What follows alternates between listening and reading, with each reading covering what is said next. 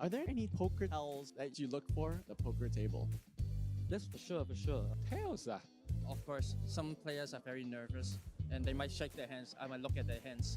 Their hands, whether their hands are shaking or not. 紧握还有喉咙抽动的比较厉害。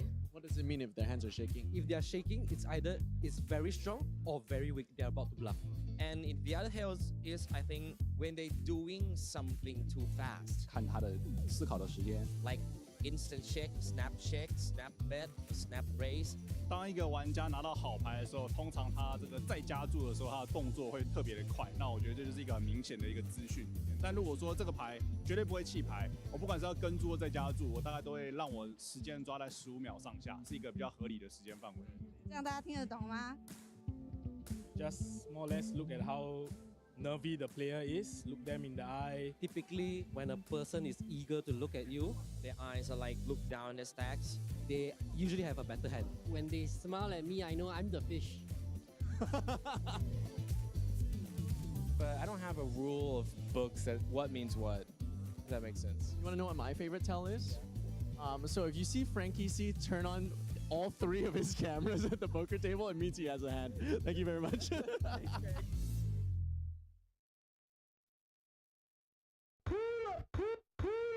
APT All-Star Showdown. to them when I play the All-Star Challenge. It's like an invitational event with the best of the poker players. 这种比赛在这个普通的赛制里面很难遇到。这个应该就是一个9人桌的 sit and go 吧，算是。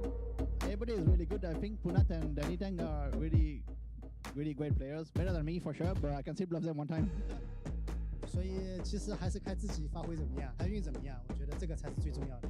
其实外卡玩家参赛的话，我觉得肯定更加有竞争力，因为他们从这么多参赛人员当中拿到了参赛名额，他们这个比赛会更加认真，所以我也是还蛮看好外卡玩家的。I feel like so best being picked as wild card. I play a lot on poker on natural age. My favorite emoji was air kiss. I just click the emoji like way more often than average players. 每把都有3 bet， 说是入池率最高的，掉的最快。上来这个 Planetary 一把牌就掉了入池。I played total like less than 2 minutes probably. I mean I have jacks small blind against the gun 3 bet. Went with a near king. It's quite a fun format because you don't normally get to play like winner takes all 10 goals anymore, and I just think it gives the wildcard also a very good experience to play with different types of players. I've watched APT grow from the old APT to the new era, and an event run by poker players is like the best ever for a poker tournament. That's a snap call. Danny holds here, that is it. 86% to win the trophy, 17,000 USD. Wow, that does it. Congratulations to Danny Tang of Hong Kong winning the APT All-Star Showdown. How do you feel right now? Good, yeah. My first APT trophy ever since the new era. We have a Thai, we have a couple of Taiwan, Japanese. So it's like Asian, some of the best from Asia, right? And it's good to have heads up Hong Kong flags, you know. I'm always proud of playing from Hong Kong, being from Hong Kong, and it's a fun format for sure. I think any time, any trophies, it means something, you know, and it's just good to win. I don't have one in my shelf, so it's good to have one now.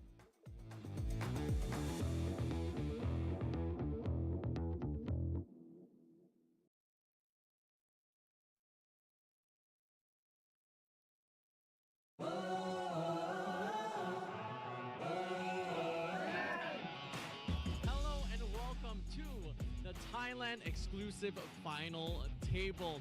สวัสดีครับผมชื่อออฟนะครับชื่อเล่นนะครับอัธพลรื่นสุคนครับคือชื่อจริงครับผมครับชื่อธนัทครับผมในเกมชื่อธนัทชื่อล็อกนะครับแต่ชื่อภูมิครับผมบล็อกบอลทูเรสครับผมก็ชื่อสรัญพงศ์นะครับชื่อเล่นชื่อเบียร์นะครับชื่อในเกมชื่อเบียร์เหมือนกันครับ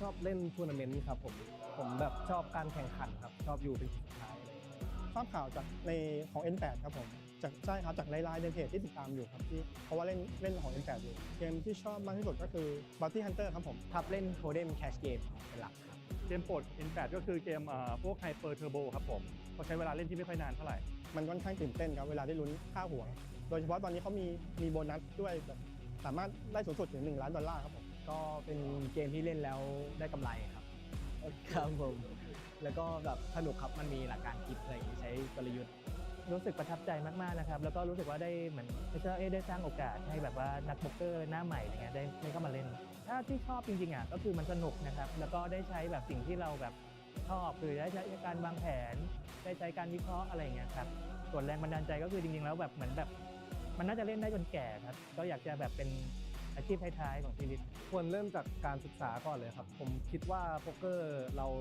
ยิ่งเรียนรู้ยิ่งเก่งขึ้นครับผมมากกว่าการที่เรายิ่งเล่นยิ่งเก่งก็เนื่องจากเป็นคลิปที่ช็อตสแต็กนะครับคิดว่าการที่เราเป็นช็อตสแต็กเนี่ยเราไม่ค่อยกดดันทำให้เรากล้าที่จะแบบ all in ง่ายมากขึ้นผมว่าการที่เราเริ่มเล่น N8 เนี่ยมันเป็นสิ่งที่ไม่แพงมากครับแล้วก็มันได้ประสบการณ์เยอะครับผม AR28 has tall mountain yet to climb. Needs to dodge lineouts and the dam. That is it. Wow. What a roller coaster. What a final hand as well. Kanud is the champion. I can't believe it that I can win. Can't believe it. Means a lot to you. Well, folks, give it up one more time for your Thailand exclusive champion, Danan!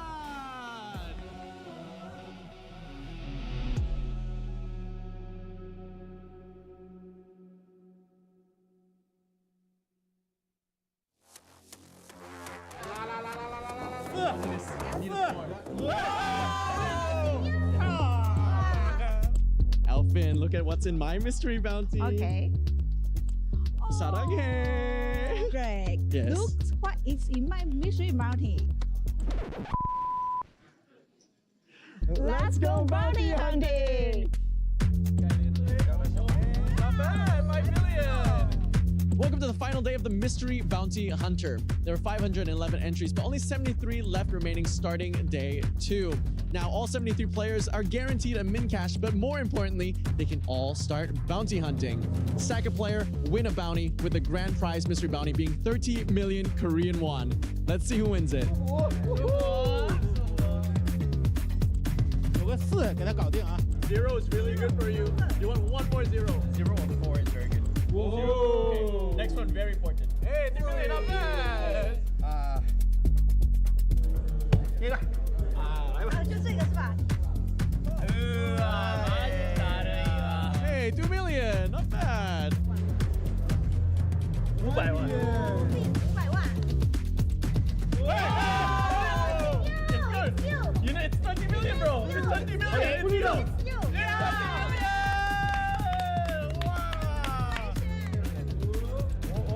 Oh, that's good. You want another zero? Hey! Alright! 30 million! It's the big one! How are you feeling right now? This is the 4th bounty pull of the day, and you won the grand prize. I feel cool. Yep, it's gone. Sorry. Bye-bye.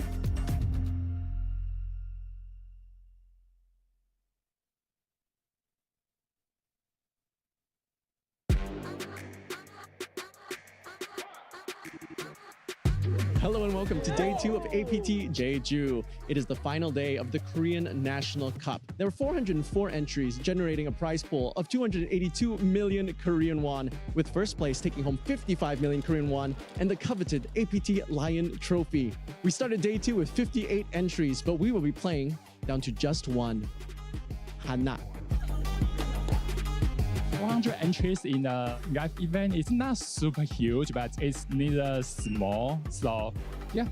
ラッキーばっかりで何回も、ピンチがあったんですけど、だいぶラッキーしてチップ増やすことができたんで。国家杯现在剩下最后12个人嘛，希望我可以成功进到 Final Table， 然后冲击冠军。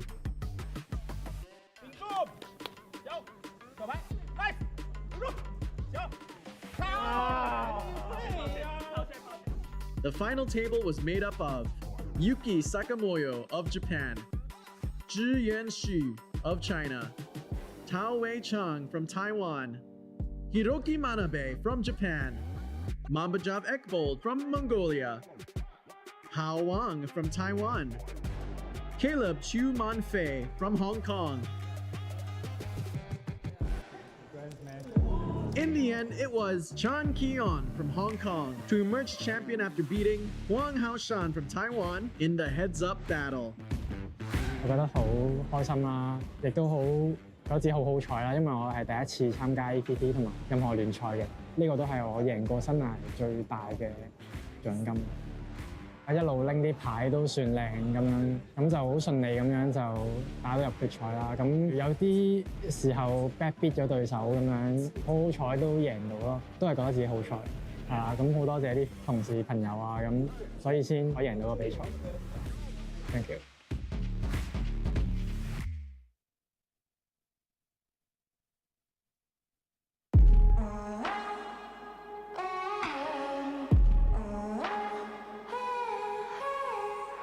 Today is the APT Superstar Challenge. The buy-in was 13 million Korean won. And with 36 entries, we generated a prize pool of 1 billion with a B Korean won. First place will be taking home 374 million Korean won. And of course, the rare, the elusive black APT Lion Trophy.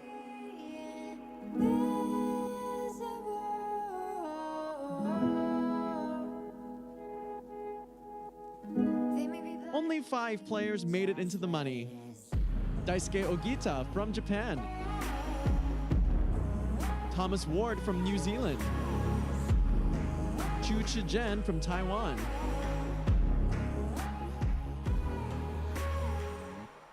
Joseph once again 1 card away. We saw an ace on the river previously. Can Terry hit the king? And a deuce is not going to cut it. Wow, what an incredible comeback for Joseph. In the end, it was Joseph Cheong from the United States to emerge champion after beating Terry Tang from China in the heads-up battle. Now, listen, you faced a lot of coolers at this final table, on the wrong side of the coolers, but you maintained your cool, made some really sick folds. How did you manage to keep your cool? And I ran pretty hard heads up, so, you know, worked out really well. I thought I'd have to win a lot of all-ins, which I did in the beginning. And then it just kind of evened out and it was good. Smooth sailing from there. Just try not to tilt, and then just don't worry about first place. Just try to play well and not let it get to you. Yeah, you have 20 big blinds, just try to play 20 big blinds well. You have 30 big blinds, you know, just same thing. That's one of the reasons I folded ace king, because there were so many short stacks and I didn't think Thomas Ward would shove ace queen, so it just made things easier to fold ace king. I've been trying to travel around Asia lately. It's just nice to win something in Asia, and also Korea, that's where I'm from, my home country. So it's just nice to win something here. My girlfriend's been watching the whole stream, so just at home, like probably way more nervous than me while she's watching. I just want to tell her thanks for watching the whole time and supporting me. All right, folks, give it up one more time for your Superstar Challenge champion, Joseph Cheong!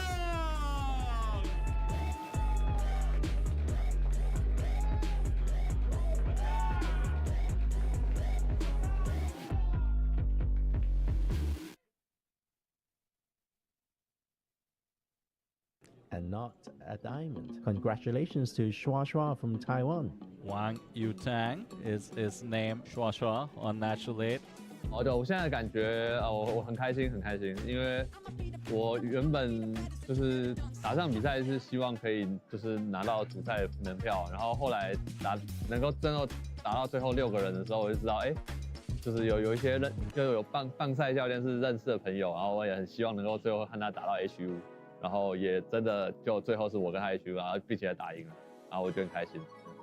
在比赛中最有挑战性的是，决赛周的筹码都很多，然后你要清楚的计算每个人的码量到底是多少，我觉得这是比较困难的一件事情。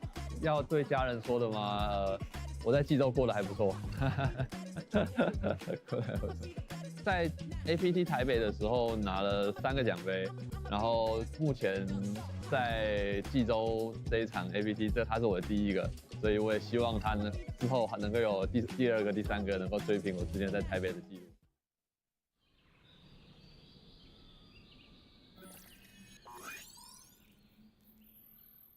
Welcome to Asia's largest online poker room.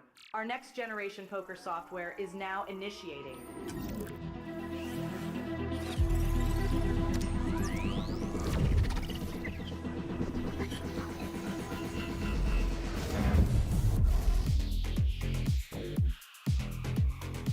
Elevate your online experience with a wide variety of poker variations to choose from. Get fully immersed with fun and social features.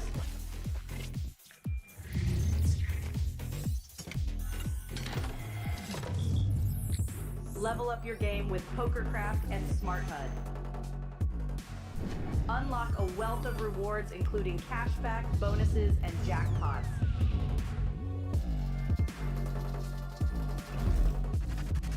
Join world-class poker tournaments featuring some of the world's most renowned brands and the largest guaranteed prize pools in the world.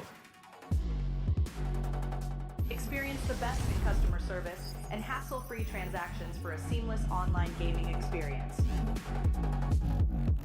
With online poker available on all your devices, you'll be able to play your favorite games anytime, anywhere.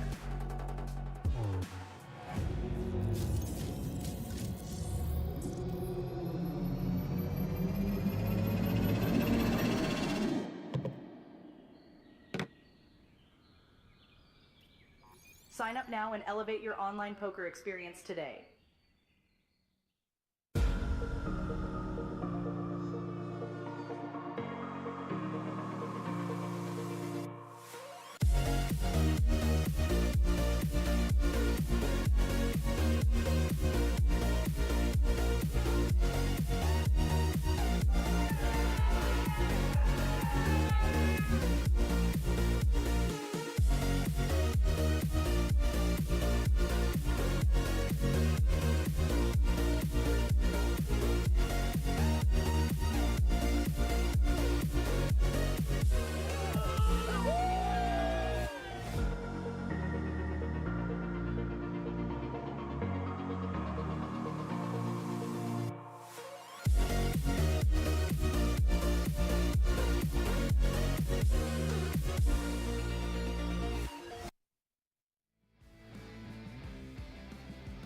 Good morning.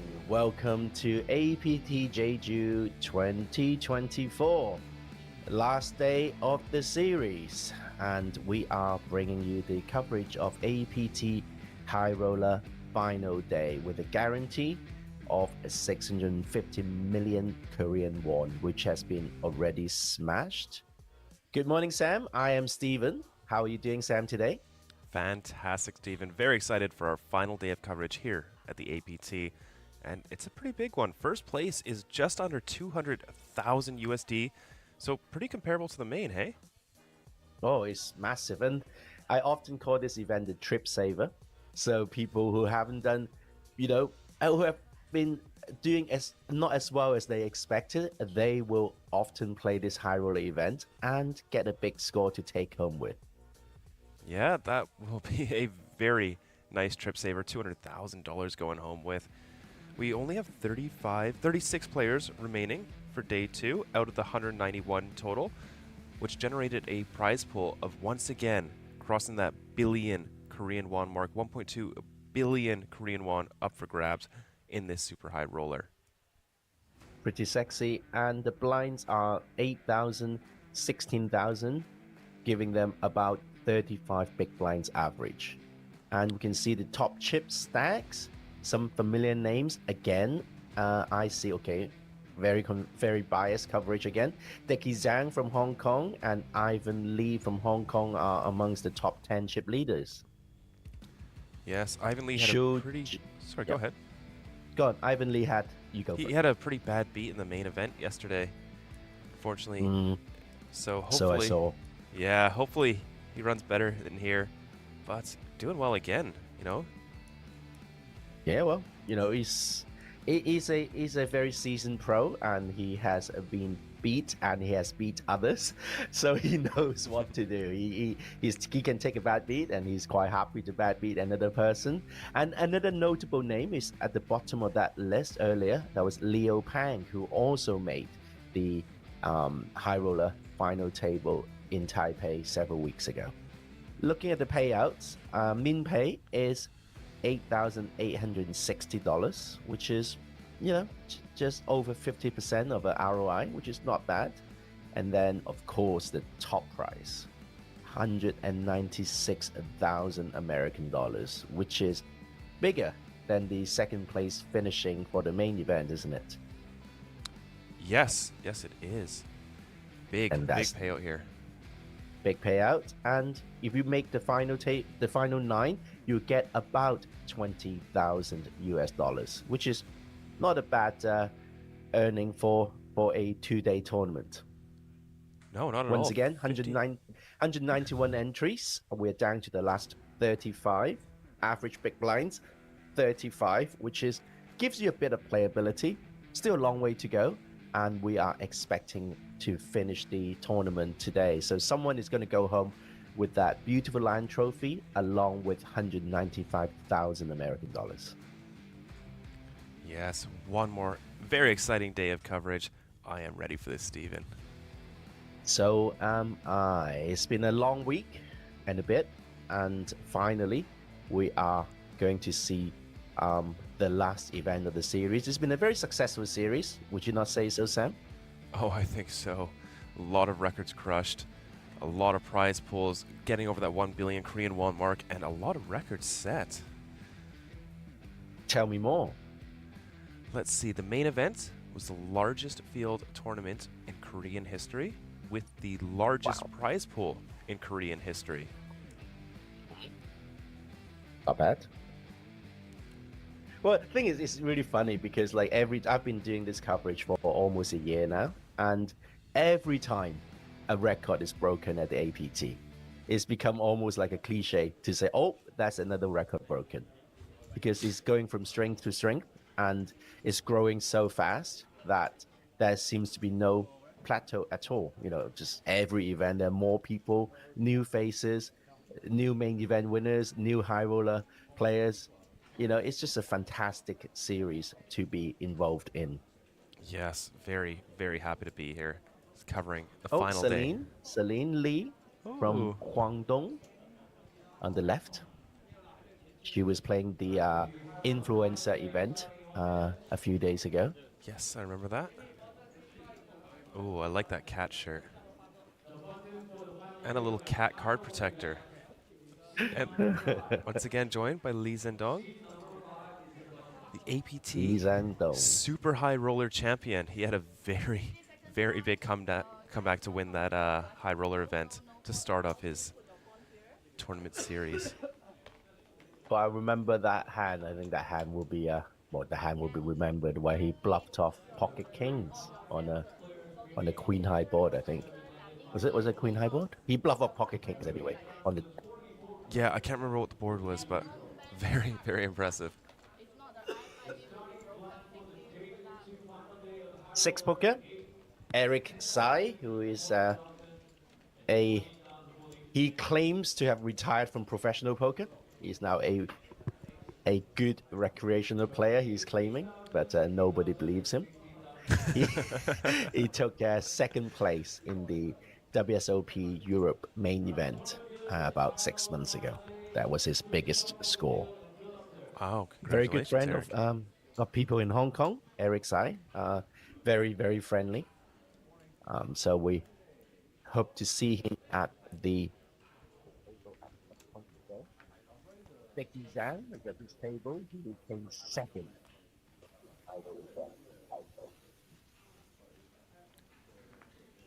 Players getting settled in now. Missing a couple. Poker players notoriously late, as always. But won't be too long until... And there it is. Hand number 1 is underway. Lines 8K, 16K. And a bunch of rags for everyone. Left-hand side of the camera, Jonathan, who made a very strong mistake.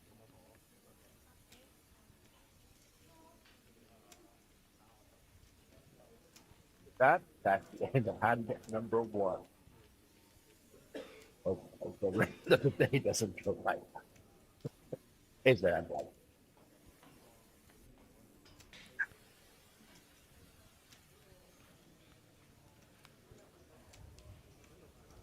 So rumors have it that you played a turbo event and cashed a few nights ago. Is that true? Yes, I Can that final be tabled confirmed? it. Wow. Yeah. Is that your first ever FT at the APT? Yes, second ever tournament, first ever FT. It does go like that sometimes. Yeah. That's how they is a trophy bait. Not a silver bait, it's a trophy bait. It was close. It was close. Unfortunately, ran ace queen suited into pocket queens for 10 bigs. If I was commentating, I'd be like, "Oh, that could have been a fold." No, not at all. Yeah.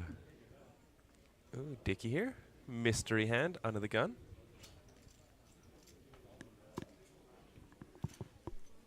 Becky Zhang, of course, is a young man from Hong Kong. He's played professional poker for almost 5 years now. Started off as a cash game player at university, and then recently just really focusing on MTT, both online and live. Traveling around Asia to play all the biggest events, and definitely a high roller regular at the APT. That's a cool transition. The tournaments definitely allow for a lot more travel. He's up to 700,000 on his Hendon mob. Very impressive. And wow, a lot of cashes this series. 1, 2, 3, 7 cashes this series, including second place at the No Limit Hold'em High Roller just yesterday. Oh, he came second in a single day, did he? Well done, well done. Yeah. I think an extra high roller event was added yesterday as well, like a hyper turbo high roller. Just turbo. I would have loved that. Was it just turbo? Oh, Yeah. 3 million Korean won buy-in. Needed to be hyper turbo to be fun. Come on. No. Greg and I... Yep, sorry, you were saying. No, go for it. Greg Go for and it. Oh, Greg and I fired a super hyper turbo last night. It was a lot of fun. Are we talking what, 5-minute levels? Yes, sir. That is too fast even for online. Oh, I know. Ace queen versus king queen here. 10-3 deuce. King queen actually hitting the flush draw here.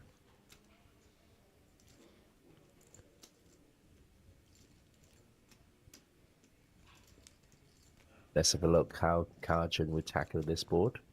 A monotone board. He is the pre-flop aggressor. He checks it. Sumu checks it back.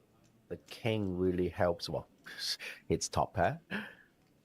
Now Karjan has a gut shot and 11% equity.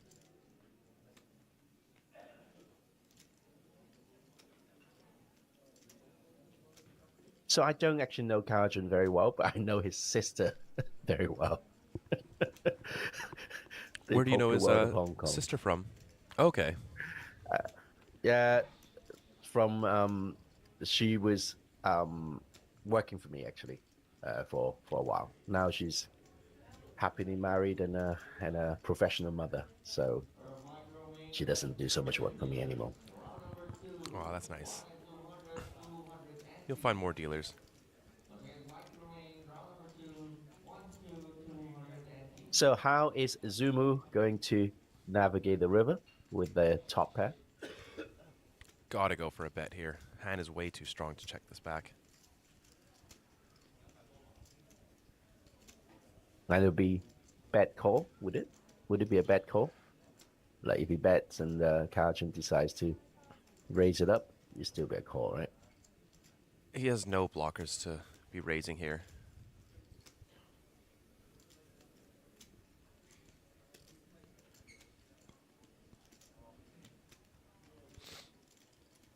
The board is actually, except for the flop flush, there's nothing much to worry about here.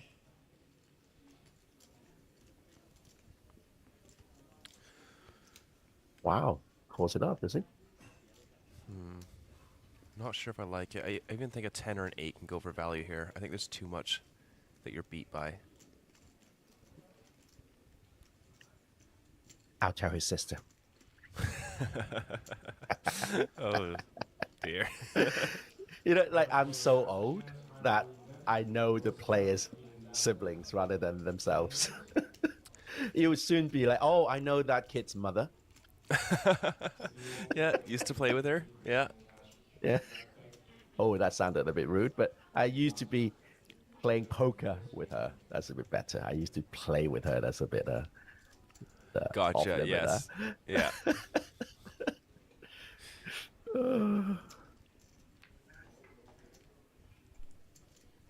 Well, I was looking back, you know, I've been in the business for like almost 15 years in the poker world. That's a long time.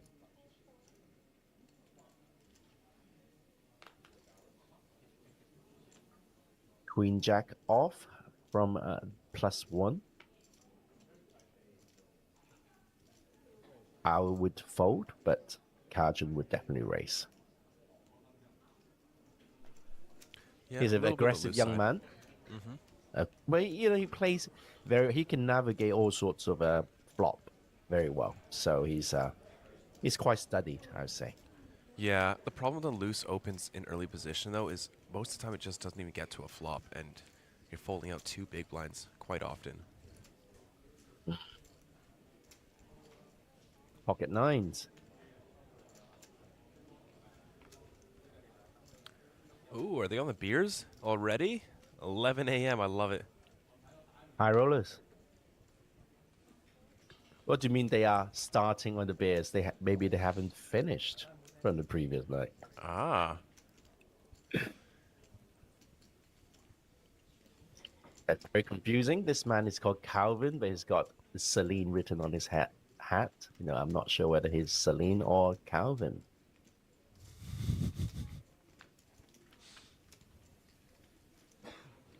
Right, flop comes another monotone. Wow. Giving it a very good chance for 4 flush cards on board. Which you never see live. Because online is rigged. Yes. Yes. Right, don't clip that, please. Oh, Out of boy. context. You're gonna be on the wrong side of this, Steven. 2 overcards and a flush draw. Kajun decides to c-bet here. Pocket 9s. Shouldn't be too unhappy with this flop. I'd say like 6 out of 10 happy with this flop. Happy, like, it's kind of indifferent to happy. Yeah. Give me another flush card. Just no, not yet. But the queen is perfect for Kajun. Yeah, I like a bet here with the queen of spades specifically. I think without any spades, especially out of position, this becomes a much higher frequency check. I agree. Buffalo Sam. Yeah, which is something quite interesting. You know, back in the day before solvers were a thing, most players at the higher levels would put the spade into their check range because they're not afraid of rivers like this.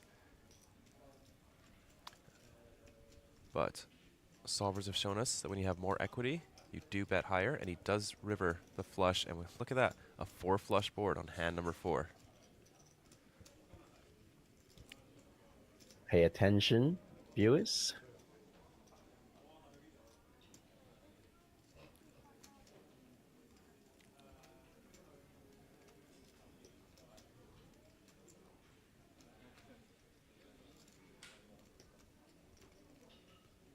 I think we're going to get a fold here. That will be the end of that. So the main event yesterday, what do you think? The final table of the main event. Oh my god, I've lost my voice from all my yelling yesterday. That was just an insane, insane, insane final table. I don't even know what would compare. That pocket 10s hand that knocked out Jason and oh shit, I forgot his name. The other guy, the man Han. from China. Yeah, Han. Han, that's it, Jian. Han. Yeah, Han Jian. Yeah. Yeah. That was insane. We actually had a pretty deep analysis of that hand on the Cantonese side. Of course, it worked out for Liao, but ooh, I think I think even for jacks would be a bold consideration there. For Luo? 10s is pretty, yeah. Yeah. I think you will have to consider folding jacks there. Oh, it's tough. I thought it was quite standard, but 15 big blind reshove.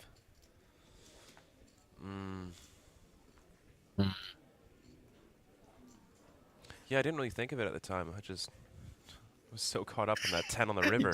You just got excited, huh? Yeah. Just like that, down a heads up. Ooh, little queen 10 suited here in the cutoff.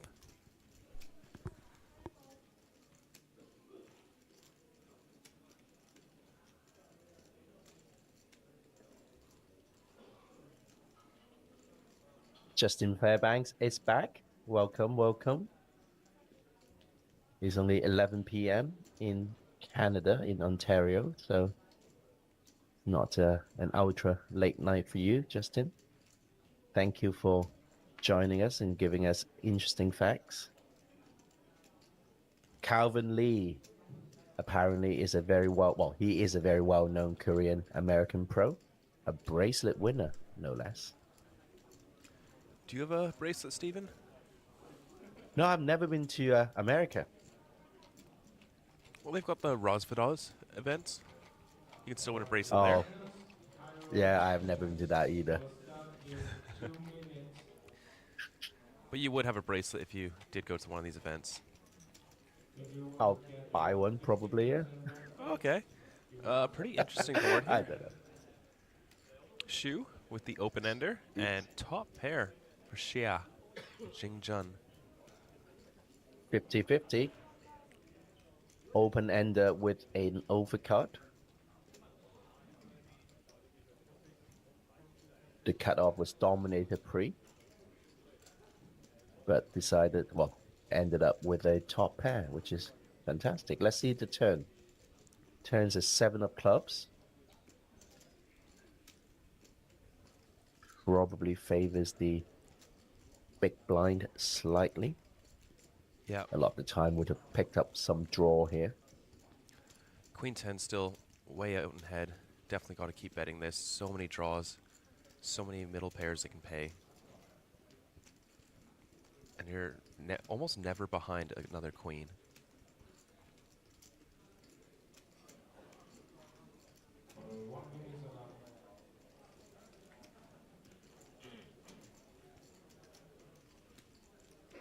He might continue with that open-ender and the overcard.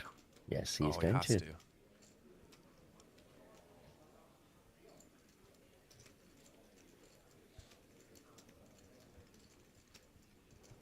All right, 30% chance of hitting it. And he doesn't. Unfortunate.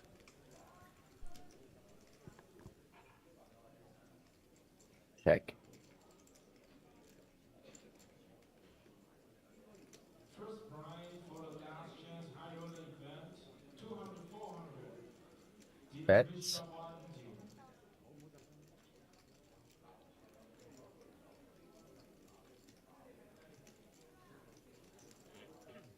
I think it's probably a fold here.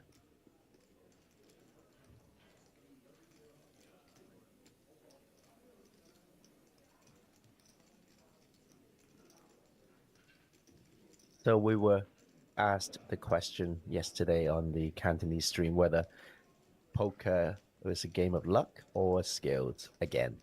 And then, because, remember the main event, there was about an hour and a bit where nothing really happened, just like kind of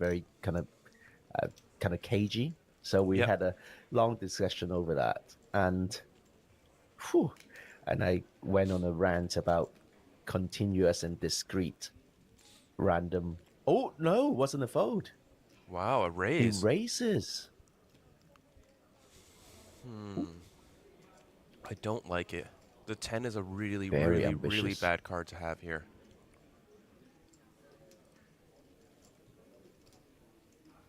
Okay, let me elaborate a little bit. The 10 is a bad card because that means your opponent is less likely to have a busted straight draw here. Am I interpreting it correctly? Yes. Yeah, blocking king 10 and 10-9 and ace 10.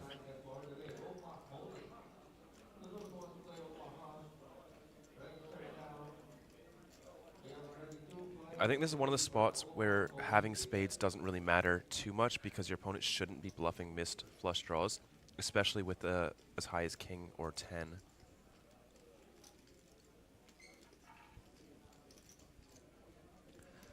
But maybe he just has a read.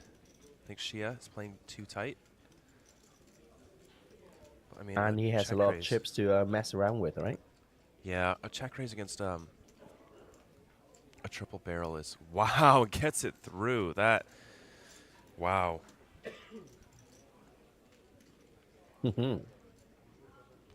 Right, I'll write that down in my notebook. There it is, 155 big blinds, 2.5 million in chips. That was a action race, very brutal race. He's repping a very thin range. It feels like a river 2 pair. Something like queen 5 suited or jack 5 suited, something like that.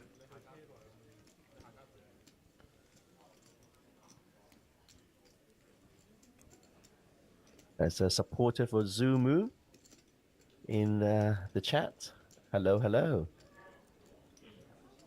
Justin Fairbanks is back.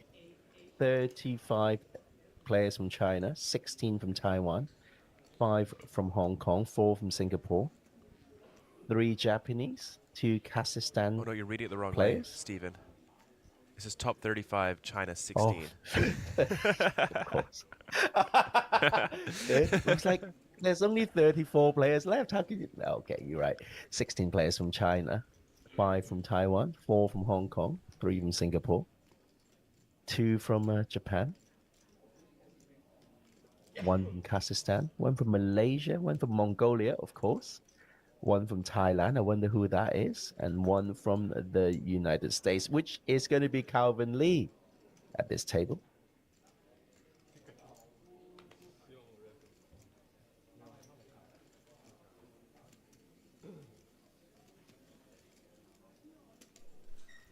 Yeah, China dominating the events in terms of numbers.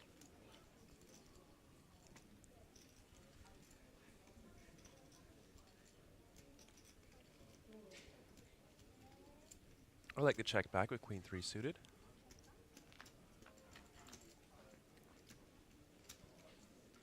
And top pair for Shu.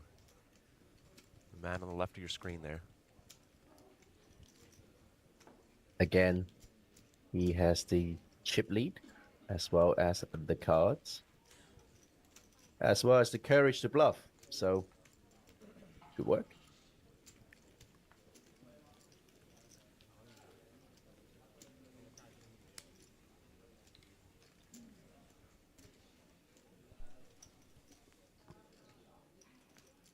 And we are going to be expecting one more player to join the table at seat number 3 shortly. I'm not going to spoil it, but someone is going to be joining this table. It's an 8 max event.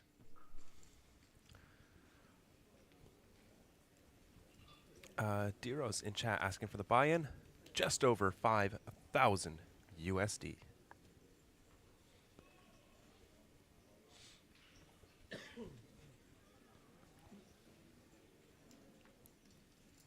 So before re-entry was a popular format, once upon a time, tournaments were all freeze out, right?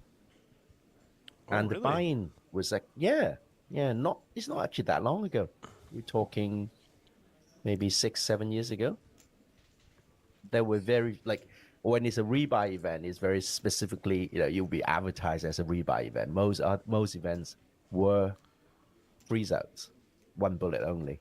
Oh, okay. And the buy-ins were generally higher.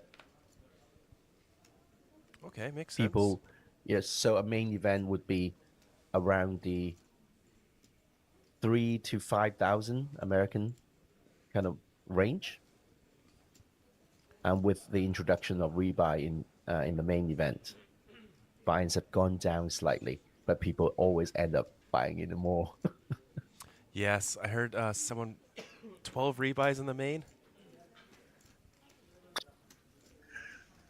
Brutal.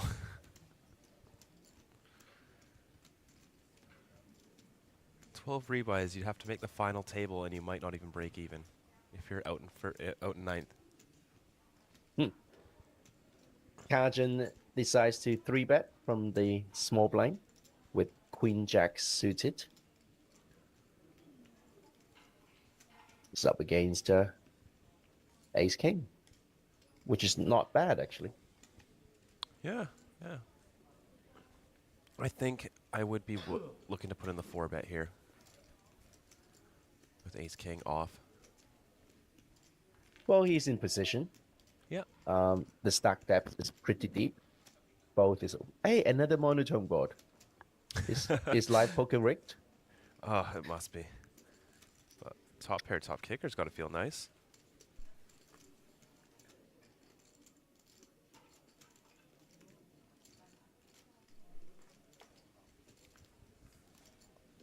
I'm giving out all sorts of sound bites for people to misrepresent me. It's fantastic. Oh, there's Queen Jack suited. Yeah, lovely. Looking forward to it. Queen Jack suited decides to bet that flop, which is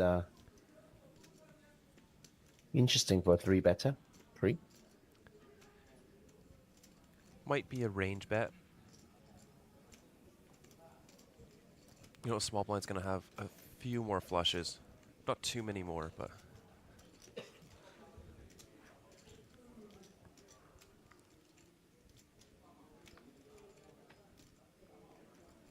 And it's a 5 of clubs. And you can see on the screen that Karchen is actually drawing dead.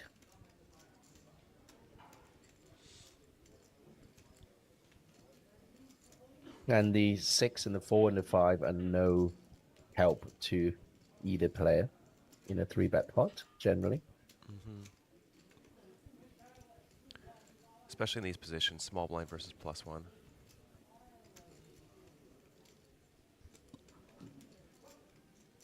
I think Zia is the only combo about his aces, which he blocks. You usually show down a bunch of queens and jacks. Yeah. Pairs of the 6.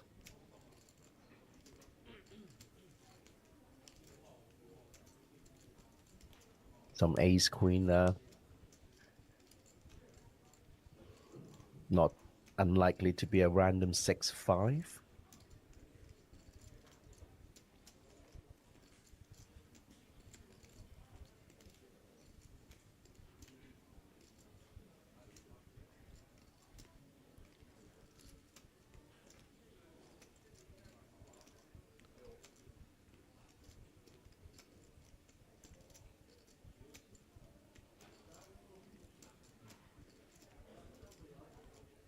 I think a check would be the correct play here. Yeah. Not valuing anything. There's nothing. You're not really bluffing out any hand. Nope.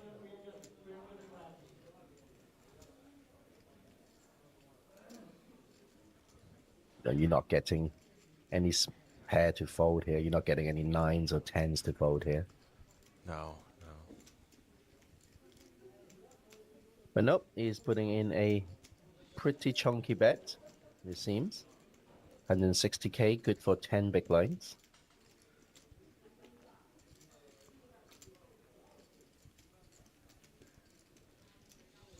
Third of his stack. He That's does make all. the call. I would say that's a misstep from Karchen. Yeah. But he still has 20 bigs. With the check back on the turn, I'm sure he's very surprised to see a hand as strong as Ace-King on the river.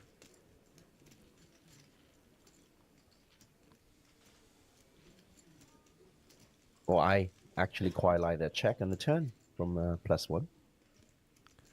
Yeah. I think personally I bet it, but I think checking is probably preferred.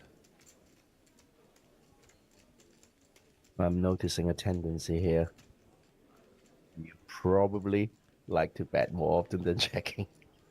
Yes. Aggression wins. And the thinner you go for value means the more you can bluff. Hence the name, Buffalo Sam. Yep.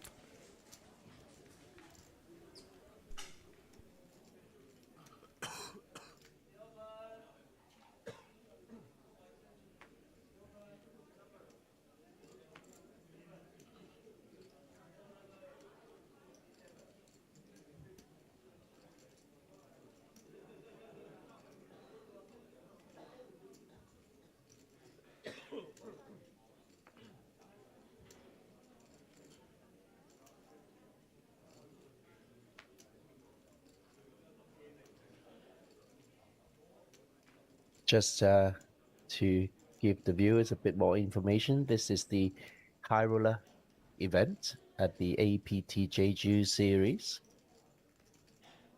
It's around 5,000 American buy-in, and the levels are still pretty generous at 40 minutes. So expect about another 6 to 7 hours of play. Yeah, I could see it going a little bit longer too. Stacks are a little bit deep here. Ooh, 4s, 3s, Jack 10 suited. This feels like a cash game hand.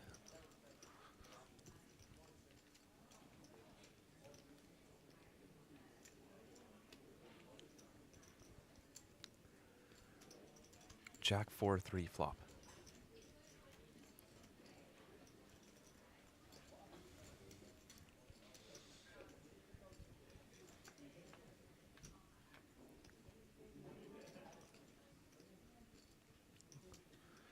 Oh, there is a jack there.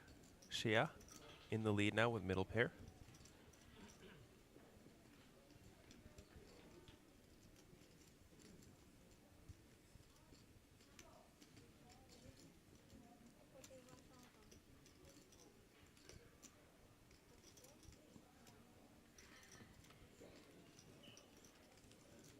Sumu Venus, that is so anime, isn't it?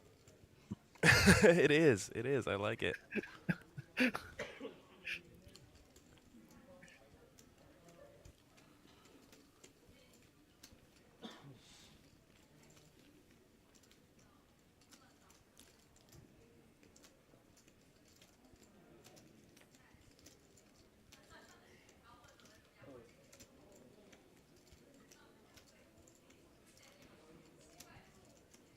And back to the topic of the main event yesterday, I was so rooting for Ming, the man from Waterloo University.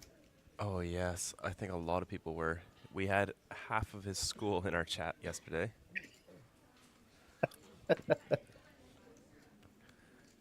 Very unfortunate way for him to leave the tournament. King 4, King 9, all in pre. He played very well. He played very, very well.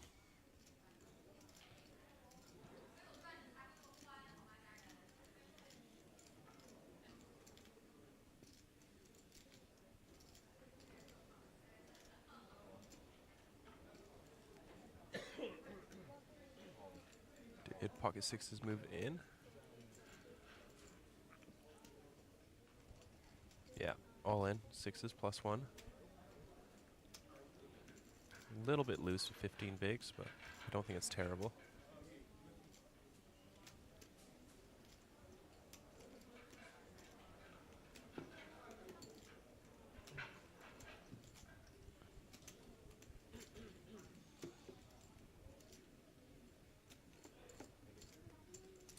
Yeah, Justin Fairbanks in chat. Ming played the best of anyone at the FT. Maybe Jason matched him. Yeah, I'd have to agree. I think those two played very, very well. Luo, of course, taking it down for 311,000. Really liked his style of play as well. And his winning interview was very amusing. Go play mixed games. Yes, yes, I remember that. Okay, we do that. Oh, and then too much at to the learn. end he said, the WSOP bracelet is his next destination. Nice, nice. That's a very good next goal. I hope he gets it.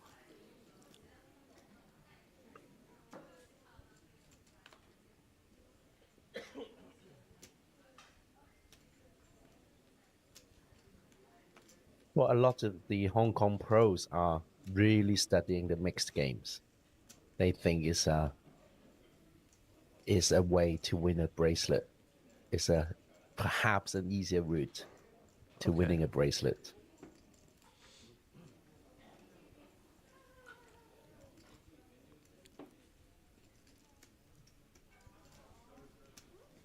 I still have so much more to learn about No Limit Hold'em before I even begin to think about delving into other variants. Very true.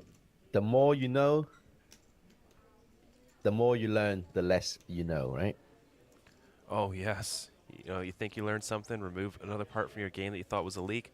Turns out it can be used in other spots, and it just goes on and on and on.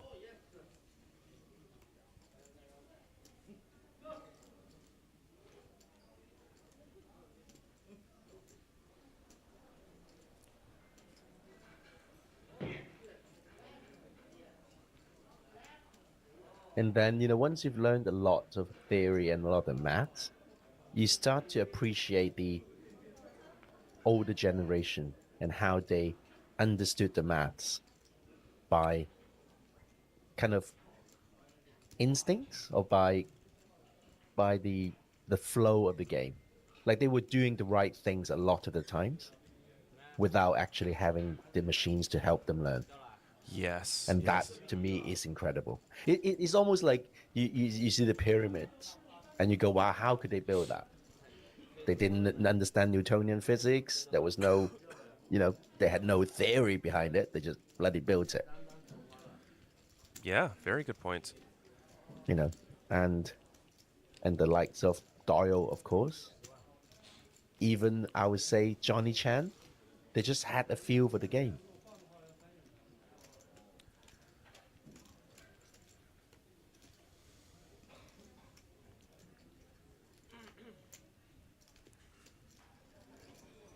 Yeah, Justin Chat brings up a good point. The younger players getting to No Limit Hold'em, very studied, very high level of play from them. No Limit Hold'em is just getting tougher and tougher and tougher. And then got a little bit easier after COVID, briefly, because a lot of players just played a bit online during COVID and then decided to. And now is, once again, is like tougher and tougher and tougher again.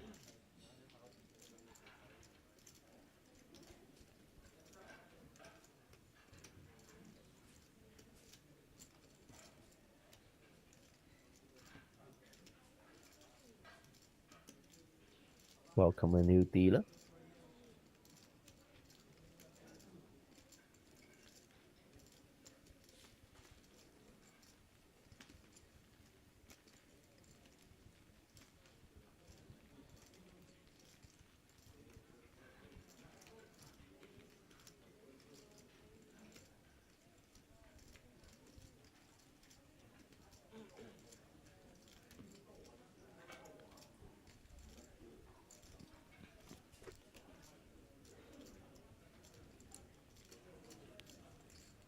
It's a little bit of an early morning kind of quietness about the table.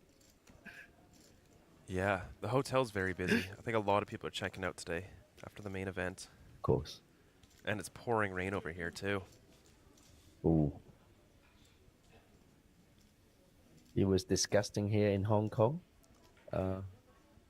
Proper thunderstorm here.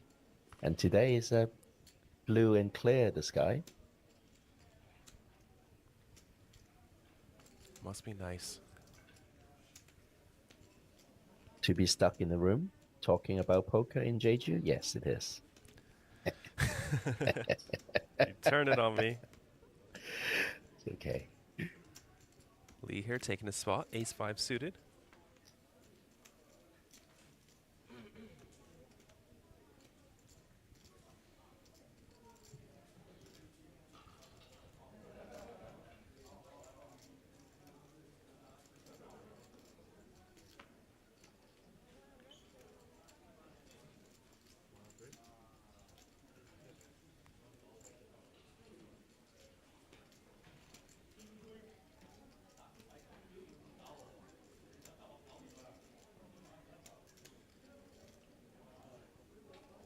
Just send you a photo of what I'm staring at.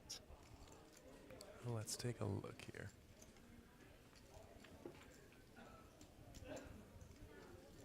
Oh, very nice.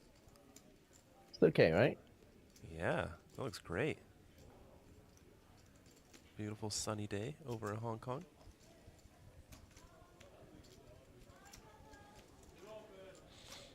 Jack 5. The Jack is Ace Jack is way ahead, and I think the player with Ace 5 is walking away. Elimination. Calvin Lee knocked out Lee Zhangdong, the super high roller winner of this series.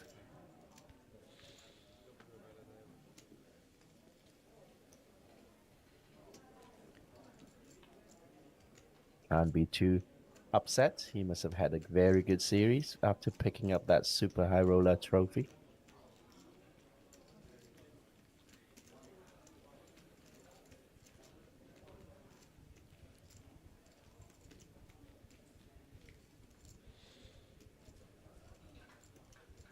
By the way, I did speak to one of the floor staff 2 nights ago about the number of decks of cards used during the series, and he's going to find out from the chip master today. Oh, very exciting. We got a little Tell me. sweat. I believe I the know. over for me was 4,500. Yes. Over 4,000. I think it's 4,000. You think it's over 4,000 decks? No, I think the over-under line was set at 4,500. Was it? Okay. I was going to make it easier for you at 4,000, but okay. No, I think I might win one here. I have a good feeling. Aces, he is thinking about winning one. Ooh. Those are two beautiful pieces of plastic. Especially when combined.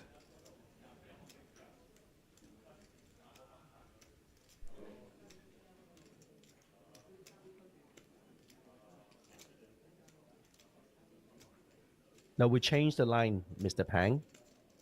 It's not 2,500, it's 4,500. I changed the line once because it was way too low.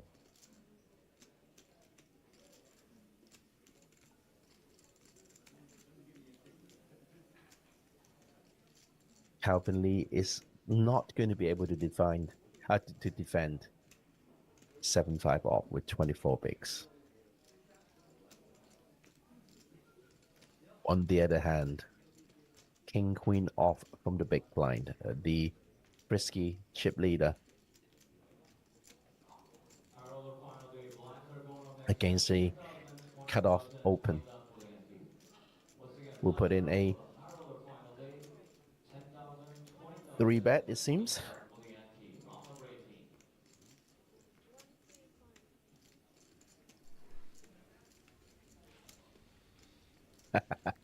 You got a fan, Buffalo. Someone is Buffalo? defending you. Pang, it's Buffalo. But thank you very much. I do appreciate that.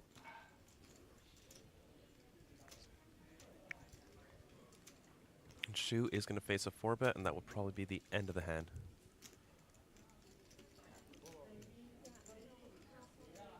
Yeah, nice quick fold. I like it. Got his hand caught in the cookie jar.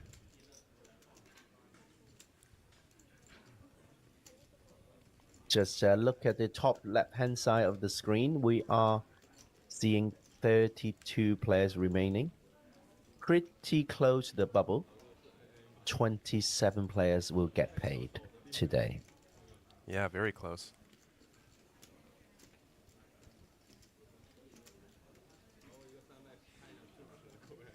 No worries, Pang. I do know that Buffalo gets auto-corrected to Buffalo quite often. Perhaps if I get big enough, Buffalo will get auto-corrected to Buffalo. No, no, never. May we see that day, Buffalo. Sure hope so. Have you changed your phone settings so that it doesn't autocorrect Buffalo on your phone? I didn't change it, but after you type it in a few times, the phone just knows. The phone just gives up. Yes, yeah, it just, all right, I guess this is a word. Repeat offender. Oh, well, I'll let you have it then. Yeah.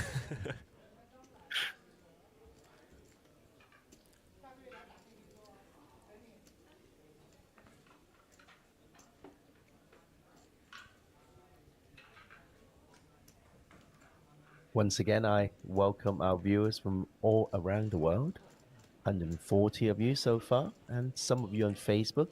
Shout out to our viewers on Facebook. We often neglect them. Hello, and actually on Twitch. Yeah, streaming across multiple platforms.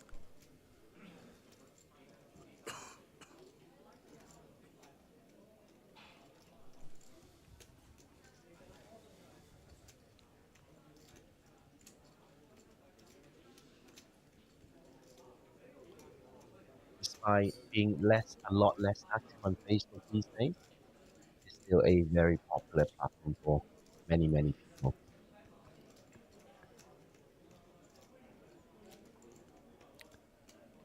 Five, 4 off in the small blind. Shu is going to get after it. Not afraid to put the pressure on his opponents. Very entertaining player to watch. Arjun is pretty much on red alert here with 14 decline.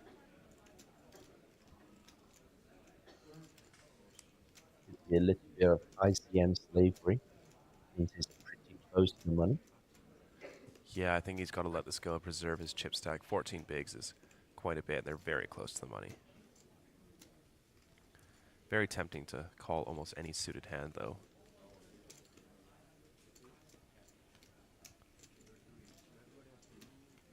Still, every chip is important. Every chip is sacred. Oh boy. This is going to be Sunday. a fun stream. It is Sunday. You know, singing a religious song is... No, that's not a religious song. That is Monty Python. Sorry. Like the complete opposite. That's an absolute blasphemy. I apologize to our viewers, and I am just laughing at my own jokes and stupidity. Hey, Justin, who has recently graduated from being the best fish to the worst pro I know. Hello, Justin. Very impressive. Very dear lifetime friend of mine. earnings. Yes, very good friend of mine. Like, as in a proper friend. He is just a curious person. Like he got into poker, thinking it's about gambling, and really wanted to learn to be better. And he's got to where he is by sheer hard work. So, congratulations to him for all the achievements. Love to hear it. Dickie, King Queen suit in the hijack. Speaking of hard work, Dickie's put in a lot of hard work. Oh, I'm sure. To go from cash to tournaments, a lot to learn. Pang in chat. Enjoy your informative vlogs. Curious, how did you end up commentating for APT? Maybe there's an interesting story there. I met Greg, goes all in. He works for the APT, his 9th series, and he put my name forward. And then Michael Soisa reached out, and now I'm here. Ooh, pocket jacks for Justin, first hand. Look at that. He's still got the rack on the table. Get that rack off the table, Justin. It's bad luck. There we go.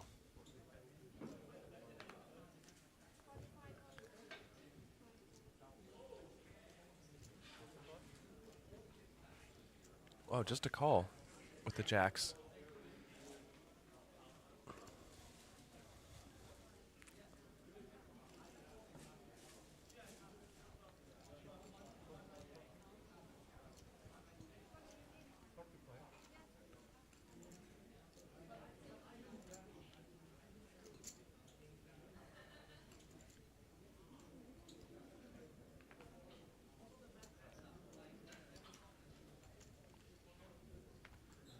And Sumu is going to make the call with the pocket fives in the big line.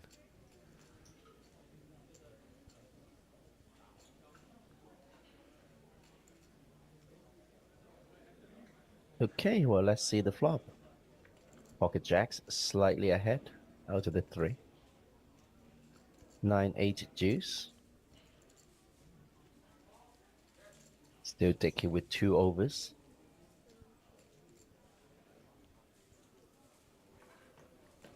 I don't think Dickie wants to bet here. Multi-way. Not even a backdoor flush draw.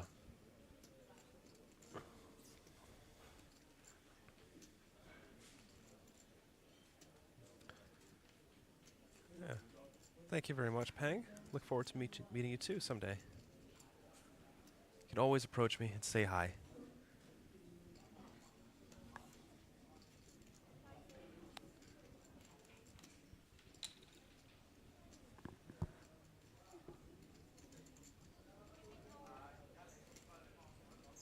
Pocket jacks. Takes a stab here.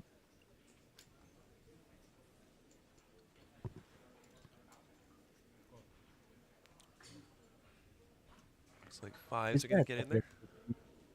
That's a WSOP face mask, isn't it? Wow, that's cool. WSOP, GG. Yeah. Hmm.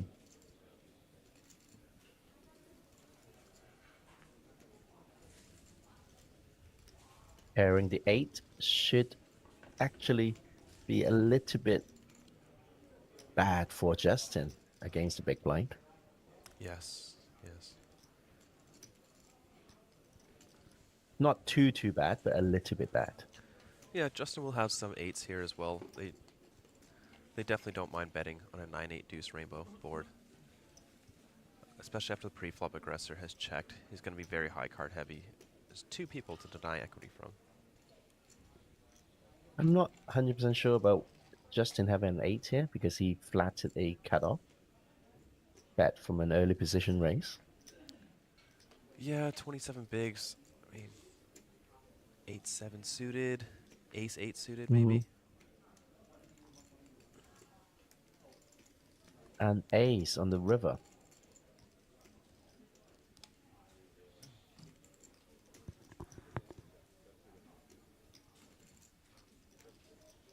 It will be interesting to see. Nope, Sumu hasn't bluffed that river, taking the showdown with pocket 5s.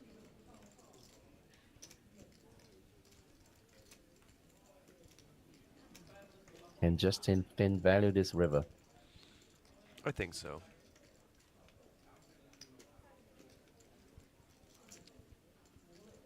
Wait, was that 15K? 20K, One big blind. yeah. Gets the call, though.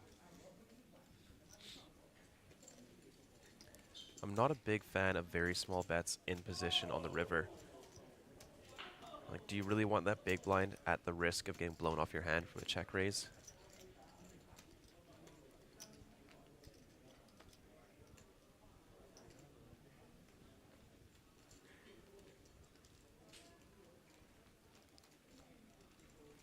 I think we saw Justin playing the Superstar Challenge a few days ago. Yes, yes, we did. I believe that was day 3, if I remember correctly. A week ago. Yeah, a week ago.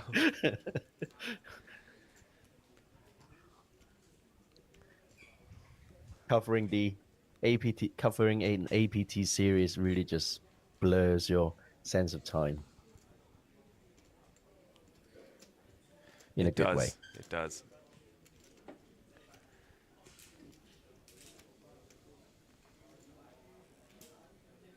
I wonder when we finally meet in June whether we'll sit in a quiet whiskey bar talking in this way.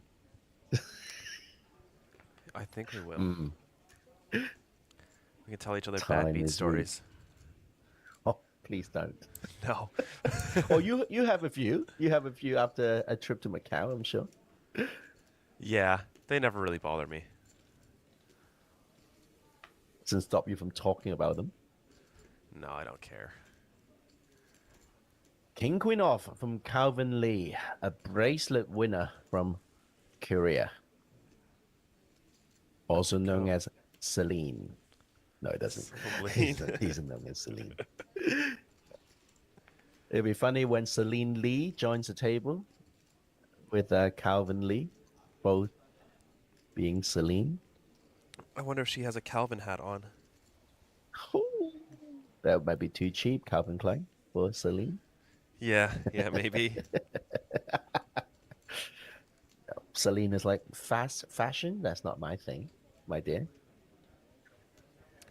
Yeah, she's a fashion designer or owns a fashion company, I believe.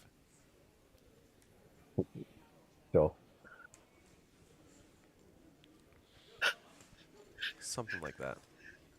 She does have, I'm sure she does. Along with like 10 other companies. Yeah. Let me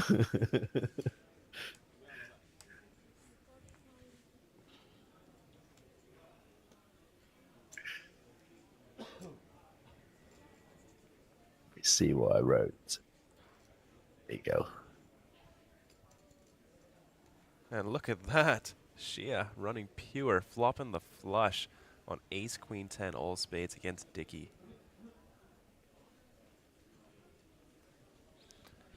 Dickey with the mystery hand, checks it back here. Another 8. Oh, disaster for Shia.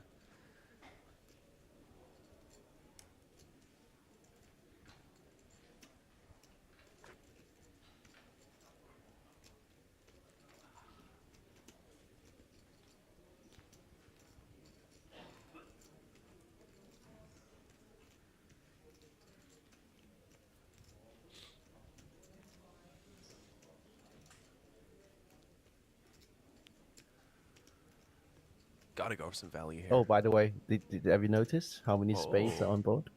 Yes, I did. And look at that, an overbet. I don't like that. I think he's like, what? Yeah, another 4 flush board. What is that? 2 in 15 hands. Live poker must be rigged. Too many flush boards. Yeah. There's too many.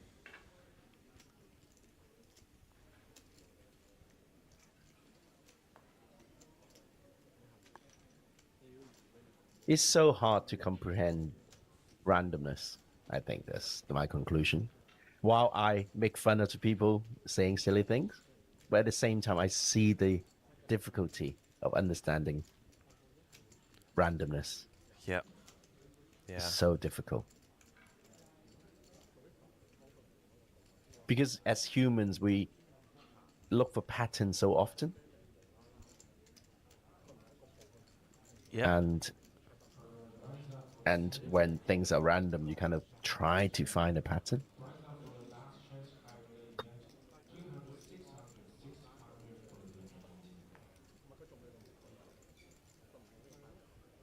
In this case, I'm afraid there's no pattern to be found because cards are dealt randomly. Even online, they're dealt randomly. Especially online. Especially online.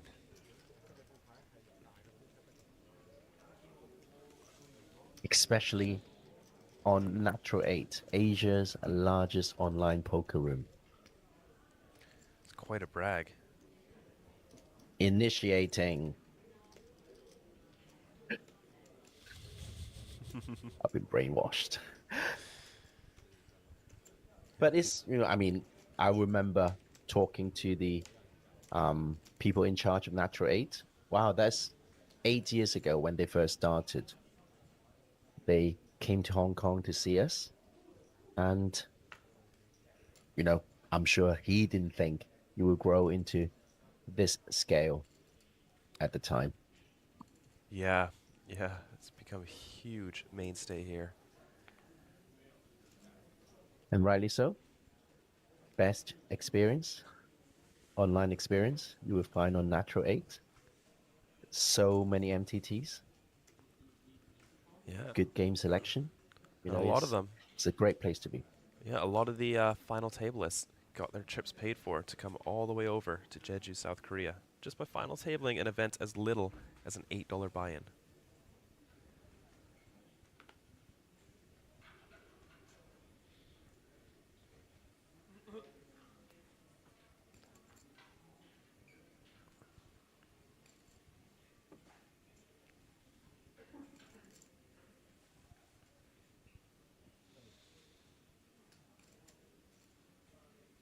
Oh, hello, Asian Poker Tour. It's a cute emoji. I like it. Kajun with 6s. Hoping to double up his 12 big blinds. Yeah, pocket 5s. A really nice reshove spot here.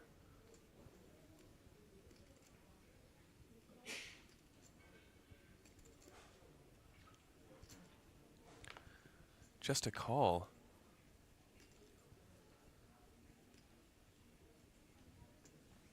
All right.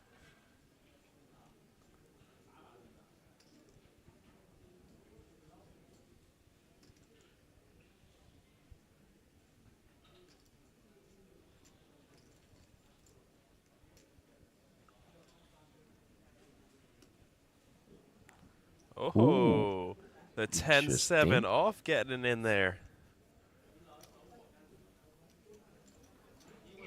Interesting. Very interesting, Mr. Bond. Really putting some pressure on the getting close to the money here. Ooh. We are 3 away from the money. Kajun wants to be in the money.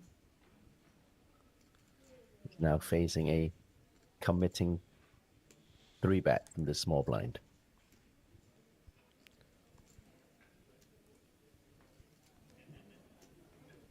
Justin does make a good point. We are pretty close to the bubble. Perhaps pocket fives might not want to rejam there. 25 bigs.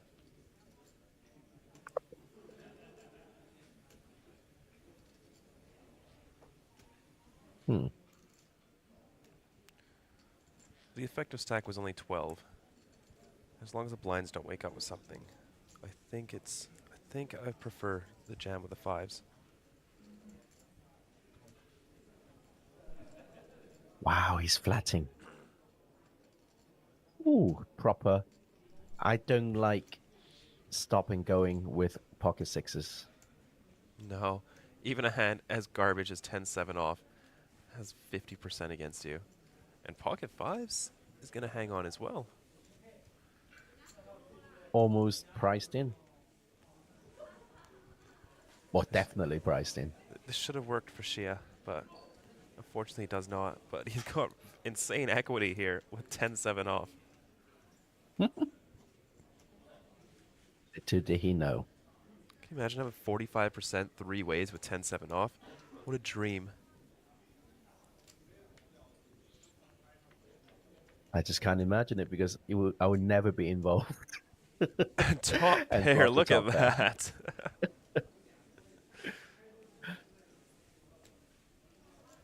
Well, he's going to stop and go. He never stopped. He just go, go, go. Yeah. I'm guessing sixes are just going to shove here. I think that was the point of the pre-flop call. Avoid any high card flop and just get it in. No. Nope.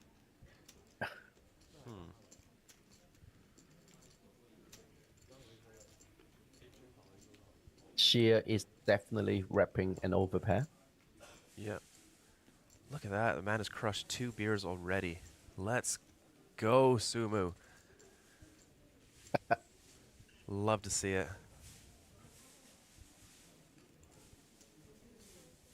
He's got 2 card protectors, one for his time bank and one for his cards. Yeah. Makes sense. The RFID tables, usually your cards are spread out, so you do need 2.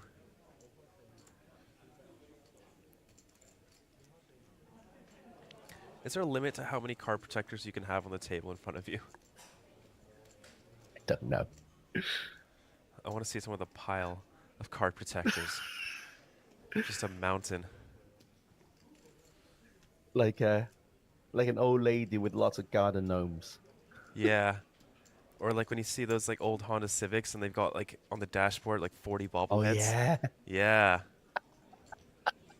That's what I want to see.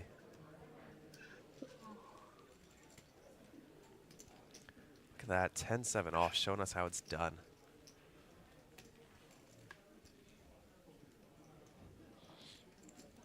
Jenny 有没有台湾的朋友啊 ？Justin 基石丁这个 High Roller Event 有机会哦，叫你的朋友来看啊，台湾的朋友。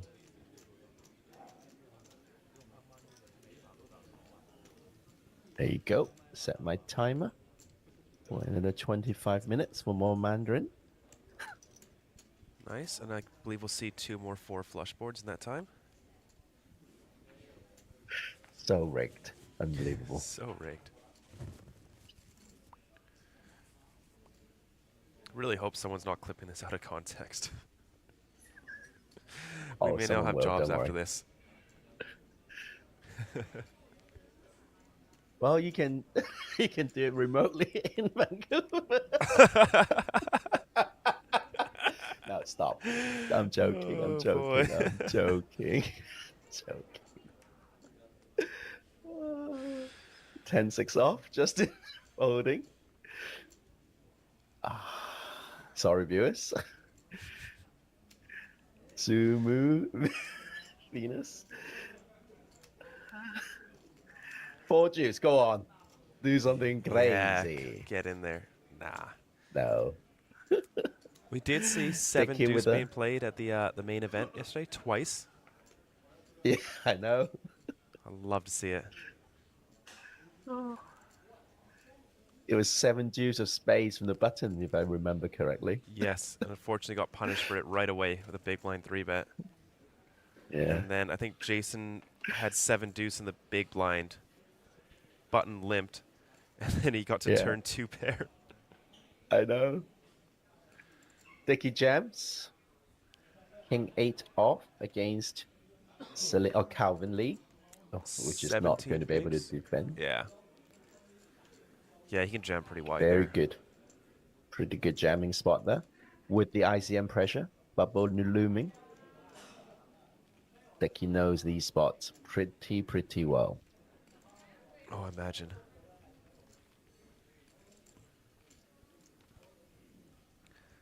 You have to go for the jam there, although it feels really stupid when you run into a big hand.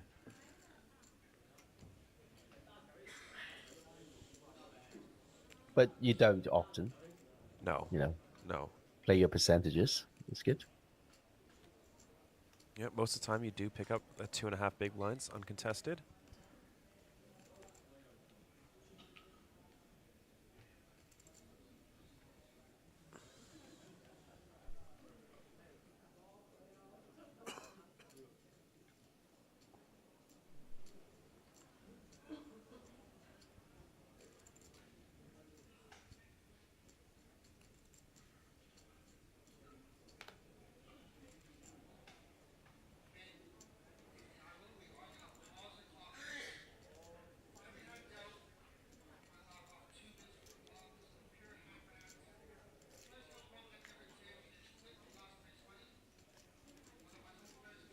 Ooh, down to 29 players here.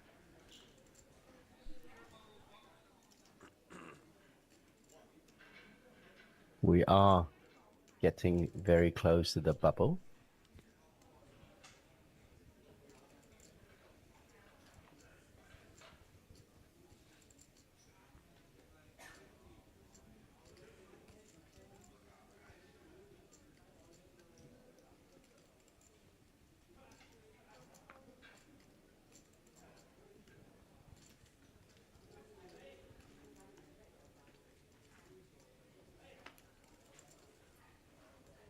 Ten, 7 suited getting in the mix. Really putting that big stack to work.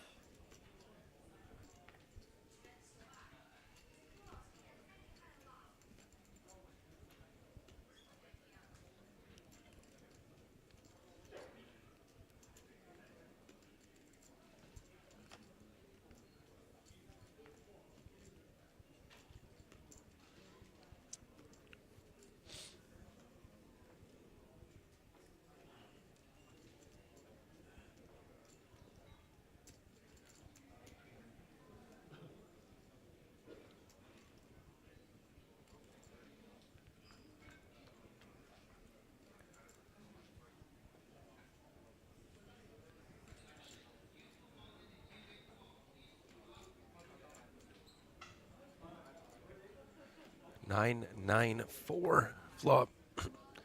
Shia with the flush draw here.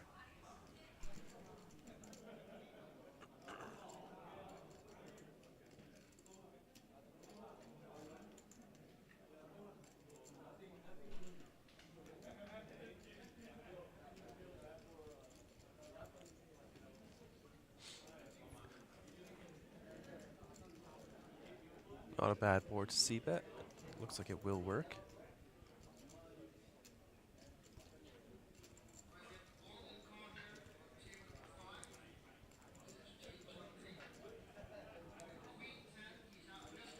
Ooh, top pair and an open ender now for Justin.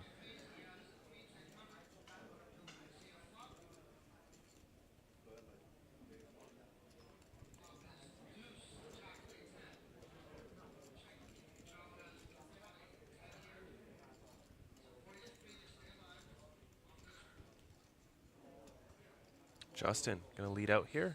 Small little blocker bet of 20K.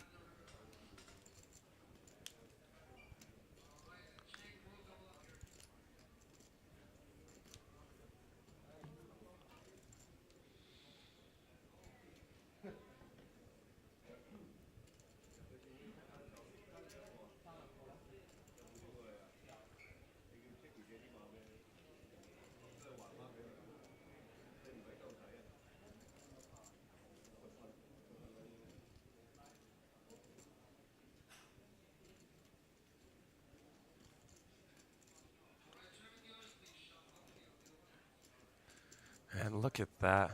Flush for Shia. This man is running hot, playing a lot of hands, playing aggressively, and hitting helps.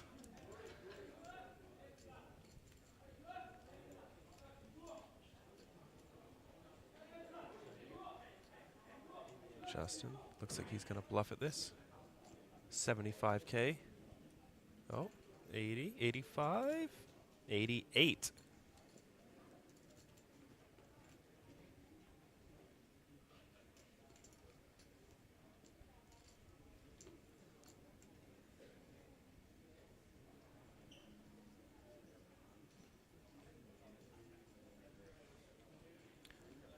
Shia gonna get in there with the raise. 250K. I imagine the hand is over. Oh, my mistake. Justin hit a straight on the river. I just noticing that now. Oh no. Oh no.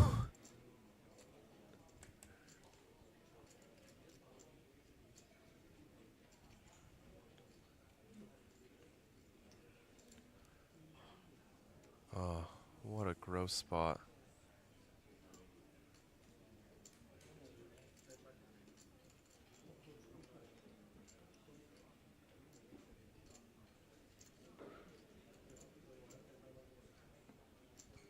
Gonna give it some thought.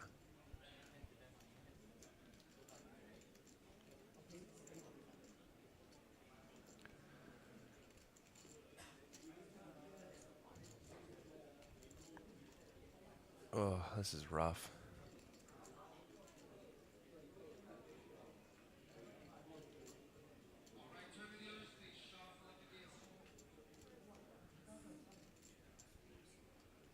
I don't really think he beats too much value here.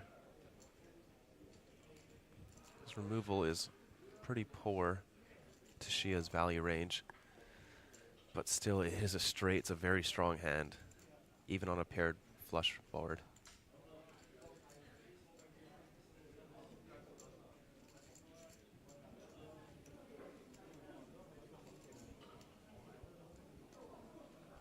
And he makes the call. Rough news there for Justin. Steven, your friend, Justin, unfortunately got the worst run out in the world. Turns an open-ender, rivers a straight, but Shia making the flush.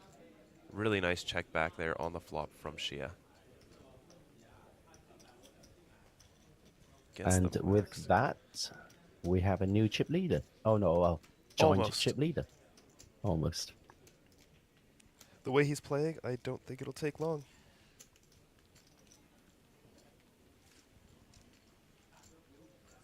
He's a high variance kind of player, don't you think? Yes, yes.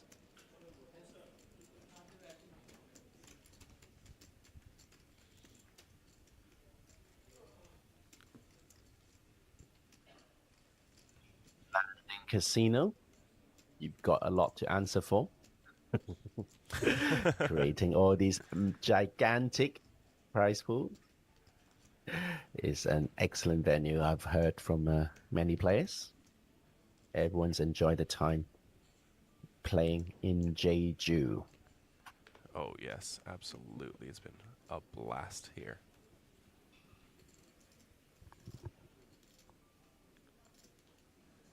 Eight big blinds now. UTG. Ace 9 suited. Go on. Getting close Just to the min bubble. click open.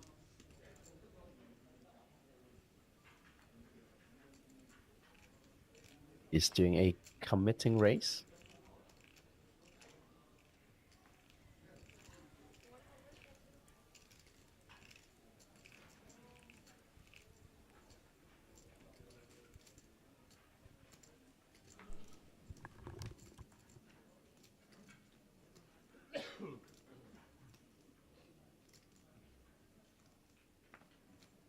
King 9 off from the cutoff.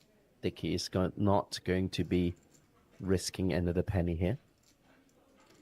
So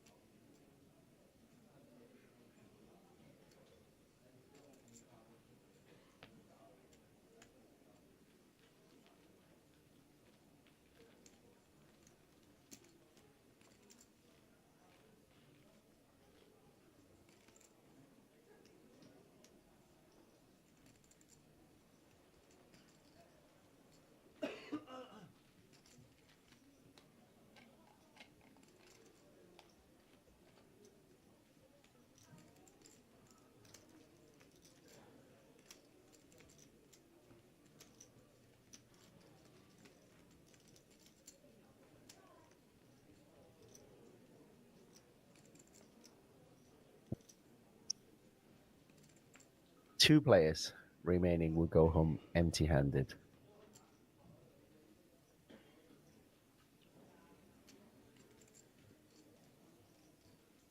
See in the comments, someone wrote, alcoholist. That's a new word. I love it. Alcoholist. I like it very much. You are as poetic as Shakespeare. Dickey with King 5 off. The hijack. Getting rid. Calvin Lee getting rid 4-3 off. That's what Justin has.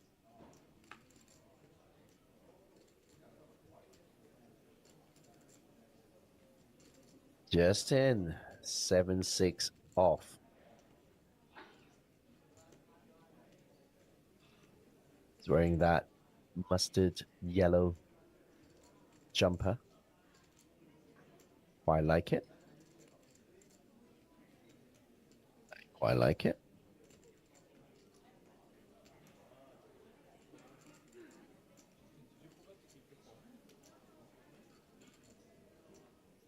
Folds again.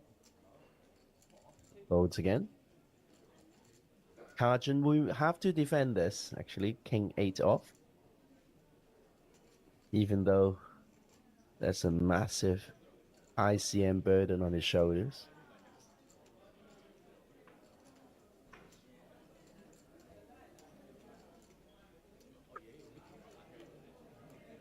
But with a king high. No, he's going to fold, it seems. Yeah, okay, good fold. Massive ICM burden here. Can he survive before 2 other players been knocked out before him to take home the min cash? Minimum min cash. Perhaps to go a bit further with this pretty short stack of 9 big blinds. Soon will be reduced to 8.5 big blinds because he'll be the small blind in the next hand.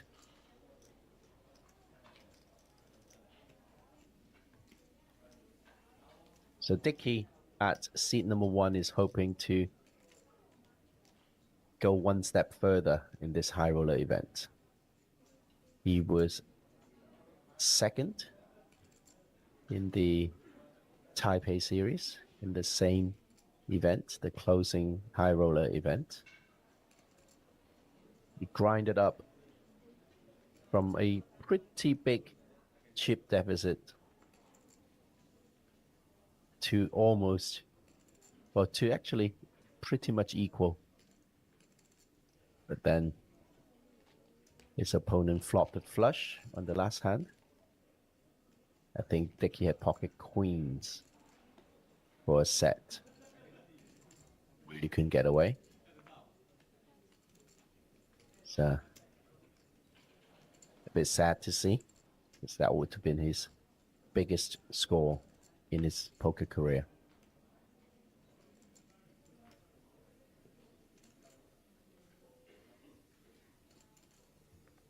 Justin, offsuit ace from the cutoff.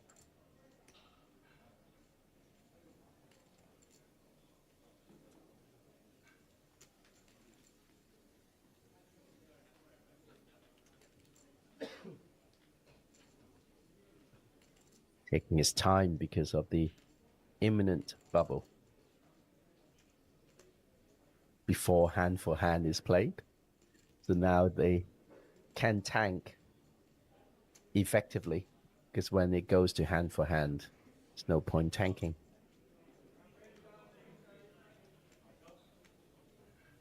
Kajun, 8.5 big blinds.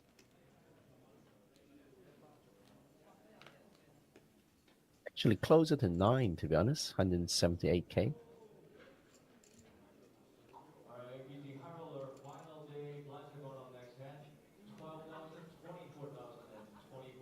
With a offsuit king decides to jam.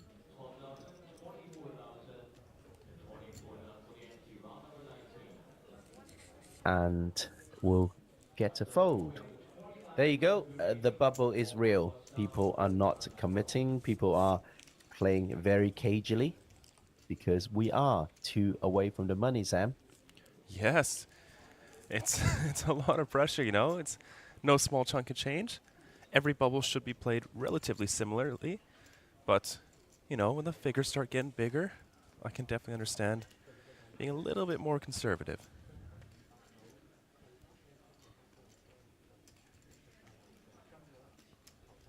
Oh, in the green shirt is Leo Pang, who final tabled the High Roller event in Taipei.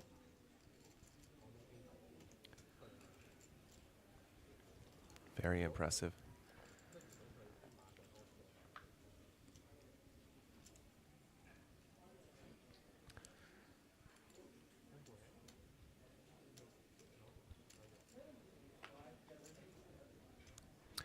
Let's look at some events happening today.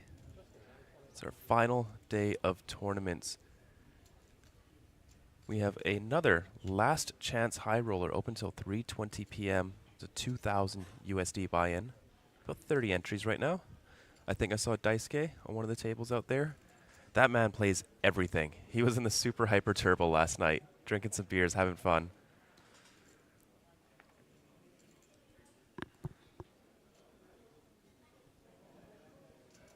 Ogita as well, probably, right? Yes, yes. Ooh, we got a turbo short deck going on. A hyper turbo high roller. And of course, to close out the series, another super hyper turbo. 218 USD. Let me tell you a very funny story about shot deck. Ooh, please do. Pre-COVID, so it must have been 2019 perhaps, there was a shot deck event in Taipei. So I wasn't playing. I saw Winfred Yu, who plays a lot of the Triton events, and he was involved in the shot deck tournament. And then there was a bit of a dispute at the table. Someone was claiming the race was invalid or something like that, and you know the person being questioned was Winfred. So the other, no, he was just smiling, going, "Oh no, this is correct," etc., etc. Okay. And then the player was very well, not annoyed, but he was very curious. So he called the floor over, and the floor was like, "No, okay, this is correct." And then told the player, "By the way, did you know Winfred invented shot deck?" Oh, wow. Also, look at this hand here. Shu with a very speculative call with the ace-3 off. I think he knows he can apply maximum pressure post-flop. But now, Sumu, 15 big blinds, pocket kings in the small blind. Yeah, just wants to rip it in there. Not easy for Dickey. 15 big blinds. Probably has to let it go. Definitely will have to let it go, I'm afraid. He's queen off. Just have to get bluffed. Yeah. It's a gross feeling in poker, knowing that your opponent is most likely bluffing, and there's nothing you can do about it but fold.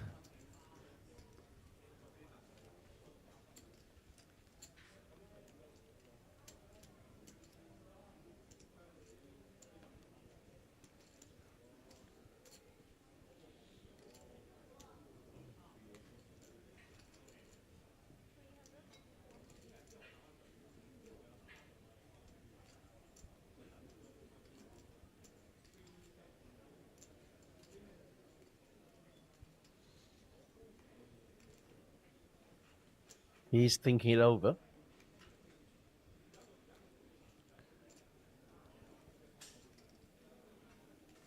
He knows Sumu is definitely very strong here. But I think he's also very concerned about Zhu covering him with 95 big blinds, acting after him. I think that's a big factor to consider here. Yeah, yeah. Everyone's got a time bank protector today. He doesn't have a card protector though. No, he does not. It's so 2000, card protector. Now we want to protect your time bank. It's crazy how the meta has changed.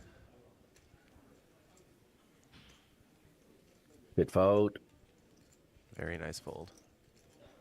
Tough to do, 15 bigs, ace queen is crazy. The problem of having a chip leader behind you. Yeah. Back in the day, 10 years ago, pretty sure ace queen off under the gun, 15 bigs is just a shove. But nowadays, solvers have shown that there's actually quite a bit of playability post-flop, even on these 15 big blind stacks.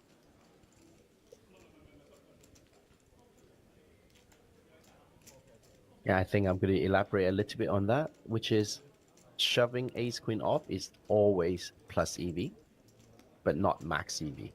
Yes.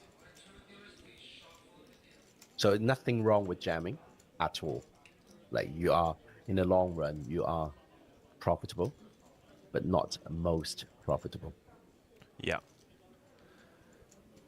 Yeah, if your skill level isn't too high yet, I think shoving is probably going to be the best play. 15 big blind stacks, very, very hard to play post-flop. It's really tough to go, check out of position, face a bet on the turn. You're sitting there with ace high, they could be bluffing, it's tough. But ace 9 suited here for Justin. 19 big blinds close to the money.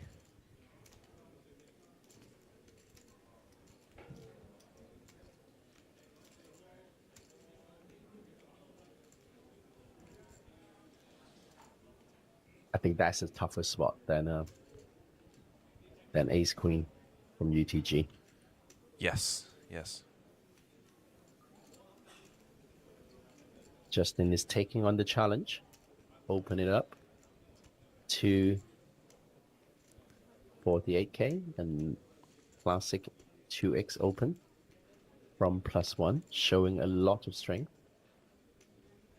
Karchen is just tanking. Get that 30 seconds, getting a chance of the outer tables having a knockout.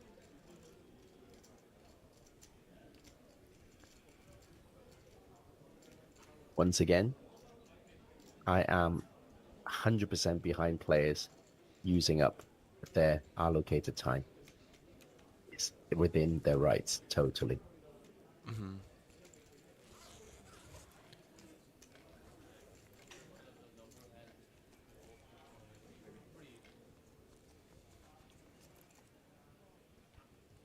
Back-to-back premium hands. Sumu with ace-king suited this time.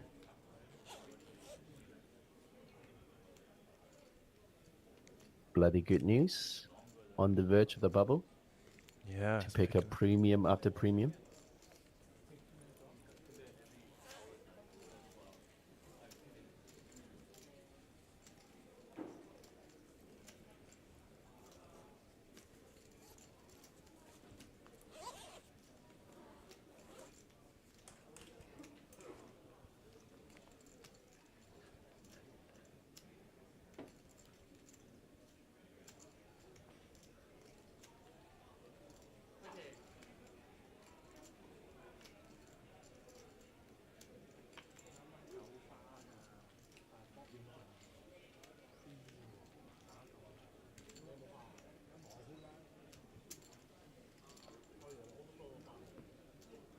Look, in a twisted kind of way, when I'm holding a middling stack on the verge of a bubble. Okay, this is very twisted. You're going to laugh at me. All right. When I see premium hands, I'm like, oh, I don't want this. I want to have really junky hands so that I can just fold and just be out of the way. Yeah, definitely makes sense there. You pick up kings and you're like, is this really going to be it? Am I really going to run into aces here or queens and they flop a set? But that's so negative, isn't it? It is, but I'm sure you've been around the block a few times. Scarred, even. Yes. Yes. Yeah, there's a proper PTSD problem here. Always sucks to bubble.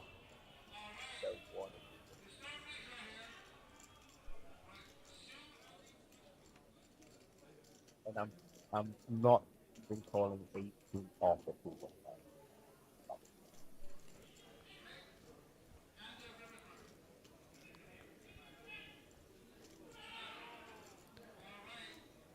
Is ace deuce off under the gun getting after it?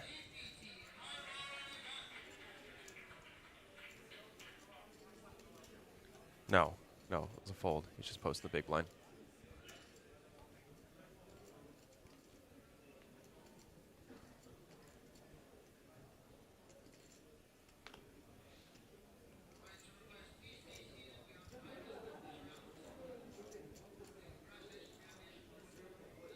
Okay. That is not a premium hand. No, not at all.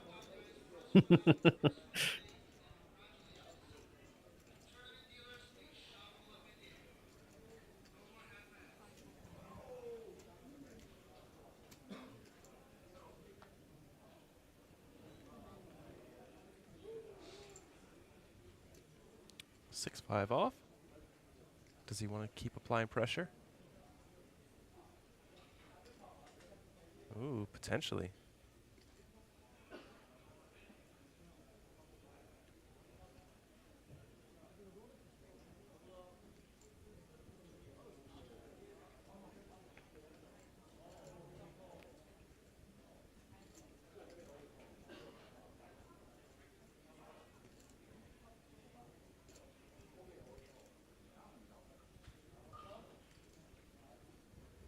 You just have to get bullied by the chip leader.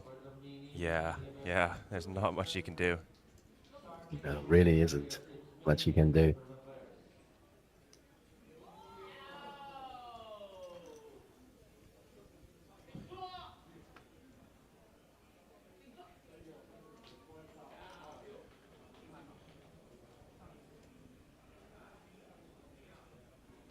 Yeah, there you go. There you go. Yeah, king 3 suited in the big blind has to fold. That is gross.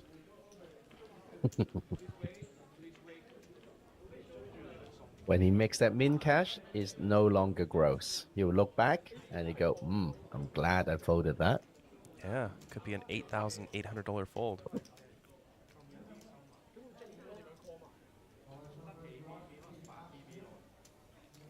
The key is talking to Guardian. Justin with a very cool stat. The Sweet Dickie's 16th APT cash this year after just 2 series. Impressive young man. Yeah, very. There's Lloyd here with Jimmy.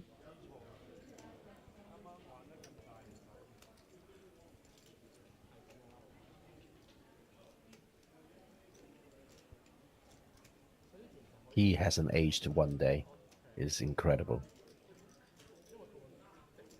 He's been around for longer than me in the poker industry. Mm-hmm.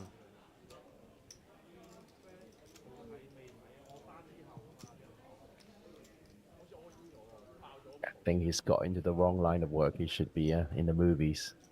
It's Handsome Devil. Quite a few lady players still playing. Yeah, good I think to see. off camera I saw Celine over there. That's Ivan Lee, seat number 3 in the white jumper. Venice dealing. Ivan just folded. Someone's tabled top pair. Main APT high roller, we are gonna pause the clock here. For every hand dealt, we're gonna knock off 2 minutes from the clock. This is a pure hand for hand. If players go broke at different tables, they split for last place money. Otherwise, if players go broke at the same table, we will take a chip count. And this is a pure bubble. Welcome to the bubble, ladies and gentlemen. And tournament dealers, please shuffle up and deal. Deal one hand and one hand only. I've never heard the term pure bubble, but it does sound cool. Yeah. I think in some larger field Pure. tournaments, perhaps they start the bubble, say 3 away from the money, and they'll do hand for hand. Yes.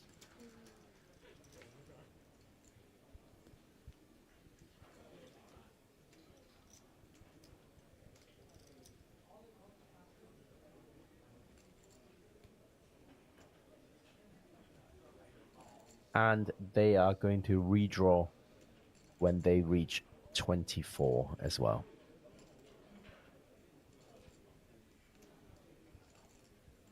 So just to explain to the viewers, this is an 8-handed tournament, so 8 players will sit at the table, and when they are down to the last 24 players, they will change the seating around. It's a redraw, complete redraw, so everyone will be assigned a new seat to make up 3 tables of 8.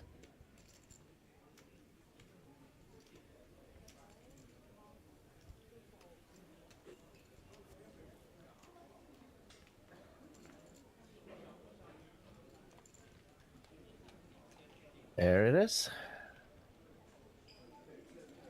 Chip leader bullying.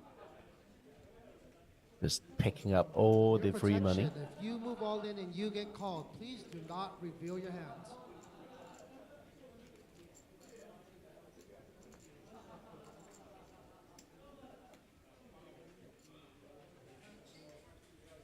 So Justin, it's very helpful once again. 3 from China, 1 from Kazakhstan.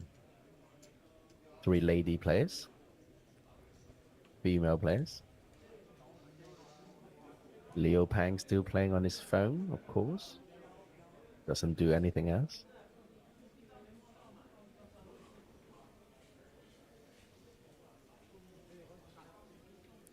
All right, we have an all-in call here on table number 5. This is Ching Chao Ting. Holding Queen 10. He's at risk. He's up against pocket 3s. Yu Kai from China has the pocket 3s. He has the Queen 10 covered. We're going to see a flop. Flop is deuce, jack, and a 10. Cheng Chao has caught a 10 here. He's avoided 3 to stay alive. We're off to the turn. Turns a deuce. And the river card. All right, and Cheng will double up here. There you go. That is a player from Taiwan. I was at the same table with him a few weeks ago in Taipei at the HKPPA main event. Oh, nice. He plays a lot of the higher buy-in events. All right, tournament dealers, please shuffle up and deal. It's got to feel nice to hold there.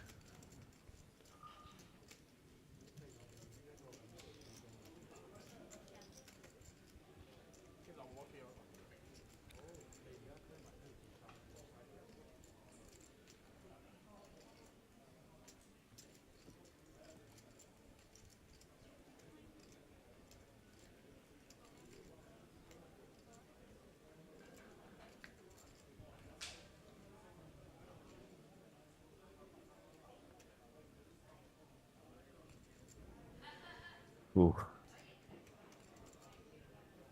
King 8. Fold.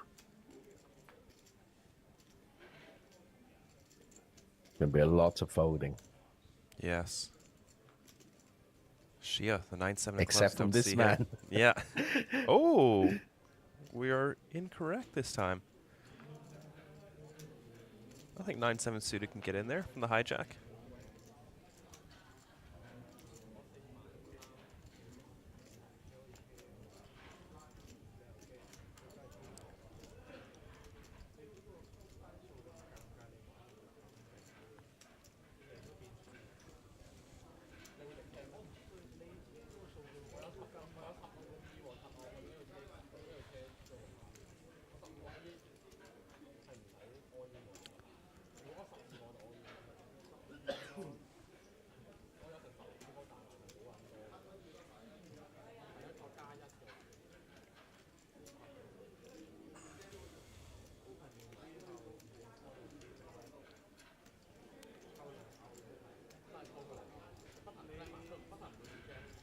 Looks like a few All right, players tournament getting, dealers, please shuffle up and deal. a few players maybe getting shuffled around a bit.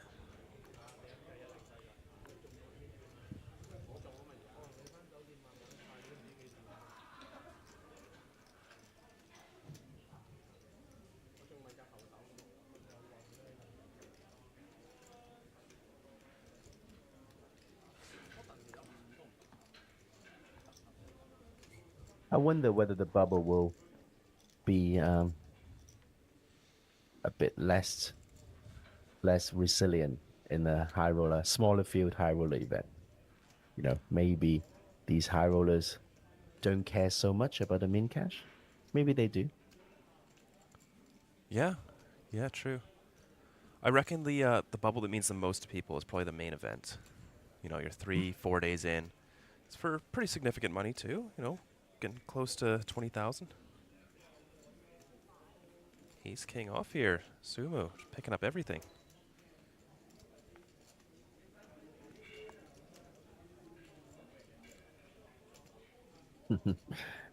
Not picking up everything, he's picking up only good hands. Yes. Sorry. If we're gonna be sauce.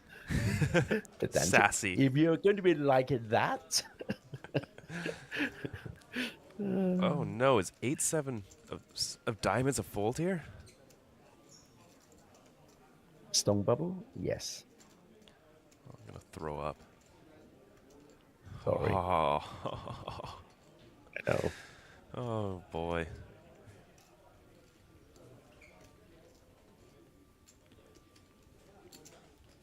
Yeah, I suppose if you flop a pair, it's still, I don't think you can go with it, so. Yeah. What's the bottom of your calling range there on the big blind? Stone bubble with 7 big blinds? Yeah. Kings? Wow. I'm not even joking. I know you're not. That's crazy. I would snap fold ace queen. Wow.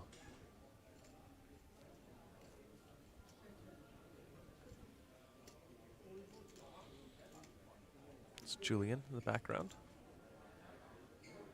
One of our video Eric editors, in the foreground. content creators.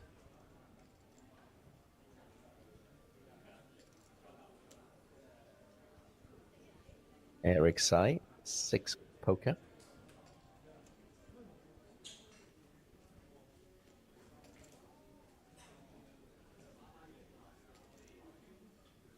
The baby face assassin.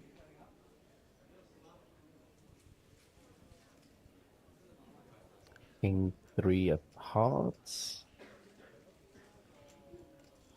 All right, tournament dealers, please shuffle up and deal. Looks like rivered bottom pair, turn into a bluff, and Eric picks it off.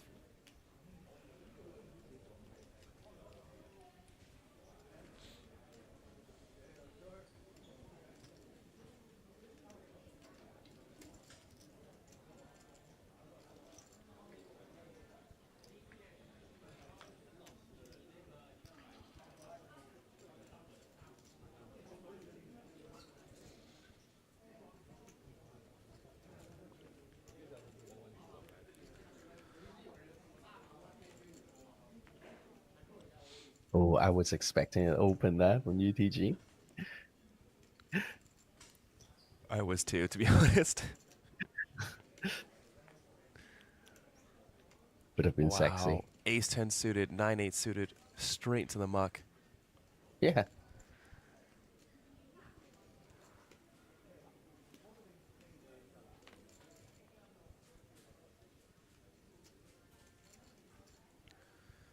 I can't believe they fold it so casually. I'd have to say something like, I hate this game so much as I fold.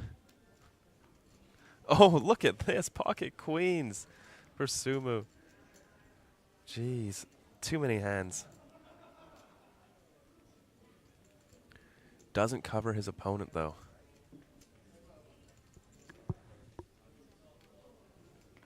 No, he's still going for it. I think he's like, ugh.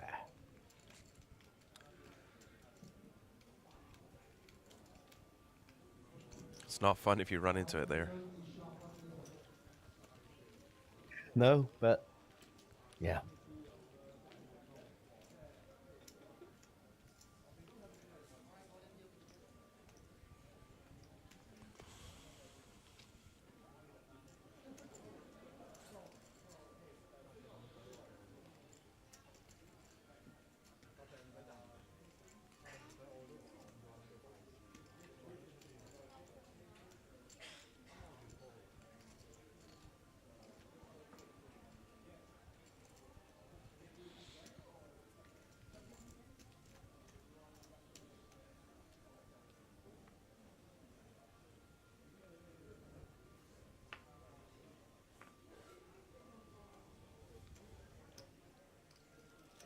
Yeah, Sumu is getting hit by the deck. Great time for it as well on the stone bubble.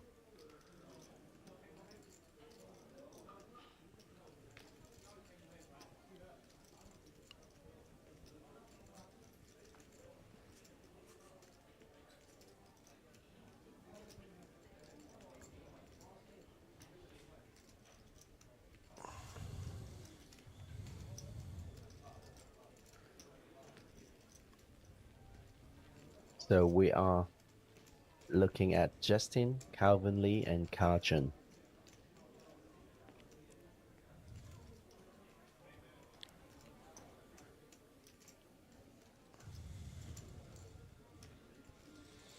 These three are the likeliest to be going home empty-handed at this time. Ooh, that's a pretty short stack there. Oh, it checks down. Chop it up.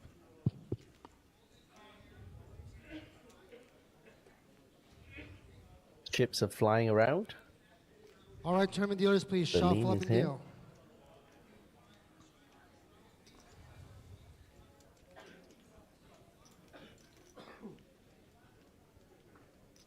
Everyone just waiting for this bubble to burst. Yeah, well, of course.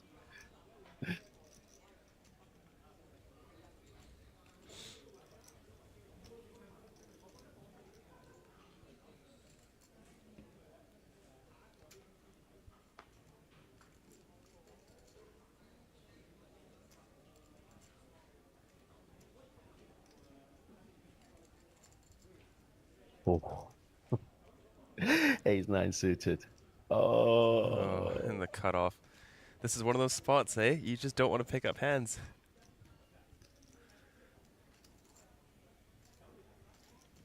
But we know it's not a hand. He doesn't think so.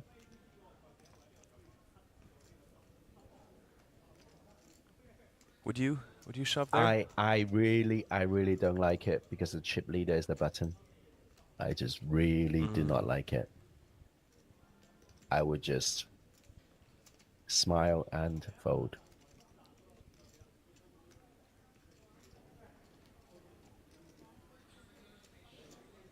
That's just me. I play quite a conservative bubble. As you should. With one of the short to medium with stacks. with 7 big blinds. Yeah, and there's still what, 3 other tables where someone All can right, bust. tournament dealers, please shuffle up and deal.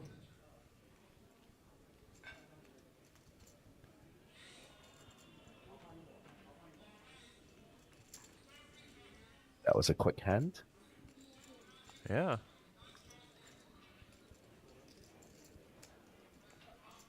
Are we going to see a bubble that will last beyond this level? Because that would make Karchen very, very short. Yeah. Yeah, it would.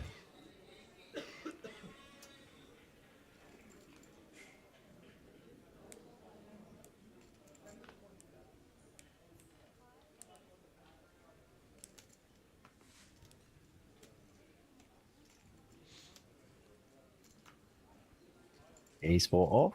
Of course, it's going to open up. Oh, yeah, for sure. And why not?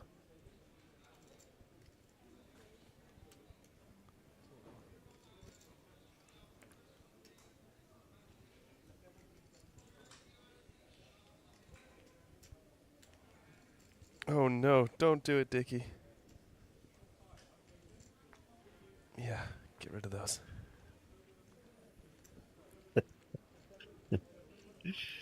Oh, the pain of the bubble. Yeah.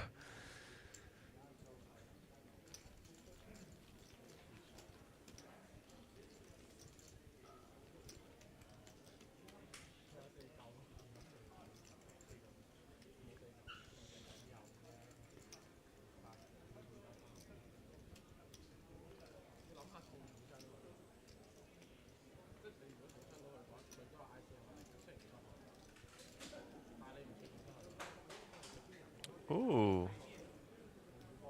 Ace 10. Deuce 3. Looks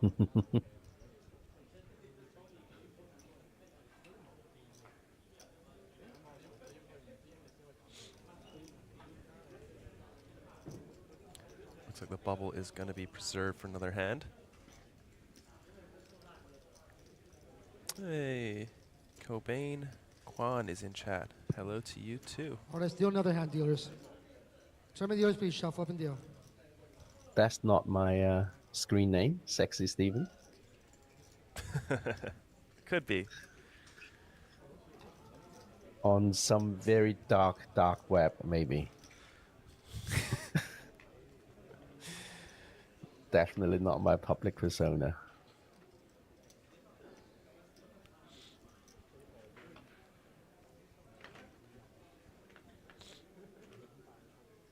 Hello, Cobain.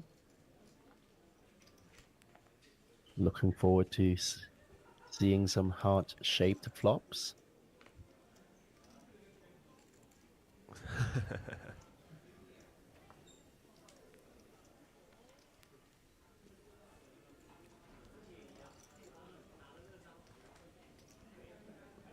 这边有Justin 计时丁啊，就是有一点 short stack，就是没有太多码。这个时候是跑时间，所以应该看不到计时丁玩很多的牌。就是要把握自己的机会，赚钱圈 money ITM。Wow, Dickie going frisky here, 6-3 off. 不太好啊 ，Justin 今天不太好。如果还有吗？就是现在还有12 big blinds， 12个大盲。Sorry, Sam, go. I think Dickie's probably just opening any two there into the two short stacks to his left. It's a great spot for it.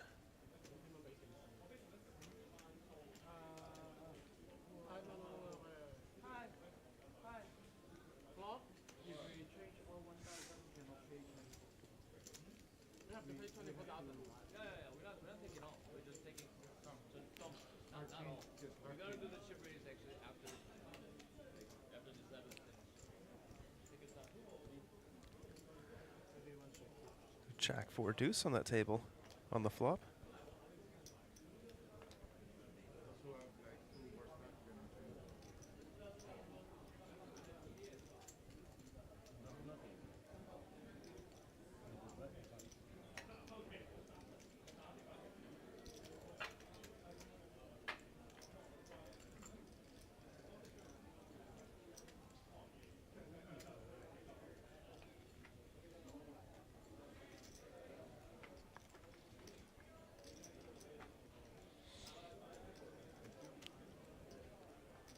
Liu Pang,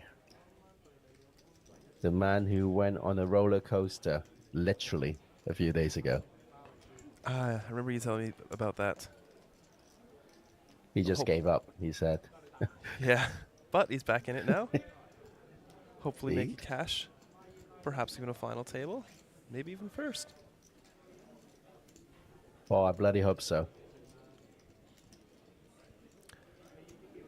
Hopefully the weather is nicer tomorrow so I can also try out the roller coaster.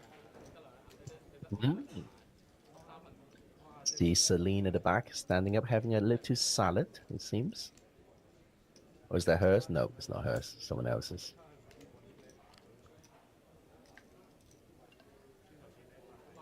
green shirt versus green shirt here.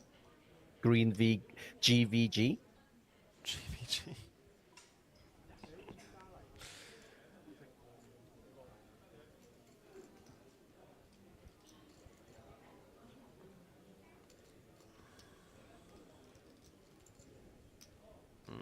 Got a pot brewing over here. Ace on the turn, facing a double barrel. Queen of diamonds, flush draw doesn't come in. We're up in a pretty narrow range after he bet into 2 people on the flop, and then an ace comes, bets again. Just checks, and ace 3 suited. Yeah. All right, tournament dealers, please shuffle up and deal. So I'm guessing is a cut-off open, Leo Pang defending his button. Yeah, and big blind also called.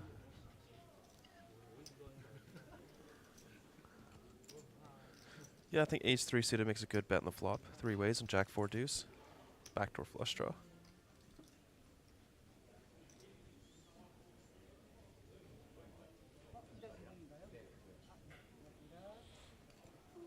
$8,860. All players very, very close.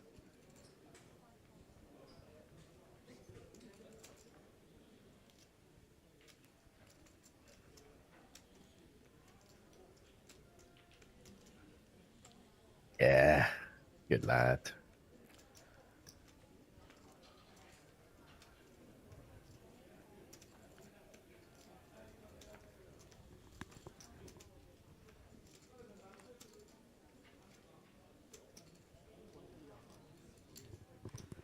And with that, we are on to hand 34.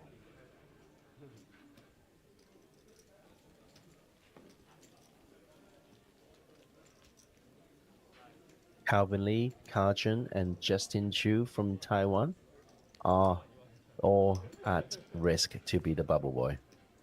12 big blinds, 9 big blinds, and 9 big blinds.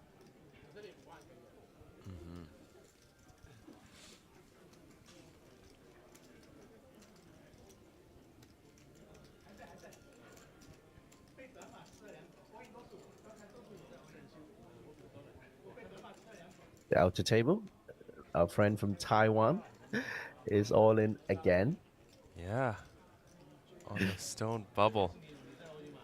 Playing with fire. We saw that. We saw that not long ago. This is a fake Danny Tang. Is a Danny Tang lookalike. I was going to say, it does sort of look like him.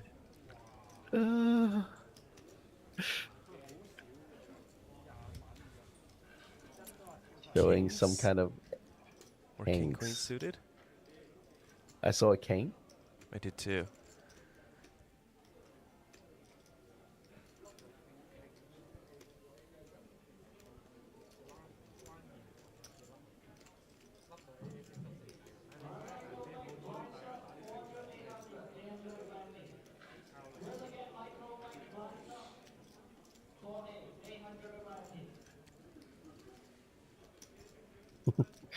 Definitely a Danny Tang lookalike.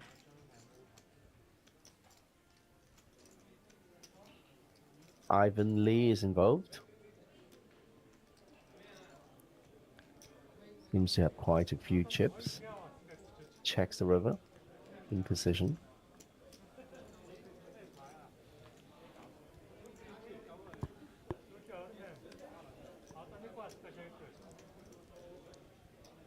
Right. It's getting close. I can smell it. All right, guys, we have an all-in situation here on table number 3. I can smell it. Shu has flopped a straight, holding a 9-7. Board reads 10, jack, and an 8. There's a check raise, shove, and call. Sai has ace queen for a gut shot straight draw. He's a king to eliminate. Or a 9. It's off to the turn. King or 9 will do it. King! Oh! That's a king. But he's got the flush draw. All right. There's still a redraw here. All right, Su has a flush draw. He's not drawing dead yet. Xiao Liu. All right, Broadway for Sai. He's turned a straight, and the river card. It's a 9. All right. Welcome to the money, guys, Leo. in the APT High Roller event. There you go. Oh, what a gross way Sorry. to go. He did flop a flush. Didn't do anything wrong. The straight. Oh, straight. Sorry. Flop a straight. Yeah. Turned a flush draw too. Ugh. All right, tournament players, please stay seated. There We you have go. 9 minutes left of this round. Eric Zai Okay, congratulations. is the man who burst the bubble of this APT For those of you making it here Jeju tonight. High Roller event. From here on out, guys, first one out, first one paid. Again, congratulations. And tournament dealers, Everyone please shuffle up has in got paid, and No more the hand pace of the tournament will pick up drastically, I hope. Oh yeah, it will for sure, for sure. Now the bubbles burst, all the short stacks just gonna be dropping like flies, which doesn't make sense. Thank you. I thought I picked you up on the, he's picked up everything. That was a bit aggressive already, so I'm just going to tone it down a little bit. Keep it friendly. All right, you've had your coffee today. 3, actually. 3. There we go. This is why Steven's in a great mood today. Well Caffeinated and carbonated, ready. well, and nicotine as well, so I'm happy. Nice. Justin folding from the button. Now we have Carton's like, yep, just look at my stack. I'm quite happy. Go for it.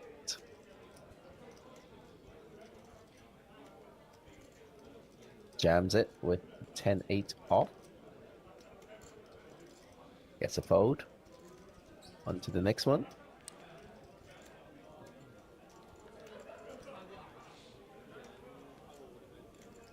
But Justin, I think even though there's a bit of a pay jump, I think the monkey's off everyone's back with that giant pay jump, infinite increase in terms of percentages. Yes. So I think Monkeys you'll off be their more back. liberal now. Monkeys off their backs. Which has no meaning either. Nope. You're not going to beat around the bush today, are you? That is rude.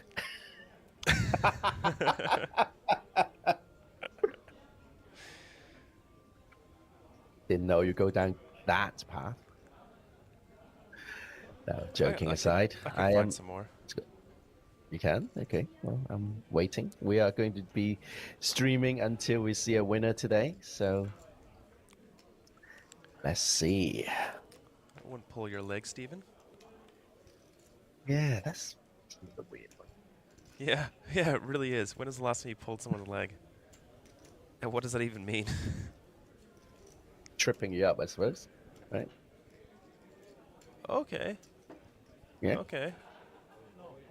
We can make a video out of that when you come to Hong Kong. I like it.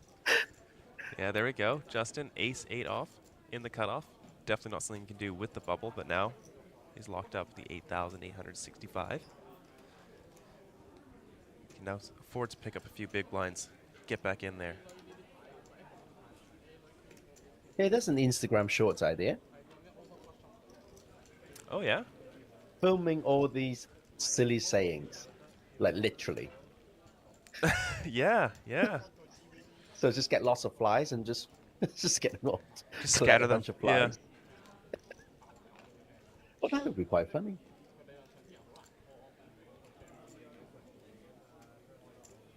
You can't have your cake and eat it. Yep. Yep. Getting a bunch of chickens and a bunch of eggs. And then go, oh, no, no, no, no, no. They're not chickens yet. No, no, no. No, it's because they're crows. I'm wrong again. Ravens, they are ravens. Ah, Ravens it was. Dicky, 9-8 suited under the gun. I think it's a fold. Yeah, gross. Pocket sixes and +1. You really don't like folding. It's funny. Oh, I hate it. I hate it, especially pre-flop. Once I get post-flop, sure, we can fold, but pre-flop, you already don't get dealt very many hands. It's poker. You're already folding like 80% of hands. And now you're telling me I have to fold some of them that are in there? Oh.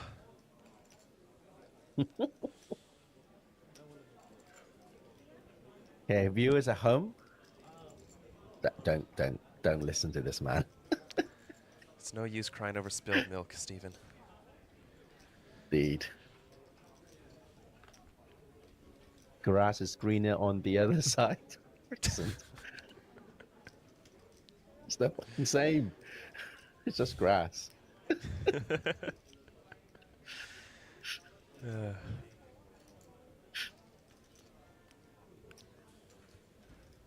Keeping up with the Joneses. I mean, I've never had a neighbor called Jones in my life. No, never. I don't know how. No. But we do have a pretty big flip here. Calvin in a very good spot to double up here with the sixes. Shu getting in there in the cutoff with the fours. A little bit loose, I think, for 10 bigs. You're never really dominating your opponent. But this time he is. No, the fours are getting dominated. Oh, They're the ones fours. that made the Sorry, call. I thought you were talking about sixes. Yeah. Oh, lots of chop outs. A lot. Like, not that many. Because a lot of them been folded. Yeah. Can he hit one of them? Oh, a set for Calvin. Overkill. It's better to be safe than sorry. Well, actually, that is kind of true. Yep, yep.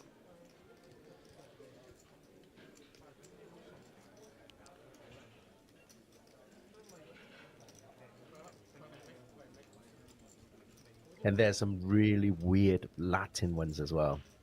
But I'm not going to dwell on those. But like some of the Latin sayings is just so weird. Oh, yeah. Yeah, there's... half of them don't make sense. Yeah, they don't.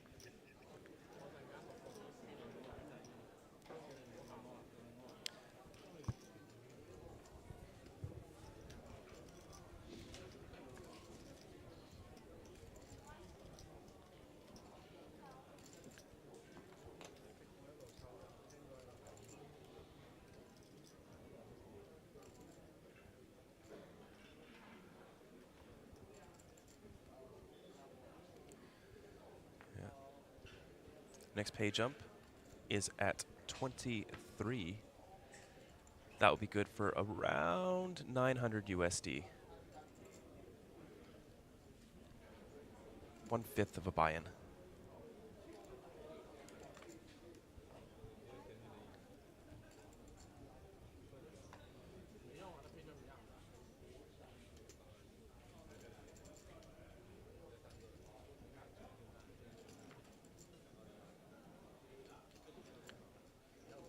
Ooh, ace jack in the small blind. Definitely a welcome sight. Versus a healthy stack in Dickey from the big blind. Good player too. Raises it to 75k. Picks up some more chips. Easy game.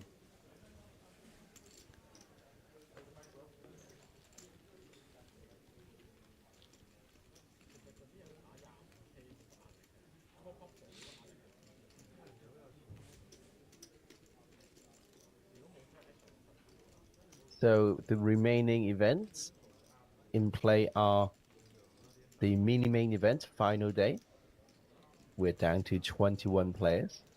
And then there is the micro main event with 64 players remaining. Late registration is still open.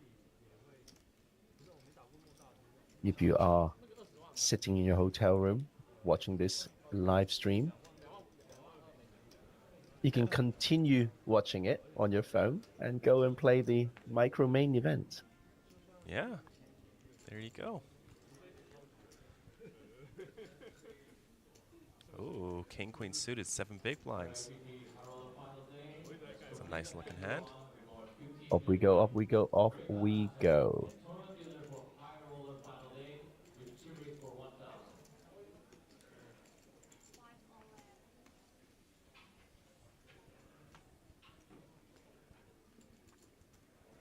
King 9 suited, probably wants to see how much it is.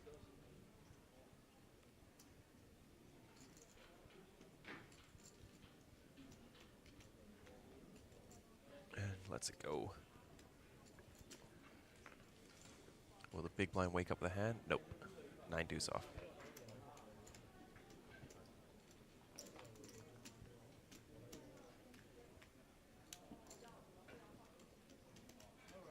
Always nice to pick up, you know, 2.5 big blinds when you're on 9. Oh, fantastic. No competition.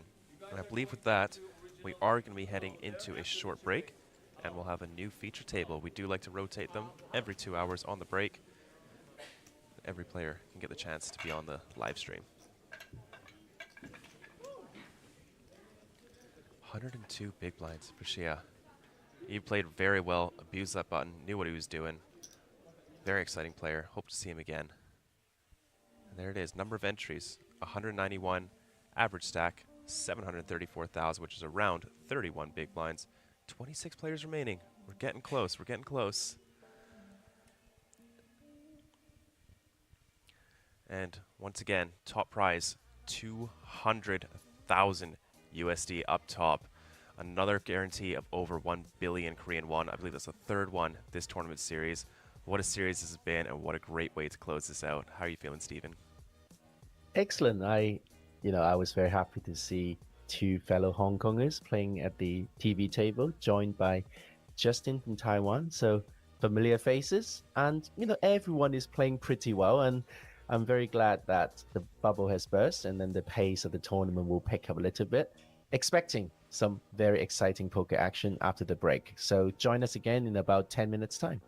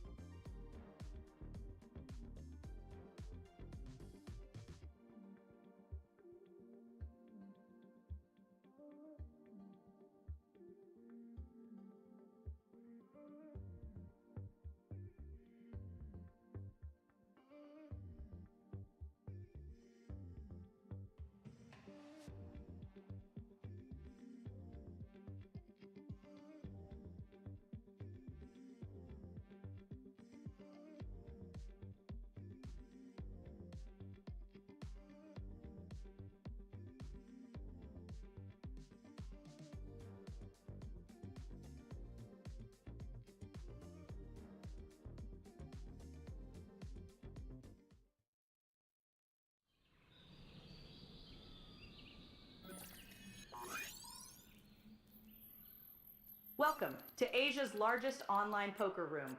Our next generation poker software is now initiating.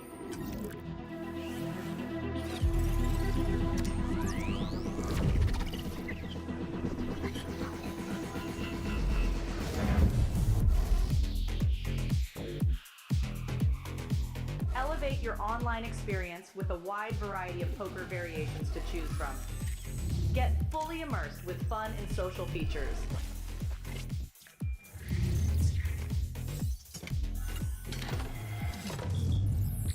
Level up your game with PokerCraft and Smart HUD. Unlock a wealth of rewards including cashback, bonuses, and jackpots.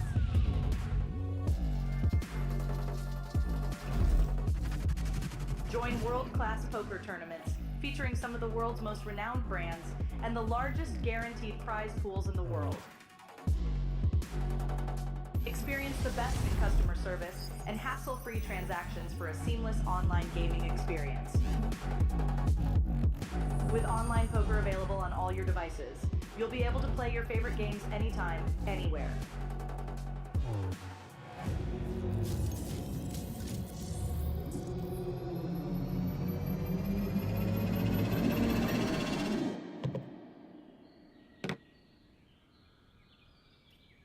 Sign up now and elevate your online poker experience today.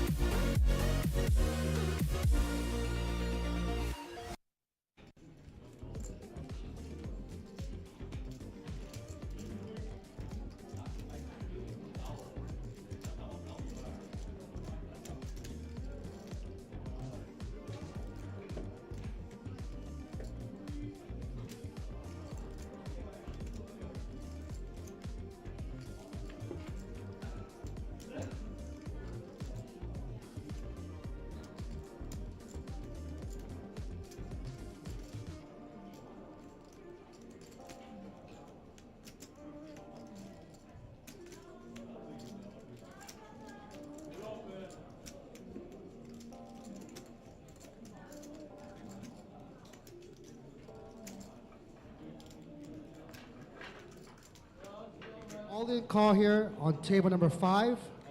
This is Ching Chao Ting. Holding Queen 10. He's at risk. He's up against pocket 3s. Yu Kai from China has the pocket 3s. He has the Queen 10 covered. We're going to see a flop.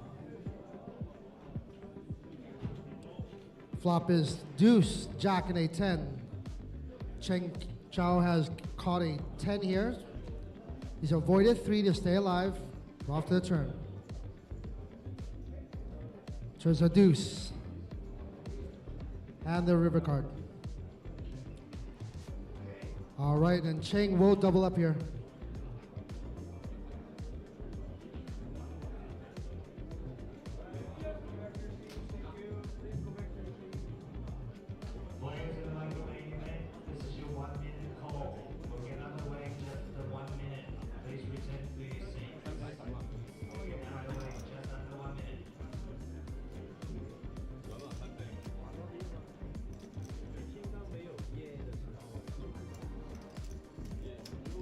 All right, tournament dealers, please shuffle up and deal. Deal one hand.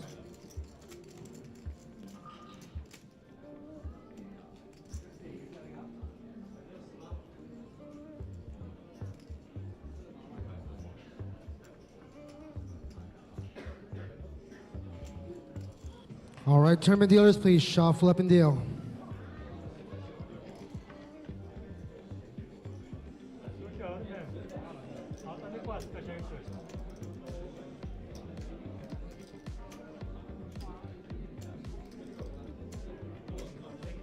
Straight drawn is a king to eliminate. It's off to the turn. King! All right. There's still a redraw here. All right. Sue has a flush draw. He's not drawing dead yet, ladies and gentlemen. All right. Broadway for Sai. He's turned a straight and the river card. It's a 9. All right. Welcome to the money, guys, in the APT High Roller event.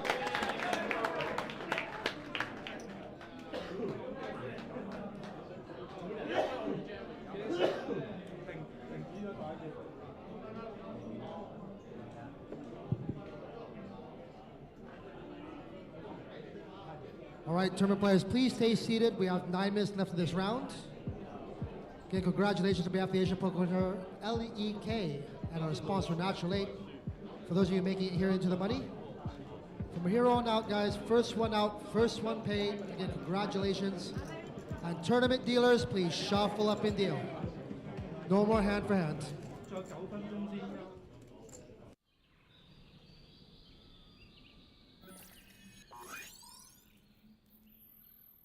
Welcome to Asia's largest online poker room. Our next generation poker software is now initiating.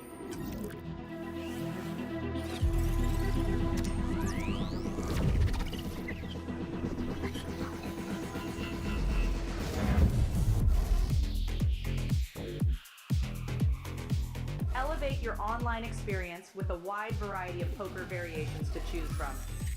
Get fully immersed with fun and social features.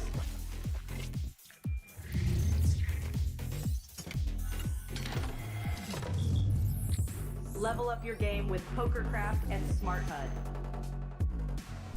Unlock a wealth of rewards including cashback, bonuses, and jackpots.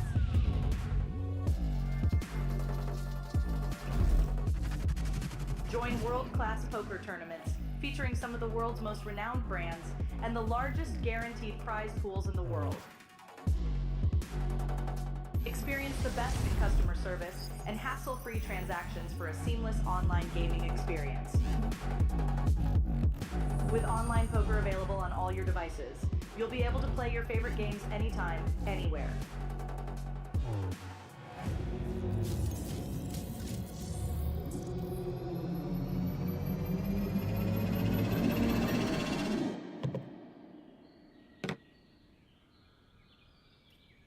Sign up now and elevate your online poker experience today.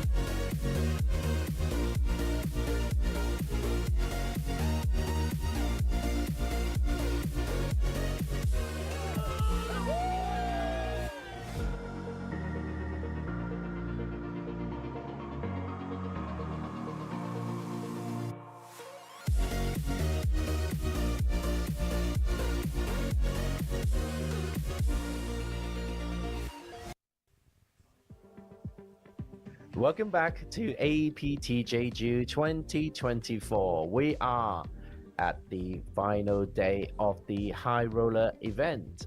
We are down to 27 players, and we are going to play all the way down to a champion today. How have you been feeling so far, Sam? I'm doing great. Yeah, we just covered the bubble, just burst. We played a few more hands, got us into the break. And now we're down to just 27 players. Everyone has locked up their 8,865 USD, but up top, nearly $200,000 up for grabs. And our final Lion Trophy, the bronze one. Very exciting stuff. We have a new feature table coming up, some very big chip stacks coming up, and I imagine play is going to get a lot looser. We're going to see some more bluffs, people widening the ranges, and we're going to see a lot of the short stacks who are just trying to survive the bubble are going to start getting crushed. Here we are heading into the next level. First place, there it is, 196,000 USD, another 1 billion Korean won prize pool. We were witnessing some very, very cagey bubble play for the last hour of the stream, and once the shackles have been removed from the ICM pressure, I'm sure you see some chips flying around in the next hour or two. Yes. Oh, Justin. Looks Yeah, like oh, maybe we didn't get a table redraw. Well, not yet. I think it's going to be redrawn when we're down to 24. So we're at 26 players. And when we get down to 24, which is for the next page jump as well, the table. Oh, Nevin is here. Hello, Nevin. No, Nevin's not at the feature table, but this is Nevin, Natural 8 ambassador. This is Celine Lee. He's got quite a healthy stack. This is Jason from the Influencer Challenge from Hong Kong, who actually came second in the Zodiac Classic event for almost $500,000 Hong Kong dollars, about 80,000 American. Wow, not bad. So Celine having 2.25 million chips, that gives her like maybe a top 5 chip lead overall. looking very good. Oh, nice. Sumu back on the beers. Had a chance to go grab a couple. Already down one. Look at him go.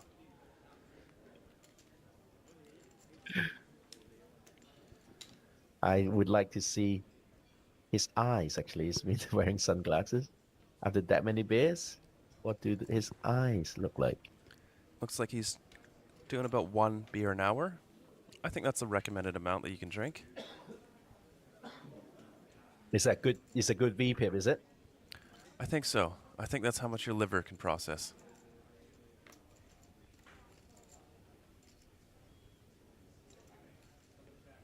I've actually given up on drinking a lot of beer these days. It's very bad for gout. Ah, yeah. Yeah, as we get older, it just hurts more and more to continue drinking. Well, drinking's okay, but just not beer and red wine for me. Okay. Yeah. Zoo having pocket jacks from UTG, getting a lot of folds, and will pick up the blinds. Yeah, not a bad result. Obviously could be better Justin with checks. in the red zone and 9 big blinds. Yeah, still. Can still get back in it. Still definitely enough to ladder up. But I'm sure he wants more.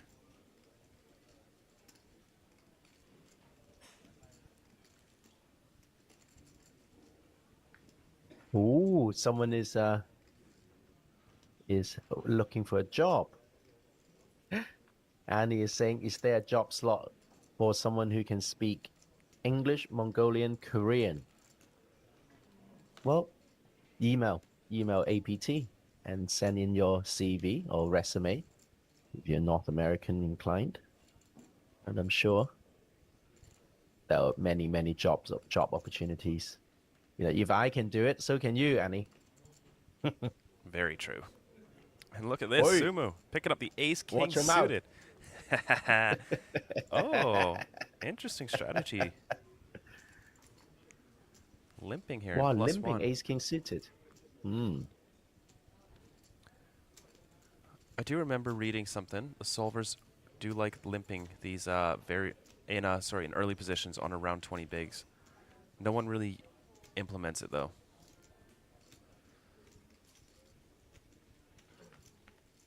I think it's hard to follow through, right? Like there's so many boards that you're not very happy with. Yeah. You want to isolate a little bit. It's just that it lets you play so many more hands, and ace queen has got to be a squeeze here. 3 limpers. Big blind Punish with them. ace queen off. Yeah.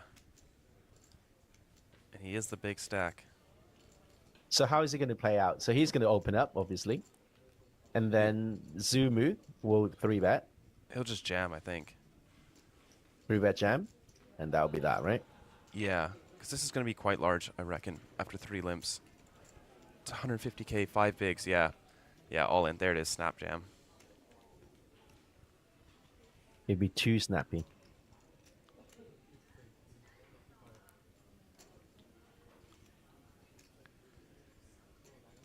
Wow, we got a maximum out of that. Yeah.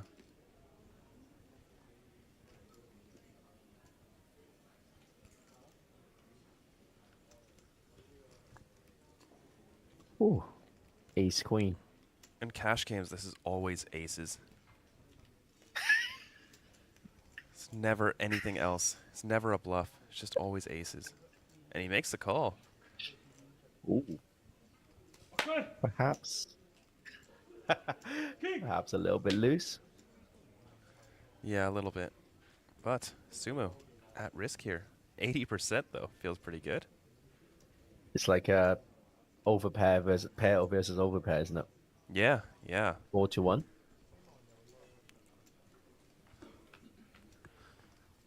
Here we are. A spade? No. Very. 2 diamonds. Down to 1 out for Shu due to card removal.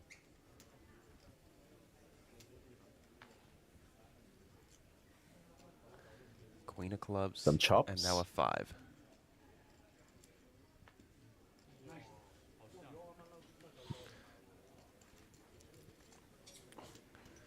Sumu doubling up. Can afford a couple more beers now with the additional chip EV.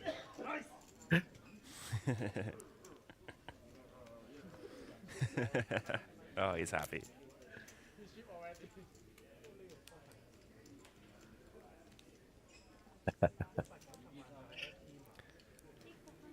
And a few more card protectors.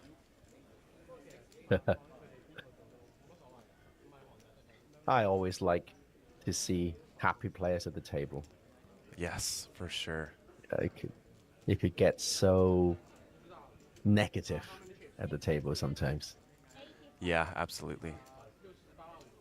I'd say more so in cash. Tournaments seem a lot more relaxed. Do you know why? Why is that? Well, my hypothesis is players who stay at the table usually are at cash tables usually are kind of stuck. Oh, okay. Right. So if you won enough, you kind of go off and do other things. You're still grinding after 12 hours. A good percentage of you that are not doing so well. Yeah, that is true.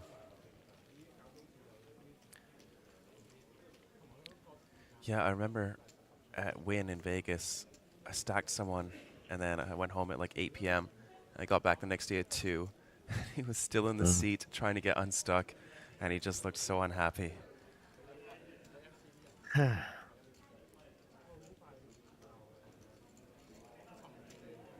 Whereas in the tournament, you know, when you're still in, you feel like you still got a chance, you know? Yes. There's a bit of optimism in there. Yeah, there's a bit of hope, which poker players don't experience often.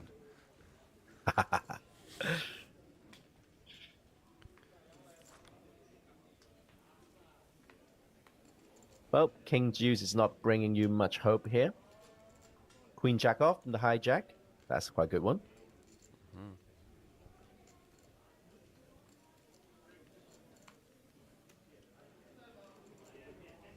Nope. 6-5 off. Justin with Queen 3 off. 8 big blinds. Unlikely to be playing this combo.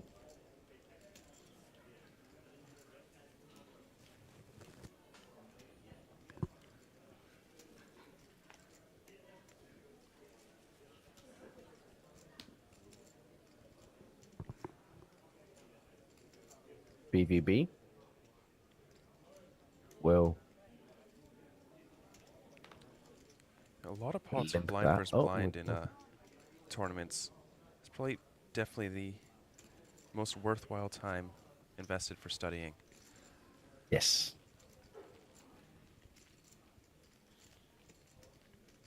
When I kind of go through like a study plan with someone, I say, learn well your big blind. That's Yes. the first step. You should learn well, and then surprisingly, you find I think you should learn well your button as well. Yep. I don't think that's surprising.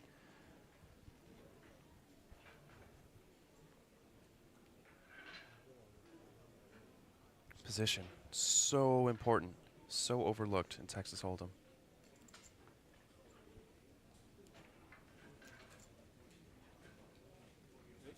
And then you can play pretty badly UTG, i.e. just overfolding is fine. Yep. Overfolding all the other spots is okay. And then just play your button well, play your big blind well. Yes. To start off with.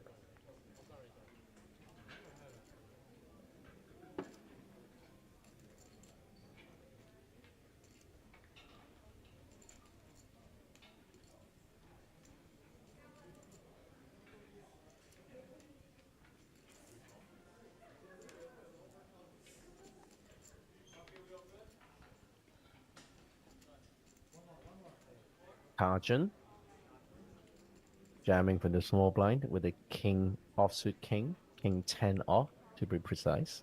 Probably going to get called here.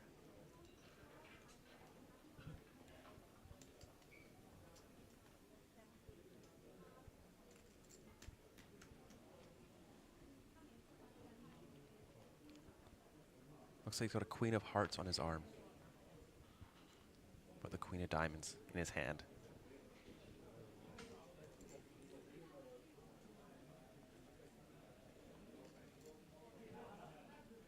All right. At risk here, king 10 needs to hit. No, it doesn't need to hit. Oh, now it does. Look at that, the queen of hearts. Like the one on his arm.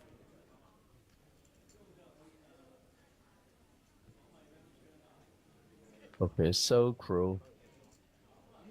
Got shot out. Outs. Yeah.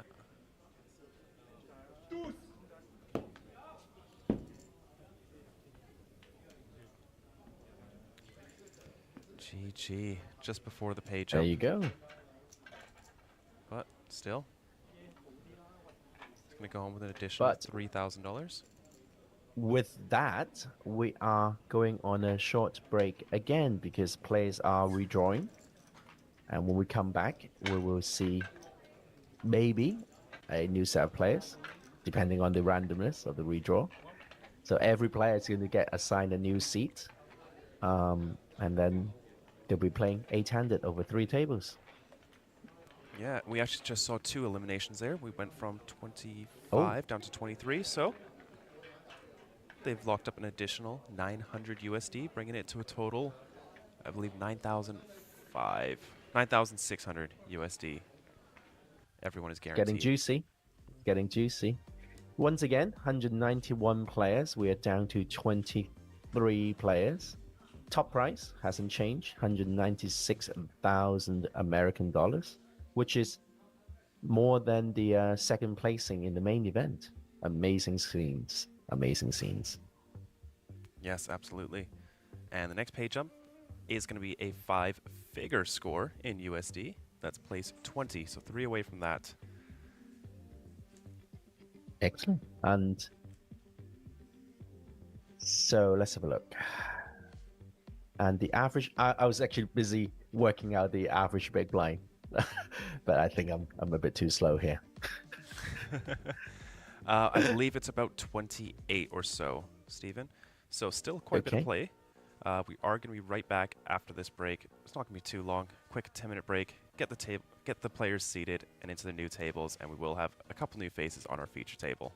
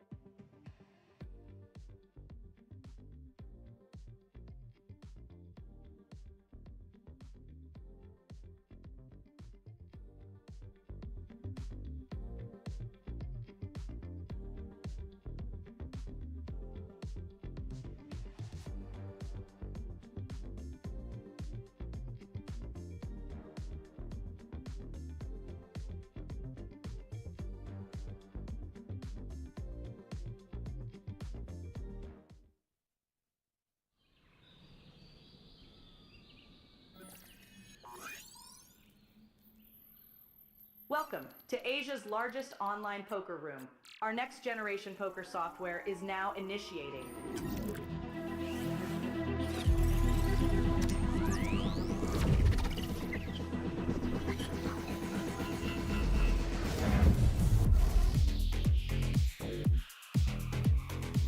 Elevate your online experience with a wide variety of poker variations to choose from.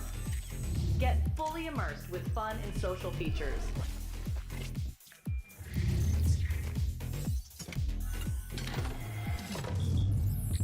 Level up your game with PokerCraft and Smart HUD. Unlock a wealth of rewards, including cashback, bonuses, and jackpots.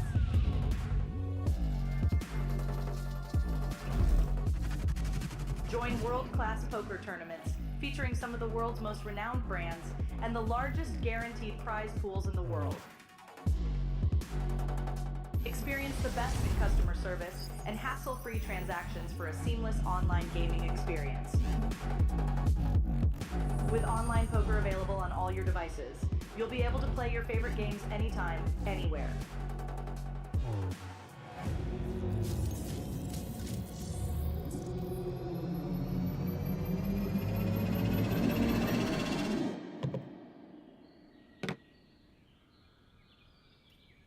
Sign up now and elevate your online poker experience today.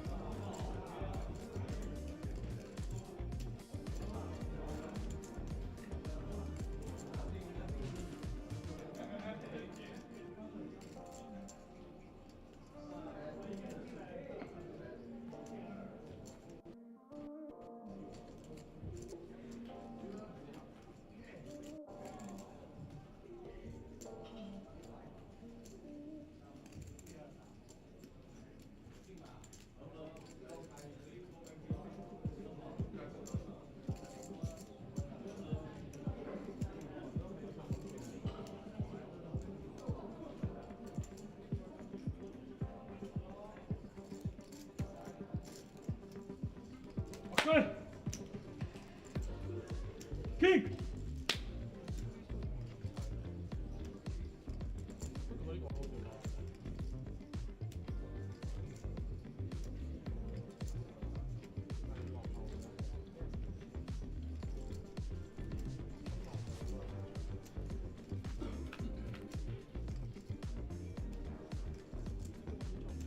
Nice!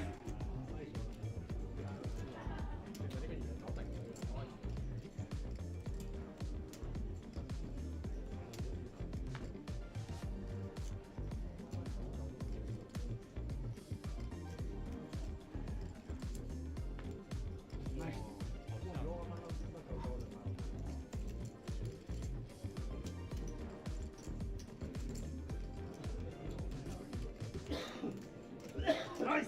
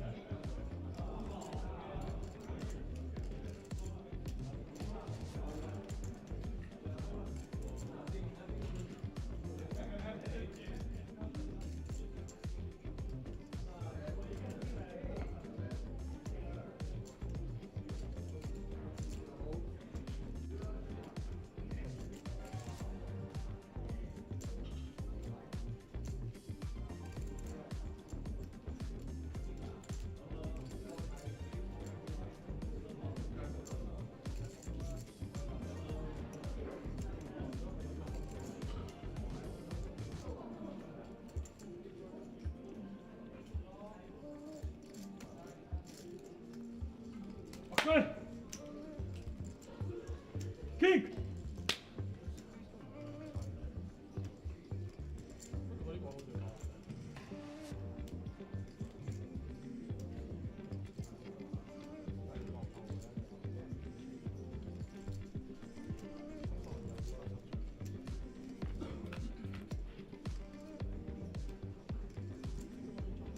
Nice.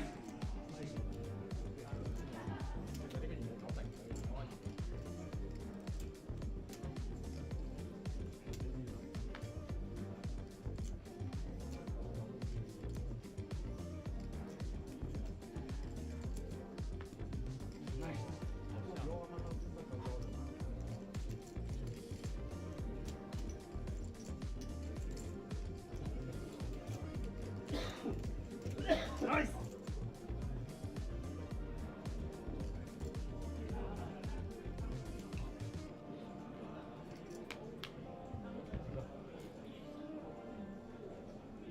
Hold. Hold.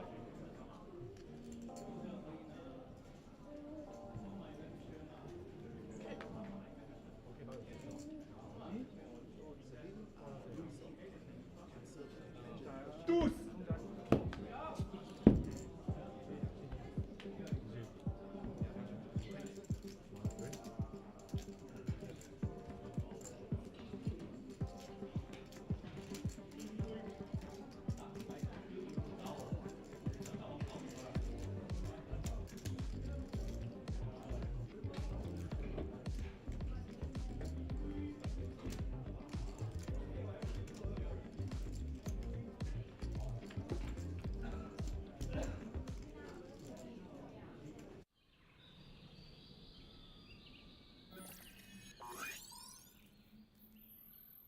Welcome to Asia's largest online poker room.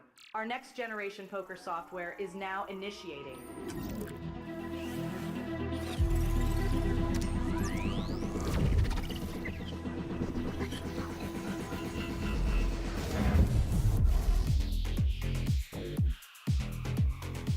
Elevate your online experience with a wide variety of poker variations to choose from. Get fully immersed with fun and social features.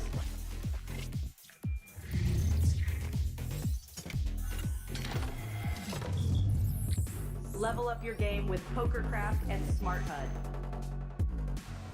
Unlock a wealth of rewards including cashback, bonuses, and jackpots.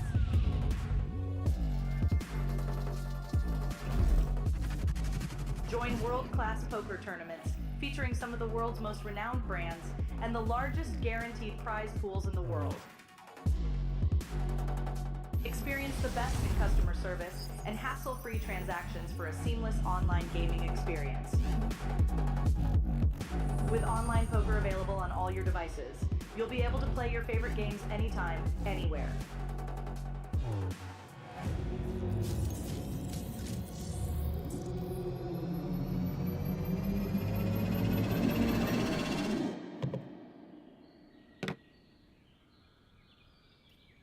Sign up now and elevate your online poker experience today.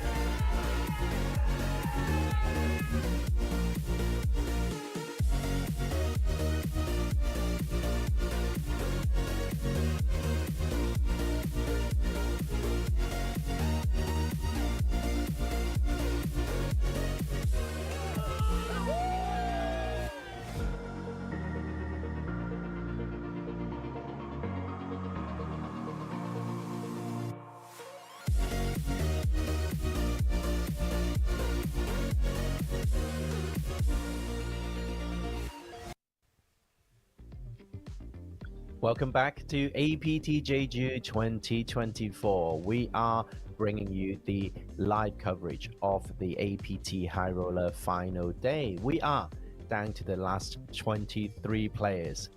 I am Stephen Light, and I'm joined by Sam Inzo, aka Buffalo Sam. How are you, Sam? I'm doing fantastic, Steven. We're down to, like you said, 23 players. Average big blinds looking around Let's try this again. 28 or so. So Doesn't work. Nice. Yeah. Around 28 big blinds. So still quite a bit of post-flop play left to be had. The next pay jump is at 20, and it will be into the 5-figure mark for USD. So an exciting little milestone there for the players. All of them at least hoping to make the final table and, of course, take down the nearly 200,000 USD up top. That is an exciting number. Indeed, and we have a brand new feature table. The players have withdrawn down to, it's now 23 players, so 2 8-handed tables and a 7-handed table, and we're going to have a brand new feature table involving Ivan Lee and I think Justin as well. So back to the payouts. Top price hasn't changed yet, 196,000. Second is still a very respectable 132,000. When you get to the final table of 9, you will get about 20,000 USD. So all to play for, and we will play down to the winner today. And don't forget, the beautiful Lion Trophy is up for grabs. 191 entries to start off with, down to 23 players, and the total prize pool a whooping 886,000 American dollars. Yeah, fantastic. I will miss Sumu from our feature table. I'm very interested to see if he picked up another 2 beers over the break. He's having a lot of fun with this tournament. I love to see it. Well, judging by the frequency, he should be having another half just about now. Yes. An They don't hour sell half beers per though, do they? beer. I don't know, maybe. So let's have a look at this. So someone with an orange at the table. Oh yeah. It's become a bit of a thing now, having an orange at the table, it seems. Yes, it didn't work out for Tent, unfortunately, with a giant orange. well. But the 2 players that had an orange before did win their tournaments. Well, imagine if he didn't, right? So it worked out for him to a certain extent. He did hit a 1-outer against Ivan Lee on day 3. So, yeah, I mean, the orange did do its magical power. Seed number 1, Chen from China. One of the few lady players remaining in the field. And we will see Chu, seed number 2, with a pretty big stack. Yeah, a little bit above average. Just over $1 million. That's good for 35 bigs. Yamamoto, he's yet to act yet. It's 33 big blinds, Queen 5 suited.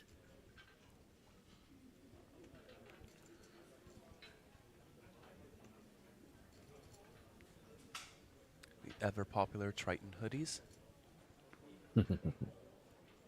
Stay the symbol. Yes. I wonder how much they are. They're not actually that expensive, to be fair.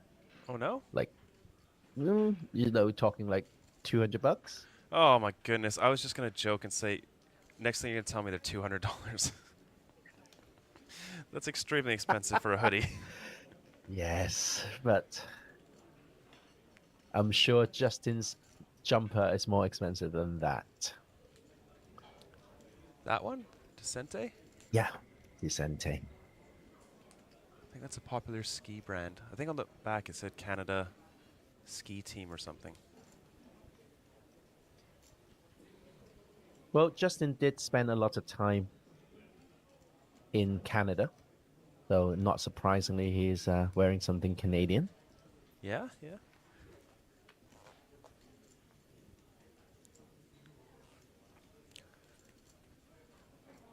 Not a great board for Justin.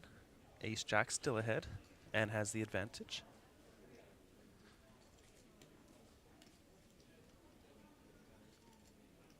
I think the beauty of that is Justin can get away pretty easily. Oh, did you just overbet it? I think so. Interesting.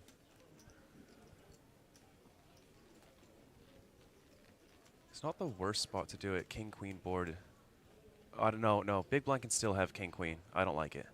Hmm. Make your mind up. What do you think? Do you like it? Do you not like it? No, I don't like it. If big blind can have top two, I hate it. Because the reason you overbet on like ace king 4 is because big blind will never have ace king. So they're just completely capped. And then you can just fire overbets into them and they can't do anything. And you can bluff so wide. You just go overbet, jam for 300 big blinds in a single raise pot. It's beautiful.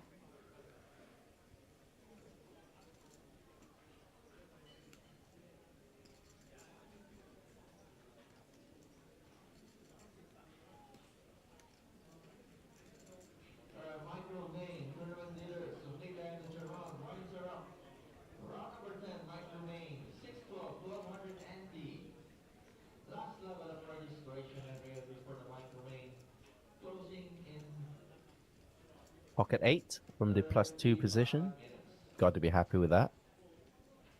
Oh, for sure.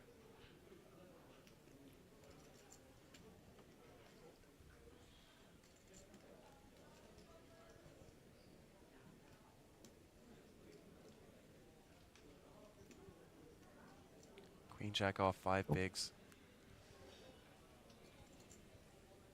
I think without the raise you could get it in, but because you kind of still have fold equity of 5 bigs. But with an open, I think it's a reluctant fold. Yeah, I think so.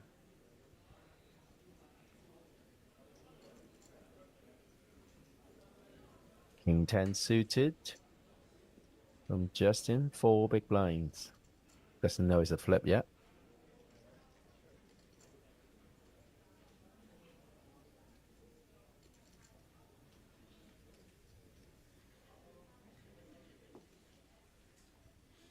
Chords, throwing in a time bank.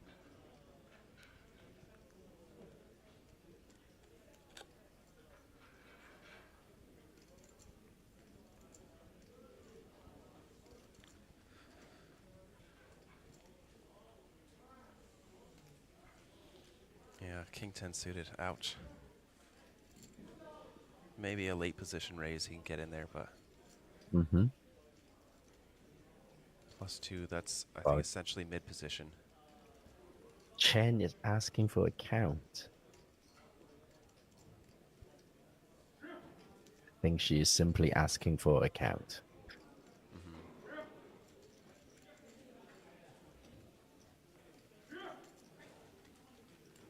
But speaking of hoodies, I think the APT hoodies are very, very nice. So do check them out. apt.poker. Yeah, I like the shape of them. Quite like slim profile. And I quite like the duffel bag as well. Oh, I didn't see that. On yet. the I'm just clicking on the website, the store. The duffel bag looks very nice. Oh yeah. Right? Oh, that's a really nice little traveler's bag. It's apparently is available at the APT Jeju 2024 pop-up store. Grab me one of those. Yeah, do you want one? I'll grab you one. Yeah, you see one. Yeah, I'll take one. Because I'm still using a a duffel bag from a competing brand. Okay, no worries. We'll get that sorted. Get that sorted for me. Yeah. Actually, you know what? I'll get Ray to sort that for me because he'll Okay. be traveling to Hong Kong sooner. I'll ask him. There you go. Oh, only $100. It's not bad for a duffel bag. Yeah. It's like duffel bag price. Yeah. It's not this $200 hoodie from Triton. King 10 suited from Chen. In the small blind.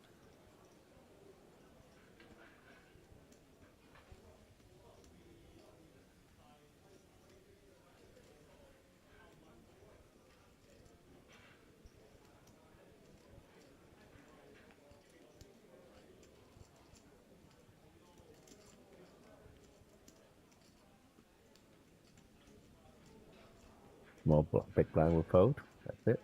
But you've seen the picture of it, right? On the website. Imagine if they have it slightly open and is shown as to is filled with, $100 bills. Ooh. It's just like a Yeah. bag full of cash. Would that be cool?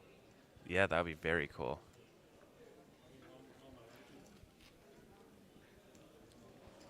Walking out of the casino with that. Some people have no fear, eh?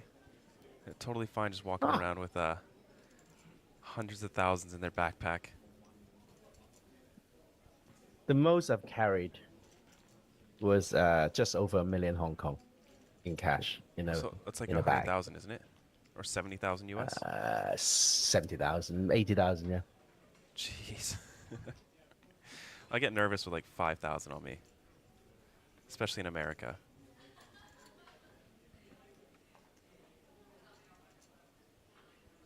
Yeah, but it's America. Asia is very safe. Yeah, I've heard Macau is quite safe. Just walking around with money. Very safe. Very safe. Queen Jack suited here for Yukai.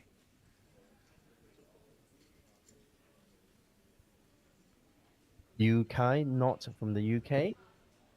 Whoa. How did Hey, he know? he knew. How does he do knew. it?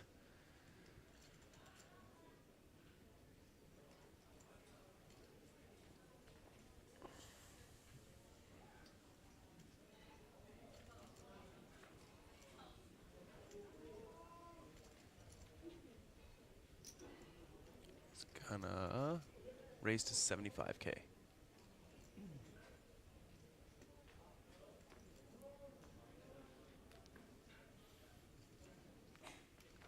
Uh-oh. There's a Might not get- Q&A coming up on the YouTube chat. If you want a chance to win some T dollars and C dollars on Natural 8, go for it. How many Team Hot ambassadors are there? Quick. Ooh, King Jack off on the small blind.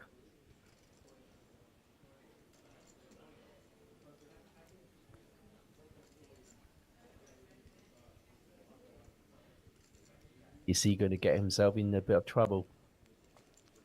Looks like it.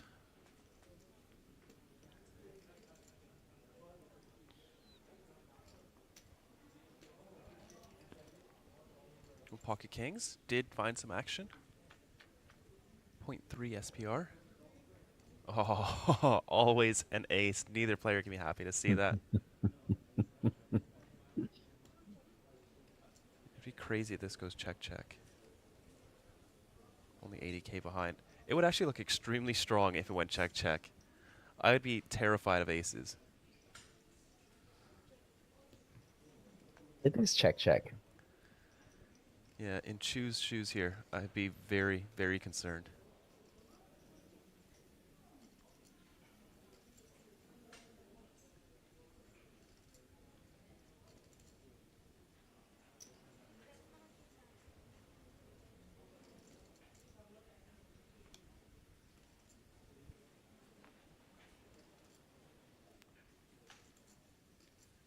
Does put nearly the rest of his stack in, leave himself 5K behind.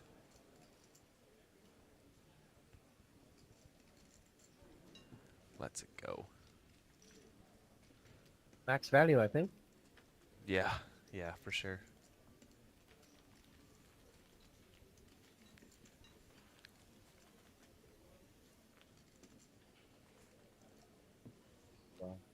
Maximum value a little bit. Short stack is now 2 from Taiwan.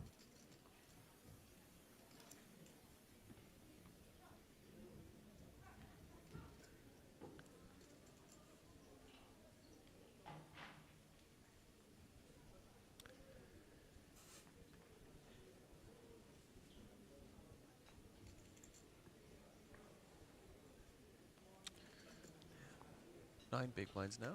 Decent amount to work with.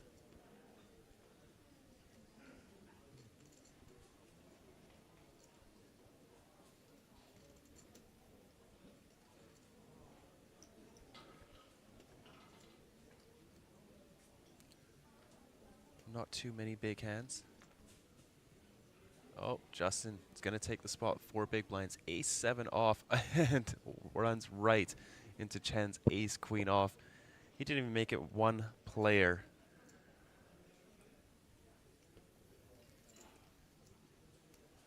Perhaps he wasn't really expecting to with 4 big blinds.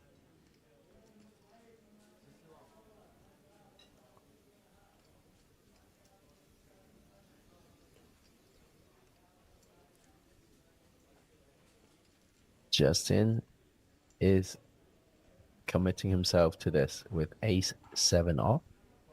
Chen is likely to... Oh, wow, I thought she was going to squeeze a little bit, but no, she just flatted. Another ace-queen. Yukai, ace-queen. Maybe he will be the one squeezing. Most likely.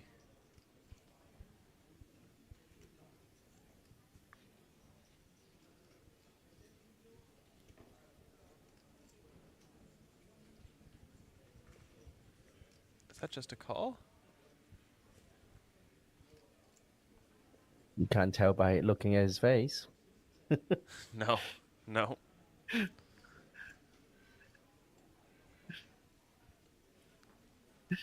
Because my screen is quite reflective, it's just a void. I can't actually see anything under the hoodie. Well concealed. Yes.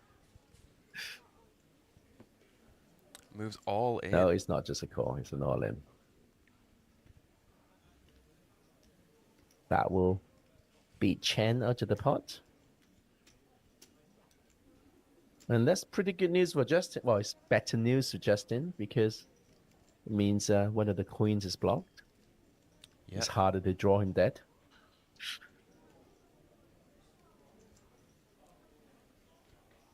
Yes, the only bit of good news I can find for Justin at the moment. Yeah, there's not much. Ace-7 facing all this action. His flush draws, his 2 flush draws are clean. Is that good? Is that good news? That's pretty good news. Yeah.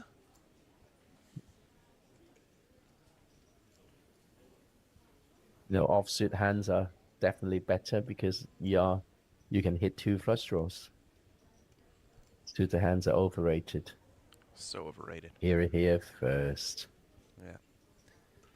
6-5 off isn't raise. 6-5 suited, get out of there. Stephen Lai said it here. I'm getting so many sound bites in. Fantastic. It'll be a big old compilation by the end.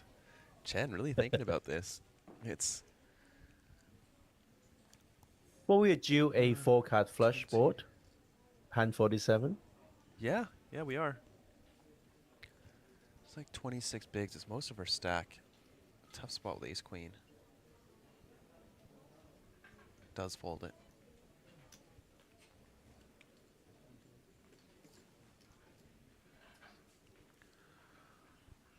Justin, a little bit of trouble here. Not happy at all.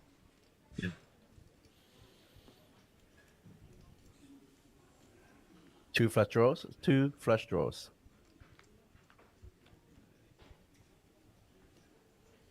Oh no. Oh boy. Yukai flops the straight. Chen would have as well.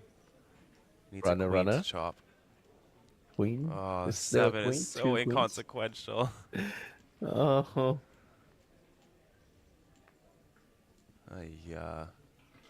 Good game, Justin. Yeah.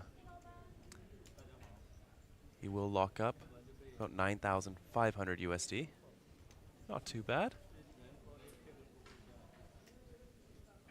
Who has picked up? I still can't see his face. It's just like an abyss. I'm sorry, you guys. I'm not laughing at you, but I just, yeah. Are you really there? I can see 2 hands moving, but it's almost like he put like a green piece of materials on under the hoodie, and is being chroma key by the production team. Just nothing there. Yeah, just the hands.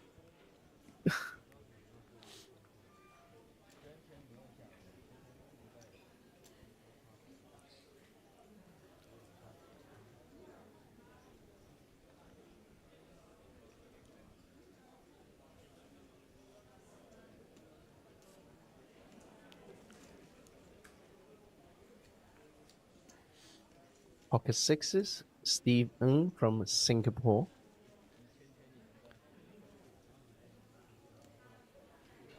Gonna A go regular. for the slightly over min raise, looks like. Sure. Is a regular at these high roller events.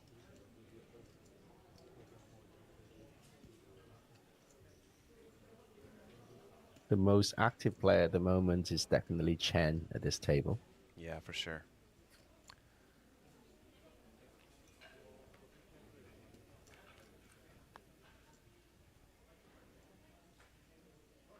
The man with no face, Yukai, picked up ace king. Wow, back-to-back premium.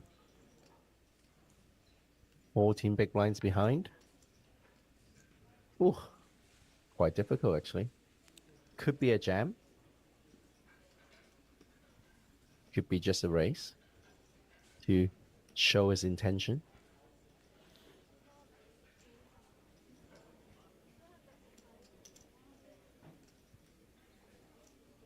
It's 3-betting to 205,000, basically asking Steve to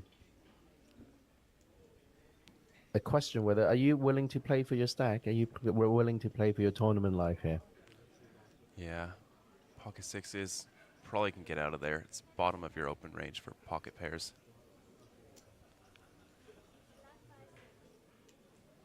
Yeah, it does find the fold.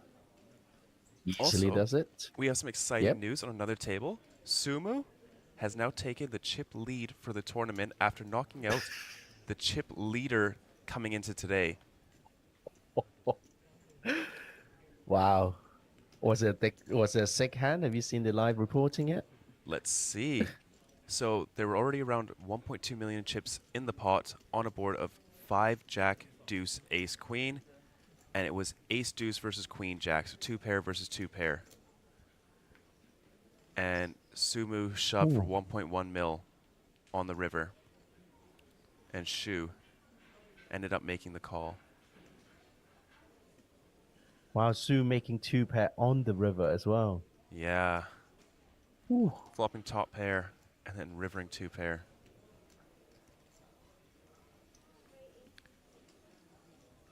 But looks like we will see Sumu back at the feature table with all those chips. Sumu now has 3.3 million. That's over 100 big blinds. Yeah, wow. Steve getting another playable hand here. Ace queen off under the gun. Don't think he'll be raise folding this one though.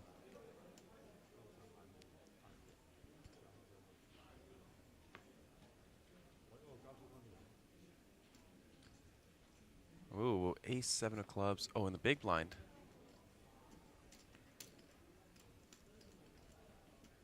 Think he can call here. Play a little bit of post flop. Very little. Still, both of them are quite short. So yeah, they are. Could be a micro sizing, like one big blind bet on the flop, 1.5 on the turn. Setting up for a river jam.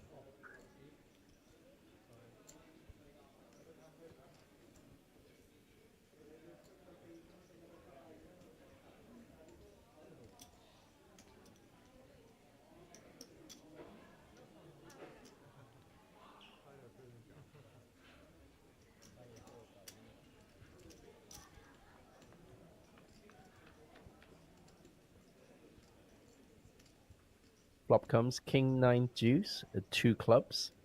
Zhang is actually ahead in terms of percentages. Yeah, he'll probably stop and go here.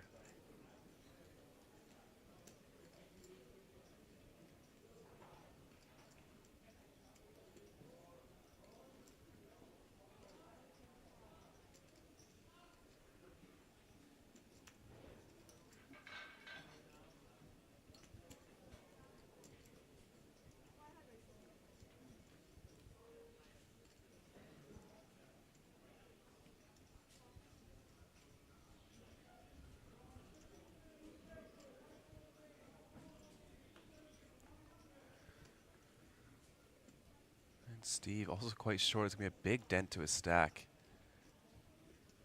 Ace, queen. Wow, very nice pick up there for Zhen Xiaosheng. Xiaosheng.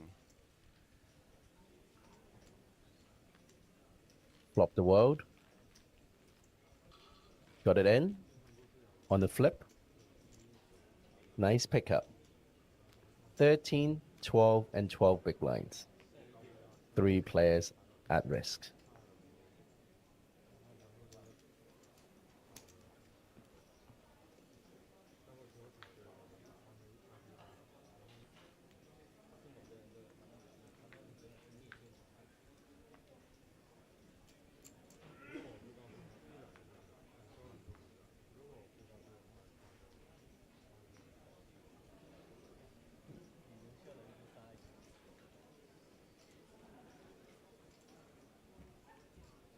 Are you the kind that will look at your cards straight away, or are you the kind that will wait until it's your turn to look at your cards?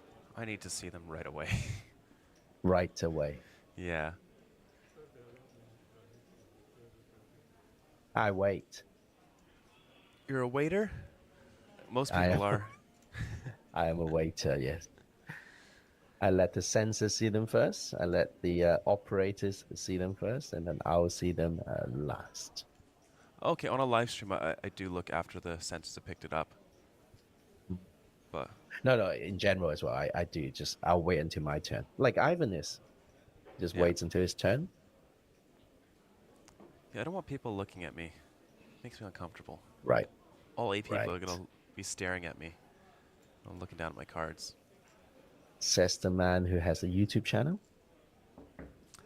Yeah, but that's not live. No one's going to pick up anything off that.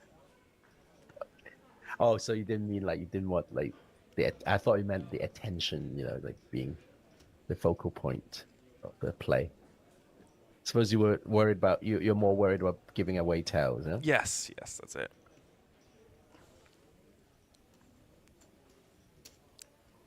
Lee gets it through the Jack-10.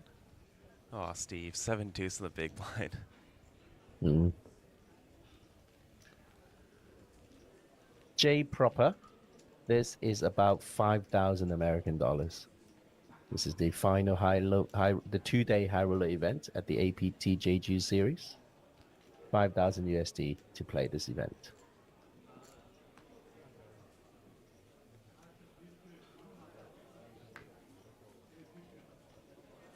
And he is asking, who is the first place currently? Well, it is your fellow countryman from Mongolia, Zumu.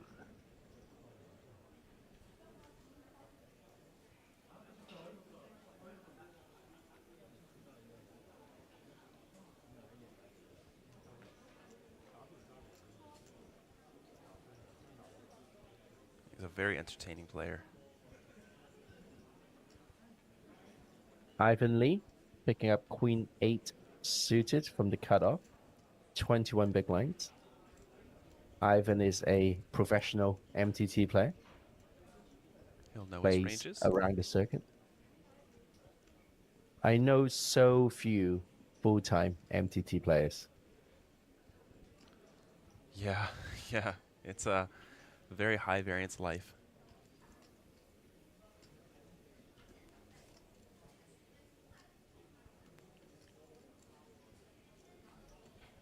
And here it comes, the reshove, ace 8 suited. Zhang chipping up nicely here.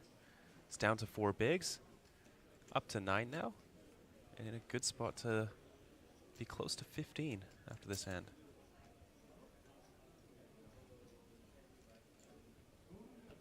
Oh no! Chen with the ace queen again. 19 big blind stack this time, not 30.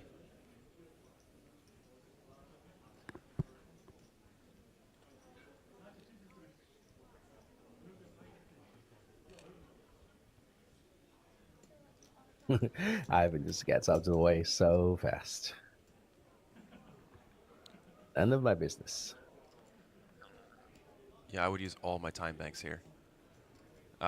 They are 1 away from the pay jump, so He gets an additional minute of time by using those time banks. He's obviously never folding, but if somebody else busts out now, it guarantees him another 1,100 USD. So those time banks could be worth 1,100 USD.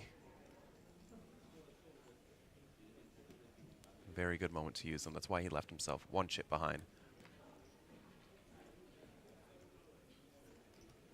Can he side bet the orange as well?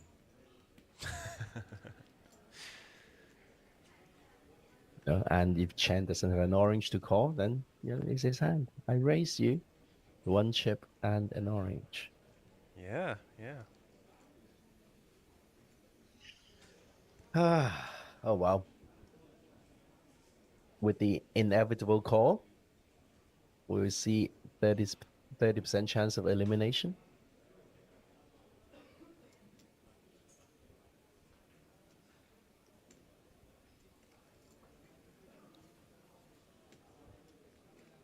I don't think anybody will argue that it's an inevitable call. No, not at all. 10K behind. 10,000. A quarter of a big line. Oh, it's got the right odds. yes, he definitely 10K has. through. That might be the highest chip EV call he's ever made. Indeed. 10K to win 890K. Oh dear. No help on the 9-4-3 rainbow board. Does have the backdoor flush draw. Potential chop outs with the wheel straight. Give it a heart. Oh, interesting. There All it right. is.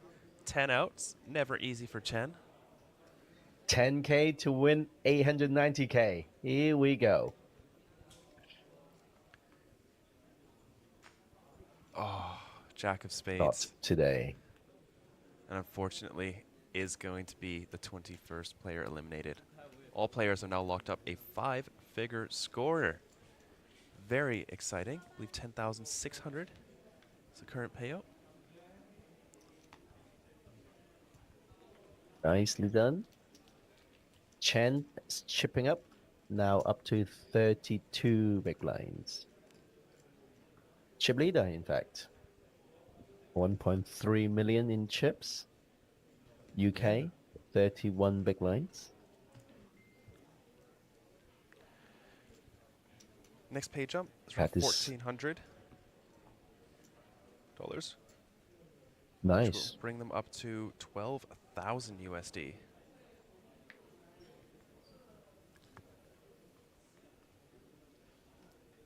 We are 3 places away. Next pay jump is at 17.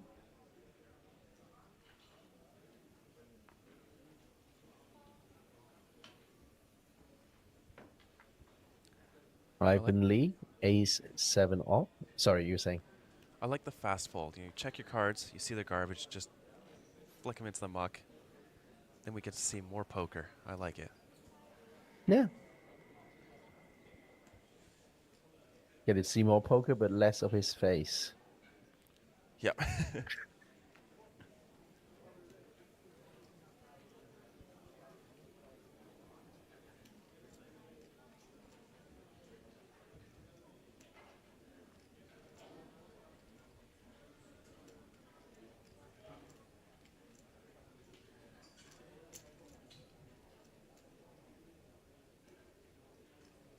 People are not really picking up any decent hands. No, Ivan would not take much. that. No. That was a bit of a crazy one earlier with Justin, with the 2 ace queens. Yeah.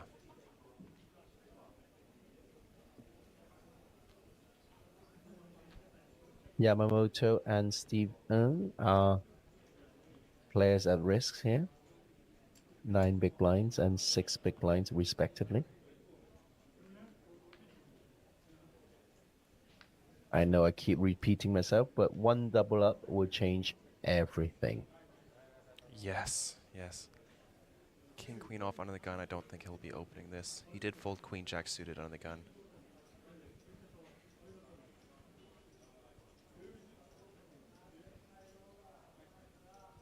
Oh, I stand corrected.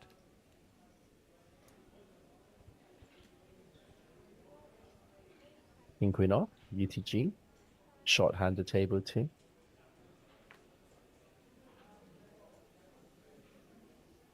UK.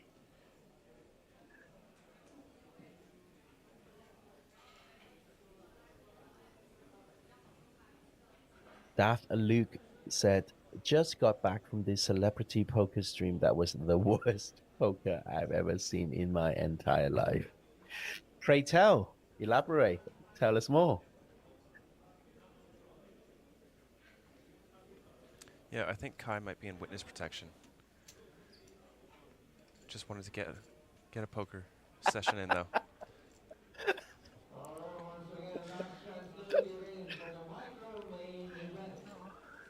That is probably the only safe thing you could say. Along Yeah. the decision trees, like all these paths could have gone down. I think you've chosen wisely. Thank you. To be honest, I don't mind it. If you you're really nervous but covering up your tells, I looked at his Hendon mob around 45,000 lifetime earnings. You can feel outclassed, and the nerves can get to you. I think as players do become more and more comfortable, they do wear less and less. That sounds rude. What do you mean? So like I'm so comfortable at the table that I'll be wearing my big mankini. Yeah. Yeah, we see like Doug Polk getting in there with just a tank top. Well, I very much look forward to Shrine Leo feeling very comfortable at the table.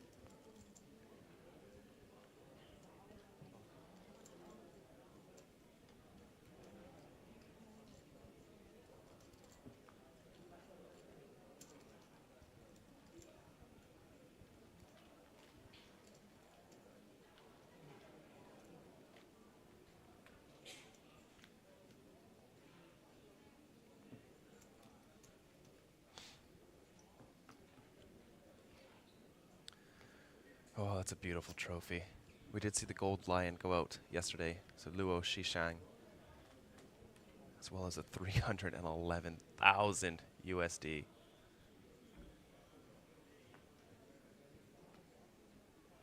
In his winning speech, winning interview, he was saying his next target is that beautiful WSOP bracelet.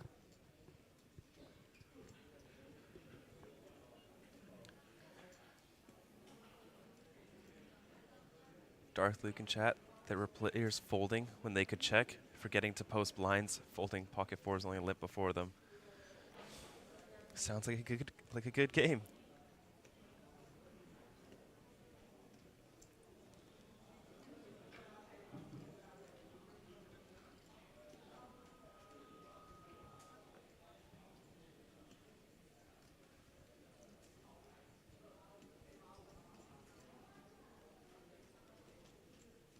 Well, I think it would take a little bit of a consolidation to push the average big blinds to around 30 for us to see some more interesting poker. Yes. Yeah, I think so. At the moment, everyone is a bit cagey.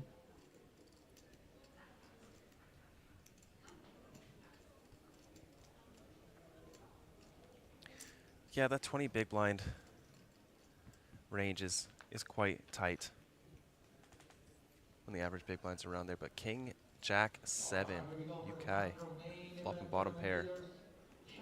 Decent candidate for a bet here. We're due for a 4 flush card on board as well. We are. I don't think we're going to see it, though. Lee can't really continue here.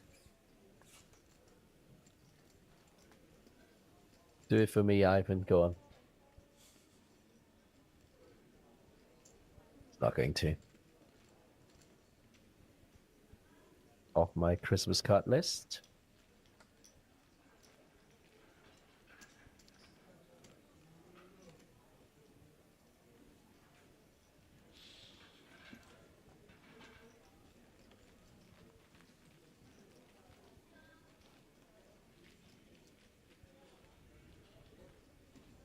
We are six-handed here. Soon we'll be joined by another player.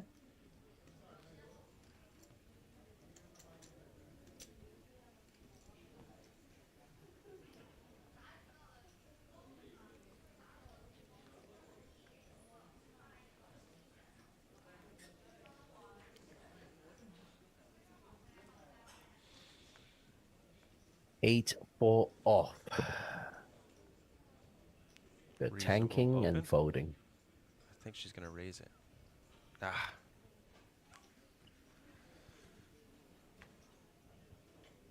Right, that's a sound bite. Thank you, Sam. Oh, damn it. I got one now. The RFID was wrong, I swear.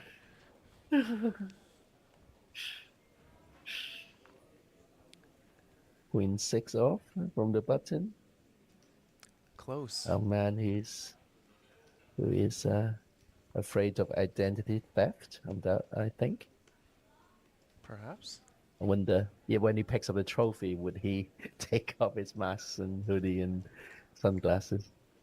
Oh, good point.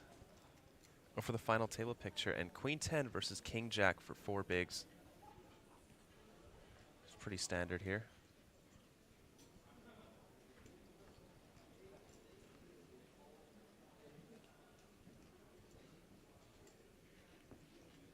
King Jack at risk of being eliminated. Go to a flop. There's a queen for Ivan. Top pair. Steve looking for a king now. There's quite a few backdoor straight possibilities. That is not one of them. Not that one. Ivan Lee showing off his true pro credential by outflopping his opponent. Well done, Steve. Eliminated. But locked up Good. 10,600. Exactly. Must be okay. Doubling the buy-in. Yeah, not bad. In the old days, when main events were all freeze outs, we always get 100%. Like we always get like an ROI of 100% min cash. Okay. So the min cash is always double the buy-in in the old days. Like exactly double? No, but just at it will least. always be over Okay. 100%. Yeah. Like a norm at the time. Yeah. I think we might be getting a table redraw. Or they're sending a couple players over. Yeah, I think they're sending a couple of players over. More souls to get crushed.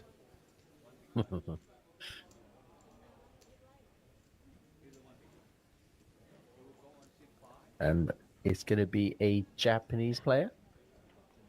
Yamamura. Hiroshi Yamamura. And Calvin Lee. So let's see how they get on here at the TV table.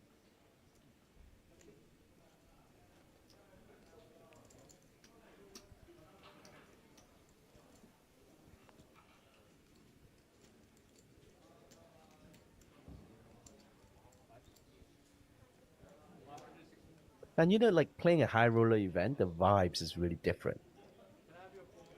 Because in the main event, players don't really know each other that much. It's a big field, and oftentimes you sit at a table with 6 player, like let's say it's 900, you would know about 1 or 2 of them, and the rest you have no idea who they are. But at a high roller event, it's like, it's like playing amongst friends. You know them. Yeah, you see them so often. It's always the same faces.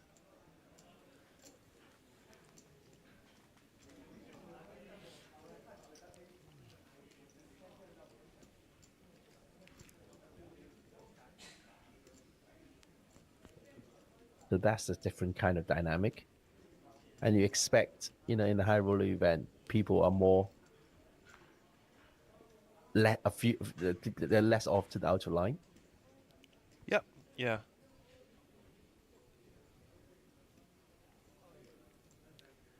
Yeah, some of the smaller events would, you do see some people just going all in blind, having some fun with it.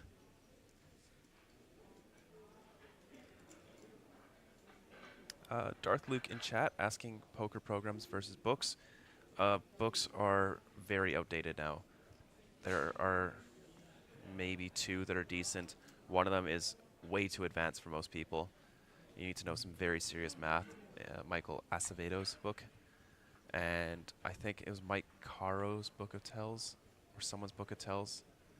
Could still be okay. And then perhaps A Mental Game of Poker by Jared Handler, I think. Might be butchering that. But besides those books, there's really, everything is just so outdated. So I would definitely say the online poker programs. Some decent YouTube channels that are for free. And you can't go wrong with any of the big 3 training sites.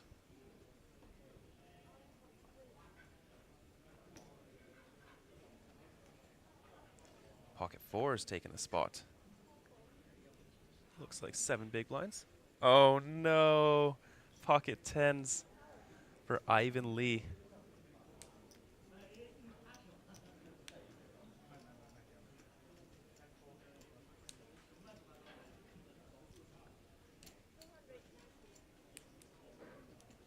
Okay, so the new player just sat down. Doesn't seem to have that big of a stack. No. In fact, it's just maybe around 15 big blinds, 560,000.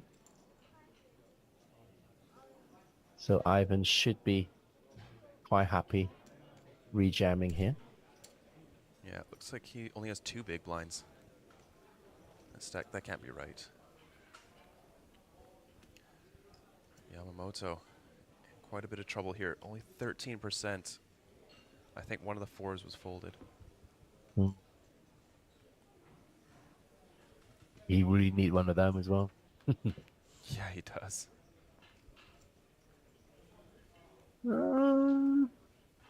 Runner. Yeah, you could hit a 5 or a spade. 5 of spades would be interesting. Very. Here we go. Oop. No. Only has 1 4 to hit. We have seen 1-outers before. Ivan as well. He's seen an 1-outer before as well. Yes, he in the main has. event. Oh, we can't do it to him twice. Exactly. As soon as I said it, I said, "Shut up, Sam. Don't do that, Sam. It's not fair." No, it really isn't. But tournaments aren't fair, are they? True.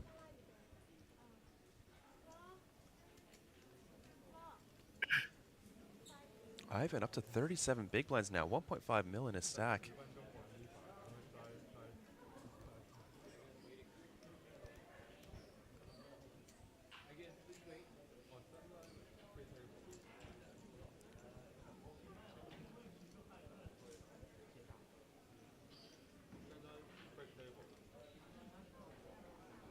So, with 2 more eliminations, we'll break up the table and redraw when we are down to 16 players. Yes. A little bit more stop-start, but after that, I think we are pretty safe. We're down to 16 players. We are playing to the FT of 9, unofficial FT of 9. Yep. Will it go into the final table 9, or will it still stay 8-handed? So You go to final table 9. Okay. So it'll be 5 and 5, and then final table. Okay. I think sometimes to take a photo with only 8 players, sometimes they just go, oh, just go 9, it's okay. Yeah, yeah. I think they'll do it at 9. Photo is fun. Darth Luke is included Negranu in the top 3. I'm afraid he's not part of the top 3, I'm afraid. No, the masterclass thing is probably a little bit gimmicky.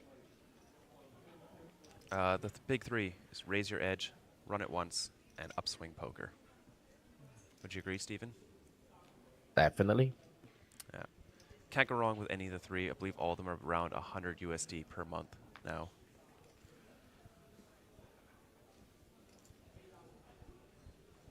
And they all I've have learned a so lot much from content. yeah, so much content. I've learned so much from Phil Gal. Sorry, Duck Pokes heads up videos, all 78 hours of it. Oh, you got the course? Yes, tough, Yeah. really tough. He is the best no limit hold'em player in the world, or was. Hard to name a better one, to be honest. He's said himself that he's overshadowed now. Oh, humble. Yeah. Duck Poke being humble? Yeah. What's this? Yeah. A pig's flying? I mean, he's been out of the game for quite a while. I believe he played heads up against Kevin Rabichow at La Lodge, and he said that he suspected that Kevin had a slight edge in that match.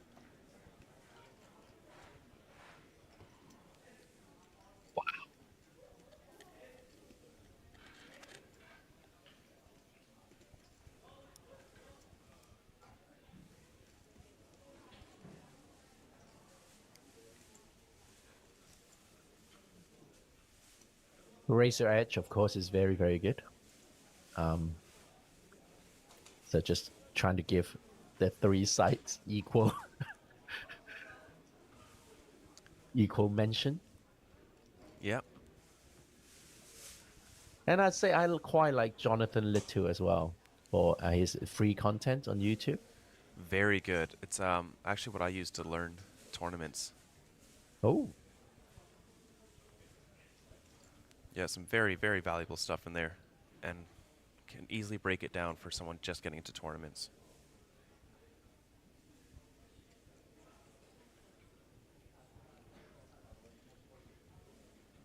Where is Sumu? He is on the other table, I assume, drinking beers, crushing it over there with the chip lead. Crushing the beers or both? Or the table? Both.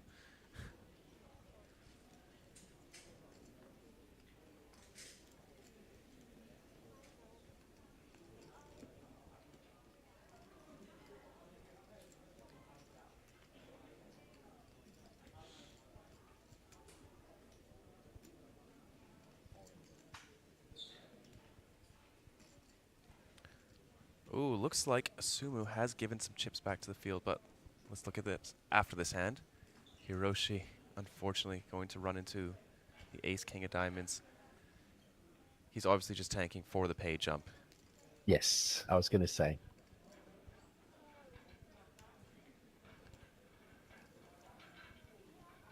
Queen 4 in trouble. And Calvin Lee could be eliminated here, 70%. Of not being eliminated. Yes. Sorry, is the way you phrased it. I'm Yeah. like, no. And a 4 on the flop for Hiroshi. Calvin. Now 70% of elimination for Calvin Lee. Yep. Oh, really bad card on the turn. Down to only 18% now, 7 outs. Can he hit one of them? No. A flush for Hiroshi. Up to 21 bigs now. GG Calvin. Bracelet winner. Korean American.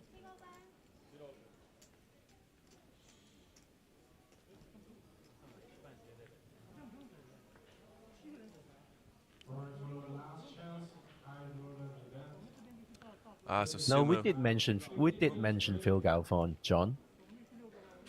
Yeah, Phil run it Galfond is once. running once.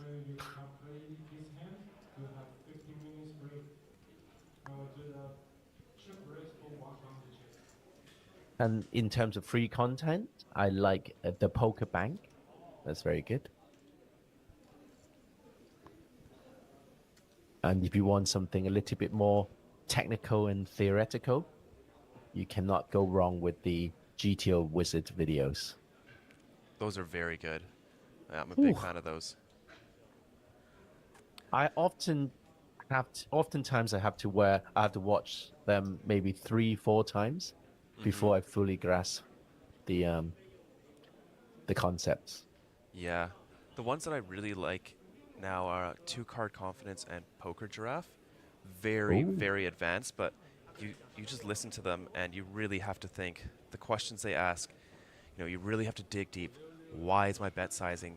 Is it going to be big? Is it going to be small? Is it going to be a range check? And you really have to think and come up with reasons why. And it really helps you get like a thought process going when you're in mid-hand.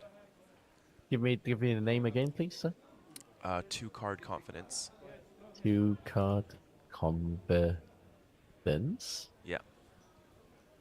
Yes. I am subscribing right now. And the other one? Poker Giraffe. Poker Draft. Giraffe, like the long giraffe. neck Okay, animal. as in the horse with the long neck. Okay. Yeah, the horse with the long neck, Stephen. Great explanation, like a child.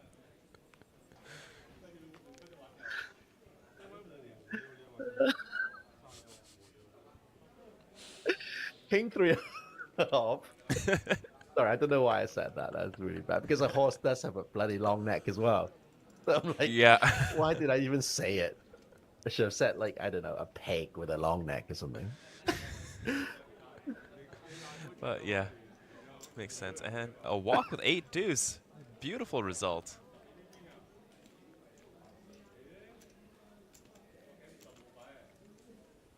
Oh, yeah, but Maybe back it's to not the- just back to the the other hand, Sumu, all in pre-flop. Yang had aces, Sumu had king queen, for about a 1 million chip pot. He did flop a gut shot, but did not get there by the river. But he still got 2.6 million in chips. and a pint of lager. Couple pints. Cobain is asking, how would I define Ivan's poker style? Well, I think he's quite tight aggressive. He understands how to navigate a big field. So I think his meta game is very, very good. He understands the dynamics of the game very well.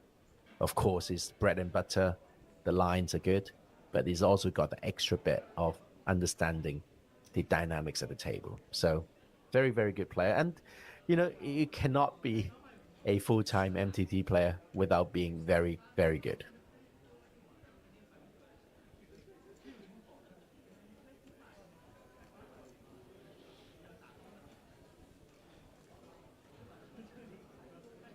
Ooh, interesting decision here. The ace-10 versus a hijack raise. Adrian at the back. Oh yeah, there he is.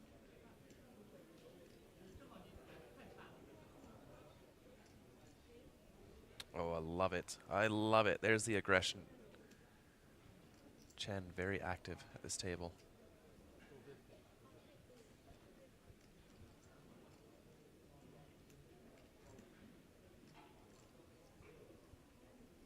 Oh no!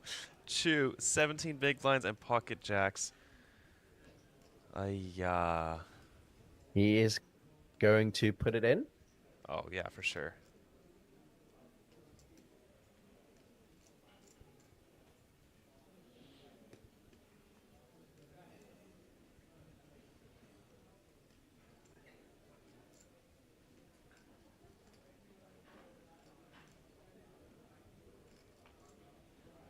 John R. saying he prefers the player channels rather than the employers. It's less fluff. Well, I have to say, the free content will only take you so far. I think they do leave quite a lot of their teaching, their content for subscribers.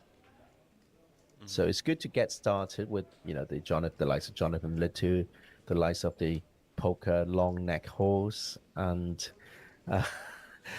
two card confidence. You know, they are good to start off with, but you really have to pay. And I think GTO Wizard is an interesting twist because they make those videos with the assumption that you are subscribed to their software, because you really can't understand what they say without actually having the software.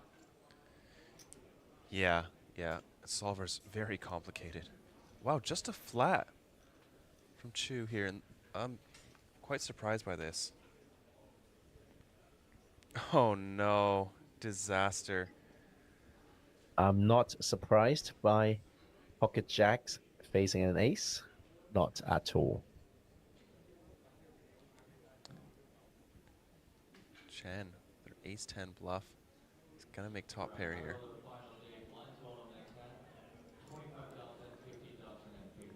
So here's a test for Chu. Can he get away from this unscathed? He cannot. Is he counting his stack or seeing how much he's left behind with, I guess? He just straight away reached for his stack. Soon he saw the bet.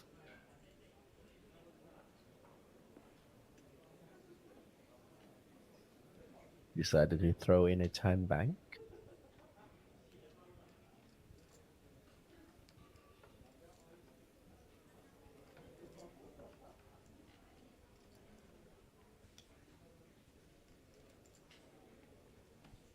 He has so little moves with that 490k stack.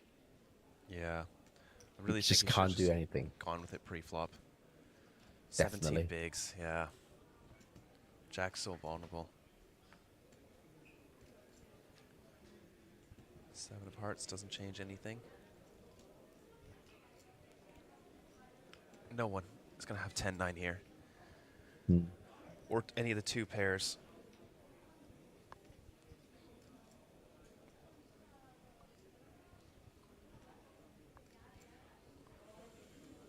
So just to remind the viewers, it's an interesting spot where Ivan Lee opened, Chen 3-bet from, is that right? 3-bet from the small blind, and then Chu decided to flat his pocket jacks from the big blind. So it's a BVB, but it's a bloated BVB. It's not your usual BVB. It's a big BVB.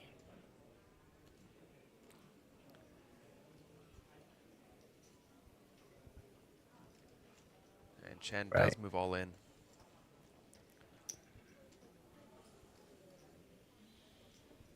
You know, Sam, I would actually check here.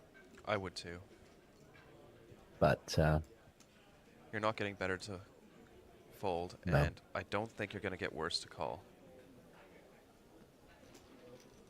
Yeah, SPR Checking is like just- 0.3 though. Yeah.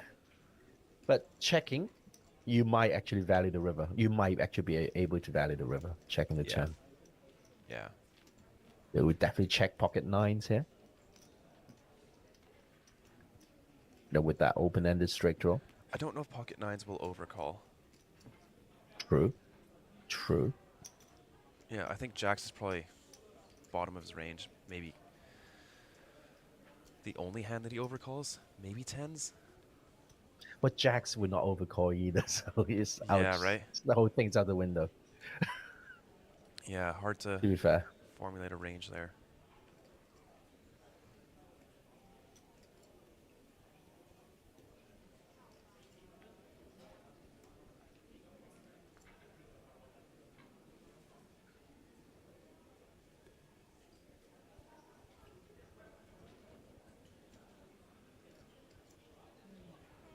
Chen, look at that. 45 big blinds now, 1.8 mil in her stack.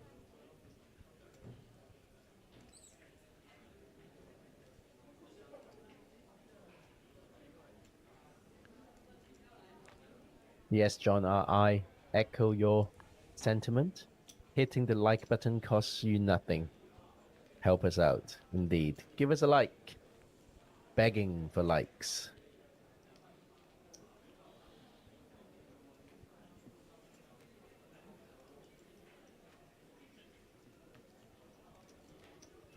So we have a clear short stack at this table in Chu from Taiwan.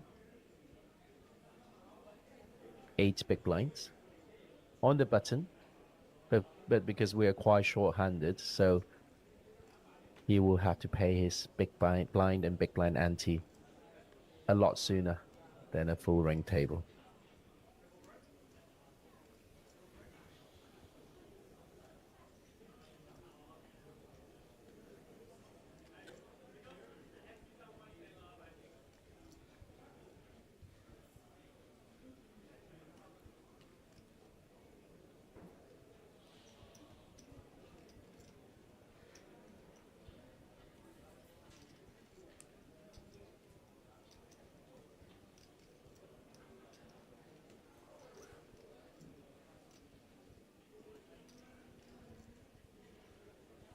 Chen Yusha, seat number 1, actually came 38th in the double stack event during this series. Okay, not bad. Not bad. Well, APT just really submits their hand and mop scores really quickly. That only happened like 2 days ago. Well done, APT. Yeah. Well done, us, even. Yes, we do deserve a pat on our own backs.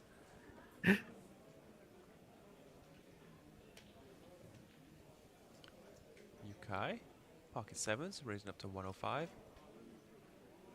Lee Han has one of those hands that could be a 3-bet in the big blind. You want to be extremely polarized in the big blind. Your strongest hands and just some absolute garbage. Oh, he's going to make the Like call. this one? Oh, yeah. Wow. Okay. Yeah, a sort of like 5 high offsuit, garbage trash hands. Not a bad flop for 5 deuce. Does have a gut shot.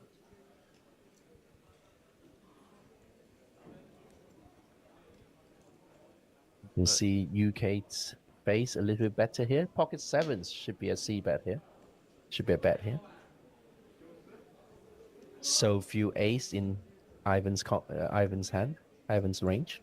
Yeah, sevens can definitely get some value. Alright, for the last chance high roll event, we will restart in last 2 minutes.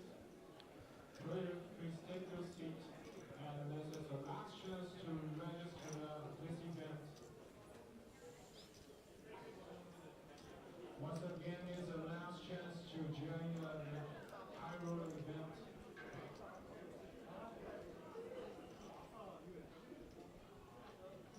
Yeah, just lets it go.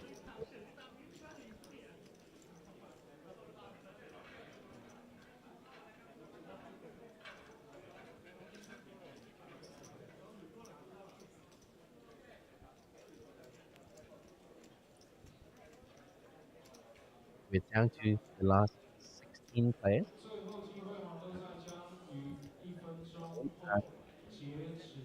35k chip will be introduced.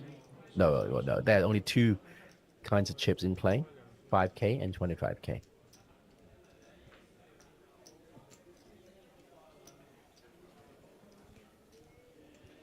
Sumu is still playing. He's playing at the outer table.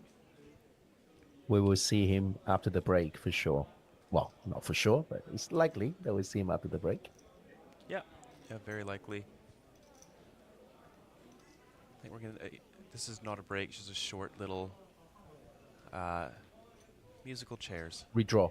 There's a redraw, I think. Yeah. So they're going to balance it up to 2 tables of 8. Yeah, it's only gonna take a couple minutes. Hopefully, we see Sumu back. Very entertaining player. I believe he's got 2.6 million in his stack.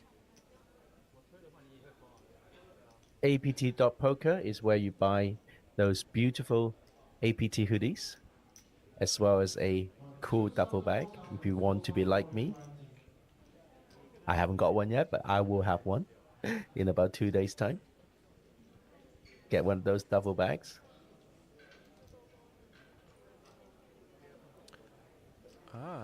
He Sumu has just lost the chip lead.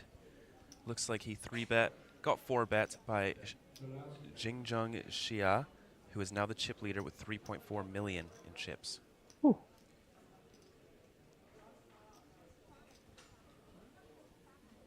The registration of last chance spiral now is for Asian codes. Not bad. We do have a pay jump coming up. 16th place, currently 16 million Korean won, good for $11,600. Next pay jump, 18 million Korean won, which is good for 13,300 USD.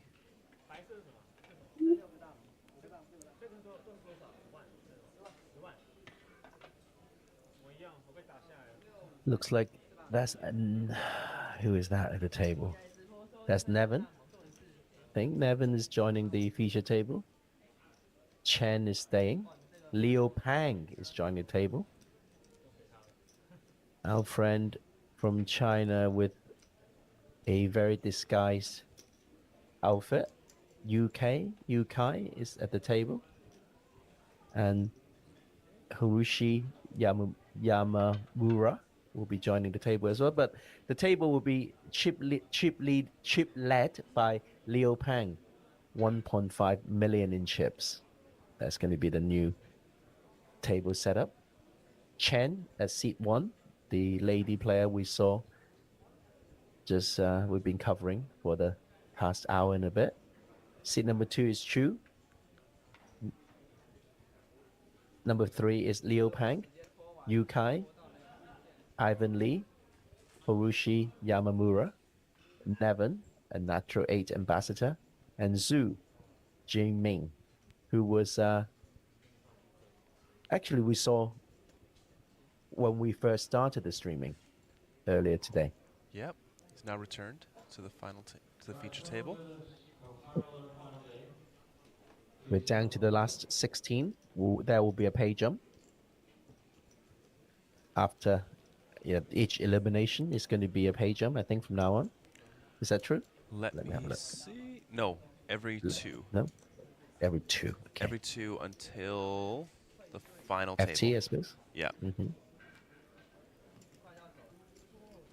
Pay jump's getting close to 1,500 to 2,000 USD up until the final table. So I do think we're going to see a lot of the short stacks, tanking before they make the call, hoping that someone busts on the other table.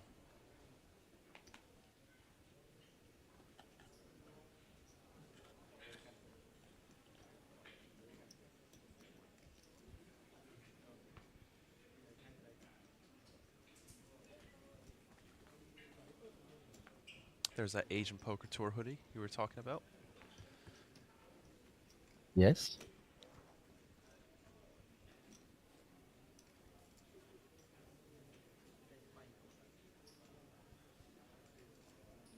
So I have a feeling the chip count isn't quite correct that I was reading out. Chu only has 320k. Yeah, that looks right. Not many greens. At this stage of the tournament, you want lots of greens. Yes, as many as possible. Until when greens are just small change. Yep.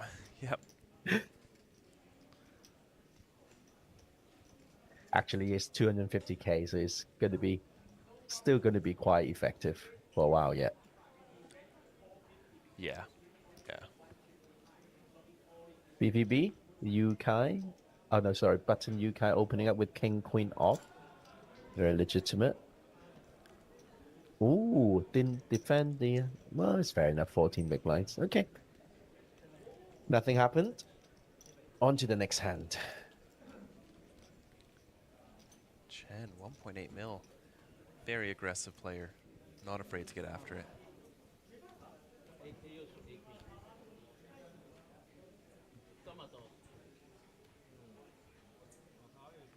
Leo Pang was a final tableist in the Taipei High Roller event on the streaming table.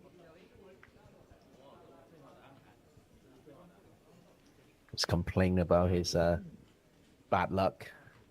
He joined this. He actually direct boards in day 2 of the main event because he flew in late onto Jeju Island. Ah, okay. Lost after 2 levels. Jumped straight into another big buy-in event. Lost. Decided to call it a day. Went to the theme park.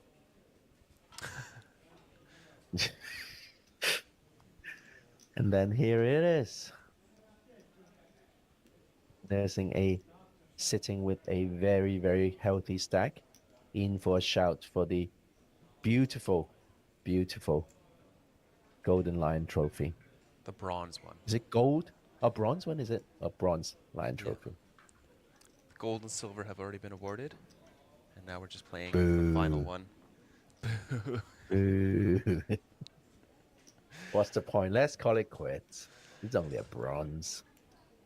But 200,000 USD as well. Not so boo.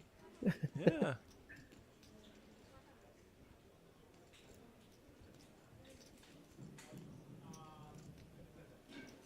Danny Tang did play the main, yes.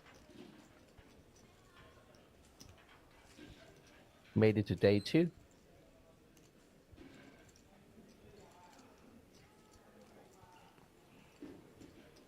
So I think Justin Fairbanks is saying 2 Natra ambassadors in the form of Nevin and who would be the other Natural 8 ambassador? Let's have a look. Let me have a look. So a few more trophy events for today. So 2 of those short deck double champs for only 500,000 fine. Couple of players to get this started. Don't get shot. Oh, and Eric Sai, of course. Duh. 6 poker. Ah, yes. Why was I? Oh, I'm so. Okay, that's it. All right. You take over, Sam. I'm going to make a coffee. 4th one of the day. Yes.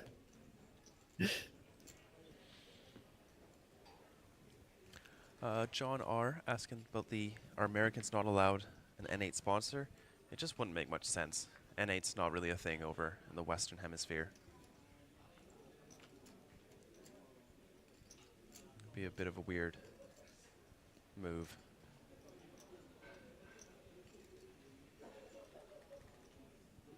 Natra 8 is the largest online poker room in Asia. So their sponsors, pros, ambassadors are pretty much all Asians. Makes sense.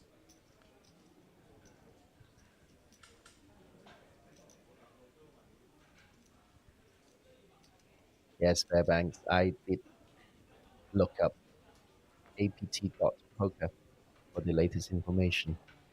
But it should have been so clear that it was Eric's eye. Wouldn't have had to look it up.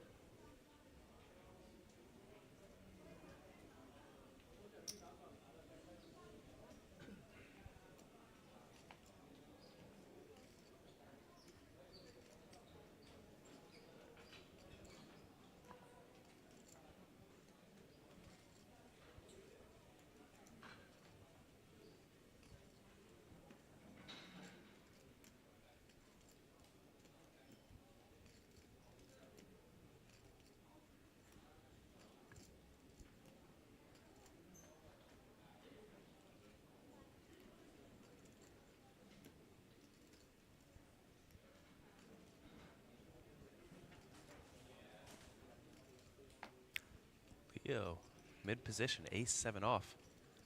Really wants to win some chips. Shu, Ji Ming, pocket 4s.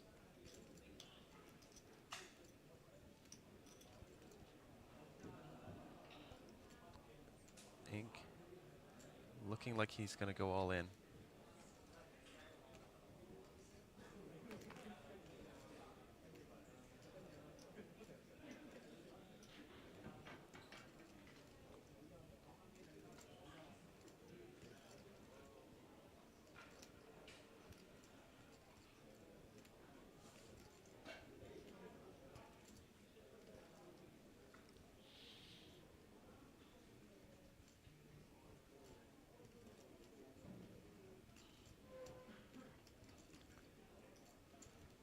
Perhaps hoping for the other player to bust out. And does move all in.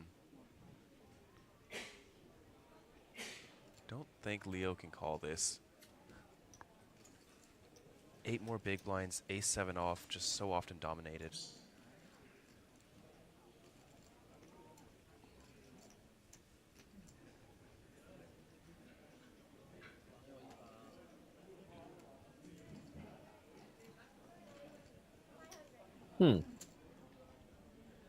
I don't imagine Leo Pang will be that out of line.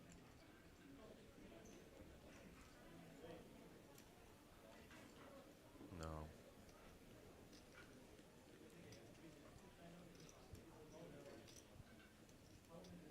No, ace-7 off was already a little bit loose from mid-position to open in the first place. 2 wrongs making a right, perhaps.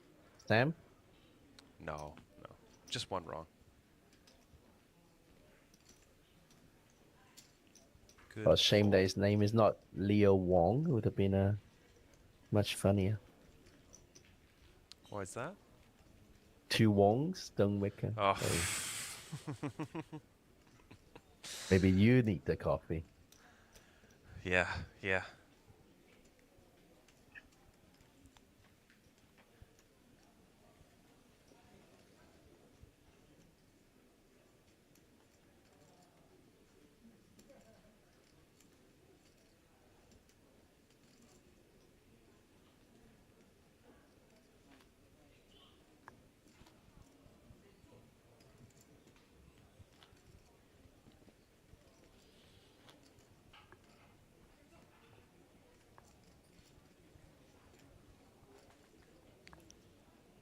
So we are slowly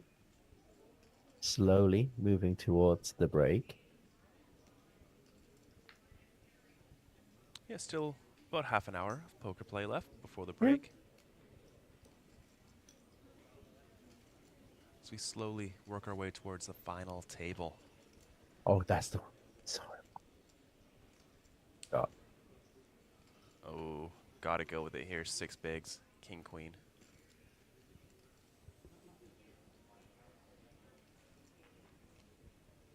Let's go.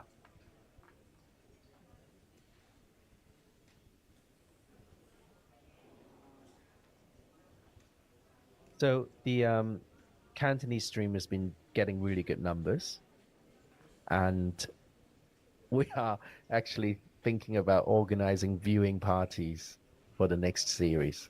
So for the final table, I'm just going to invite all viewers who are interested. Just come to my studio in Hong Kong and just watch the final table together, like a World Cup final or something. Yeah, cool. Wouldn't that be fun? I will try my best to be there. Oh, you've been Taipei. Ah, yes. Right, I do need to be there to play. Well, you can watch me hopefully take it down. All right. Well, you might be commentating. No, I'm getting too much FOMO. I want to play. I want to jump in the main. You know what? Me too. It just looks so much fun.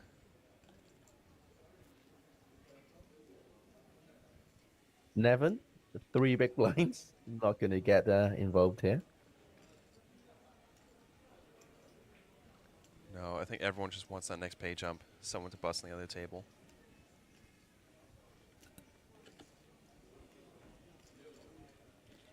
Oh, see Daisy. Oh, oh no, Chew. Hey, Chen is going to ask for a count? No, she isn't.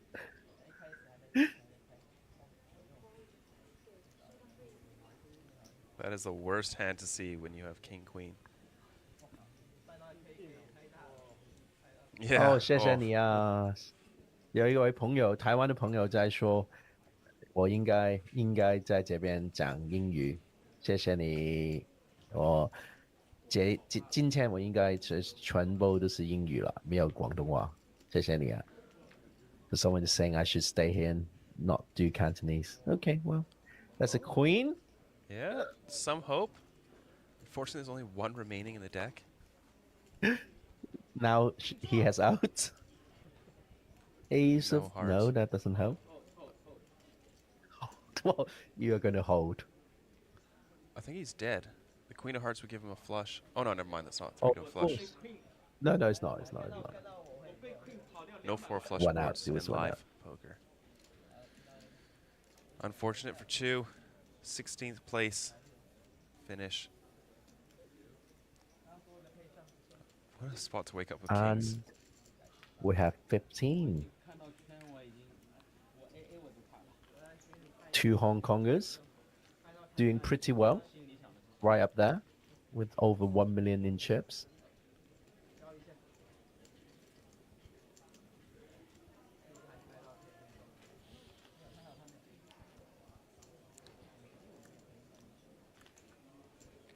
That gold Rolex is very distracting.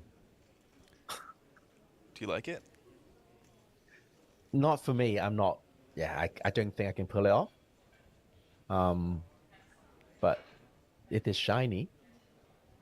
It is.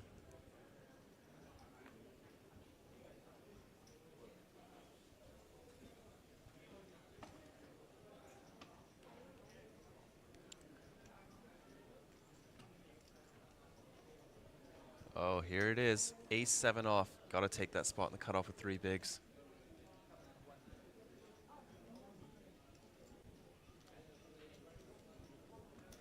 And I can't imagine the big blind folding anything.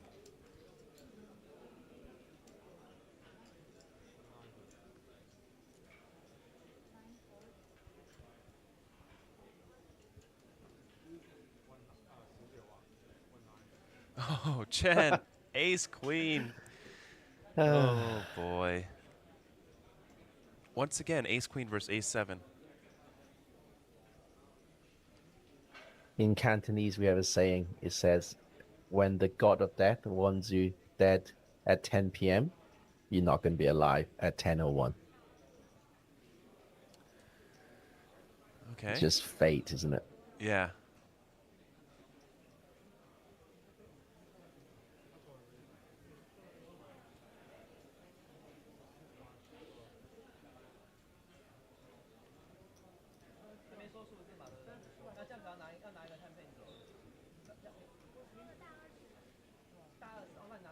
Is Chen gonna raise?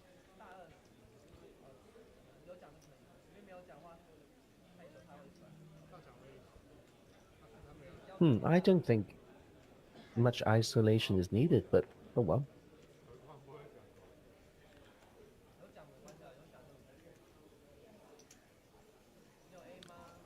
Well, yeah. There it is.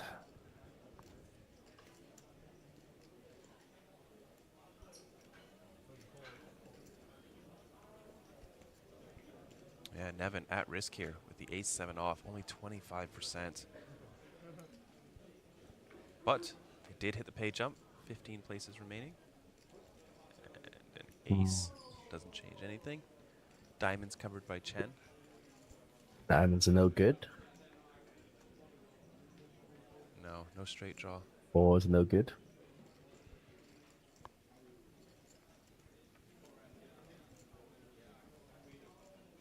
That will do it for Nevin Chang. Eliminated in 15th place. Which is good for $13,273. Not bad. Yeah, not bad. Not bad.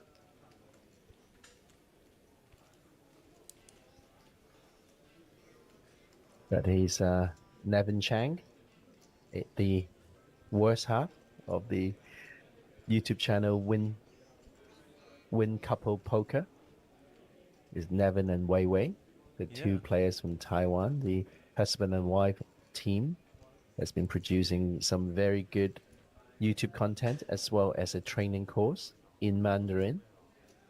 Recently became the first ever husband and wife team on the Natural 8 ambassador list. Oh, that's cool. Unless secretly Kitty was married to Danny or something that I didn't know, but officially the first married couple on the ambassador list, and they are very, very good spokespeople for Natural 8 as well as poker in general. Yeah, so all players now have locked up $13,273. Next page up will be $14,675, and 11th place and 10th place will both be getting $16,813 before we go into the final table. So the reason of this delay is because they are waiting to balance the table. It should be 7-handed on each table. There are only 6 here. So we are going to get a new player joining the TV table shortly. It's going to be Yang with 1.6 million in chips, according to the operators. Thank you. Here it is. Here it is. Needs 2 racks, so that means he must have quite a lot of chips. Plenty of greens.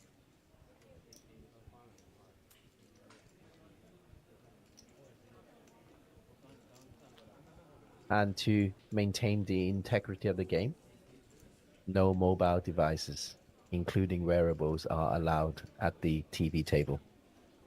Yes. Yeah, we have seen. Don't want to. You have seen. We have seen quite a bit of cheating in the live stream games in the poker world over the last few years.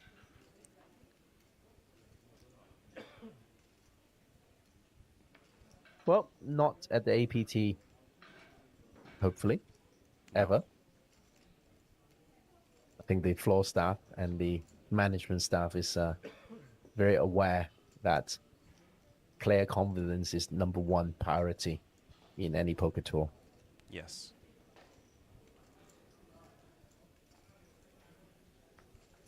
You can talk about the Golden Lion Trophy all you want, but your players are not confident in the integrity of the operations, and they will just stay away from it.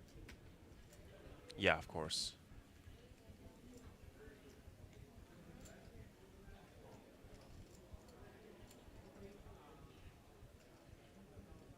Once again, the shiny Rolex is on the screen, and with 22 big blinds, you see willing to risk over half of his stack with King Jack off at cutoff. No, just get out of there. There's too many big blinds. And too many players behind as well. Yeah.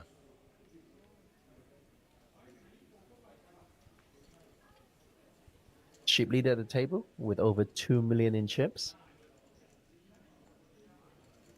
Chen Yi Sha. 8-6 off. Liu Pang. Nah, that's not getting in there. Yu Kai looks like you may have a hand. That's very serious. Oh my goodness, pocket aces. That is a hand. Oh, the ace-7s are getting crushed. Ooh, I could see a smile, even though it's completely obscured.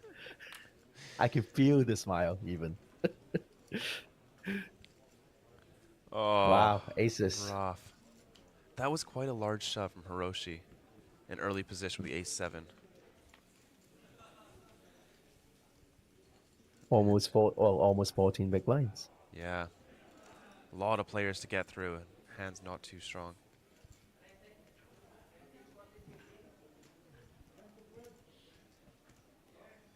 Needs to turn a straight draw.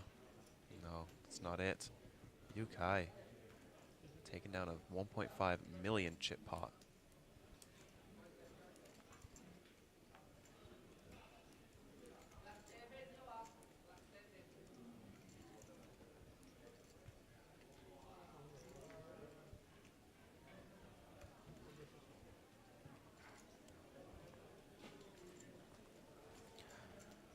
But has locked up $13,273. We've hit our next pay jump. Now every player is guaranteed $14,675.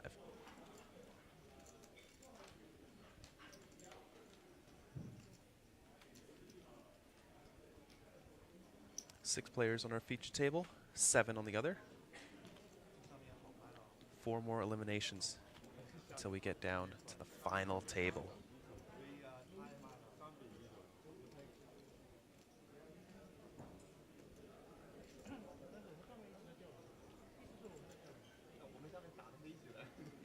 We are getting so close, so very close to the final table.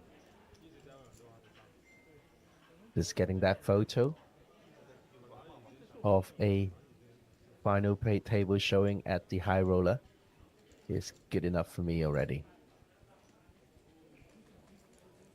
I am that shallow and vain. It's a fun thing to do, you know?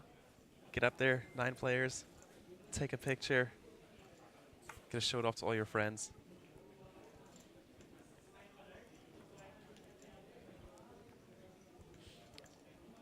I showed my final table picture to my mom this morning. Oh, yeah? Yeah. Okay. She doesn't care.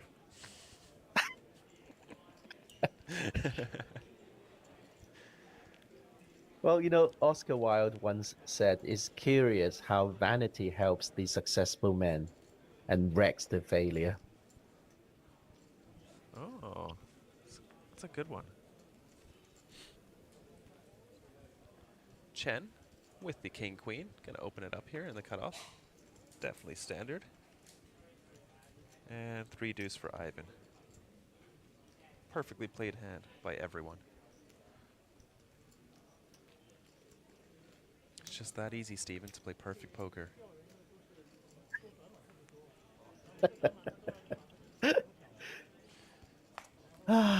You know what? 75% of the time, it's very easy to play perfect poker. It's that 25% when it's just a little bit gray that separates the good and the best players. Yeah, yeah, and it's mostly those medium-sized pots. You know, you got middle pair, okay kicker. Those are the very tough ones that are very hard to play.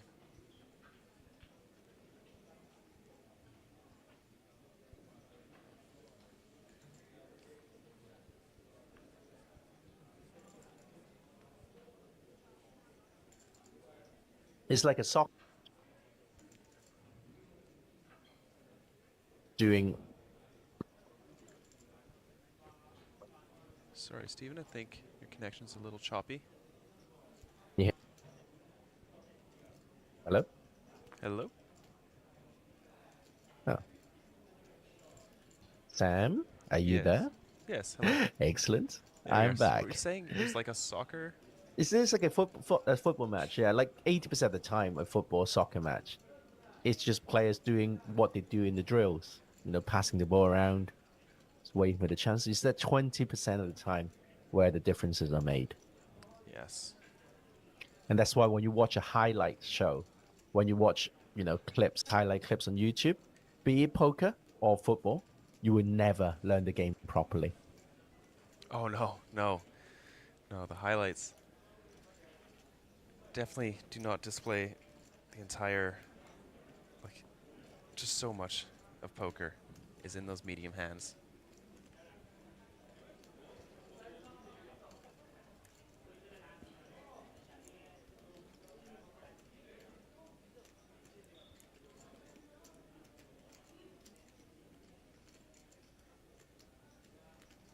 I think Ivan's shirt has a little xiaolongbao from Taiwan in running shoes. Little soup dumplings. I love those. They're good, aren't they? Oh, they're so good. Why is the soup so hot inside them, though? It's so dangerous. First world problem, Sam. Yes, yes, indeed. But if they're not hot, I would send them back. Yeah, yeah, for sure. To be fair, you have one job. You have one job, which is to burn my mouth, and it doesn't do that. I don't want it. Yeah, they hurt.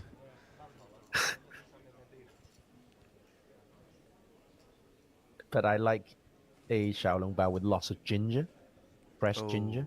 I'm not a fan. Oh, I am a huge fan. So I can help all the ginger when you come to Hong Kong. It's all yours, Stephen. King Jack off, under the gun. Yeah, she's gonna play this. Oh, Maggie is lurking at the back, checking on how Ivan Lee is doing.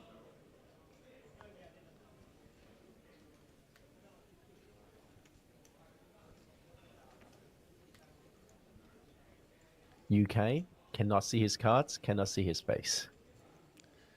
International man of mystery. Oh, an ace-9 in the big blind. We are gonna see a flop.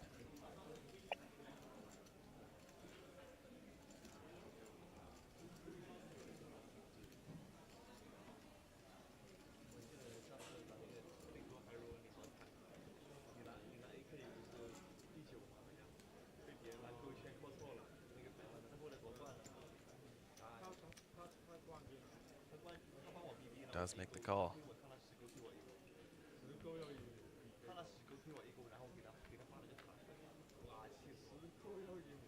Oh, what a flop for Chen. King, 10. Flops trips. I'd like a 1 big blind bet in Chen's shoes.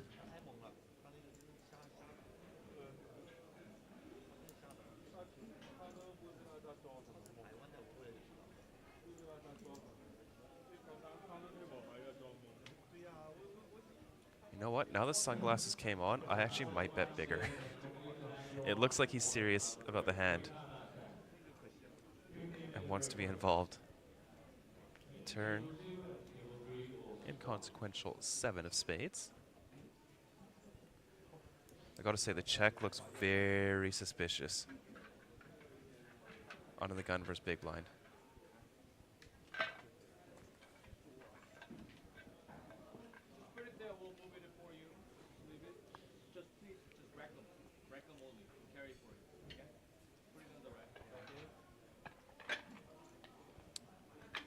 Chen, gotta go for some value now.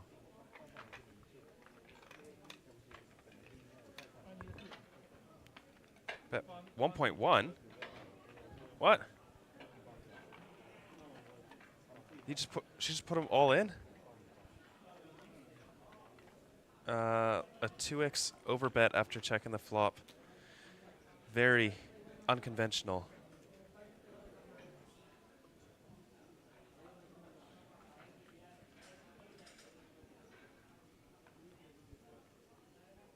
Oh, 125K. Okay. That makes a lot more sense. That's the same job? There was Yes. an ace as well? I think she needs to bet the flop. It just looks so suspicious when you don't bet it. Double king board. You can actually, it's one of those boards where you can range bet 100%. Don't you have to think about it.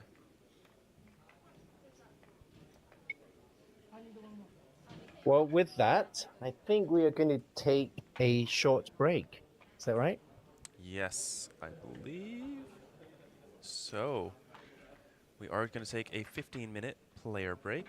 Players can go get caffeinated, nicotinated, get some food, and they'll be back. Second. Yeah, and looks like we will have a new feature table. Some new players going to show their faces. 191 entries, down to 13 now. less than 10% of the field, still all going for that 211,000 up top. Very exciting. This is the home straight for these players. After 2 days of battling for the high roller bronze lion, I think the end is in sight. And it's been some very good poker. I'm very glad to see some of my friends Leo Pang and Ivan Lee playing the TV table. But Chen has been playing very well as well from China. And of course, you can never discount the force from Mongolia, Somu. So maybe the next table we'll get to see Somu, and his fans will be very delighted, I'm sure. Yes, absolutely. With that, we will take you into the break.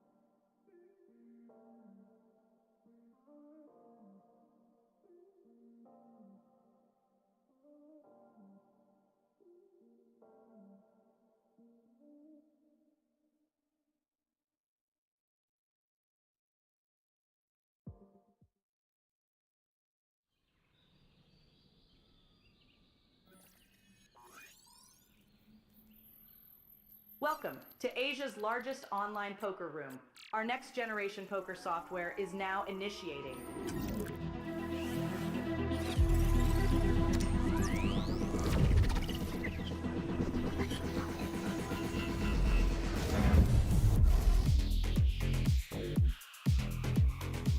Elevate your online experience with a wide variety of poker variations to choose from. Get fully immersed with fun and social features.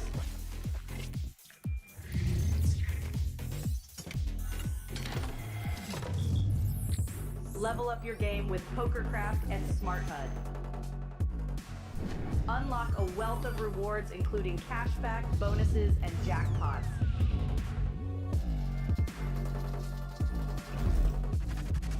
Join world-class poker tournaments featuring some of the world's most renowned brands and the largest guaranteed prize pools in the world. Experience the best in customer service and hassle-free transactions for a seamless online gaming experience. With online poker available on all your devices, you'll be able to play your favorite games anytime, anywhere.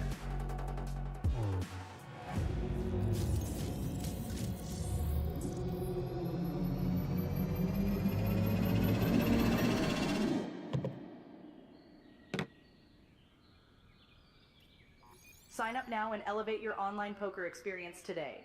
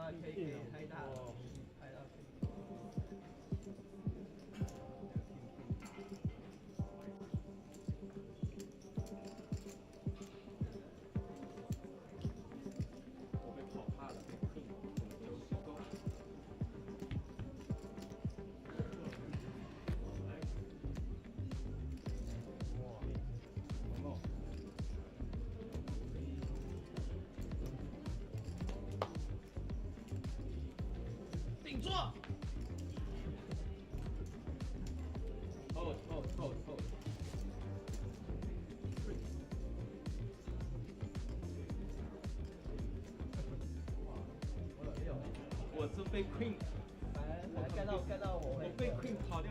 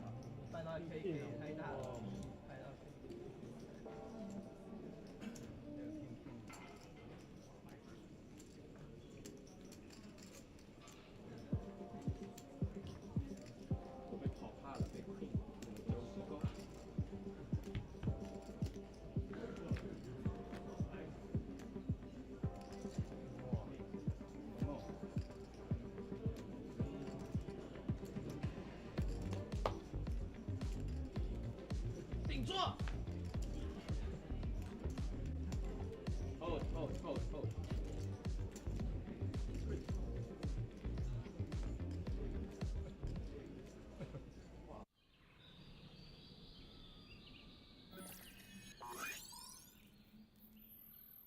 Welcome to Asia's largest online poker room.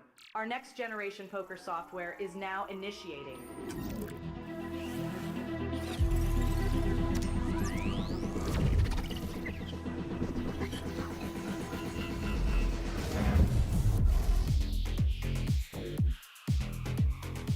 Elevate your online experience with a wide variety of poker variations to choose from. Get fully immersed with fun and social features.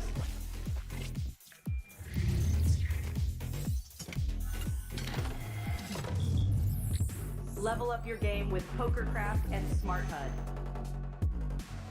Unlock a wealth of rewards including cashback, bonuses, and jackpots.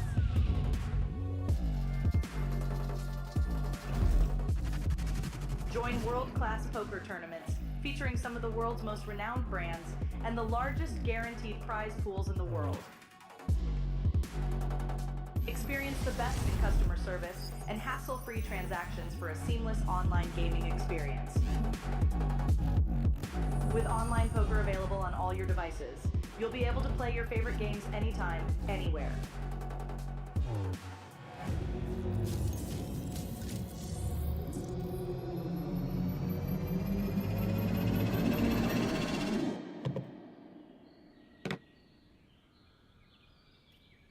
Sign up now and elevate your online poker experience today.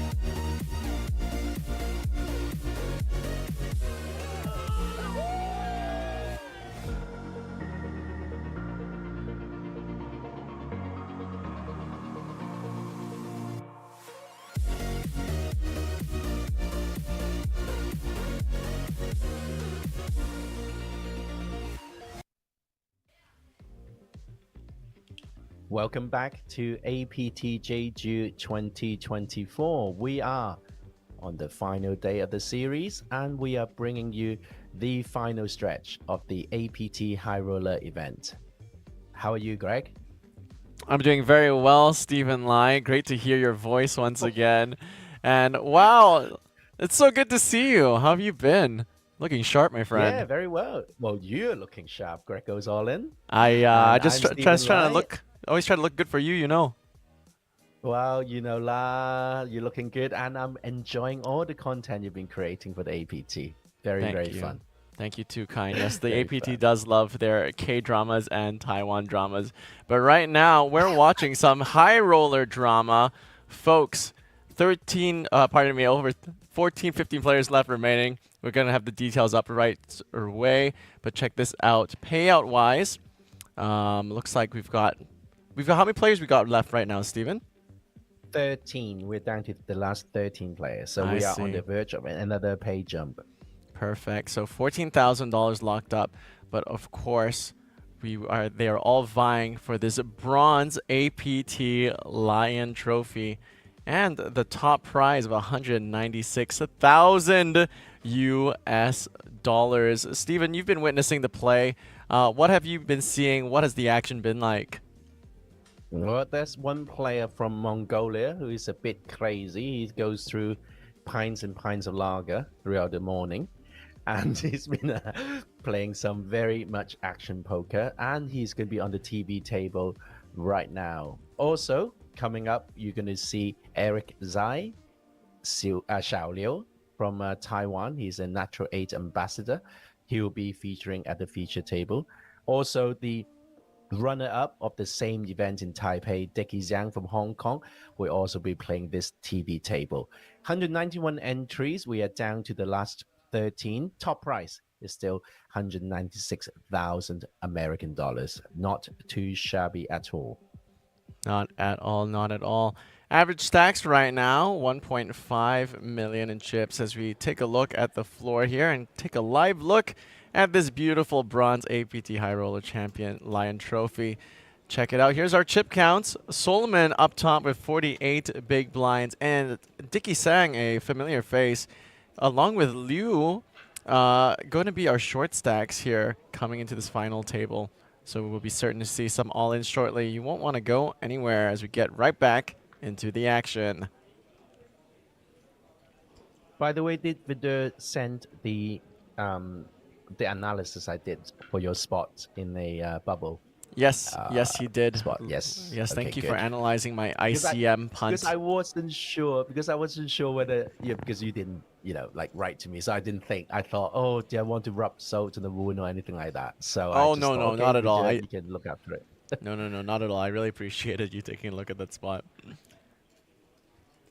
But they are quite complex, because when you use a machine to analyze your play, you are making, because the information is never complete, right? So you have to make some assumptions, and the better the assumptions, the more accurate the answers are. So, I'm glad that I got to do that for you. Too kind, my friend. We'll have to talk about ICM. 10-8. Oh, 7 big blinds Dickie's down to. Yes, and he's going to go all in with 10-8 suited on the button here. And Sing Tai E. Eric Sai. AKA Six Poker. Check him out on YouTube. Make some great poker content in Mandarin. Picking up the pocket nines off of 21 big blinds. Six Poker is almost as famous as you, Greg, on YouTube. Actually, I think his subscribership is a lot more than mine. Not a lot. Impossible. Yeah, he's got 144K. I've got 135K. That's not a lot, is it? That's not even an ICM spot. And we're going to see all in and a rejam. And now Dickie Sang all in for his tournament life with 10-8 suited versus Eric Sai's pocket nines. Dickie Sang needs to find the 10. And there it is in the window. 10-8, how about 2 pair there for Dickie? And Eric just laughing at his misfortune. You got to. If you don't laugh, Steven, you cry. 6 of spades on the turn, and if Sai wants this pie, he's got to hit a 9 or a 7 for the gut shot. It will not come, and Dicky Sang gets a double up and a nice little celebration there into the camera. The shove was only for, less than, I don't know. Well, it's not that big of, let's have a look. 550. Yeah, it's not that big of a shove. So, very reasonable from the button. And now they are quite even in stacks. Eric and Dicky. 16 big blinds for Dicky. 15 big blinds for Eric Sai. Yeah, something really interesting I've learned recently is that the shorter your stack is, the wider your range actually gets. And it seems a little paradoxical. My assumption initially is that, well, the deeper I am, the more speculative hands I can play, the wider I can, the wider my range can be. But because the shorter you are, the more hands you want with just direct showdown comes to play, you can actually open up your range quite a bit more, which is, I found really interesting. I think that's actually a kink there. Oh, it's not yes. actually linear. It's not linear. So, so it sharply declines when you become the shortest stack of the table. If that makes sense. So is it when more you like a bell curve? Is it more like exponential? Ish. Yeah. So it's exponential. So when you're at 35 big blinds, at first it's 25 big blinds, you're not actually that much wider. But when it drops down to about 10, your range just opens up completely. I see. Right. Those 4 big blind charts too are really wild. It's like King 4 suited, like just jam it. Yeah. Of course. And Sumu. Not saying. Now with King Queen off. Go for it. So he is the Mongolian player I spoke of earlier. Very keen poker player. Also seems to be a keen beer drinker. Was he loosey-goosey drinking beer at the table? Wasn't that loosey-goosey? He was just drinking a lot. Okay. All right. Hey, at the end of the day. He's not drunk or anything. He's not misbehaving. Well, at the end of the day, poker is, it's a fun game to play. If it's enjoy your recreation, have a couple of drinks, why not? We'd love to see it. Exactly. Wow, look at the Chinese chat popping off here in the live chat. Everyone cheering on for 6. 台湾的朋友。大家好，我的名字是 Greg。对啊，我就是每一期都是这样的，就是我的名字叫谢谢大家来看小刘的比赛啊，这个是APT 的High Roller 比赛。小刘有一点点机会，不过刚刚他就是跑输了，就是9-9跑输了。还有机会，我们在这里为小刘加油！加油！加油！加油！加油！小刘加油！ It's a really nice opportunity coming to the APT to practice my Mandarin. The EV for my Mandarin is so good. I don't get to speak Mandarin very often, being a Hong Kong resident, but I do like learning languages, to be honest. And it's difficult. I think it's especially difficult for me speaking Mandarin because it's kind of similar to Cantonese, yet so different. And then it's just difficult. Like, whereas learning French, because it's something so different, I can just learn from the beginning. Right. Whereas you might have some habits from Cantonese that will carry on to Mandarin. Interesting. Yeah, being here at the APT and being surrounded by so many different people from different cultures and languages, it makes me really wish I spoke more languages because the amount of doors that open and connections that can open up with learning different languages just opens up exponentially if I know those languages. And it's unfortunate that I just can't connect with some people as much as I would like to at times. So back to the hand, Eric Sai facing opening up from cutoff with ace-5 off, the sober bait. Dealer button is Wang from China, king-queen off. It's fold or jam, but decides to fold. 10-9 off. Ooh, that's quite difficult, actually. Nope, folds. He was playing pretty wild as well on the in the first hour of the stream. The man in orange, Ziai. And now Ace Liu. Jack suited. Yeah, it's not Yes. going anywhere. Absolutely. Just short stacked right now off of 6 big blinds versus a late position open. Does have the best hand, and there it is, the all-in from the big blind off of 6 bigs. 6 poker is going to get the count now.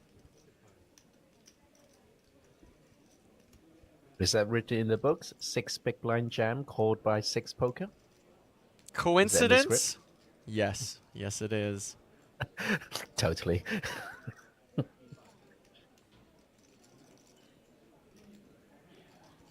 Action back on Eric's Okay. side.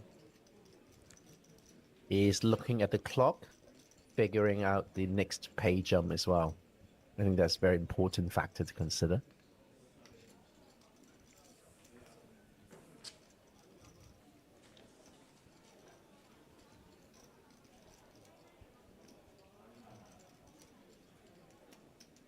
I think we're going to see a fold here from Eric.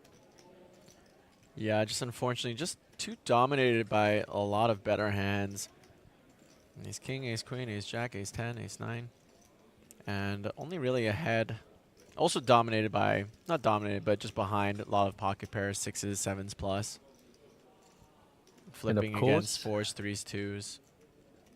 Of course, it's a running joke when we see ace 5 to say Fan Shiwei from Taiwan. The Fan Shiwei hand. Made himself very famous with that ace 5. And now another fellow Taiwanese has picked up that hand and decided to fold instead of being famous. You know what? The EV from the fame that came from that hand might just have been worth it. Maybe. It's close. It's close. Absolutely. Well, considering Fan Shiwei is a poker coach and he needs all the publicity in the world. And you know his training site is going from strength to strength. He's getting a lot of students. And he also did another crazy move in the Super High Roller event earlier in the series, where he 3-bet jammed with Jack 9 suited. Into Ace King. And lost. Last 6 players, you know, like big pay jumps, etc., etc. He was still good enough to make a sofa approved line of jamming Jack 9 suited. It was a button open, small blind defend, and he jammed from the big blind. Completely sofa approved, but not many mere mortals like us could actually execute that move. Yeah. Wow. Definitely not familiar with that spot myself.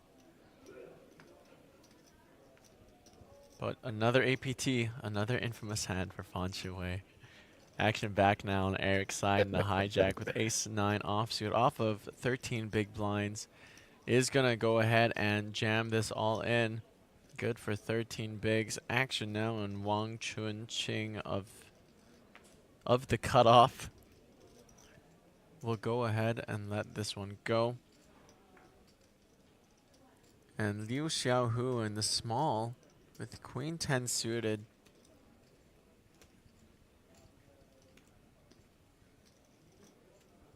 Managed to survive the blinds off of 6 bigs with an opportune jam with ace jack in the last hand from the big blind versus an open.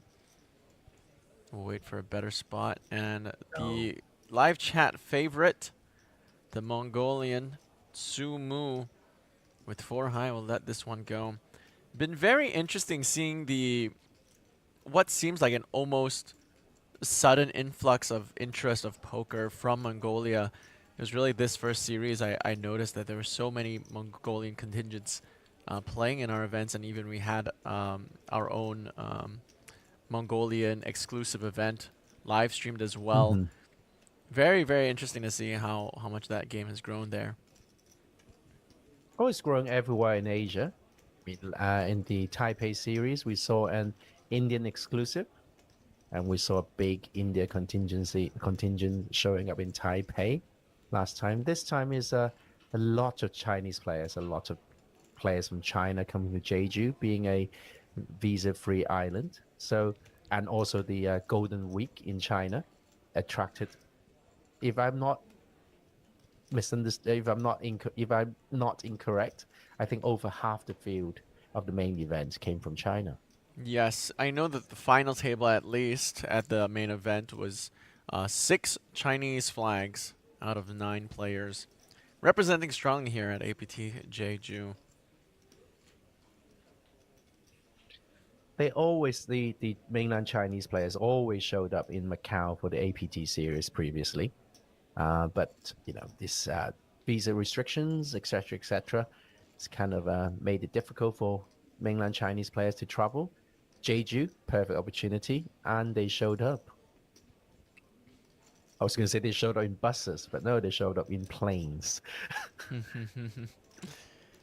Svetlana, we haven't had a chance to see her get into the mix quite yet. Just the card distribution has been running a little cold the past few hands. Will not defend 10 deuce suited from the big blind off of 10 bigs is probably one of the worst. Probably the near to the bottom of a range where suited hands to defend.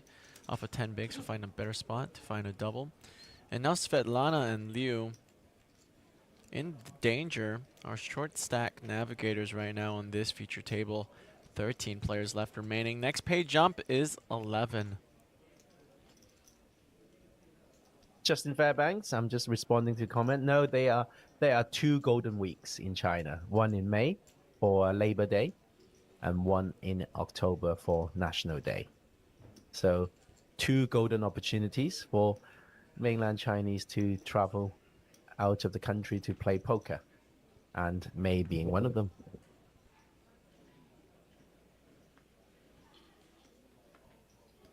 And by the way, I've seen the content team has really worked hard in this series as well. So much content being pushed out every day. So great to see. Yeah, shout out to the videography team, the content team, the production team, putting out multiple pieces of content every single day here at the APT, including some like, K-dramas. Yes, I'm watching it from afar in Hong Kong and following the Instagram and YouTube and Facebook, etc. It's almost like, you know, you feel the atmosphere. You can taste it.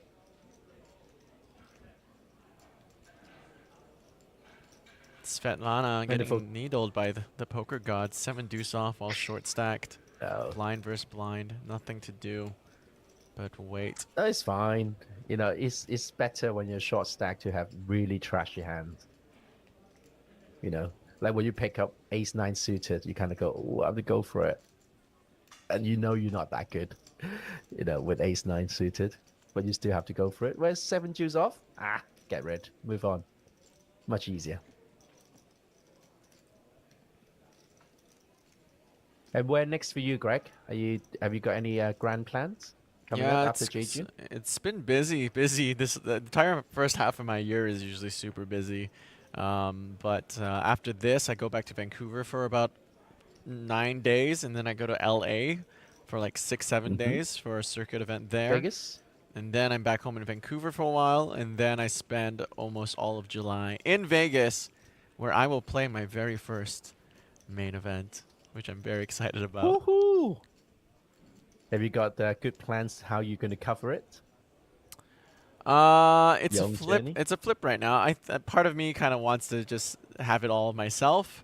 Yeah, I think I might just go and have it all for myself, and then just offer to friends to buy if they want any, and then just sell as much as my No, friends sorry, I inner meant circle want. covering as in media wise. Are you going to have like a daily vlog like the Negranu or something like that?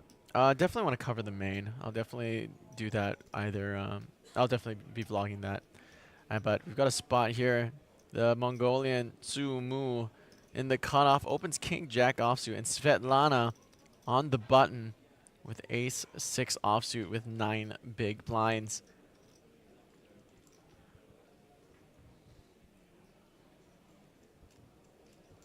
Go ahead and let that one go.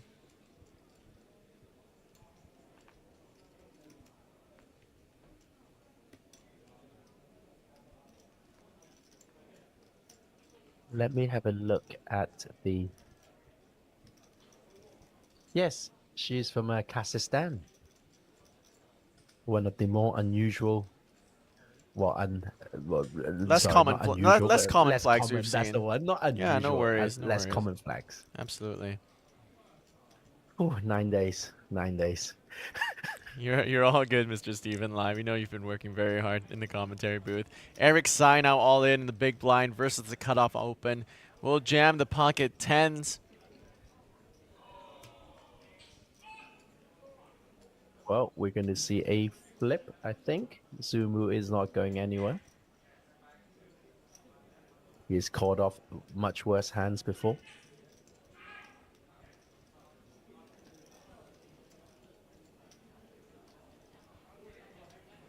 What? And Wow, Sumu okay. will fold versus the 10 big blind jam. Might be thinking, did not oh, expect dominated by that. ace king, king queen, flipping with pocket pairs. We'll Ace find a better jack. spot. Yeah, find a better spot. Find a better spot. But Well, it's just more not in his character. That's all. Like because I we've seen see. him played quite a bit. I see, remaining And- unpredictable. Remaining unpredictable, that's as very one good. does in poker. Very good. Justin Fairbanks noting that Kazakhstan is neighbors with Mongolia. True. And now, also at this table, Kazakhstan, neighbors with Mongolia. Kazakhstan on the right, Svetlana. Mongolia on the left, Sumu. Very good, Greg. Very good indeed. I'm trying. I've been needled a couple times about my pronunciation of Sumu. I'm trying my best here. Perhaps, Steven, do you have more insight on this than I do? I'll just Sumu. I don't know. I try my For best. the longest time, I thought he was Japanese. so there you go. That's just my incompetence in No. recognizing faces. Well, it's quite hard, actually, I find. Asian faces. You know, if a Korean man and a Japanese man walks into a room, I think I will only get it correctly maybe 3 out of 4, I reckon. Like, you know, being able to recognize whether they are from Japan or Korea. Dickie Zhang on the button. 10-9 off. No good. Eric, Queen High, offsuit Queen, no good. Against the UTG Open, of course. Wang is obviously going to walk away from the hand. And we are on to the next one. Hand number 80. We are getting very close to the final table. Yes, we are. And just look at the chip distribution here. 5 of the 7 players on this table under 20 big blinds. Very large chip disparity here amongst the players. You can see Sumu leading the pack and seat right in the center of the table.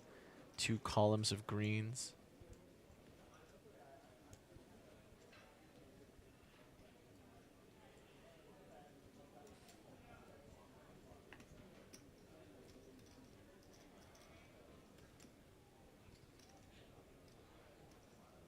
In the orange, also a massive stack as well. Looks like more than 2 million.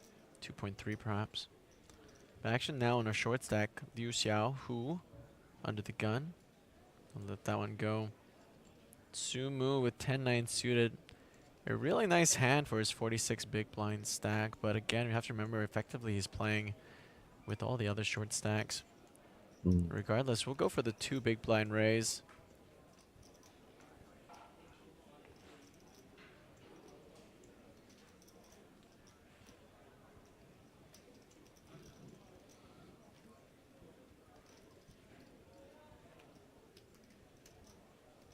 Wang, Queen 10 off in the small. And now,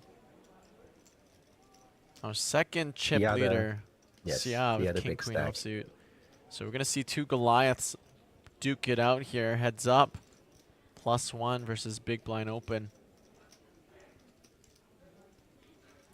And you really want to pot control here because you don't want to drop down to that 15 big blind level amongst the other survivors. Let's see the flop. not easy to give up king high. 4-3 deuce, rainbow. Neither players hit. I think Xia must be reasonably happy with that flop. Not super happy because obviously +1 will have a lot of ace in his hands, in his range. The king high is good some of the time, but not, a lot of the time. Check, check. Turns. Let's have a look. A turn is a 6 of spades. A lot of chop outs.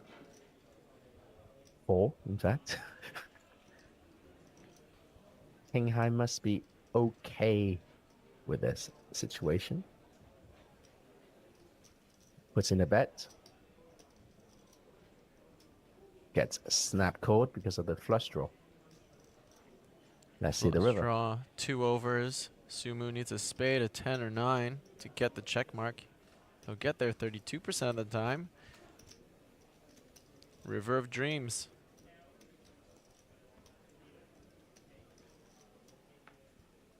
Six of diamonds, no good here.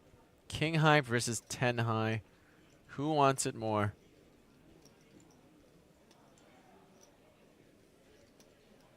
Xia took a stab and didn't work. Maybe we'll just check behind to let Zumu bluff. The problem with Xia is that he is blocked a lot of the queen high as well. So his king high, he can beat queen high, but he can't beat ace high.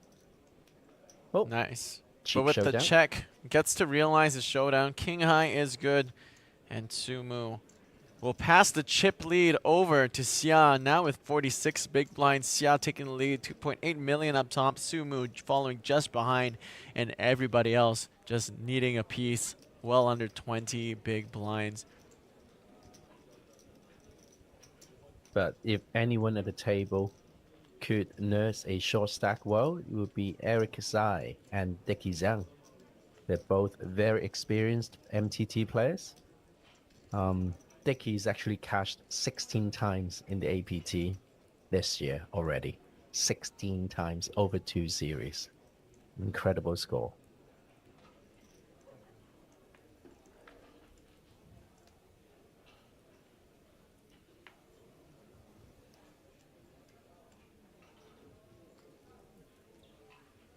So let's have a look at this hand. H3 suited. Could be a 小刘还在啊，还在，就是有18个 big blinds， 也不错，很有机会的。Dickey, Jack 6 suited. Easy fold. Eric folds as well, Jack 9 off. King 9 off. Justin Fairbanks, I'm very happy that you didn't mention my name. I think I've had more than 16 clashes. Clashes. Luckily, maybe 18. King 9 off from the button. Wang is going to fold. Trying to get to that pay jump. Chip leader. Xia. 45 big blinds. Versus a actually pretty healthy stack.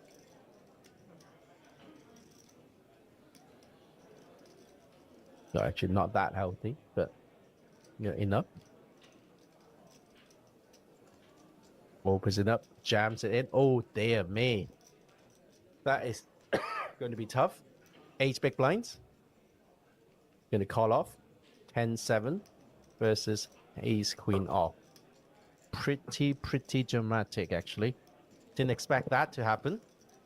But here it is. 10-7 off versus ace queen off.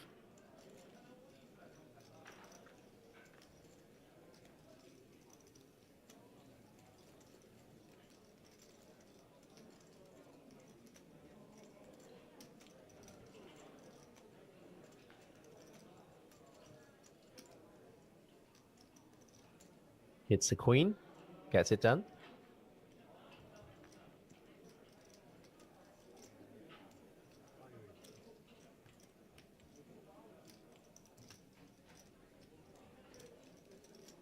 That is a very timely double up for Leo. Up to 20 big blinds now.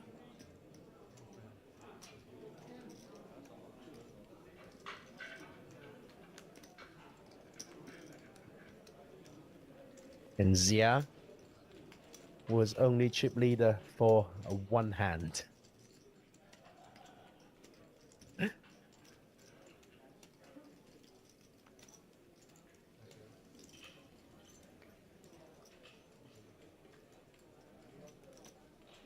大家好啊，台湾的朋友，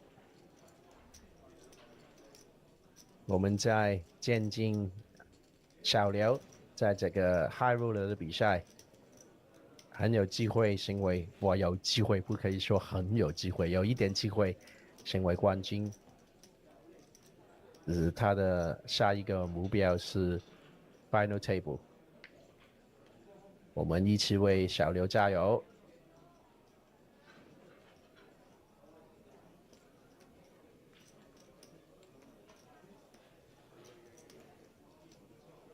UTG 8-4 off. That's a pretty straightforward fold here.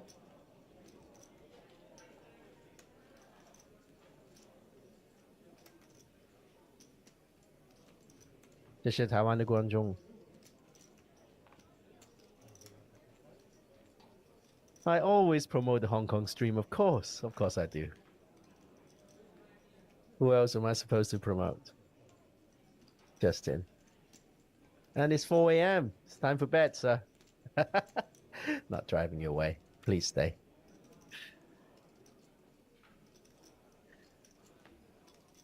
White with ace-9 off from the cutoff. Eric is already opened from the hijack with ace-7 off. Standard min click, 220k. Ace-9 has a decision here. There's no flatting, so he's going to get rid.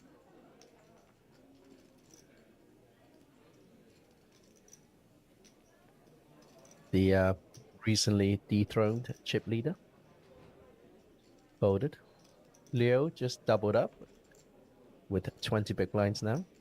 10-8 suited from the small blind.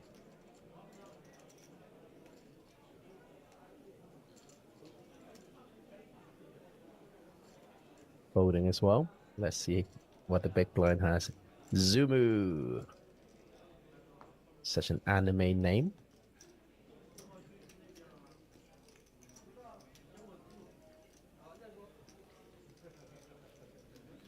Wow, Eric takes it down.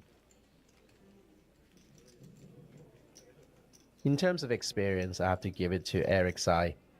He's traveled all around the world playing different MTTs. Very seasoned.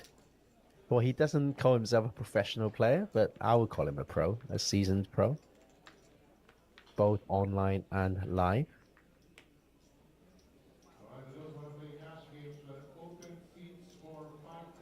On the 1st of April, on April Fool's Day, he posted pictures of him getting married.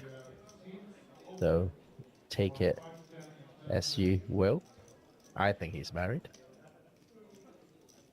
Queen Jack off from the hijack. 11 big blinds. Not easy.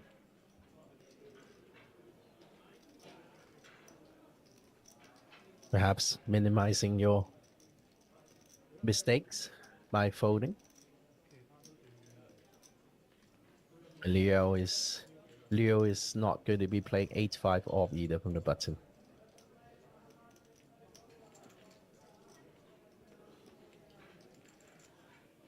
King 10 off, BBB. Now that's a jam, if there was ever one.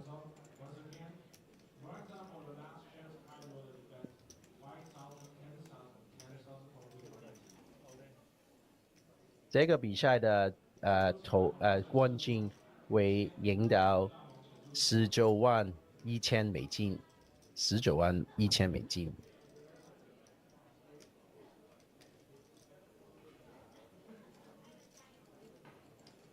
这是616万台币，很多钱哦。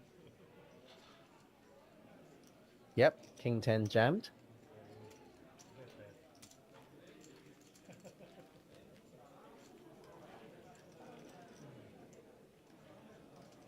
With that, we have a clear chip leader. And look at this bronze lion trophy. APT high roller. If you see it in person, you will know how imposing the lion is. 小刘在啊，小刘在这台上面，还有很多不错的马量，有机会，很有机会。Jack 9 suited, opening from UTG.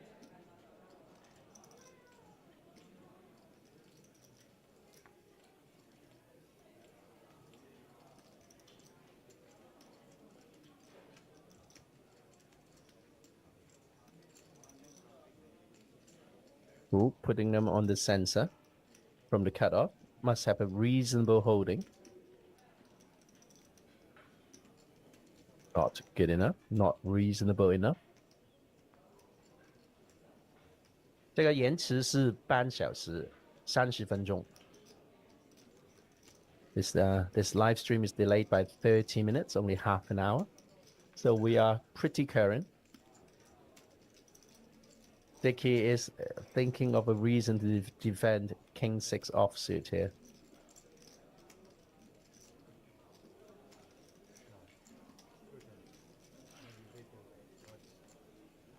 Couldn't find a reason to defend it, and that will be that. And 85.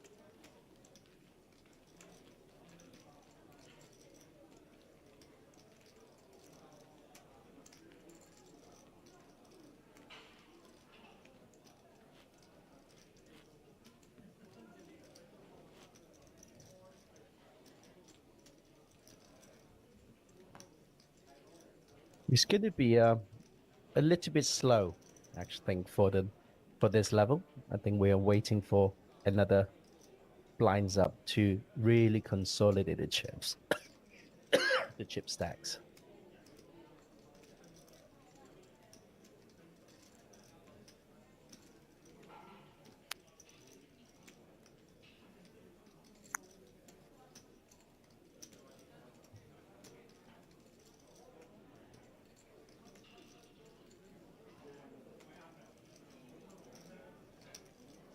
Queen 7 off from Zia.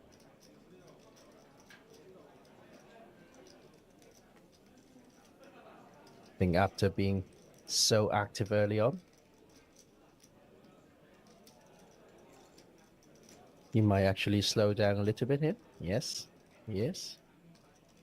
Just gauging the table dynamics, not playing too many speculative hands. Sumu has a very legitimate hand in pocket nines.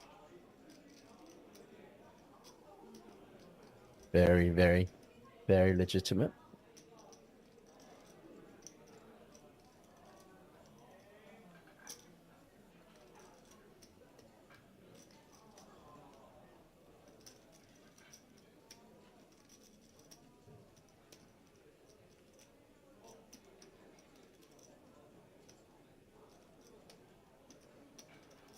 Wow, ace king.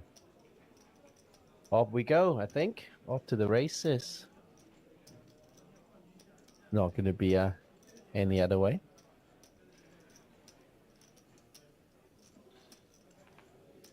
She is committing herself. No, she's not. She's just flatting with ace king off. How interesting.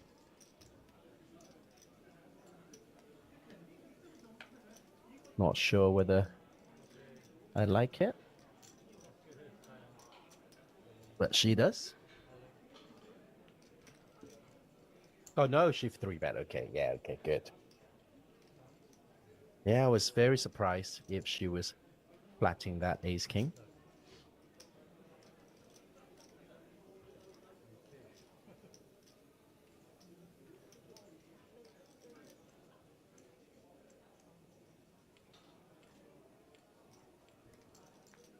Right, classic flip.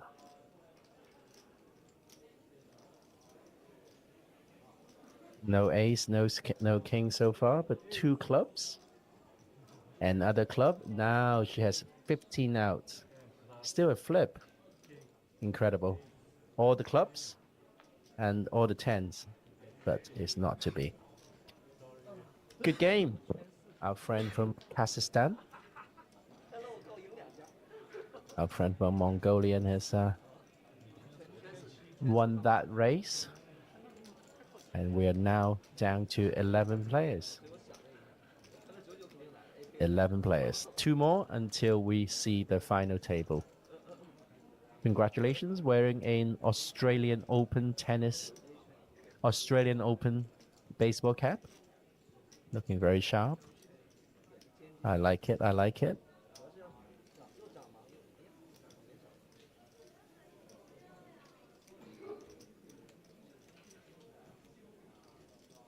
I was slightly confused by the graphics because I thought she would definitely be 3-bet, committing 3-bet, doing a 3-bet. And she was.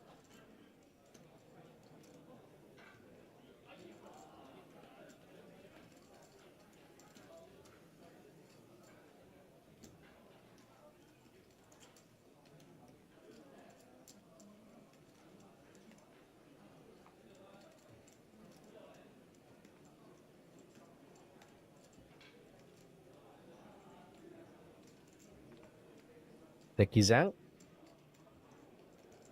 Still nursing a very short stack. 13 big blinds. We're down to 11 players. 2 more until we reach the final table.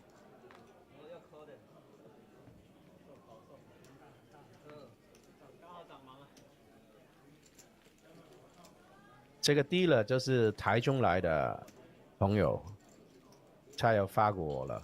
我在台湾的时候，他有发过我的，发的很好的。大家好啊，台湾的朋友，谢谢你们。如果你可以给这个直播一个 like 的话，我真的会很高兴。这个是 APT 在Jeju 的比赛，这个是 High Roller 的比赛。小刘还在，还有20多个Big Blinds， 有机会成为冠军的，我们一起在这边支持小刘，好不好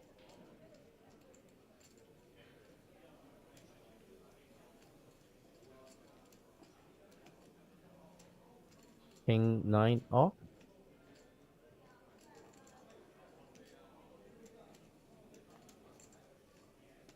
谢谢大家。Queen 10 suited from Sumu. I've seen him opening with worse hands before.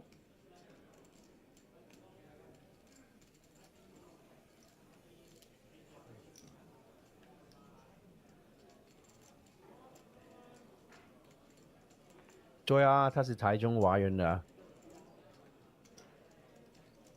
我上一次去台中的时候，就是见过他发过给我了。16岁喜欢的 p 是正常嘛？对啊，没问题的。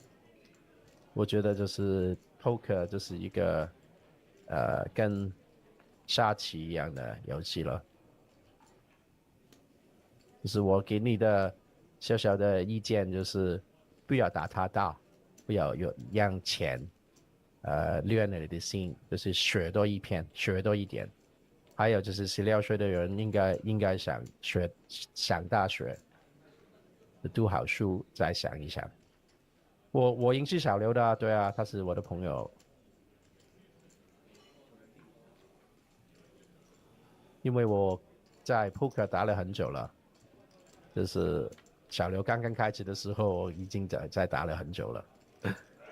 Okay, flop comes. Zumud hits top pair. No, middle pair even. Against a big blind defend. Zia has taken a hit to his stack already, and he's not hoping to lose any more chips here. So maybe check, a bet, and a fold.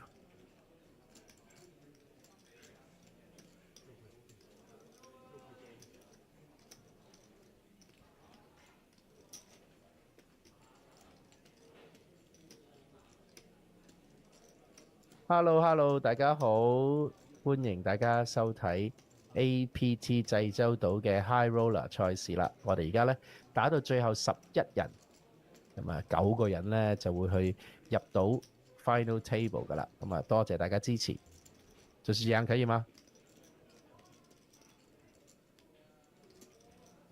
？Okay, bet and a fold, and that is that. On to hand 88. Lucky number.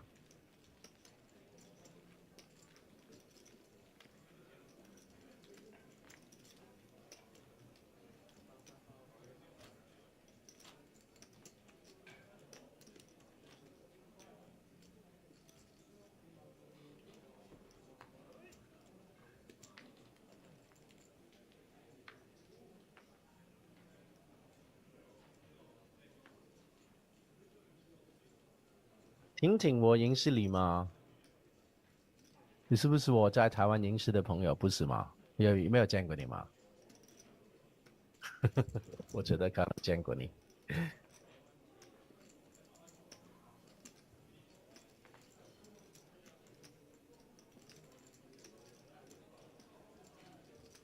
Hey, Sam Hong, how are you?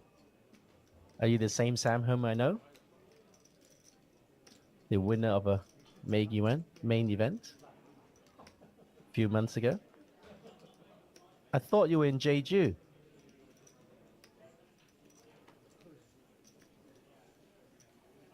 How are Ting Ting? 下一次见面。Pocket jacks from the small blind.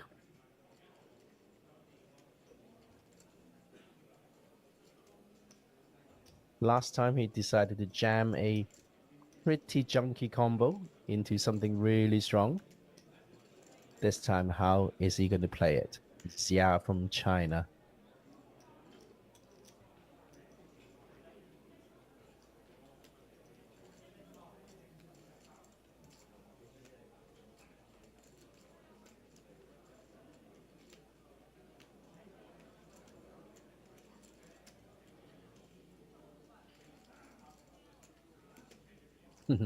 Well, he put a race in, and the big blind doesn't have anything to call with. So on to the next hand.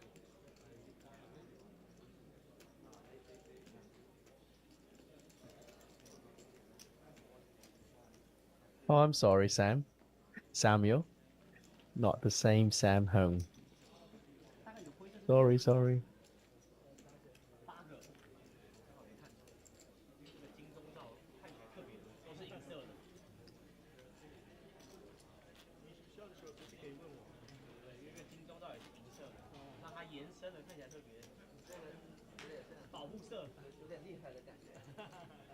Eric's eye, always a very good table presence, always very friendly. Yet serious, of course.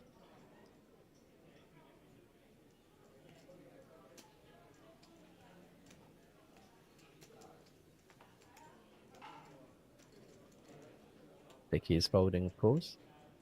Eric folding as well. Wang Chong Qing caught as a fold.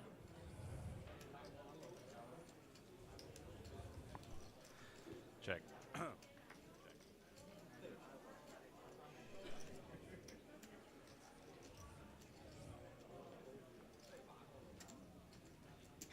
Pocket Queens, Vidor. What are you going to do here? Hello. Liao. Hello. Pocket Queens. I think it's time to trap. Your presence is created action because we've been very, very cagey for the past 10 hands. I understand it. We are 2 away from the unofficial final table and the pay jump. Makes a lot of sense. Oh, look at this. Action indeed, Stephen. Ace queen suited versus queens. What a cooler blind versus blind. I'm sorry to There have it created is. this 30 minutes ago as we head to what could be an elimination. There must be a better explanation than you causing it. 10, 8, 7, all hearts. Just needs to dodge 2 aces. Oh! What did you say there? One Did it? of the 2 aces I just mentioned. 8 outs to You take it back. are spoiling this. You I'm know this. so sorry. You knew this. You knew this. Wow. Sumu, not one to shy away from expressing excitement. And we do lose our 11th place finisher. That is a bad way to go. That is brutal. Pocket queens, BVB. You would, you know, you might not bet your house on it, but you would not be sad to put your money, your chips in the middle. Walked into ace queen, which is perfectly fine, 70% chance of winning. And guess what? Turn was an ace. GG, sir. GG, sir. I'm sure you had a good run in this high roller event. There's another APT in Taipei in September. We welcome you.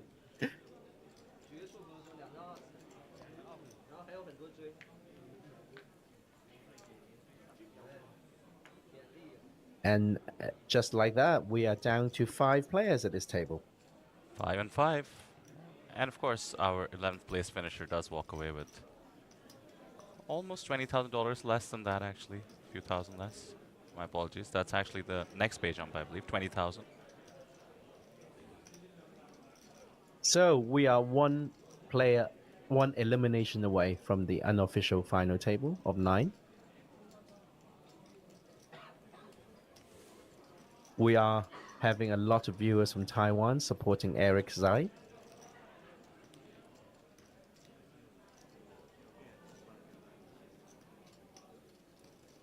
No surprise there. One of Taiwan's I've been best. showing off my Mandarin, of course. Oh, trust me, I was hearing. I was proud.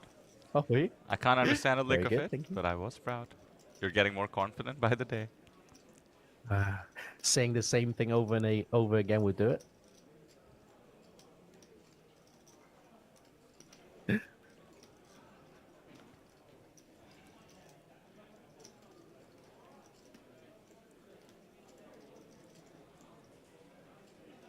And I was very happy to have Greg in the booth earlier. Throughout the 9 days, I haven't had a chance to co-commentate with him. Always very entertaining, and you know he's definitely getting very, very good at the technical side of poker. Definitely. The man is obsessed with finding solutions to spots, and I think you know what happens from there. It just gets worse and worse. You go deeper and deeper down the rabbit hole. I wish him luck.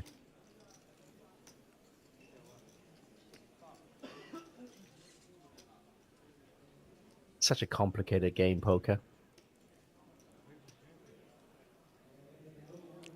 Moment to learn, lifetime to master. The old trite saying could not be truer. Does it take a moment to learn, you think, Steven? I seem to remember struggling with it a bit, actually. But the rules are very simple. I think you hit your learning curve hits after you play maybe, if you only play live, after you play for about 3 months. And then you kind of start to realize, why do some players always win and you don't? Mm-hmm. And then you kind of start learning the pre-flop, etc., etc. Whew.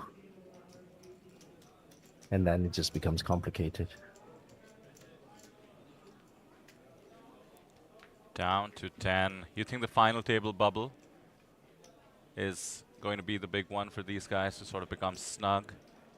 Maybe really try to inch their way into it. I have to say there is some EV to making, well, any APT final table, but particularly the prestigious 2-day high roller. You do get photos taken, some press coverage, thanks to our live reporting team, and frankly, Poker Media catches on as well. You tend to show up on Google in relation to poker, etc., etc. The Google EV, is it? Google EV is pretty The big. search, the SEO EV. Yeah, you can parlay that into Tinder EV, into recruiting EV. Not who interested. knows? Not interested. LinkedIn EV, yes. LinkedIn yes. EV, there we go. You see, my mind went to Tinder first before LinkedIn. That's just me. Because you have a very secure career already. And a secure marriage, of course. Jack 5 suited from the small blind. You're not going to get too frisky here. Tiki Sang, of course, one of Hong Kong's top players. Is he one of the ones who's won a bracelet, Stephen? Tiki? No. I guess not. Am I thinking of Andy Liu? Not then? Tiki. Maybe Andy Liu. Andy Liu and Anson Zhang. Ah, okay. And of course, Danny Tang. Eric Tsai defending Queen High here and getting outflopped by Zia's Jack 6.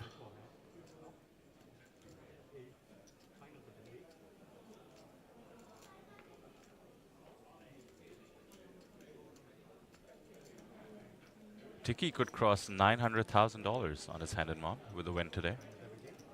Inching towards that incredible milestone. Million. Needs to do a lot of work though. 7 bigs. Shortest stack by miles. Shortest stack. Were you in the booth when Justin Fairbanks said Dickie's already cashed 16 times this year at the APT? No, over although 2 series. I heard you talk about it. That is amazing. 16 times. That's like... What a grinder. I was looking at his hand and mob as I mentioned. Did have a runner-up finish at the single day event yesterday. It's not just barely making the money either. I mean, I'm looking 2nd place, 6th place, 3rd place. Looking at our previous stop in Taipei, 2nd, of course, in the event we're looking at, but also, yeah, 10th place in turbos. I mean, he's just grinding away. Indeed. 19th in the APT Taipei main event. I And think he won the first high roller event in Taipei. that's correct. The of APT. Is that Hyper right? Turbo, Yeah. Hyper Turbo variety. Exactly, yeah. Not bad at all. Well, I'm actually looking at, he won that one and came 4th the next day. And the next day is Hyper Turbo High Roller. I mean, the man is just a beast. Busy.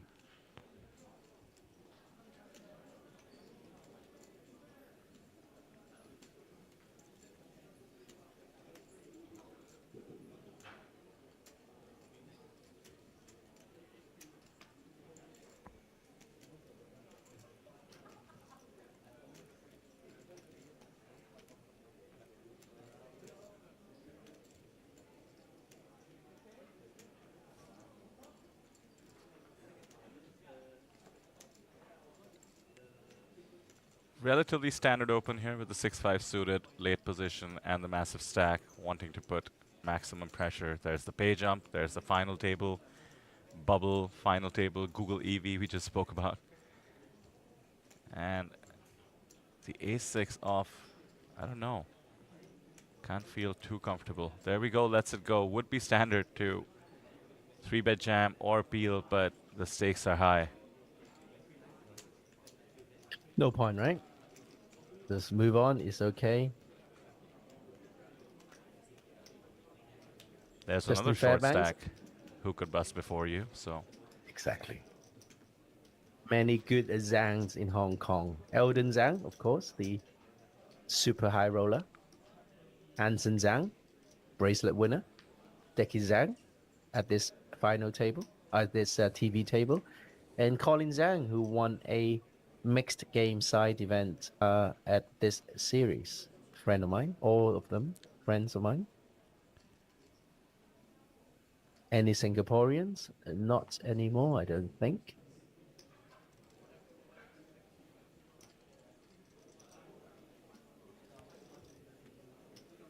So you and Sam kicked off coverage today. I know we have been rotating feature tables as we do. But would it be fair to say that the award for best hair in the APT High Roller has been given out already? Because if not, You I tell would like me. to. Please, oh, go well, for it. I'll wait for him to appear on screen, but no doubt, Mr. Sumo takes the cake. It's true.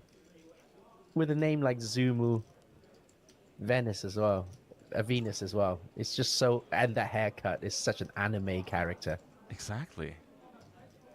I'm not convinced that's his real name. It's so badass.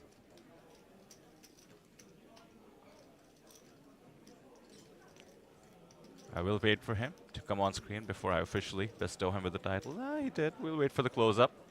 For now, the title he might be looking at and dreaming about already is the APT Mega Lion for this event. Monster stack, 10 players left, gets to put the pressure. Especially 5-handed, that stack is worth even more.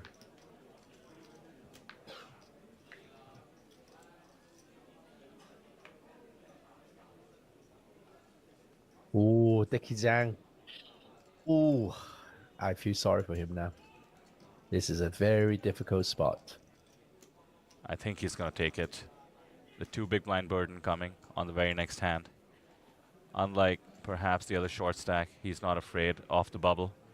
There we go, leaves the 1 chip behind, but gets it in.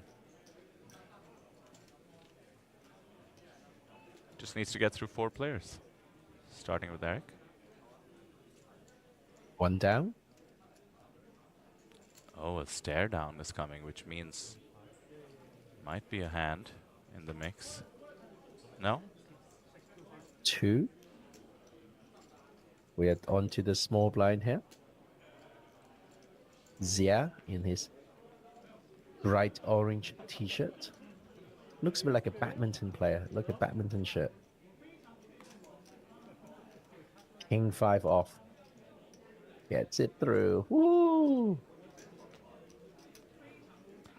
Steven, a massive, almost 900 people watching, which is really exciting to see. You mentioned lots of Taiwanese support in chat, perhaps many people from all around the world as usual, some familiar names, Justin of course in chat, John R as well from yesterday.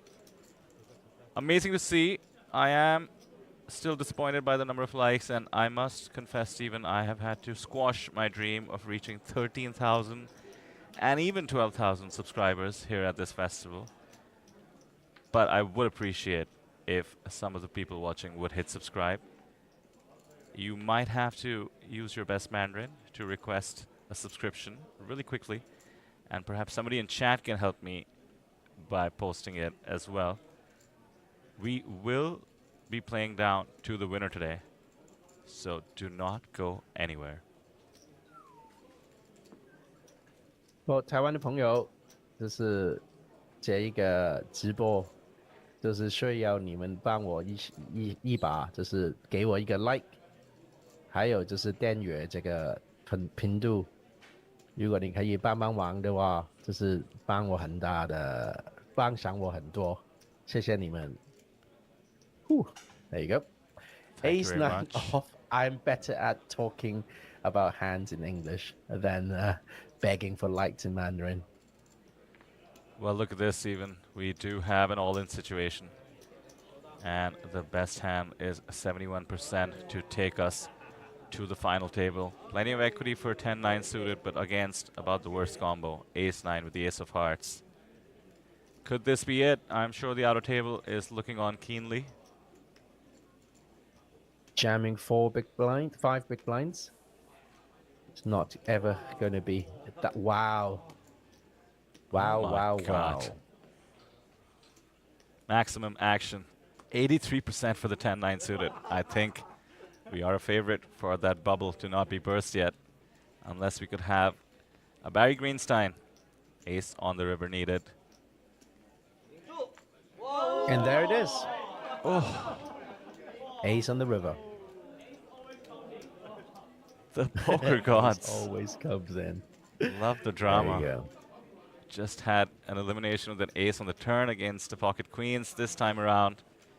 the flip-flop roller coaster ride of the 10-9 suited versus the ace-9. And there you have it, Steven.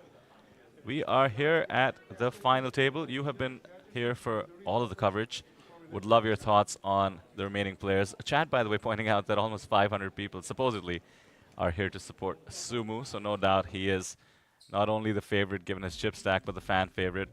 But yeah, I'll throw it to you. Let me know what you think about this cohort we have here.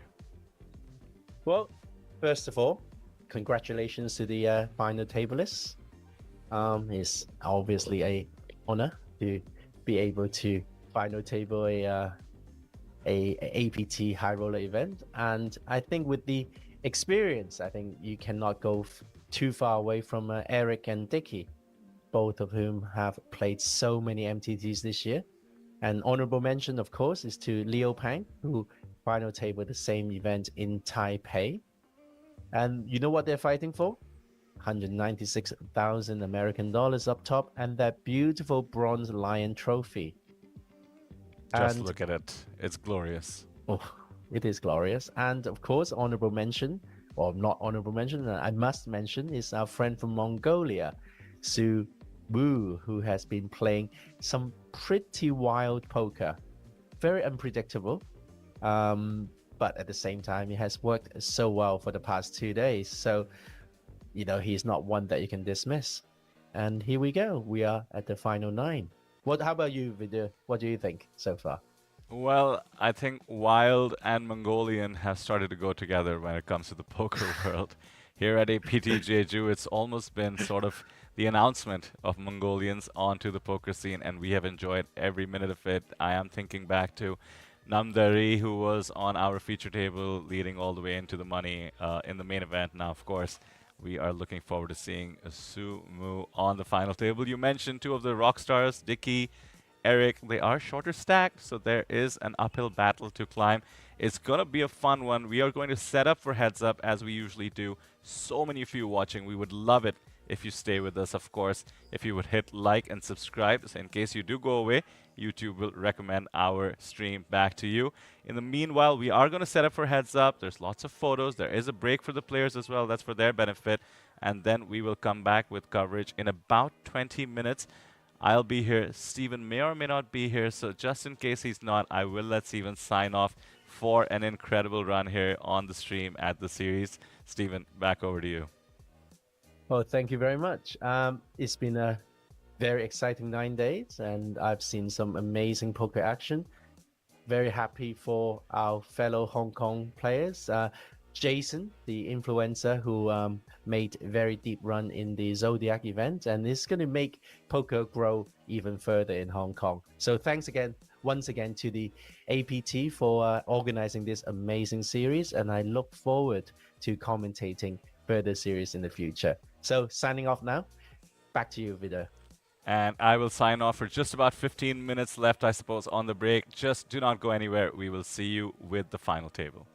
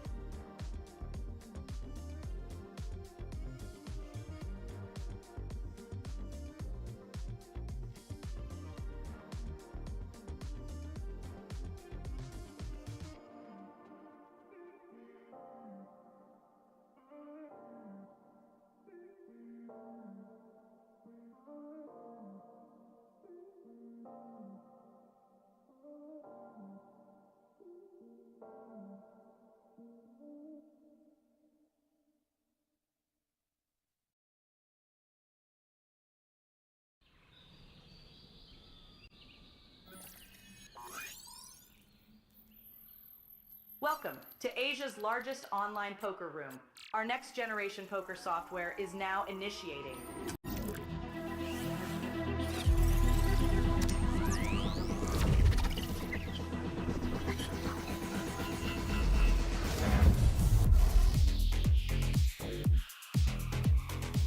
Elevate your online experience with a wide variety of poker variations to choose from. Get fully immersed with fun and social features.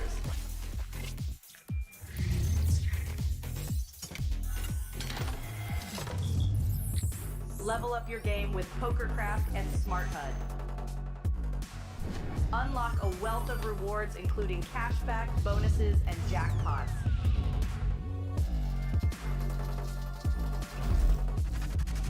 Join world-class poker tournaments featuring some of the world's most renowned brands and the largest guaranteed prize pools in the world.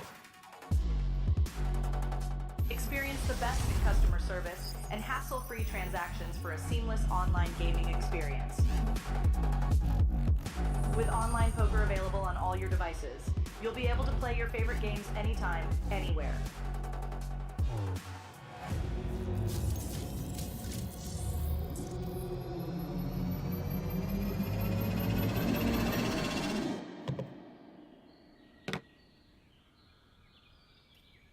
Sign up now and elevate your online poker experience today.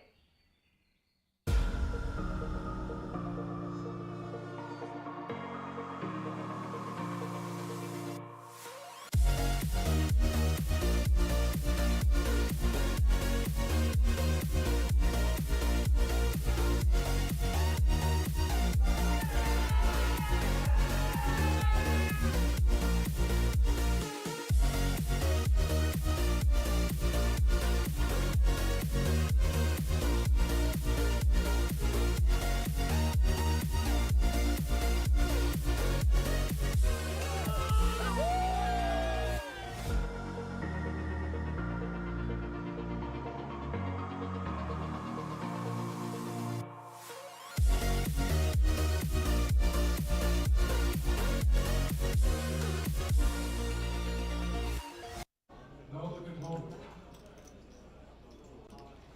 Still want to play some cash games. There are seats open for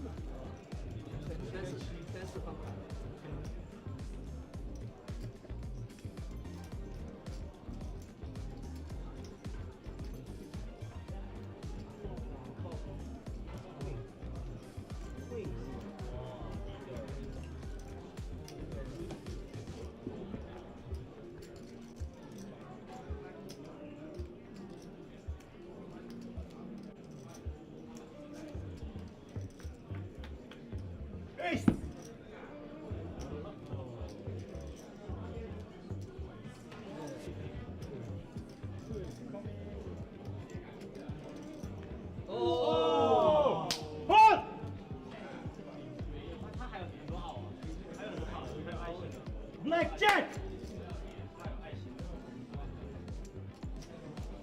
Blackjack! Nice!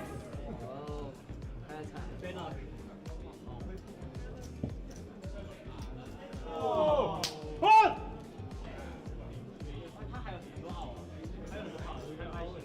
Blackjack! Blackjack! Nice! Okay.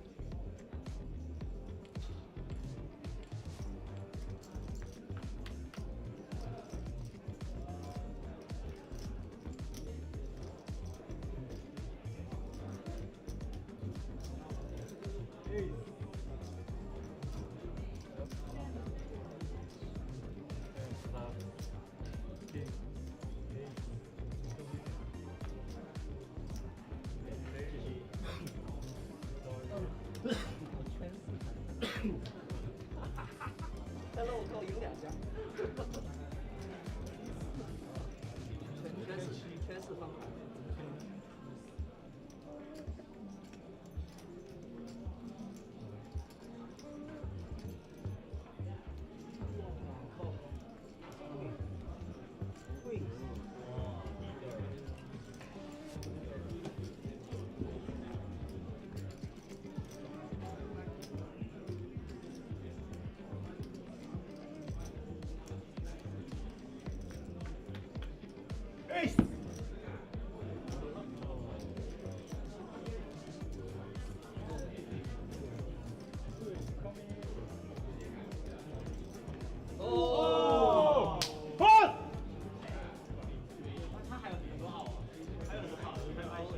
Blackjack!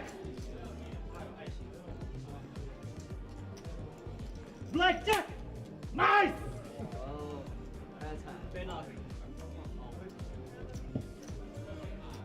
哦，Hold! 他还有很多号啊，还有很多号，还有爱心。Blackjack! Blackjack! Nice! 哦，太惨。OK.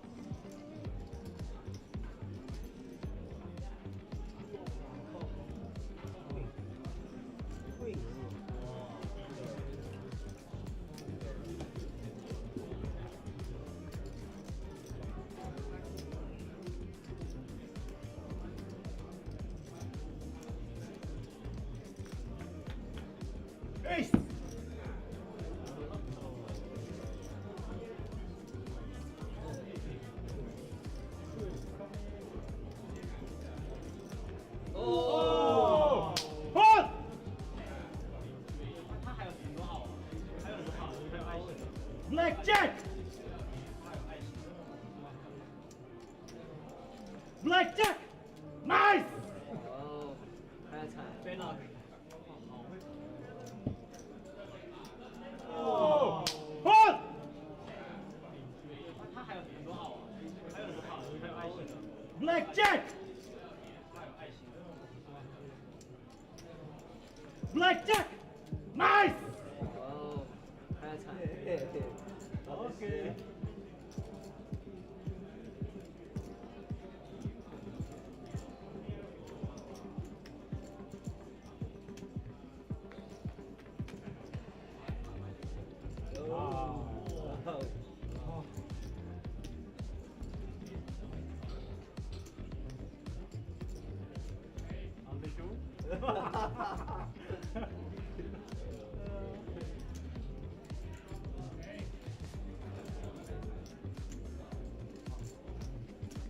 顶住！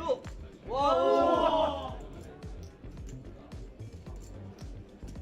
顶住！哇！哇！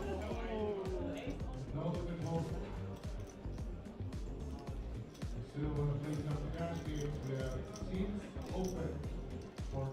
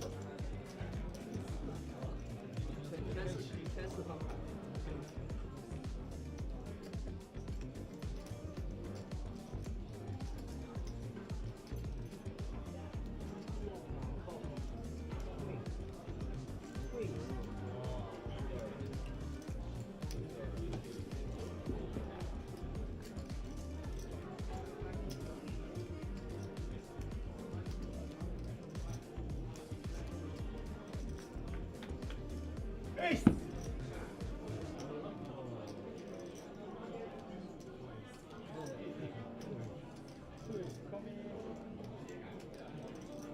Oh! Hold!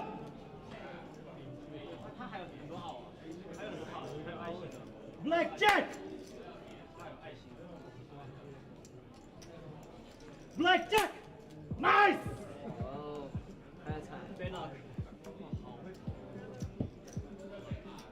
Oh!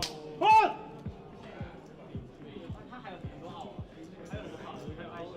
Blackjack! Blackjack! Nice! Okay.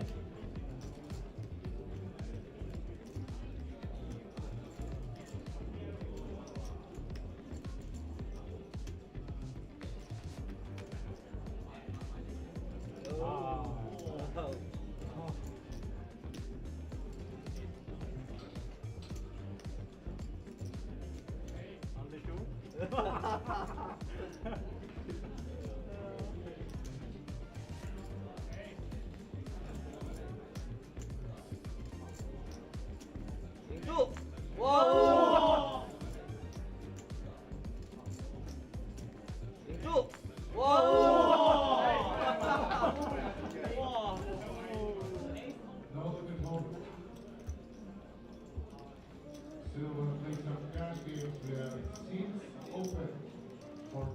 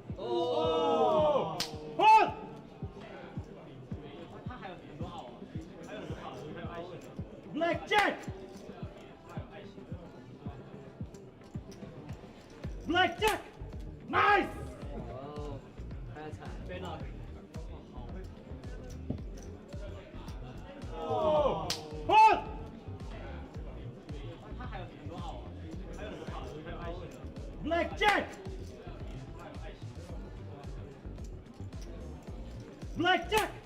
Nice! Oh, that's Okay.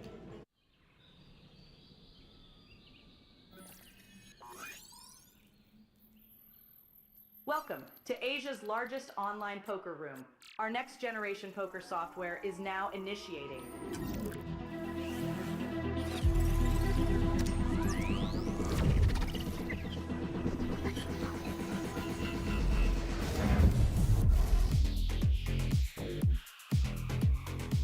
Elevate your online experience with a wide variety of poker variations to choose from.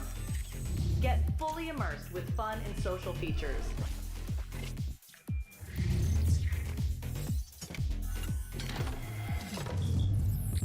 Level up your game with PokerCraft and Smart HUD. Unlock a wealth of rewards including cashback, bonuses, and jackpots.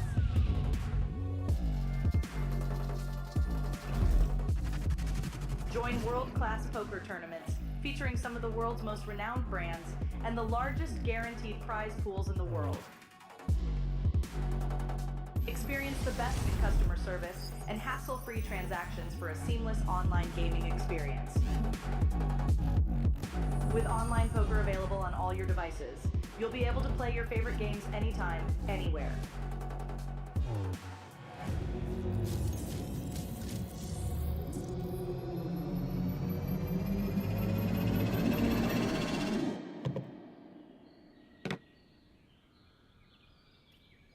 Sign up now and elevate your online poker experience today.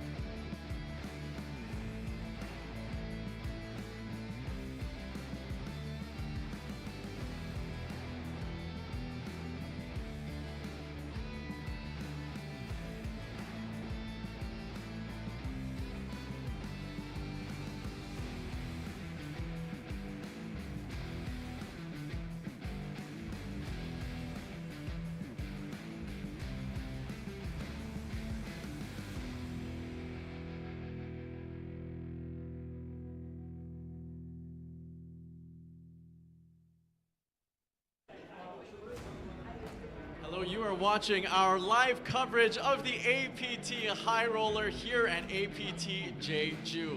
And what an exciting time it is because we are now down to our final table. Let's go ahead and meet our APT High Roller finalists. Folks, in seat number 9, please give it up for Tomo! Tomo is representing Mongolia, coming in as our chip leader with 4.7 million in chips. And now in seat number 8, a familiar face, it's Dicky Sang! Welcome back, Dicky. Dicky coming in as our short stack navigator of this final table and comes from Hong Kong. And now in seat number 7, it is Six Poker! Unfortunately, in the redraw, we couldn't get him seat number 6, but he's got seat number 7, 960,000 in chips from Taiwan. And now in seat number 6, it is Chen Yisha. Chen Yisha coming in with 4 million in chips from China and a beautiful smile. In seat number 5, my friends, it is Yang Chongxian. Raising up number 1 for 1.7 million in chips and hailing from China. China representing strong here at the final table, as we also have in seat number 4, it is Yu Kai. Yu Kai coming from China, 1.9 million in chips. In seat number 3, please get up for a familiar face, Li Han Xiong. 1.4 million in chips and representing Hong Kong, Xianggang. In seat number 2, it is Xia Jingjun. Rocking the orange, taking his rightful seat in seat number 2, 2.8 million in chips and from China. And now last but not least, our third person from Hong Kong is Liu Pang. Nice, a little baby shark with him. Very cute, 990,000 in chips from Hong Kong. And now I would like to invite my co-host, the lovely Elfin Lin. Come on in, Elfin. Elfin is my co-host here at the Asian Poker Tour. And right now, she's wearing the traditional Southern clothing for women called the hanbok. Elfin, oh, very nice. How are you feeling in the hanbok today, Elfin? What does that mean? That means cute, and I love it. It is very cute, and I love it too. And thank you for bringing with you the beautiful, the elegant, luxurious, opulent APT main event Lion Trophy. And of course, this is what all the players will be fighting for today. And in addition to that, the very cool 266 million Korean won up top. Who's gonna win it? You'll have to stay tuned to find out. Folks, please give it up one more time for your APT High Roller Final Table!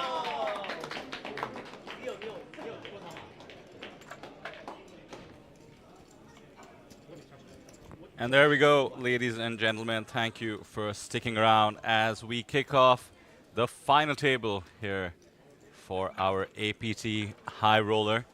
This is the big one. This is the one with the beautiful APT Lion Trophy you just saw up for grabs. And we have our final 9 contestants. My name is Vidar Singhal. I am joined in the booth by Sam and Sol, who is back after kicking off coverage today. Sam, you have seen some of these players and their journey to make it to the coveted final table. Any thoughts, any favorites so far? Oh, big fan of Sumu. He is having fun. He's crushing the beers ever since 11 a.m. this morning and playing very exciting. Chen, 2 seats to his right, is also, or sorry, 3 seats to his right, is also playing extremely aggressively. It's really cool to see 2 of these players going in with the big stacks here. It's going to make for a very, very, very interesting dynamic. Our shortest stack is still at 11 big blinds, so not crazy short, but all those middling stacks are going to feel a ton of pressure from those 2 big stacks who are not afraid to really just get in there and gamble and battle it out. Don't forget the next level jump is that big one. So 40-minute levels, you see the tournament clock. We are at level 23, 30,000, 60,000 as our lovely dealer gives a smile to the camera and our floor colors everyone up. So taking a quick snapshot of this final table we formed, you mentioned Sumu, who was, of course, getting the award for best hair at the APT High Roller, best vibes, and of course the best fans as well. Our chat absolutely loving the Mongolian superstar in the making. I was mentioning as we went to break, Sam, this has really been the festival APT Jeju where Mongolia has announced their presence in the poker world, it seems. And Stephen was saying how Sumo was playing Wild. I think Mongolia and Wild go together. It's redundant. You don't need to say it. We saw Namdari, now we see Sumo. Yes, and Justin with another great point in the chat. The blinds did get rolled back so that we can have an average stack of 30 big blinds. Just going to give a lot more playability post-flop. We don't want to be going into the final table, everyone with 4 big blinds, and just going all in every hand. A feature of our marquee events, the main event and the APT High Roller.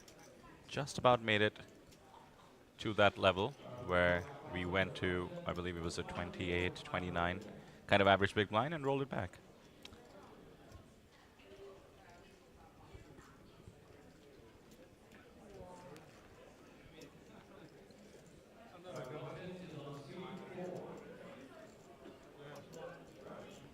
Thanks as always, Justin in chat, 666 in the chat.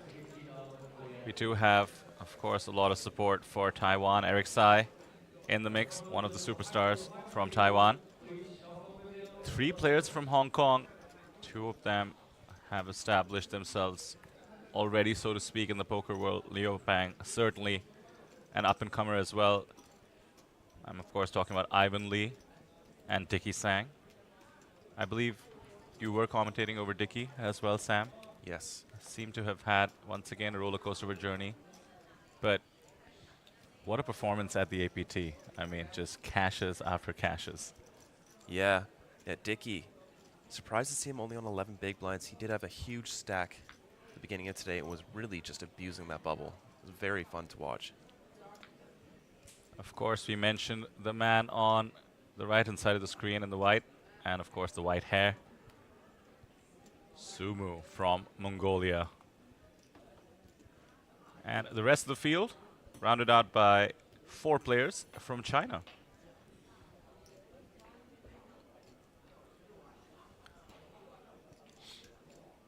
And here we are kicking it off. Eric Tsai, ace king offsuit under the gun. Great hand to pick up on a 16 big blind stack right before you're about to pay your blinds as well.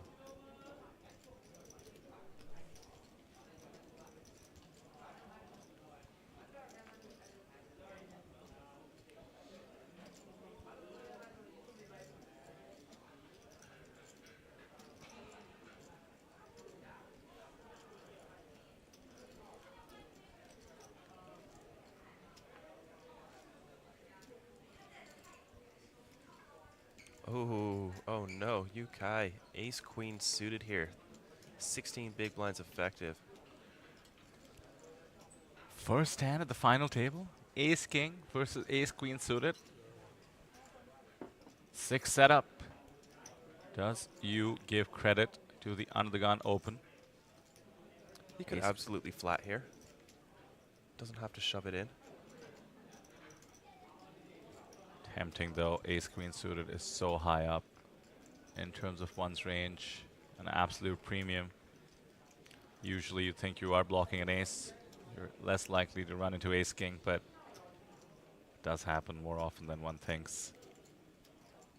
Is going to go for the small 3-bet here to 300K.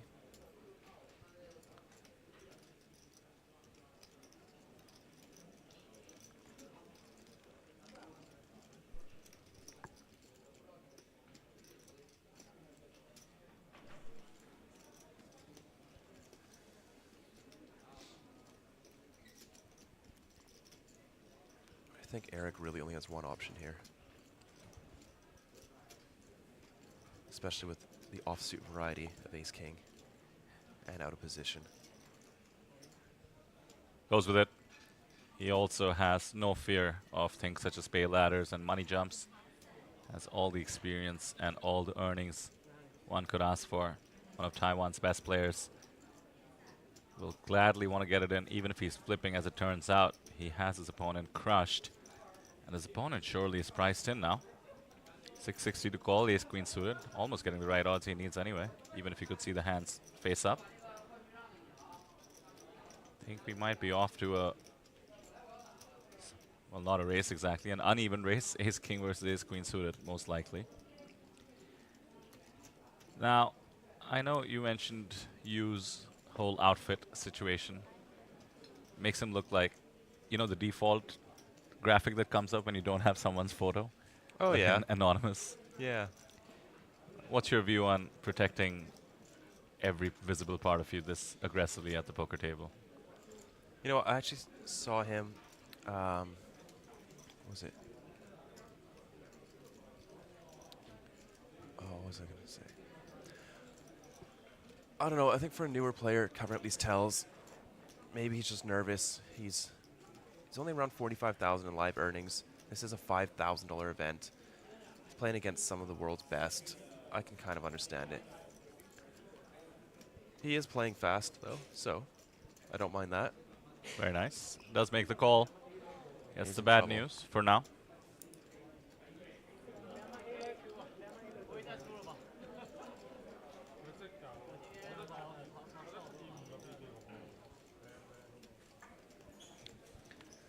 All players have locked up just under 20,000. Yukai in trouble here, especially the king in the window. Top two for Eric.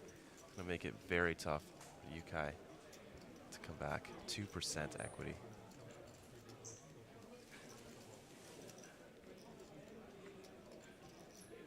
That is going to do it.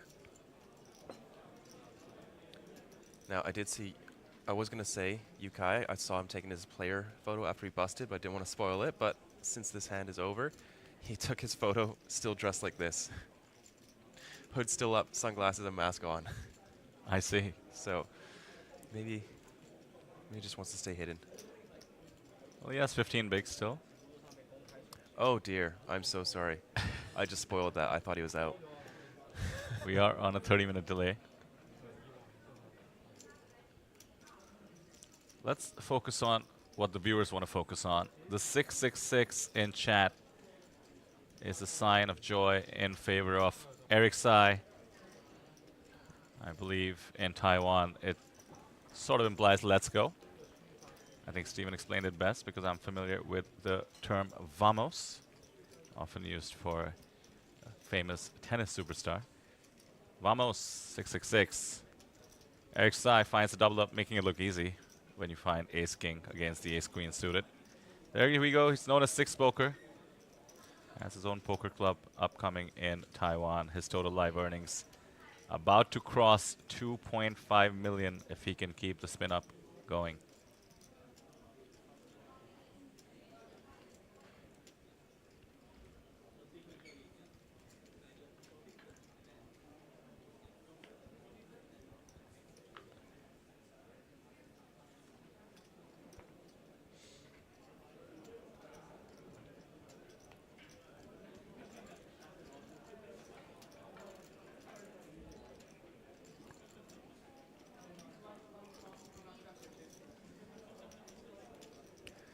Seat 2, Xia Jingjun, very entertaining player. Still got quite a large stack. Going into his third in chips.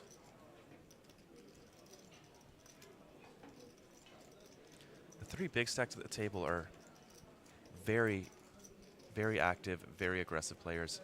I think it's going to be a really fun battle, this final table.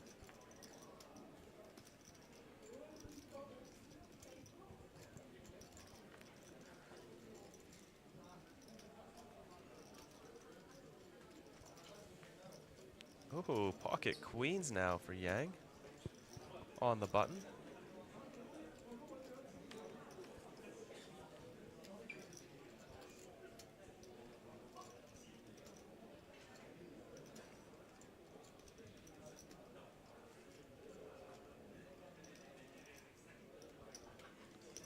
Gonna raise it up here, 150, 2.5x. Trying to induce action, of course, making it look like a steal. Knows Eric can come over the top. Shen would not. Not with the 9-5 off. Eric with a 7-4 suited. Does the 2.5x sizing make a difference in terms of continuing here? Yeah, quite a bit. It is getting a bit common for the button to use a bigger open size. You have absolute position, and you win more pots when you're in position.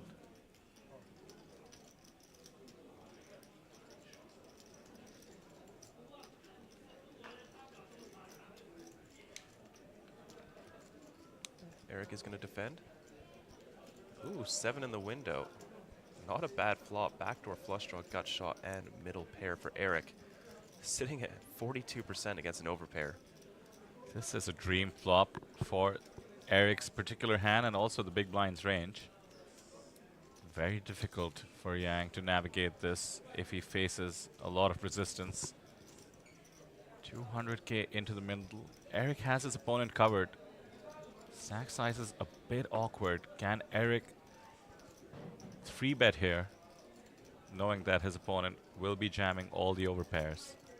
And Eric would have put in a lot of chips when behind. That being said, you do have so much fold equity on a board like this.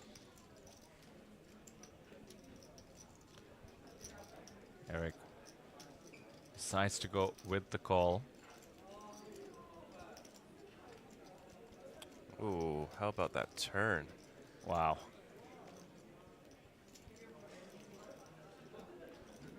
Three of clubs, the backdoor flush draw. 2 flush draws now on the board. Eric has checked in flow. Pocket queens. Yeah, goes for the jam, wants to deny all the equity in the world. And Eric is in a 6 spot. Look at the equity, Sam. Still a flip. Yeah. 14 outs.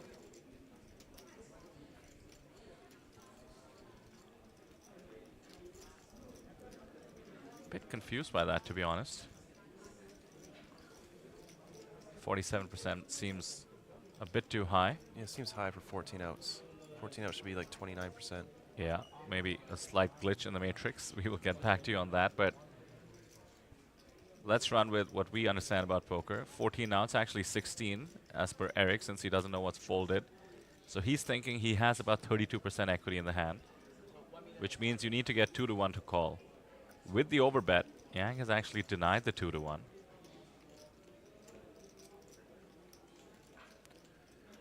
Eric is ahead of hands like high card diamonds, king 10 of diamonds. But I think with this overbet, I just don't think you're ahead of enough of the range to make it.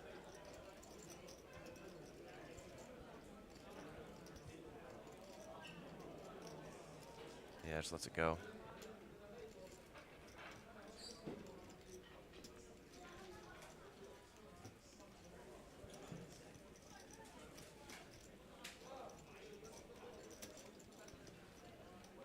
Playin in chat mentioning equity wrong. Definitely agreed. Well spotted to you as well, sir. Justin mentioning how a Mongolian player is still in the micro main event. They just hit the money there. Congratulations to all. Slight overlay, I believe, in that event, which is very nice for the players. Also, heads up in the mini main event is between Netherlands and China. That's awesome. The series, of course, wrapping to a close. It's 6:45 p.m. here. We are at the last day of a 10-day festival. Everybody getting in the last bout of poker before they either make the most of being on a lovely Jeju Island here in South Korea, or perhaps fly off to their home countries or the next poker destination.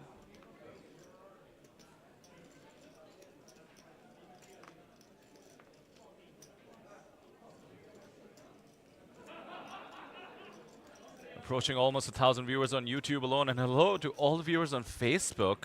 Of course, Facebook video remains popular in some of the countries where we have players from, and indeed in my home country of India as well, we often find viewers on Facebook. In this case, I suppose the presence of Sumu from Mongolia, amongst others, is leading to many viewers on Facebook.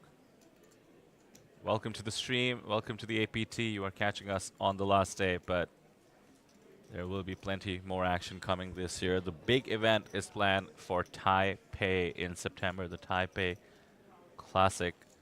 It's going to be huge. The guarantee itself for the main event is bigger than what it was for this record-breaking main event we had here in APT Jeju. This one was guaranteed at 1.5 million. Broke it over a 1.7 million prize pool. The one in Taipei guaranteed for $2 million for a lower buy-in. Check out the website, apt.poker, and this time you have a long gap, a lot of time to prepare your travels. 10-9 suited hits the muck, despite the big stack. Lots of discipline being shown there.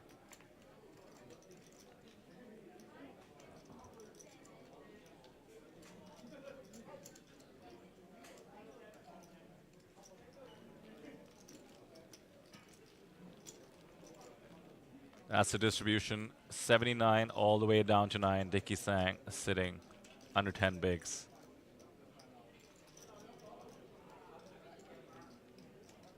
And perhaps we'll have a target on his back. Let's take a look at the pay jumps on offer here. Of course, as mentioned by Sam, players had locked up almost $20,000, not too shabby, a 4x return on their investment. That trophy and a monstrous $196,000 to play for, almost 200,000 USD.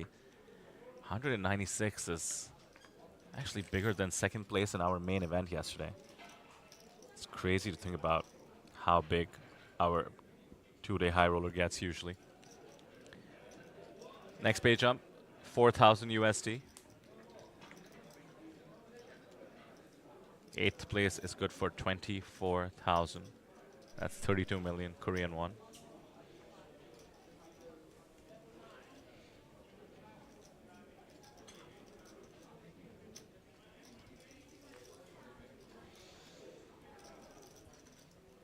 Love to see ace 3 suited in the mix.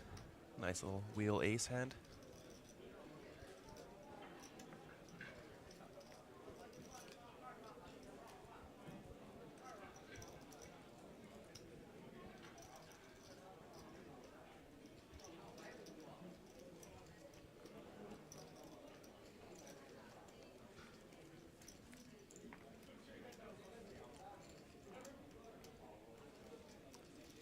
Sumu, 5-4 off.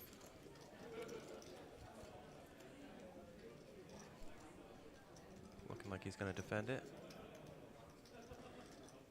Does.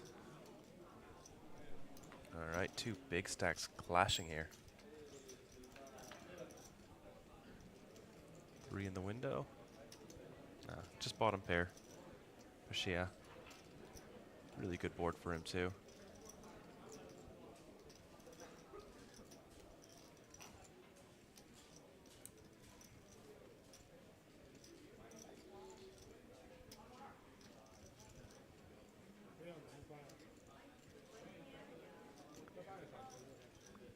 On to the next one.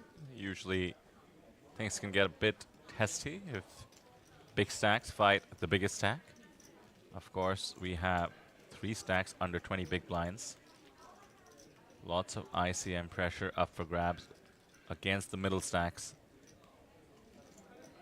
After all, 8th place is a $4,000 pay jump. The one after that is actually $9,000. And the one after that is $12,000. So you can go from 20,000 to 45,000 if you wait out the next 3 bust outs. That's the ICM pressure that the middle stacks will be facing. The ones that are sort of between 20 and the chip leading 60 plus big blind stacks.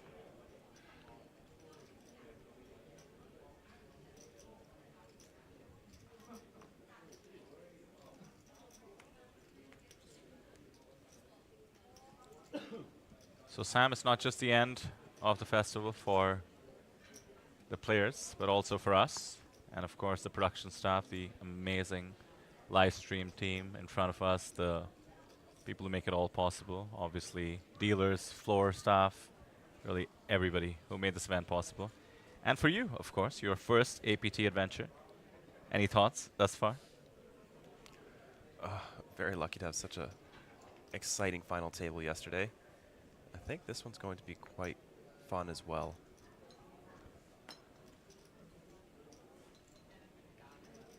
Yesterday was a bit wild. As I mentioned, in our main event final table, when we were down to 5 players, every player at one point had the chip lead, and every player at one point was at the bottom of the leaderboard. I don't think I've ever seen that before. Yeah. At one point, there were 4 people tied for the chip lead and 1 short stack. And then soon after that, there were 4 people tied for the short stack and 1 chip leader.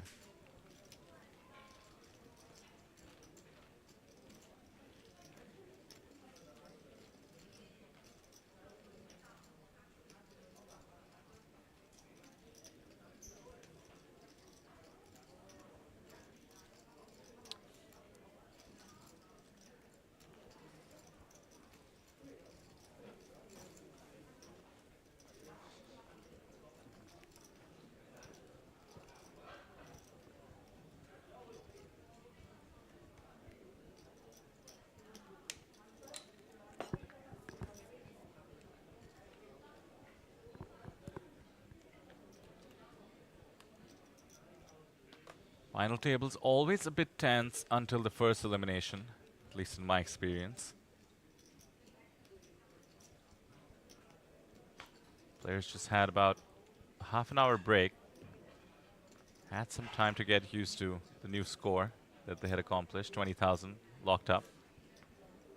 Started looking at the pay jumps, started dreaming, started looking at the trophy maybe. Did not want to be the first one out. Eric Sai has been the only one all in. Managed a nice double up. The pay jumps are, like you said, significant. They're at that point where they're a buy-in. Which is when Steven starts to care about them. King 8 suited getting in the mix in the hijack.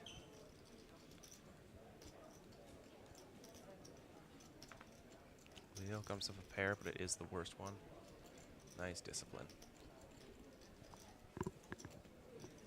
Shia here can definitely peel 7-6 off in the big blind, getting amazing price, nearly 5-1.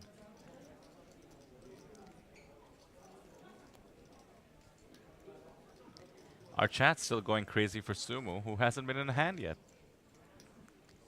What's going to happen when he is in a hand?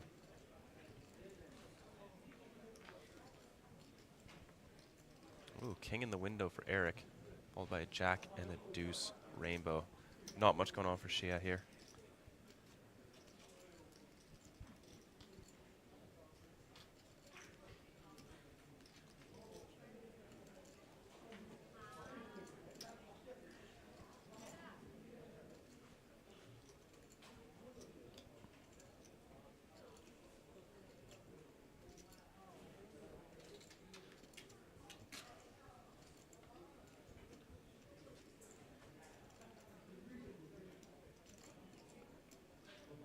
Taking some time with the 7 high. Evaluating whether he wants to try and blow Eric off.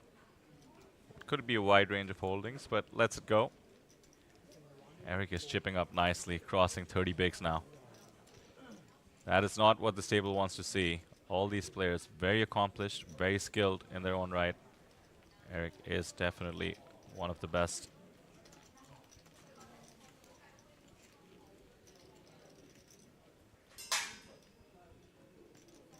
Oh, Ivan is posting 2 bigs. That's a chunk of his stack.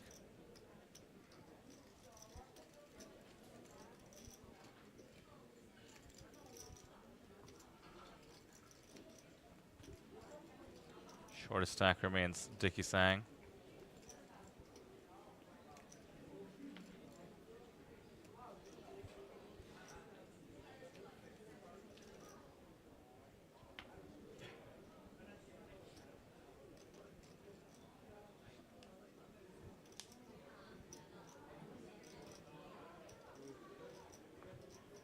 I can't get over the look Yu Kai. Absolutely covered up.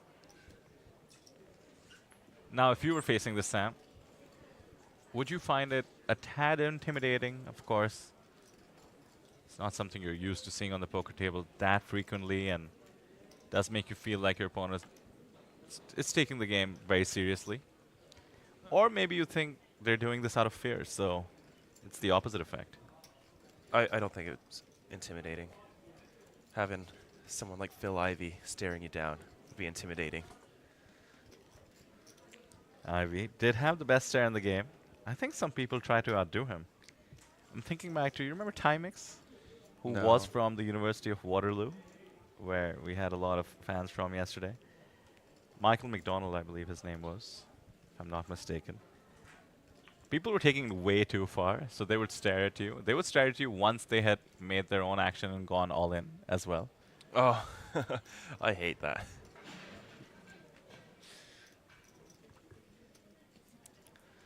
Any edge you can get, I suppose.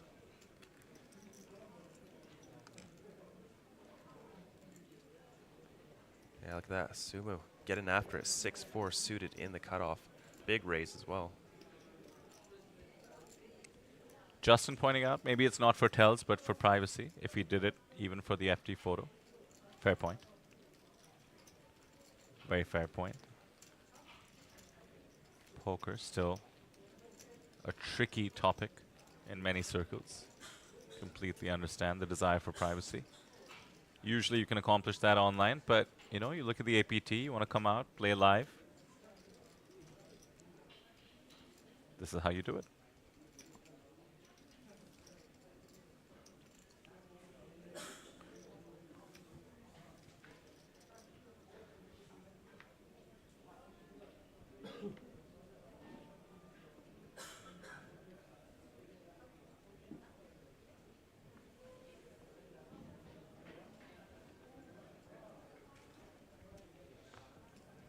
Who do you think the top 3 most intimidating poker players at the table would be? Ivy, of course. Yeah. Has to be up there. Interesting. In terms of like pure play and pure aggression, I suppose... Yeah, I don't think the poker play would intimidate me. It would have to be just the look, the stares, etc. I would be intimidated to play with Patrick Antonius, I think.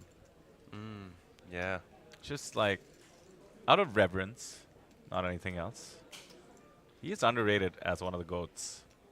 He's still out there, by the way. Yeah, he playing is. high rollers, winning Triton events, among other things. His Instagram story a few months ago was him at Aria with I think it was a $1.2 million stack. Crazy. Just insane stakes that man plays.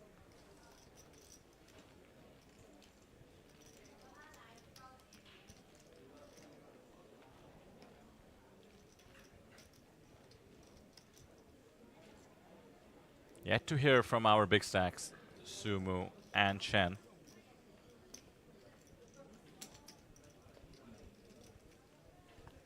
Yeah, just some small pots going around. Nothing too big besides Eric's. Eric's been the only one involved in the bigger pots so far, but we're only a few hands into this.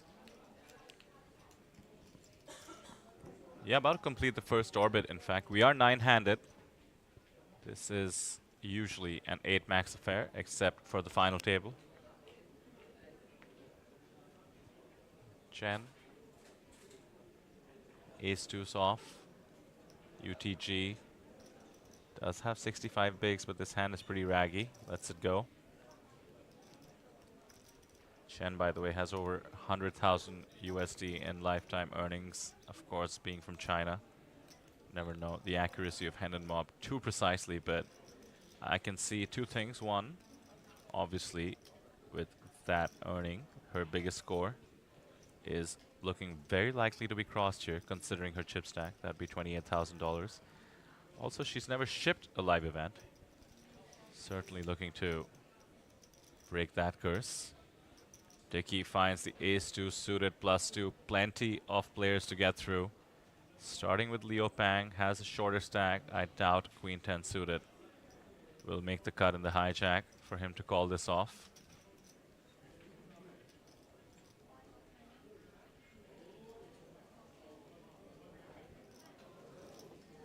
Seven, six suited. Pretty hands needing to be folded. Ivan Lee ace-9 off on the button. King 7 surely hits the muck as well. So it comes down to Yang. 10-7 off. Looks like Dickey gets it through. Huge pickup.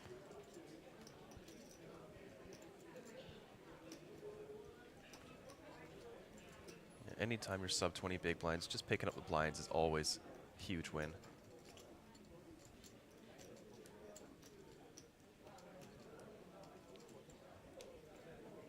Dickey up to 11 now. Nobody in the extreme danger zone. Dickey's still the shortest. Yes, there it is. Sumu got himself another beer. He's Legend. crushing those today. I think Facebook chat will be exploding in a moment. And by the way, 1,200 viewers in Facebook chat. Welcome to the stream. And keep the support for your favorites coming. And I suspect Mongolia and shoutouts for Mazalias will dominate our Facebook chat, at least. For those of you on YouTube, once again, thank you for being here.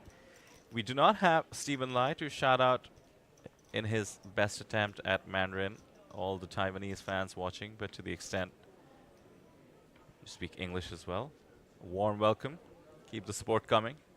Do hit a like on the stream. We are not yet at 100 likes, not sure why that is the case. After all, over 900 of you are joining us. Would be amazing if you could hit the subscribe button as well. If you subscribe, my dream of reaching 12,000 subscribers at APT Jeju can come true instantly. Please consider it.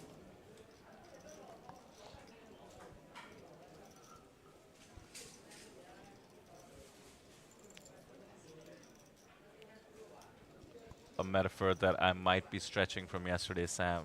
Thinking about the main event final table. Slow start. People were afraid of busting out.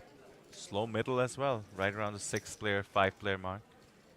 And I equated it to a rubber band being stretched because after all, the blinds do increase. Here at the high roller, 40-minute levels, unlike the main, having 60-minute levels. So the rubber band does have to snap eventually. If not too many players bust, or the action is a bit slow at the start, the structure does force the issue, and things go a bit wild towards the end. It's going to be a fun one. Yes, I think so.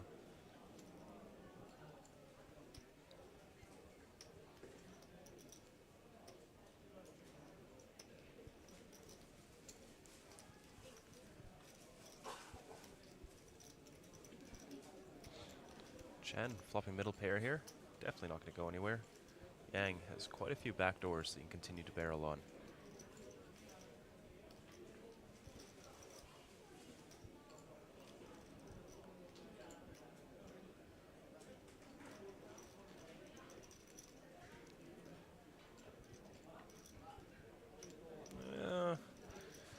And a gut shot now. Potentially a card he can continue barreling on, although I think he may just be way over bluffing if he keeps going. But he is going to go for it. 125K. Hey, Sam, equity is equity. Outs are outs. Picked up more. Fires away. It's firing into the much bigger stack. Under, just over, rather two bigs, 125K.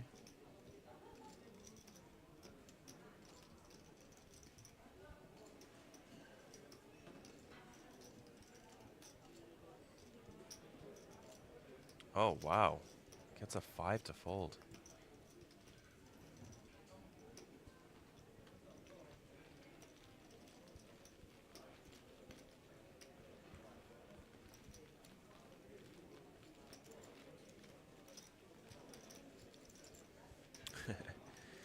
Erdaneku in chat, give him more beer.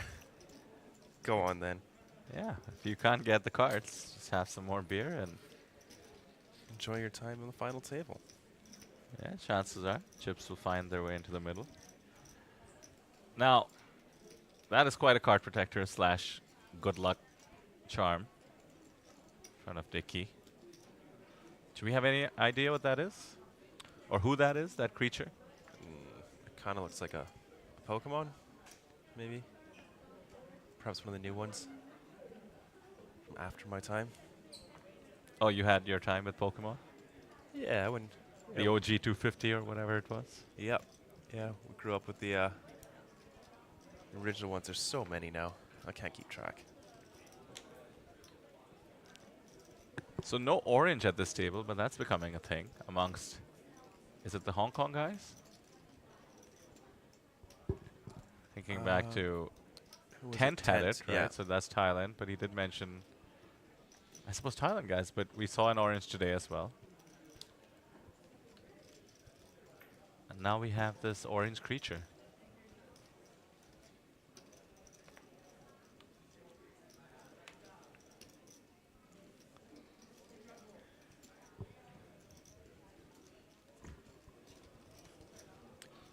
Yang has an ace on the button.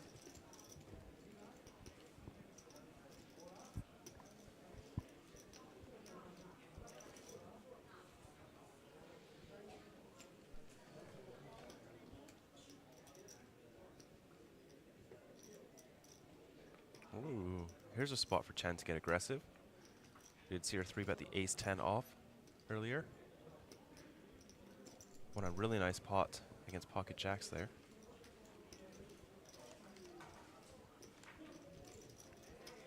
Yeah, there we go, Chen. Getting after it. It's like 300K.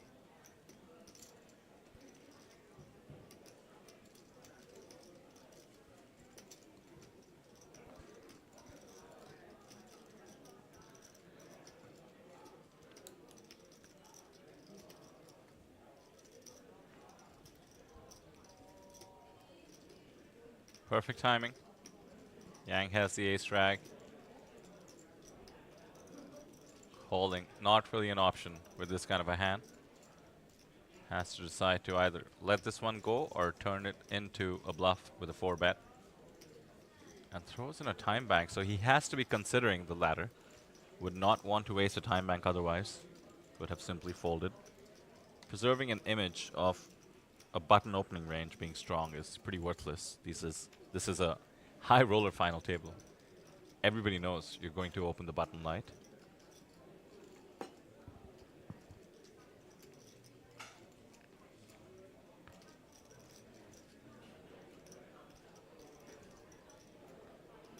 Not this time.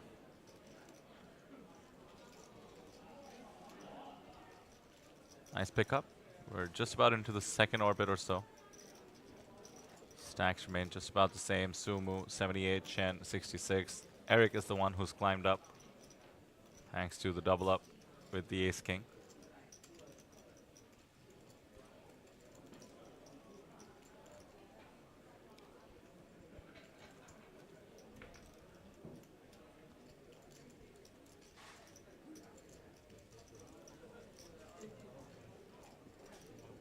Someone in chat asking, is Chen Yisha a regular high-stakes player? She's just over the 6 figures mark on her hand and mob. Maybe has some results that weren't tracked, but don't know too much about her besides that. Could be in cash, if that's what you're asking in terms of playing high stakes, but MTTs, we're working with what we know here. Certainly playing like she's a high stakes player, and anybody who signs up for a $5,000 APT high roller has to be playing high stakes one way or the other.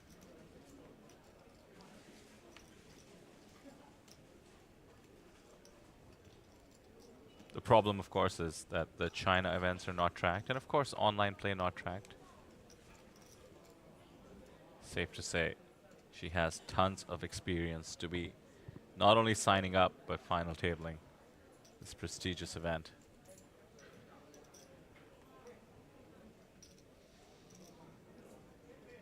Ukai on 18 bigs. King, queen offsuit in the hijack.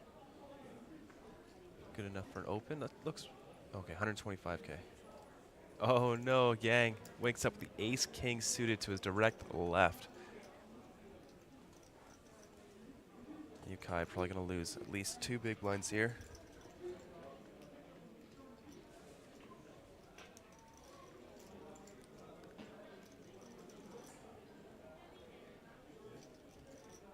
Goes for all of it.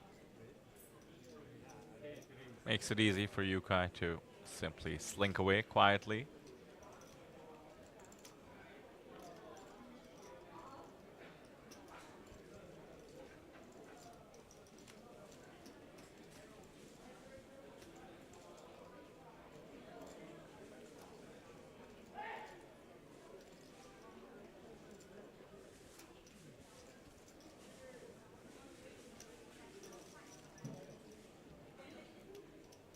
Sevens for Eric.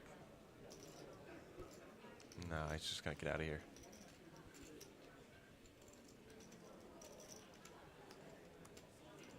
Yang does cover him. 28 bigs with sevens.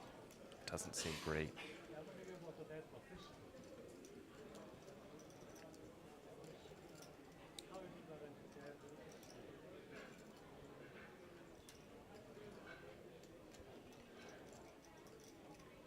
Apologies if this has already been covered, Sam, but Yang, again from China, always tough to track local results, but as of his card player results, he has 138,000 in lifetime earnings.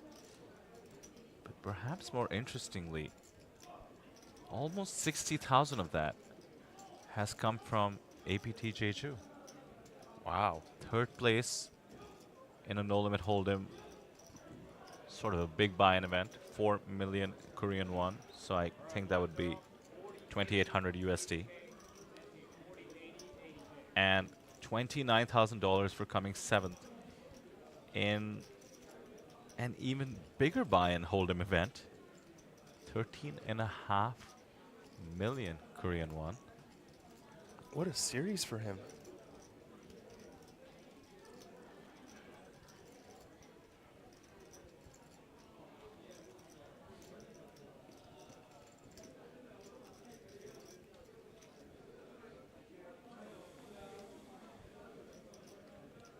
Just checking, so that would be the super high roller, I guess.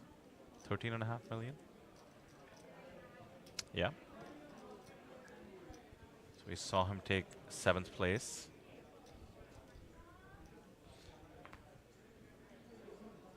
Wow. Now locking up 20,000. So if I subtract APT Jeju, he was sitting at around 70 to 80,000 in live earnings, at least those visible. And he's come out to this festival and at least doubled it, and who knows. Very, very impressive. Ivan picking up the A7 of diamonds here.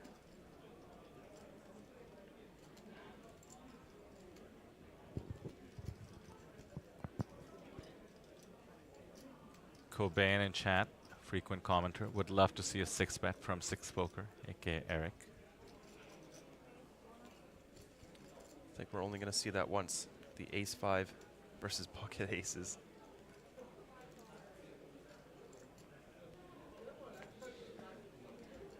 Chen just made a move. Now 5 deuce off. Can be folded easily. And this is the thing when you have tons of experience and earnings. So many players in this spot would be worried about opening a 7 suited early position with a stack as low as 16 bigs. Ivan knows he can navigate comfortably depending on what happens. Is willing to lose a couple of blinds if it can give him the chance to pick up the 2.5 and now 3 in the middle.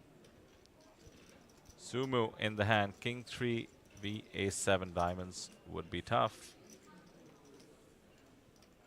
A 3 right in the window. 10 and 5 follow. Sumu takes the lead.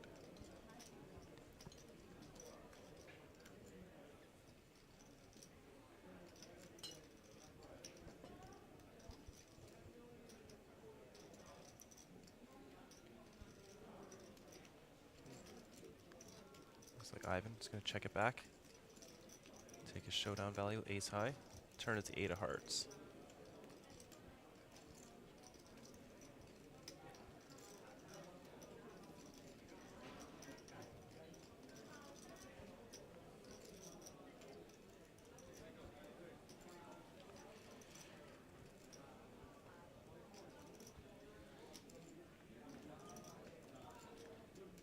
At 10 on the river.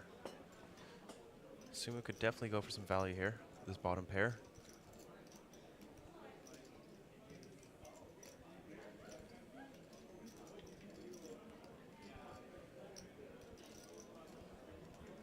No, just checks it. I'm just going to be very happy to check this back.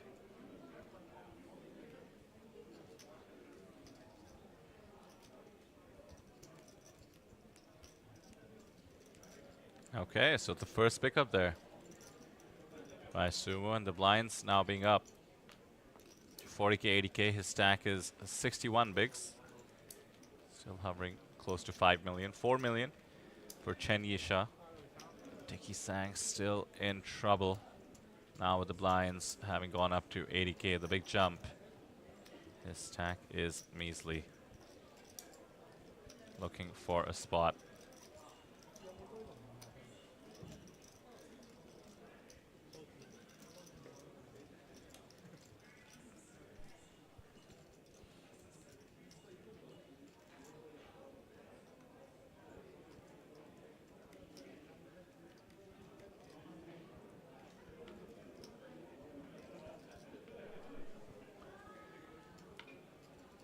That's a good luck charm I do recognize. A shark.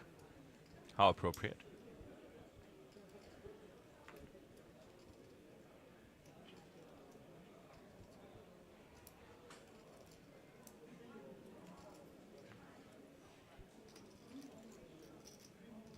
Oh, there's a hand. Yukai. Pocket aces on 12 big blinds. Always a welcome sight. How to approach it though. +2. 12 bigs. Min open seems about standard. Would leave him 10 bigs behind. Could convince somebody else that he would be able to fold. 2 or 3 bet. Time bank is interesting with aces. Usually players hesitant to reveal anything but a standard hand. Might be thinking about jamming it in. If he's used a time bank. Yeah. Oh, okay. Ask for the all-in. Interesting approach.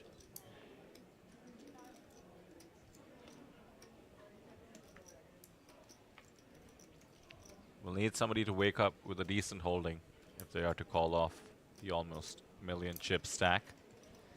7-3 off is the opposite of a decent holding. Fold.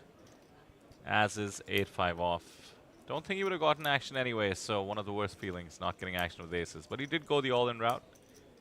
Realized that picking up the 2.5 bigs in the middle was still going to give him an advantage. And look at that, he is almost in the middle of the pack, which is 14 bigs, tied with Ivan Lee. 2 shorties, all eyes on the 2 shorties after all the pay jumps. 4,000, excuse me, to begin with, and 9,000 after that.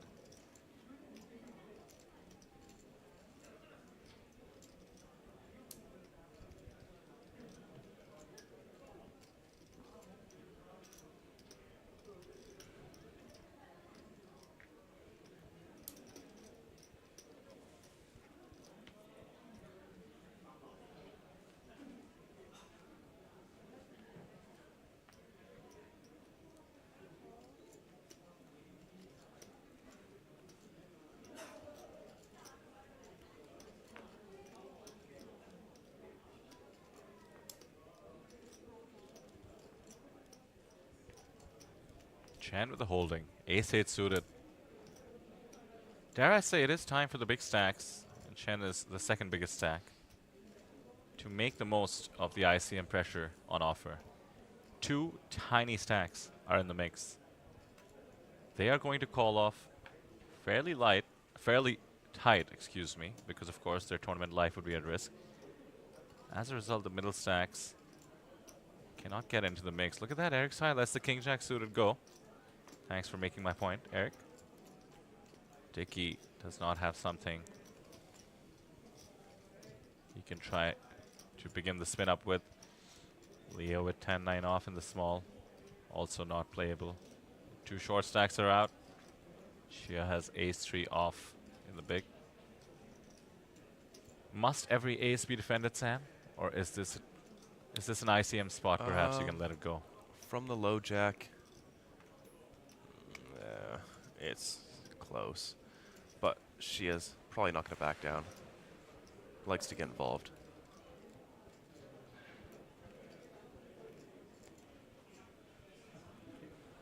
Does have a straight draw that can potentially become nutted. The ace-3 hand. If this was, say, ace-6, I don't know. Might be a good spot to just move on to the next one. I think he's thinking about raising. He's got a big stack there. I think he's using his... Yeah, look at that. Wow. Incoming raise from the big blind using his ace blocker. Wow. Now that is gumption. Raising into the 50 big blind stack, that open middle position. Knows Chen would be doing this light for all the reasons I just mentioned. Talk about playing the reverse Uno card. Chen trying to put ICM pressure. She is just unaffected, putting it right back. Asking Chen the question, do you want to lose a chunk of your stack at this stage? Chen decides no. Wow. Power poker there. May have picked up on something from Chen's play. You do not do that easily. Look at that. He is third in chips. And he attacked the open of the woman who's second in chips. Look out for that one. Seat number 2 is dangerous.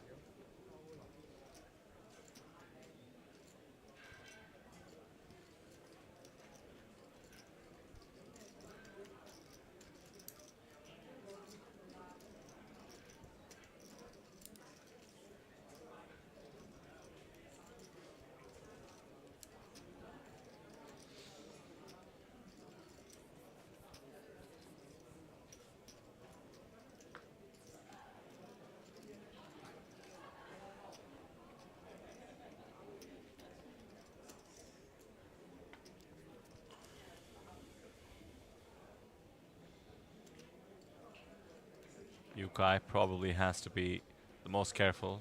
14 bigs.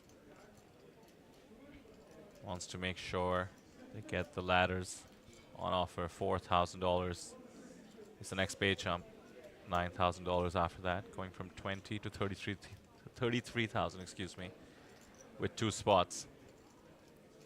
And 2 stacks are hovering well below 10 big blinds.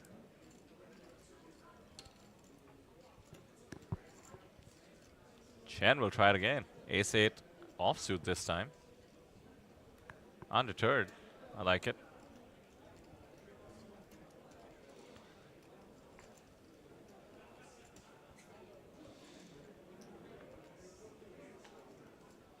Eric had to fold King-Jack suited. This time Ace-2 suited.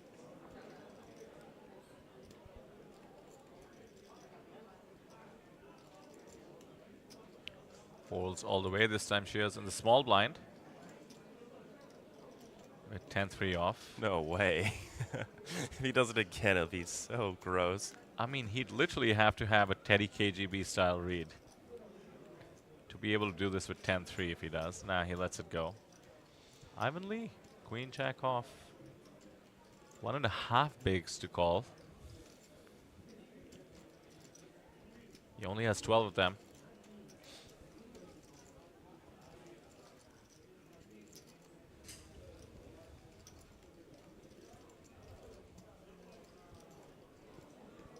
I think Queen Jack is a little bit too strong to fold.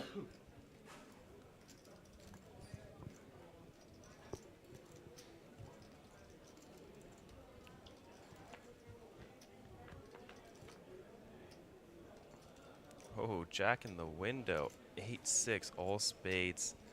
Chen also catching a piece. Middle pair for her. Top pair for Ivan Lee. Monotone board could be tricky.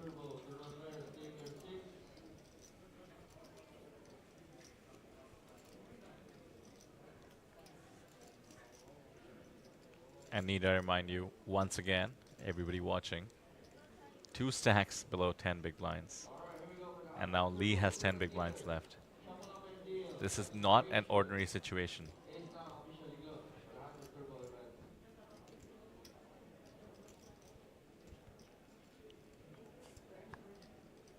Check, check, and the dreaded 4th spade appears on the turn. Both players hating life.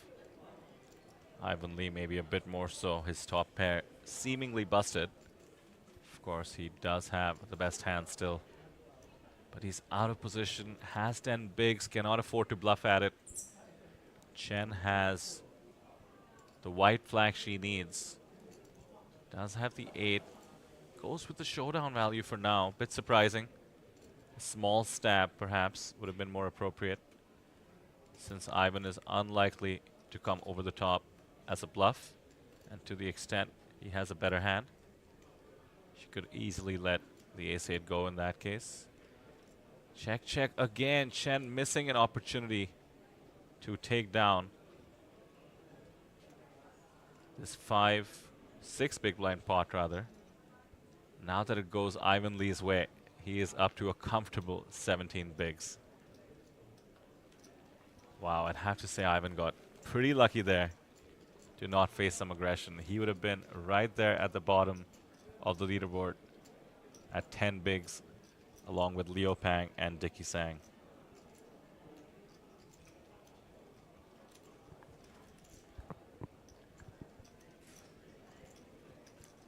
Chen just had too much showdown value.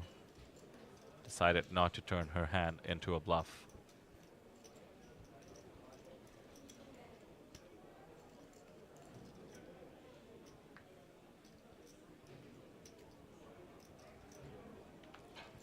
Shoutouts still happening for Sumu in chat. Have you figured out if Sumu is a celebrity in Mongolia? Certainly seems to be. I wouldn't put it past. I think he's an esports player. Yeah, that would make him a celebrity for sure. It is 2024 after all. My celebrities are poker players, so sure plenty of people have esport players as celebrities. So for all those of you from Mongolia who can speak English in the chat, do you mind telling me more about Sumo? Let's see. He's got 10,000 followers on his... Yeah, a gamer. 10,000 followers. Pretty cool. Certainly going to get some new ones today. Over 1,100 of you watching on YouTube. And about the same on Facebook at some point. I think the feed has returned on Facebook. Maybe not. We'll get back to you. But somebody in chat, tell me more about Sumu. He's yet to get involved, really, in a hand. And it's not easy being patient when you have the chip lead. We've seen Chen take a couple of stabs. Unfortunately, ace-8 falling short both times. Sumu is sitting pretty atop the leaderboard. I'll tell you what, whenever he does decide to open, he's going to have a pristine image to do it from. To not play a hand for almost 3 orbits we're approaching now. Trust me, the players have noticed.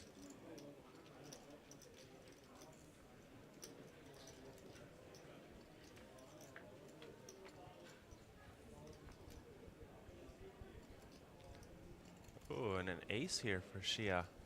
Top pair, good kicker. Eric, this is not a board you want to be c-betting too often.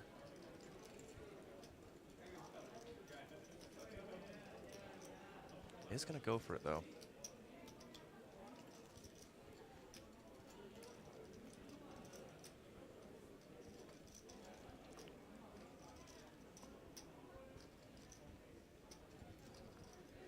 Yeah, I think with the button call, that range is so tight, and it's just going to connect way too well with an ace-4 deuce board.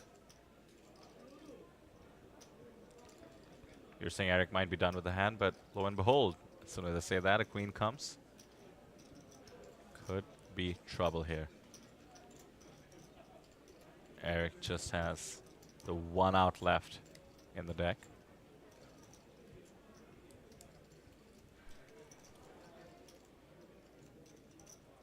Checks it over. He's most likely going to face some aggression from Shia.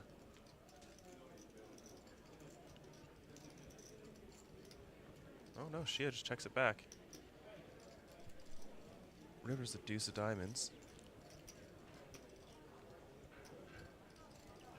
I think Eric has a pretty clear check here.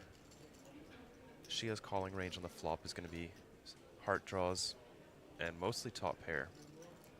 I think the pocket pairs that he's going to target is way too narrow of a range.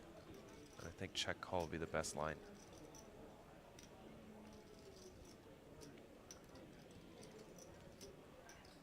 Looks like Eric agrees. A quick bet from Shia.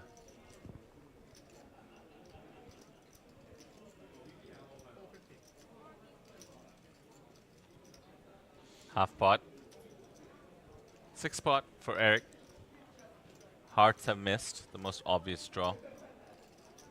Some other draws still possible. The 6-5 suiteds of the world, 7-5 suiteds could have been making a very ambitious button call. The check on the turn has to be confusing him. Weak aces would certainly check on the turn. Turns out ace-jack suited has checked as well. Eric doesn't have any trouble letting it go. Great fold.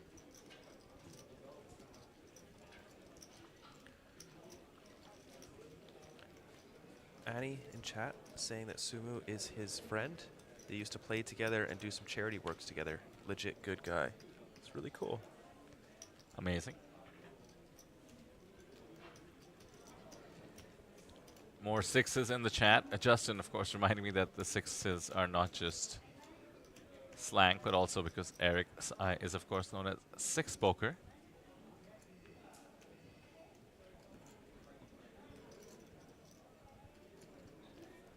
Very happy to see him make the absolute correct play there. Letting his queen go. Not losing any more chips.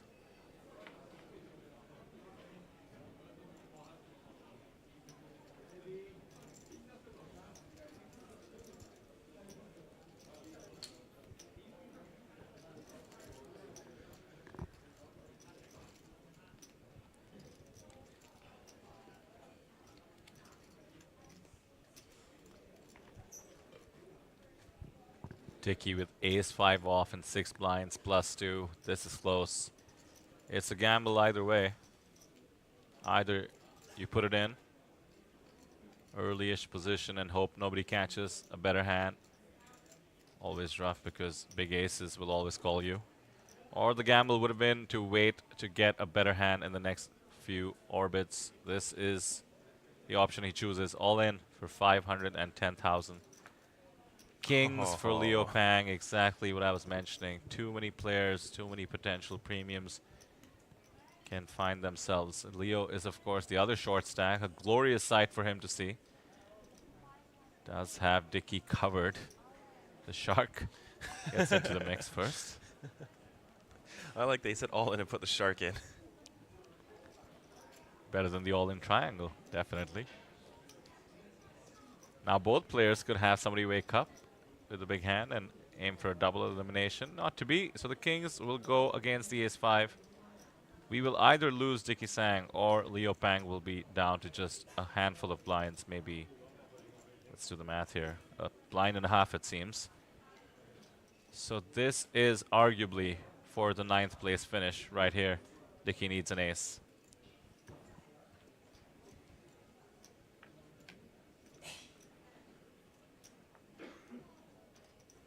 King, queen, 6. Dickey taps the table. Needs running straight cards. Otherwise, we do lose one of Hong Kong's best. 2 sends it. GG, Dickey Sang. Very well played. $20,000 for his efforts.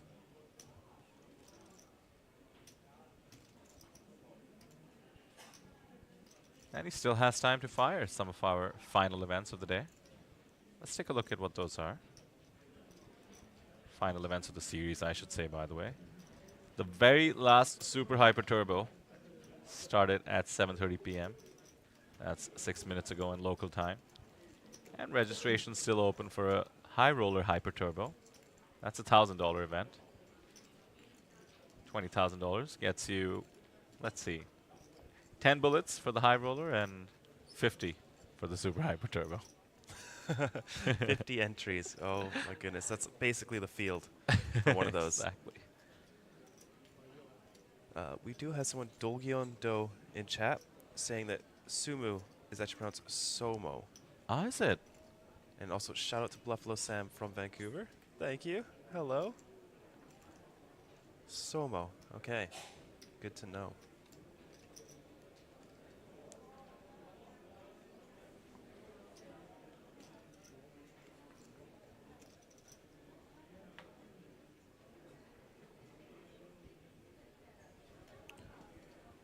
Eight, 6 of hearts, +1.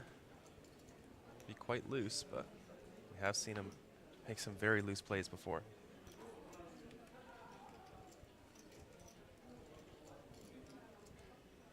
Yeah, there it is. Raise to 200.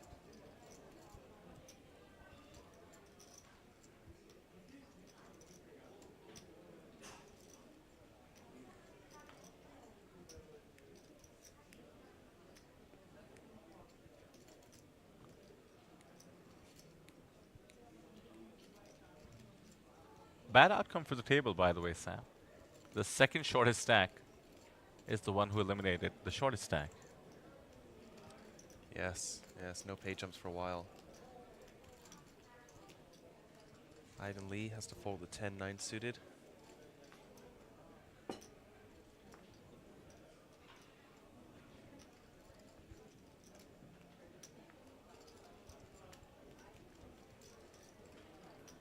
Yu Kai is actually our shortest stack now with 11 bigs.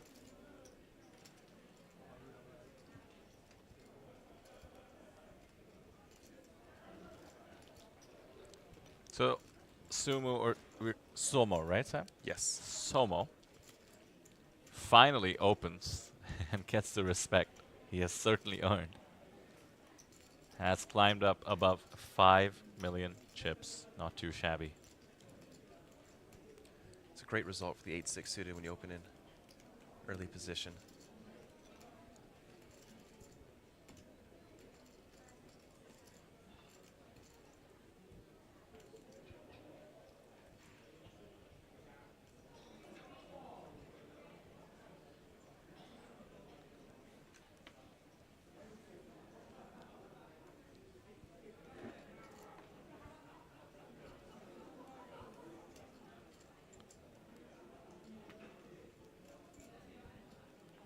Looking at the chip stacks again, I think Somo has about a quarter of the chips in play. Pretty nice, with 8 remaining. You did watch him in the lead up to the final table, Sam, at the start of the day. What can we expect from him, you think, on this FT? I think lots of aggression when he does start finally picking up hands. He's not afraid to get in there and battle it out all day. Nice chip stack, became the chip leader for a little bit, and then did double up the new chip leader. In case you're watching this and can hear us, do bear with us for just a second. Slight glitch on the stream, but I can assume we are audible. Our production staff will sort it out shortly. Victor.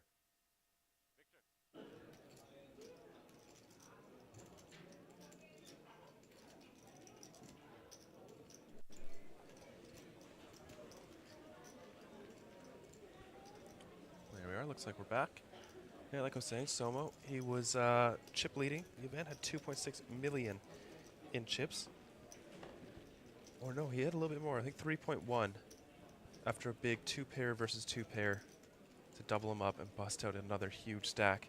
And they gave a little bit back to the new chip leader, aces versus king queen. And once again, reclaim the lead.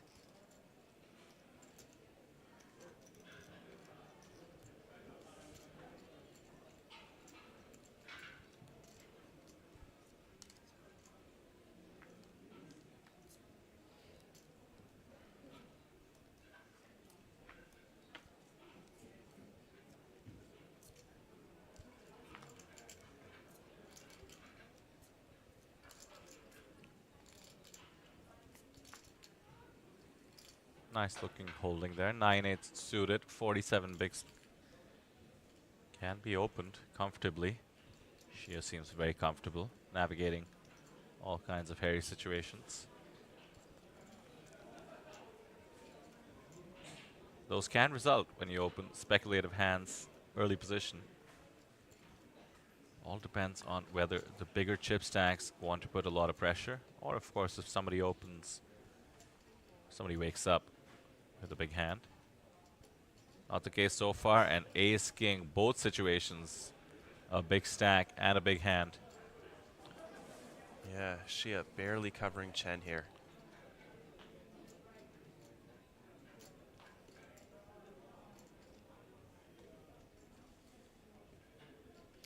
And ace king is the dreaded kryptonite to the 8-9 suited. Talking, of course, of the queen jack 10 flops. Ah, okay. Always dangerous. That is my biggest fear. Usually, not with 9-8 actually, because you always are aware you have the dummy end, but king 9. Ooh. Every time it's queen jack 10, your opponent just has to have ace king. Interesting sizing, by the way, 425. Meaning 260k to call. Out of position. Getting decent odds, I suppose, on a hand such as this. But the pot would balloon up to over $1 million. I think Shia needed to have a plan for what he would do in this exact scenario. Maybe the opponent is what is giving him pause. Oh, that's quite a few chips being counted out. Oh no. This would not be the time for it. Seems to have found a target in the form of Chen, and here we go. 4 bets up to 1 million. Chen, not a fun spot with ace king. You know, you're in second place in chips, third place. And there's a few short stacks there, and this man covers you. And you only have ace high. Not at all a fun spot, as you mentioned. Let's just walk through the potential lines. Obviously, we can see that a 5-bet jam would get the job done. But are you very comfortable 5-bet jamming? Your opponent's calling range, it's going to be jacks plus, queens plus. Of course, you block an ace and a king, but your opponent could easily have aces and kings still.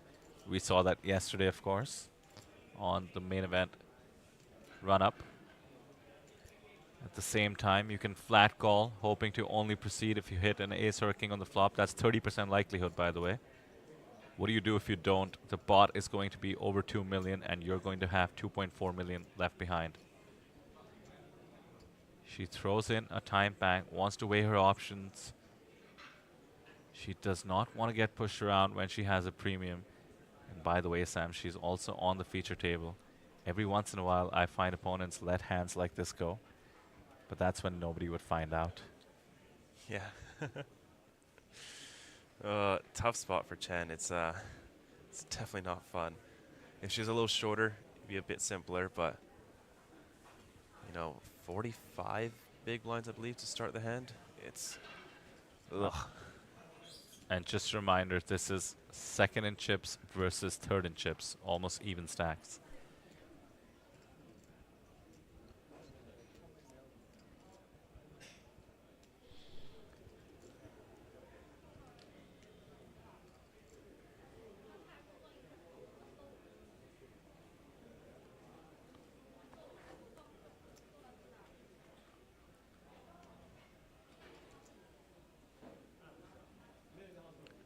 More time bank. Fair enough. This is the time for it. One line we have not talked about is a small 5-bet. And she can consider her options depending on what Shia decides to do. No, that'll commit you. A small 5-bet. A click back. Does Yeah, not need to she'll commit. put like 1.5 mil in there.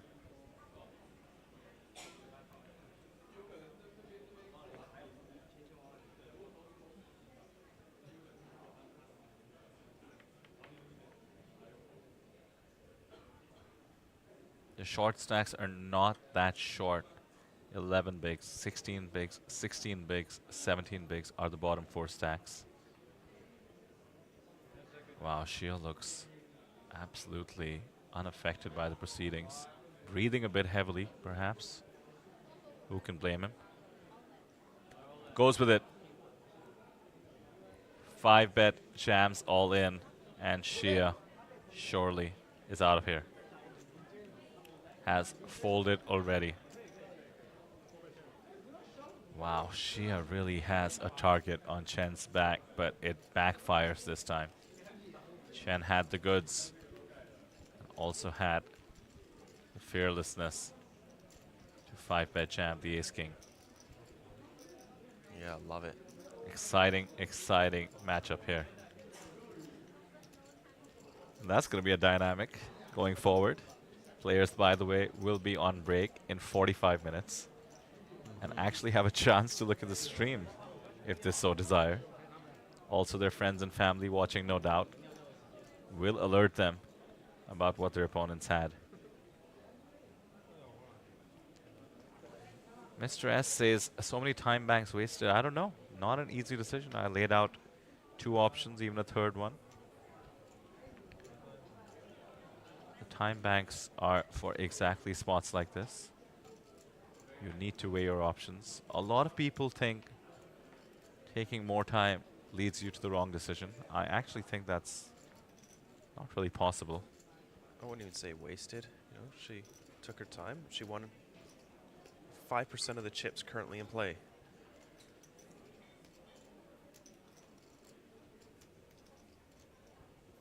Yukai gonna take the spot with the ducks. Yes, he is all in. That is what that triangle means.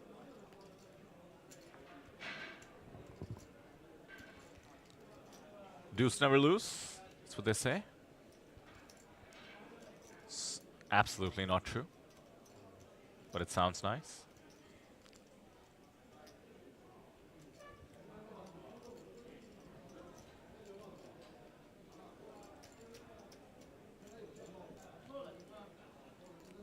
Over 1,000 of you on YouTube with us. Once again, it is an absolute pleasure having you. Do hit subscribe, please, so that you can follow all the content that comes out from the series. By the way, a lot of it being posted to Facebook, Sam. And I have to shout out our media team. They put together such a sick cut of the main event and the main event winner, Luo Shishang already. It's like, I think like 6 hours after the main event ended, it was out. Yes, they work very, very hard. Very talented people we have on our production team. Pocket 5's in the big blind. Probably just going to let it go. You can't really expect to ever get it in, dominating your opponent, even though this... Wow! Makes the call. Stand corrected.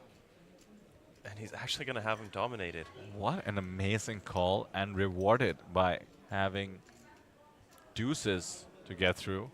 82% likelihood to eliminate one more player. Yukai needs help. Time to test the theory. Deuce never lose.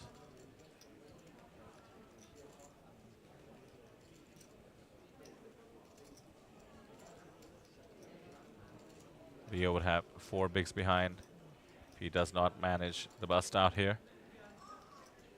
A deuce, jack. Oh. Wow, the wins, understandable.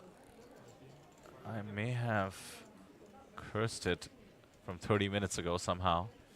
This deuce never lose thing could come to fruition. Now the 2 5s need to come to the rescue. No chop outs with the ace. Leo is sick. Understandable. You was, I'm sure, elated. There's no way to know, really. And the jack on the river ends the proceedings. Leo Pang down to just 4 bigs. Yu finds the double up. 23 bigs will put him squarely in the middle of the pack.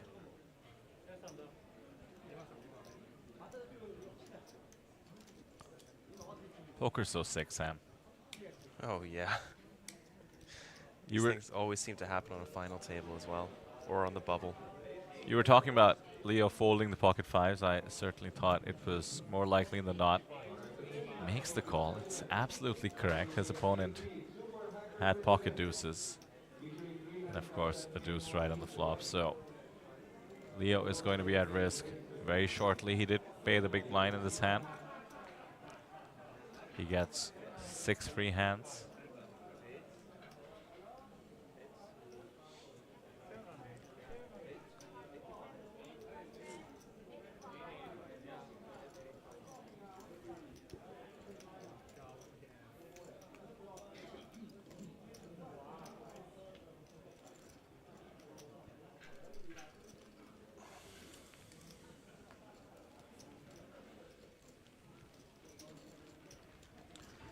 Yeah, that one. That one's got a sting. There you go. A new tiny stack emerges in the form of Leo Pang. Had managed to make his way up the ranks. Crushed now.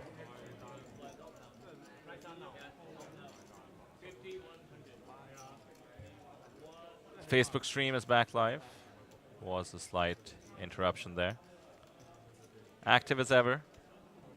Rooting for Somo, of course, our friend from Mongolia in seat number 9. I believe he's played one hand. He opened with the 8-6 suited. Yeah, and he's defended a couple big blinds and opened 6-4 suited as well in the cutoff. Ah, that's right, 6-4 suited, and he did take down the defense with a king 3. Yes. I talked about the tension of players busting. I'm feeling the rubber band tension of Somo playing a big hand. I feel our chat will absolutely explode.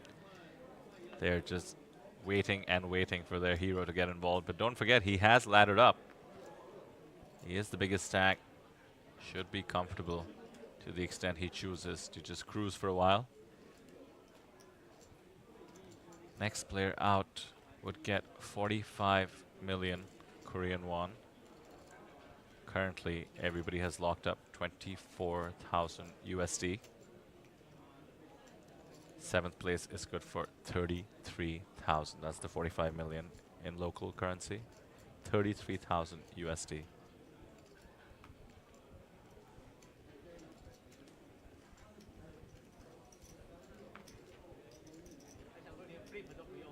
Eight four needs to give it up. Pocket sixes for Shea. Has been the most aggressive player at this table by a country mile. Does have a chance for aggression again. ICM pressure off the tiny stack could mean that he would want to target the +2 open. Not this time. Gives his opponent some credit. It's an early position open. King right on the window. But an ace.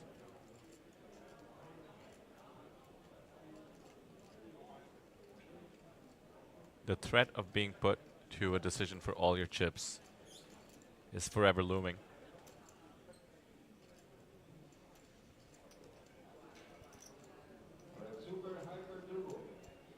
Doesn't stop Yang from c-betting. It is certainly a board favoring the pre-flop aggressor. Massive range advantage on the ace-king deuce. Weren't you discussing ace-king deuce earlier today, Sam? Perfect board to just overbet board. Absolutely muscle your opponent out because they cannot have ace-king. We're not deep enough perhaps for that, but the ace alone could be enough.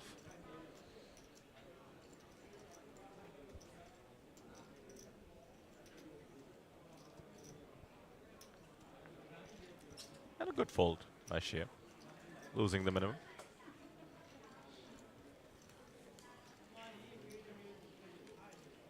Look at the stacks though after that ace-king beat 9-8 suited hand. Chen has almost caught up to the sensation from Mongolia.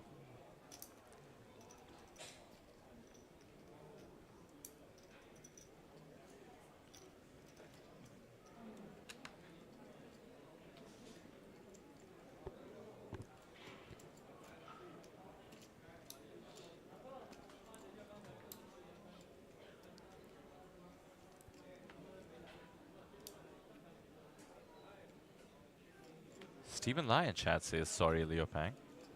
I think he's the real one, by the way. Must be. Certainly spelled right. Yeah, that is him. Hey, Stephen. Leo's not out yet, though. Can spin it up.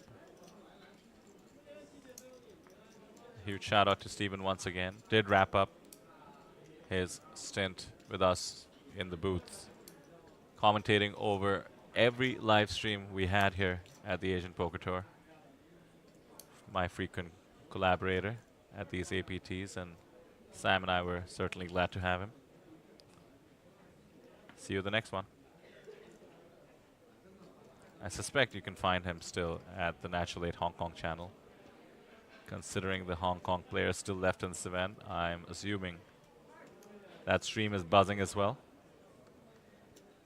Surely not as much as ours. 1,200 of you watching now. Amazing to have all of you here.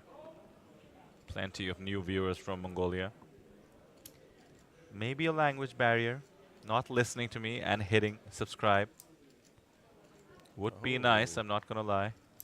Look at this. The Jack 6 off, applying max pressure. Oh my. Wow.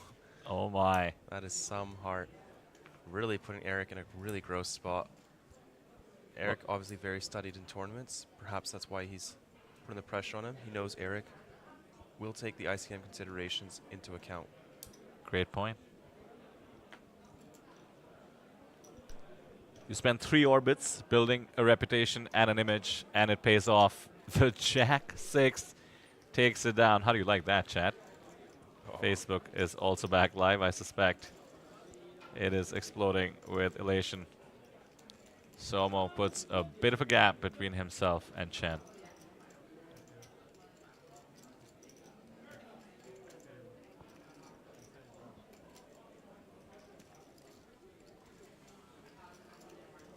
Hey, some viewers in chat helping me out and asking people to subscribe. Much appreciated. This is the very last day of the festival. I had my own hopes of reaching 12,000 subscribers. We could not do that, but with 1,200 of you here, we can certainly try. Thank you for all those of you translating a little bit in the comments for our new viewers. Once again, we are about 30 minutes from the break. I can think about 2 hands players would want to look up.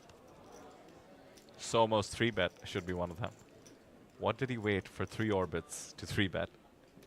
Imagine the surprise when Eric finds out it's the Jack 6 offsuit.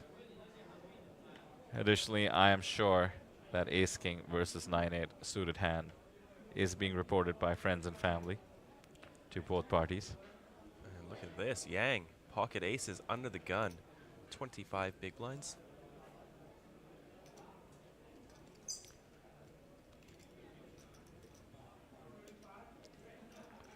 $220,000. Seems to have become the opening size for Yang across the board. So he is balanced there.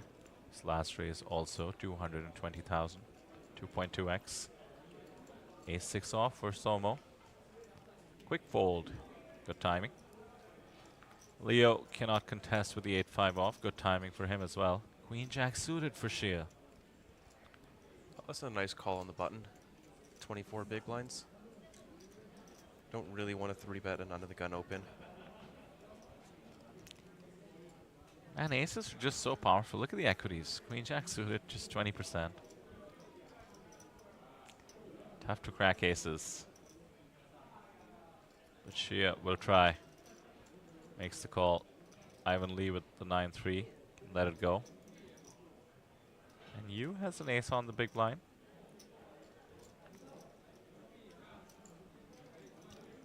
Lets it go as well. Not wanting to hassle with these 2 bigger stacks. Evenly matched stacks going into the flop. And by the way, I've just been informed by our friend in the chat, Justin Fairbanks, the Turbo Short deck just finished up, and the runner up was Luo Shishang. Congratulations to him. following up his main event win with another impressive performance. Back to this hand, King Jack 6, middle pair for Shia. Has some backdoor straight draws. Certainly enough of a hand to stick around for at least one more street.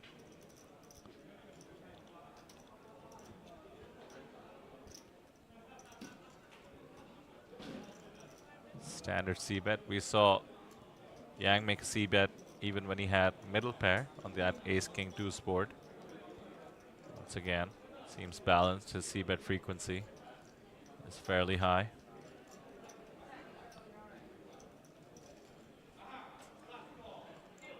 Nine of hearts gives the flush draw as well. Yang is just very comfortable. Additional straight draw outs. That backdoor straight draw does come in. Queens and tens and jacks are good for Shia, with the exception of hearts. I think Yang probably wants to continue barreling on that turn. They're still quite a bit behind. Ace of hearts is really going to drive the equity.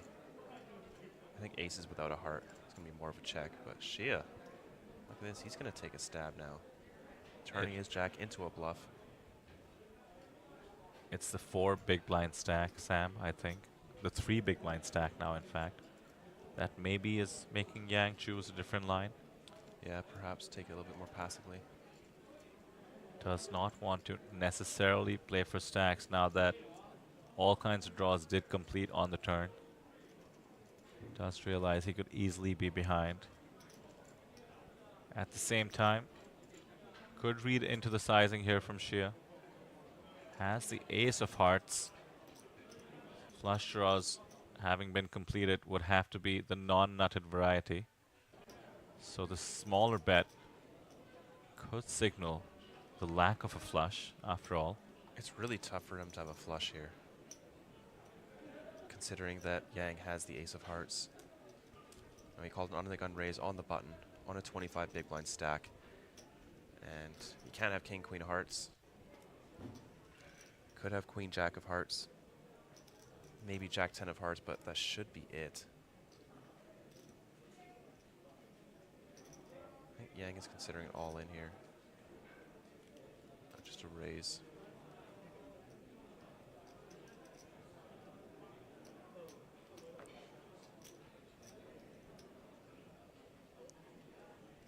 Interesting raise.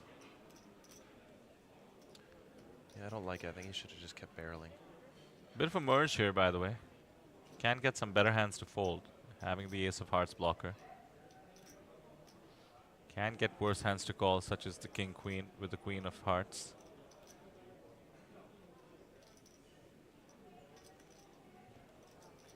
Interesting raise indeed, although I suspect in this case it will just do the job of ending the hand.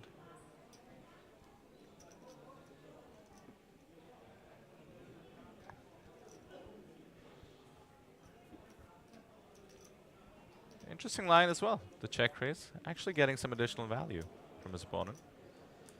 Yang making his presence known here in the leaderboard. Third in chips, but well ahead of 4th place and below. The stacks are bunching up at the bottom. When will we have the next elimination? All eyes on Leo Pang, with 3 big blinds in his stack. And a shark. Let's not forget about the shark. Still trying to spin it up after that bad beat, 5s versus deuces.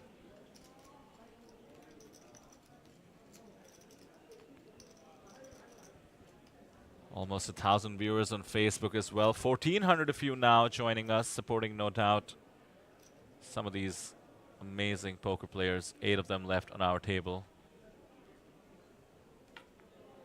Or maybe supporting poker in general. We have plenty of fans that do just that. Huge shout out to them as well, of course. Constantly mention Justin, who is an APT and poker encyclopedia in our chat. Sort of an unofficial APT mod at this point. Thanks, Justin.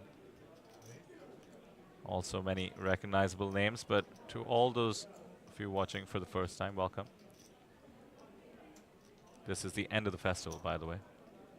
10 days in Jeju Island, South Korea were spent at Jeju Shinhwa World, which is a massive resort of sorts. It has many hotels within it, 3 or 4 if I'm not mistaken. Mostly you'll find people stay there. Indeed, all the APT staff are staying there. And then you have like 20 restaurants to choose from, bars. Obviously, the casino where we are, the Landing Casino, an amusement park. So something for everyone. Huge shout out to the venue as well. 5s versus 10s versus 3s. How many more pocket pairs can join the party?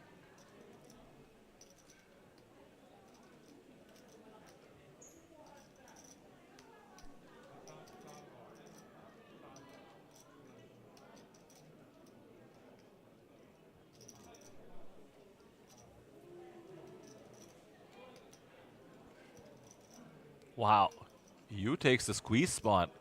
That is shocking. Pocket 5s from the small against the UTG Open and +2 call.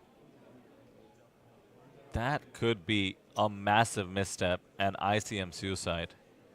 Don't forget, there is a 3 big blind stack still in the mix. Yu got it in against 5s, worked out for him this time. Hoping 5s does the trick. Did not give any credit to Chen for having a decent holding.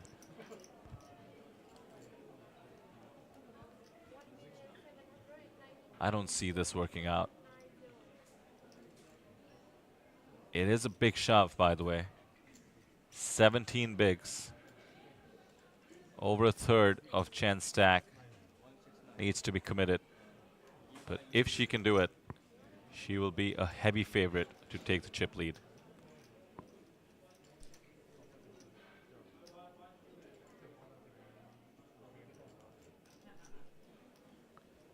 Wow. The 10s have hit the muck.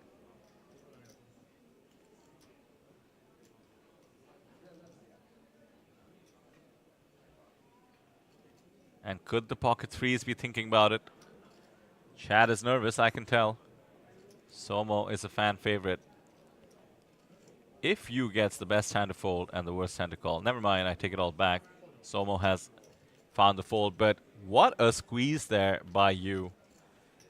First, I thought he was going off the fact that Chen, having plenty of chips, is going to raise fairly light. But it turns out he was also going off the fact that Chen is a little more snug than perhaps she could be with her chip stack. Pocket 10s finding the fold. What an outcome. Yu has the moves.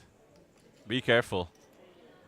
That deuce giving him the double up on the flop may have cost not just Leo Pang in terms of his stack, but also the rest of the table. This is a dangerous man.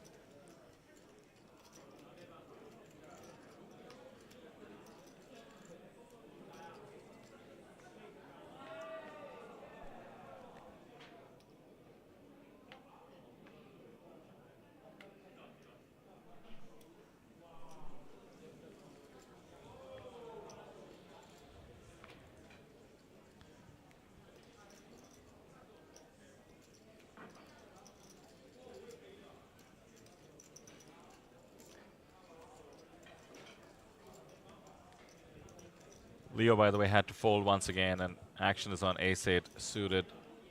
Shia will surely open this up. He has not been afraid to get chips into the middle. Does only have 15 bigs left after some tangos that he has been going on. Jacks now for you. Oh, Shia coming in here with the second biggest stack, or third biggest, and just can't get anything going.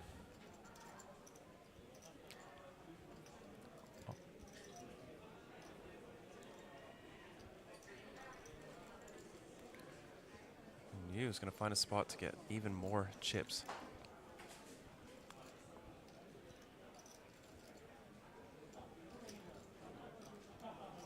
Didn't we see you use a time bank with pocket aces?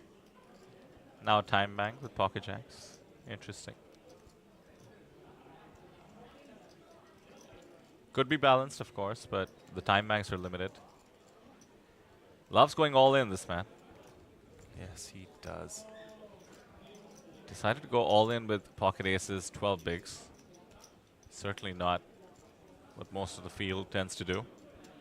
Finds that incredible squeeze with pocket fives, getting Chen to fold pocket tens. Now attacking Shia's open. This one, perhaps a much easier decision. 3-bet jams. Shia has 13 bigs. Has essentially been caught opening a tad light. Ace-8 suited seems to be the kind of hand to open fold to a jam. It's down to 13 bigs. Has to be eyeing the person on his right. That's Leo Pang with just 3 bigs. So 2 people left from Hong Kong. Eric Tsai from Taiwan. Ivan Lee and Leo Pang are, of course, the Hong Kong players. All 3 at the bottom, the ones I just mentioned. Of course, China making its presence known at our high roller FT, just like every FT, frankly, at APT Jeju. Just heard Liu Shishang, the winner of the APT main event, also from China. Just finished second in one of the side events. And who are we missing? Of course, Somo on the screen from Mongolia, still atop the leaderboard. 5.1 million in chips. Lines are 5,100, but they will be going up to 120K. About 20 minutes as we hit the break.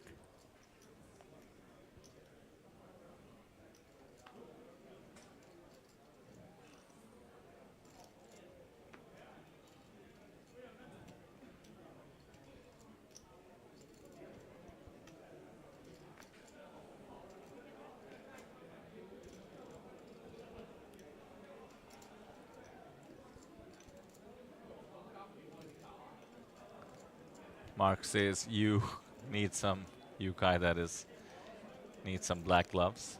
That's funny. Leo is all in with the king, and Yang finds the fold with the ace-8 off. Too worried about the 2 players yet to act behind him in the blinds.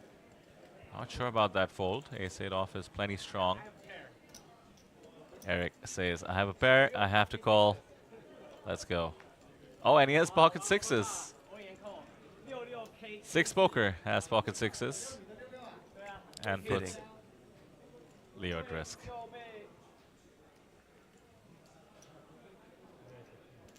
you have king? Okay, it's good news. King 6? That's okay, I don't need a 6. Just no king.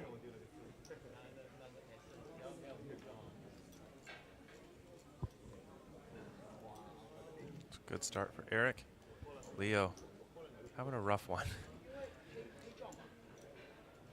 To say the least. How about an ace for some drama? Not to be the 7 rather of clubs takes away. The king of clubs is an out as well, and the king of hearts has been folded. GG.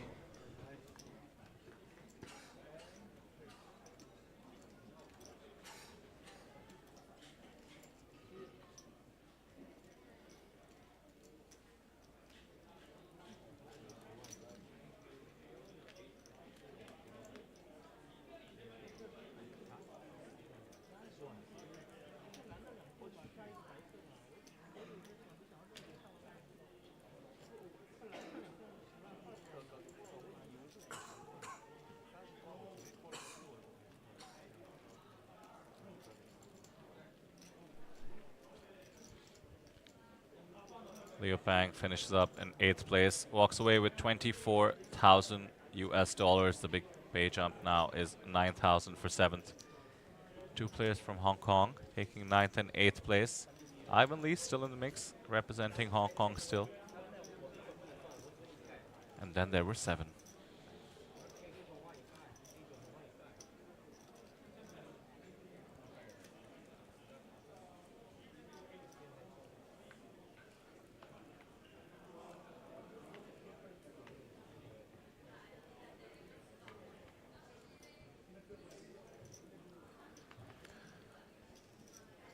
Every player now guaranteed 33,000.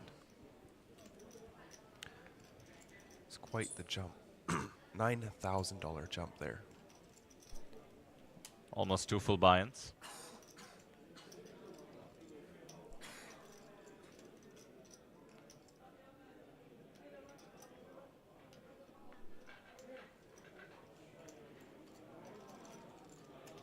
Chen with the ace-10 off.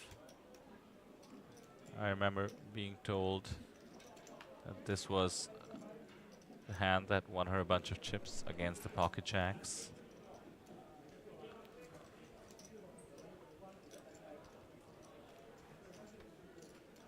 (5-3) for Somo. Offsuit. Does defend ace, ace-7. Almost a lock on the hand.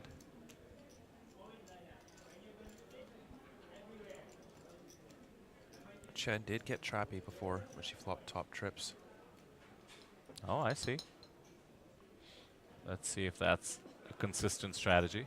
Oh, she's reaching for chips. I prefer this, well balanced. 1 big is the bet.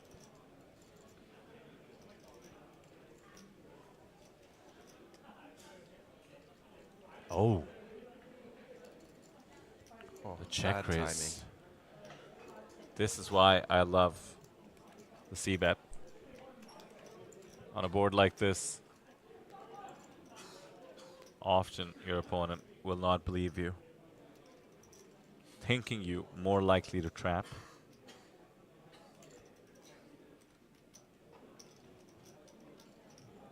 Very nice outcome so far for Chen. And the most action card perhaps, the 4 giving the double gut shot to the 5-3 off. Somo snap checks, but Chen surely will want to put more chips into the middle, and Somo has way too many outs.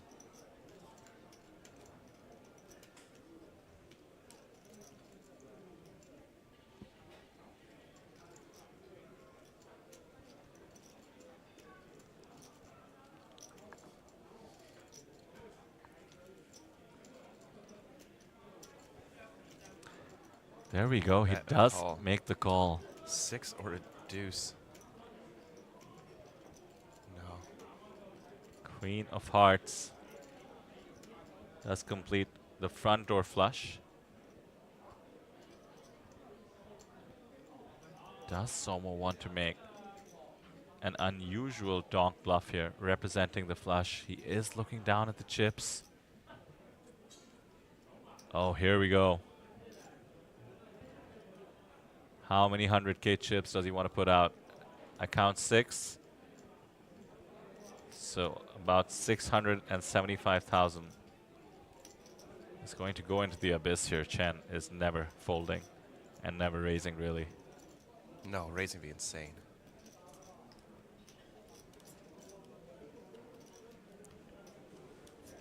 Yeah, there comes the call, I think. Ambitious bluff, to say the least, given the line.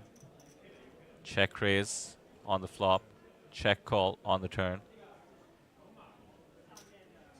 Could credibly represent a flush with that line. However, an ace is never folding there, and was a likely holding, given how the hand went. Nice attempt by Somo, who does finally lose the chip lead, and Chen takes her place atop the leaderboard with 57 bigs. 5.8 million, I suspect the largest stack anybody's had in this tournament thus far.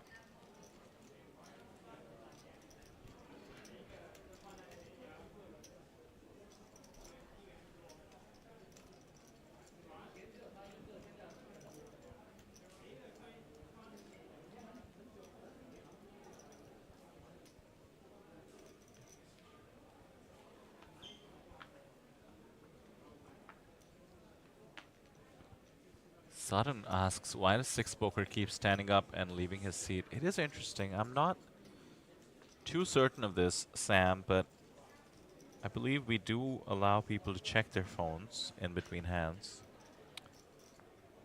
So he might be getting some intel from the stream. It is perfectly within the rules to do that. They're not air-gapped or anything like that, players on the feature table. You wouldn't want that either, after all. There's the outer tables to look at during the rest of the game, and when we're at the final table, we maintain the same rules. Also in 2024, try telling people they can't use their phones for 10 hours. Have a revolt. Yes, yeah. That's just my guess. Maybe he's checking Twitter. Who knows? I think he's probably checking the stream.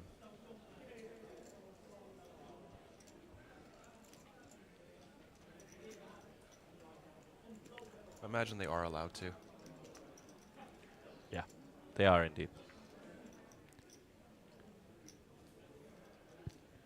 Top pair for Somo. And Shia, is he going to lead here with a Jack-6 off? Oh my. Very unconventional plays. Shia has been pretty exciting to watch on this table. He has. Quick call from Somo. He does not look happy about it. Another king for Somo. It's a good card for Shia because it might end his bluffing plans. Oh, sorry, it wasn't a lead. Somo is in the small blind. I thought he was on the button.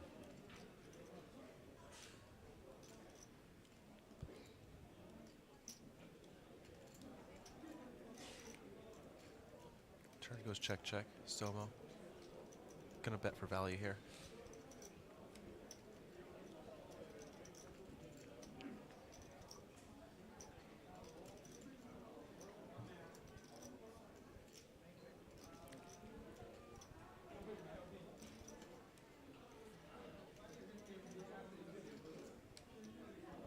Oh, that looked like he wanted to put more chips into the pot, but no, thinks better of it. Yeah, he pump faked us in the booth. Yeah, I got excited there for a second. And it is Shia. We've seen him make some wild moves, thinking back to 4-bet with the 9-8 suited. He is uniquely capable of doing anything, it seems. For now, he's at the bottom of the leaderboard. 7 players remaining. We're about 10 minutes away from the break, by the way, which means we would have concluded 2 hours of play. That's 40-minute levels, of course, so that's 3 levels. The next level is going to be 60,000, 120,000. We have had 2 eliminations. Things should get pretty wild in the next frame or session, as we call it, in between breaks, with 3 levels to go. Blinds will reach as high as 200,000, so double of the current blinds. 3 levels from now. You can reduce every stack you see by half. One can only imagine the bloodshed that would have happened by then.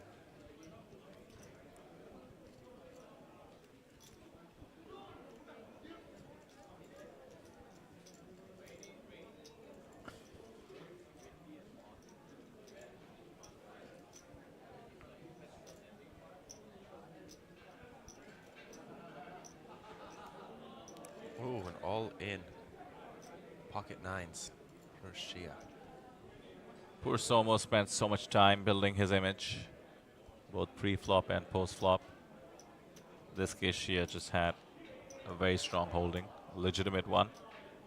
Somo could feel like he's being pushed around a little bit.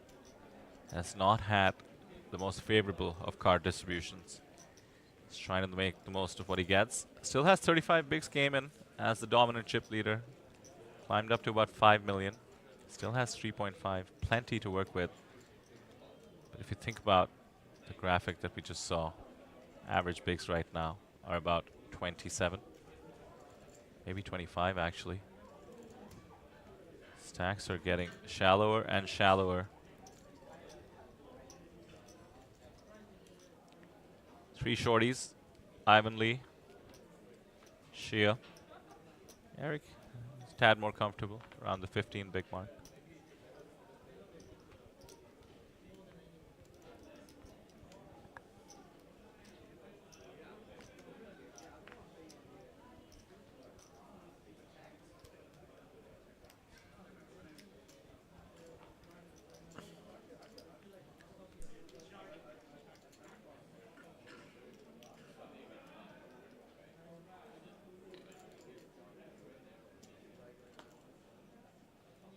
Quick fold by the King 9 suited, as well as the King 6 off. Or King 9 offsuit, rather. And the 10-7 suited by Shia could find its way into the middle. He has been the most aggressive opponent, especially pre-flop by miles. Yeah, it does move all in. I'd be proud of making that prediction, but with Shia, it's not one I need to pat myself on the back for. Seems to be very, very happy to get chips into the middle and is rewarded for his efforts. 17 bigs now for him. Put some distance between himself and the shortest stack just in the span of 2 hands. Ivan Lee is in trouble with 8 bigs.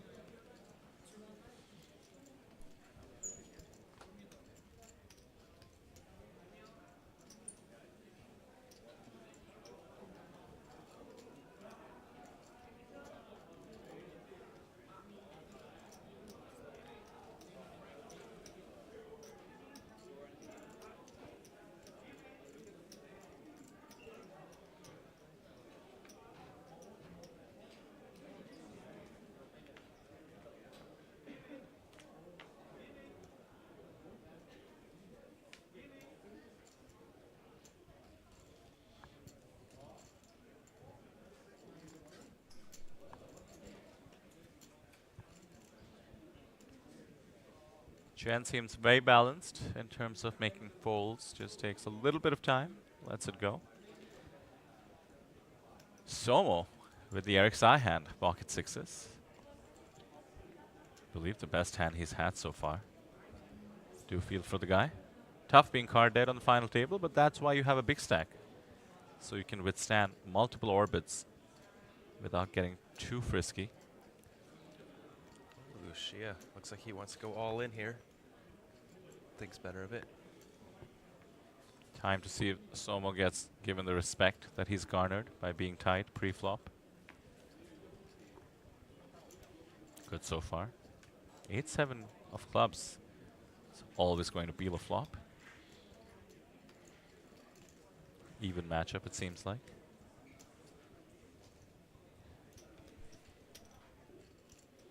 Does make the call.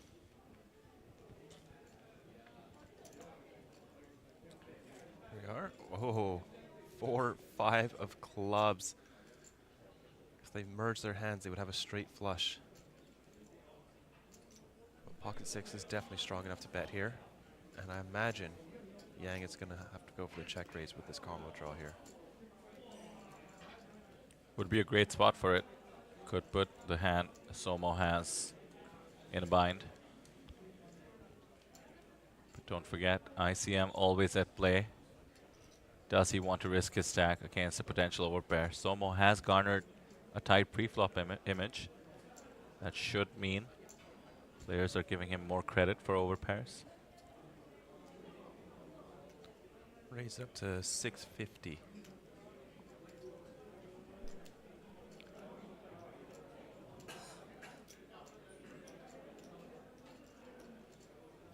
Somo has been facing so much heat.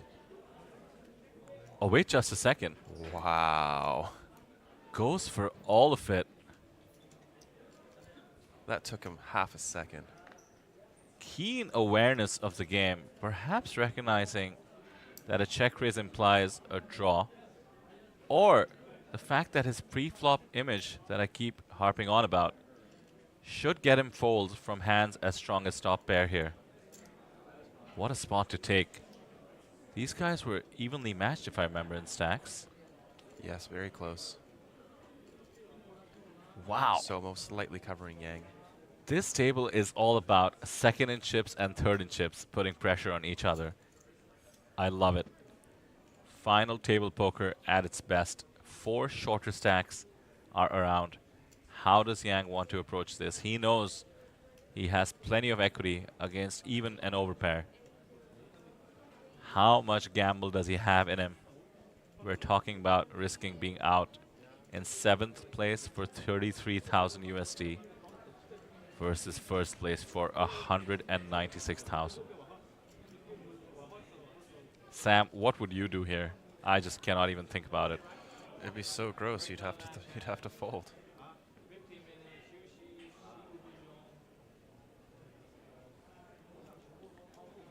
Chat is unsurprisingly exploding at the same time. I suppose rooting for a fold even though Somo is ahead.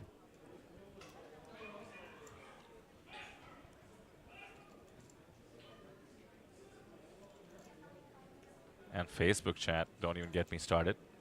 1,400 of you on Facebook. Somo has huge support.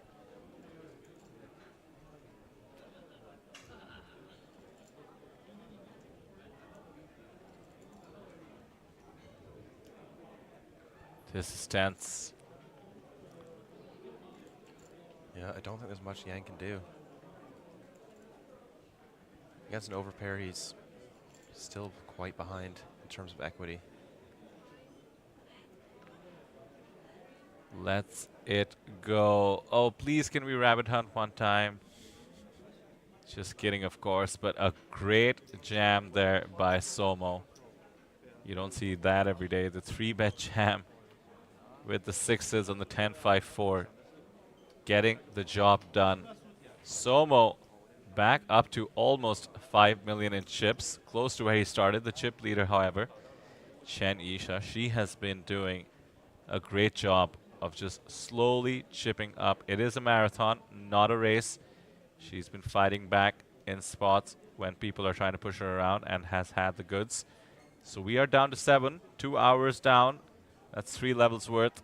The next 2 hours will take the blinds all the way up to 200,000, as I was just saying. So action should be coming fast and loose. There you see it. Out of the 191 entries, 7 remain fighting for almost $200,000 up top, thanks to all the players coming out and creating that 886,000 US dollar prize pool. And they are, of course, fighting also for one of the APT Mega Lions. Sam, I'm not even convinced that this photo is not a beautiful render. I mean, I can't even believe that's our trophy. It looks so good. It's the same size as the main event trophy, just happens to be bronze. It's the one to fight for. We will be back very shortly, taking a standard scheduled break of 10 to 12 minutes. There are thousands of you watching on YouTube and Facebook. We would appreciate if you did not go anywhere. We kind of know you won't. You are supporting some of the players who will be around for a while, but we'd also appreciate if you hit subscribe, and we'll see you in about 12 minutes.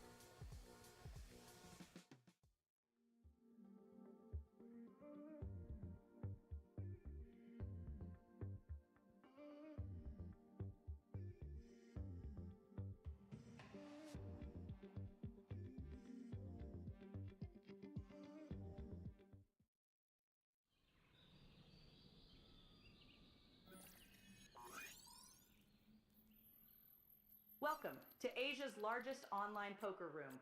Our next generation poker software is now initiating.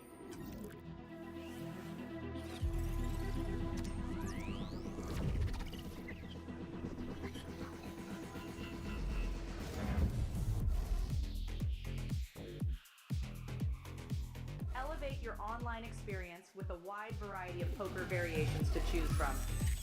Get fully immersed with fun and social features.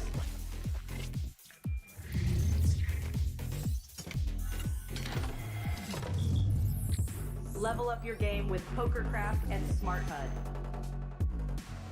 Unlock a wealth of rewards including cashback, bonuses, and jackpots.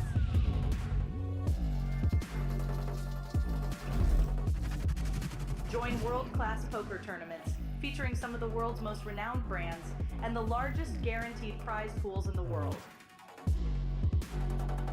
Experience the best in customer service and hassle-free transactions for a seamless online gaming experience. With online poker available on all your devices, you'll be able to play your favorite games anytime, anywhere.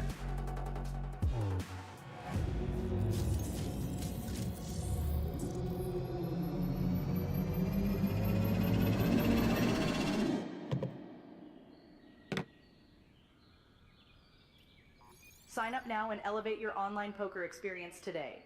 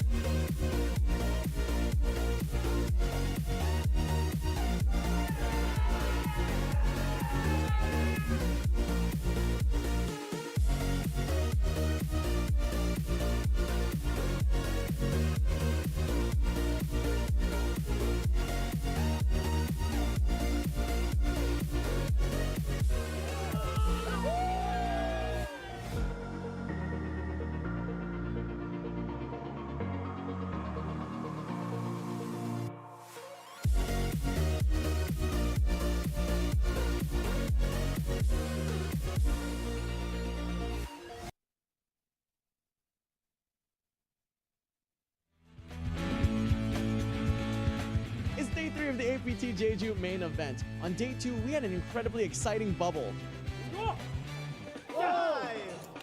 Deuce, and we've got a double up. It's a king, and we're going to have a double up. We got pocket fives for bottom set, pocket sixes for middle set. River card. It's a 10.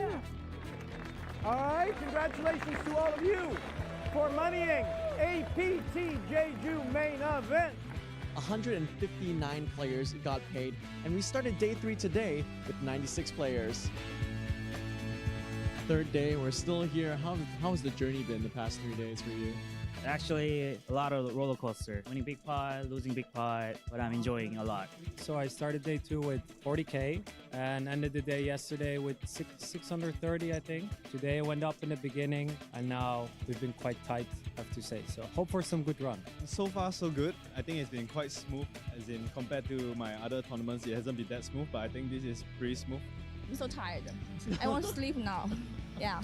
第二天就是桌面上的 chip leader 达到泡沫期，操作的有点多啊，100多万怒送了30%几的筹码出去吧。今天应该是蛮顺利的，运气也挺不错。这个。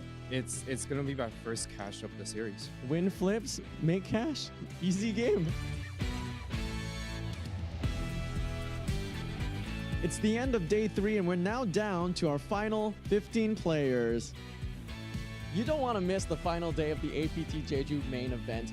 Catch all of the high-stakes action on our live streams on YouTube, Facebook, and Twitch.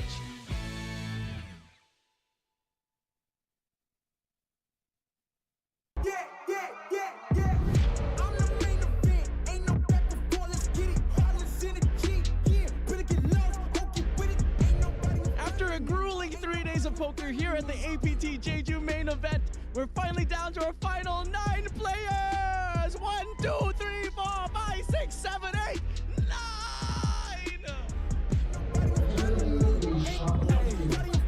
I don't really see God as the competition, but if you go against me, you're the opposition. But if you want to like In order of elimination, the final 9 players were Xu Ertun from China, Lo Shikai from Taiwan, Chen Feng from China, Zhang Mingchen from China, Sergey Kim from Russia, Han Jian from China, Jason Park Lun Wong from the United Kingdom. Folks, please give it up for your heads up finalists. Mo Xixiang and Su Jianfang!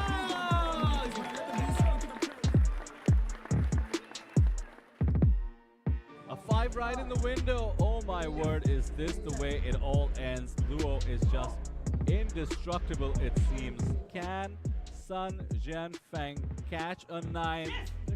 The king of spades. champion!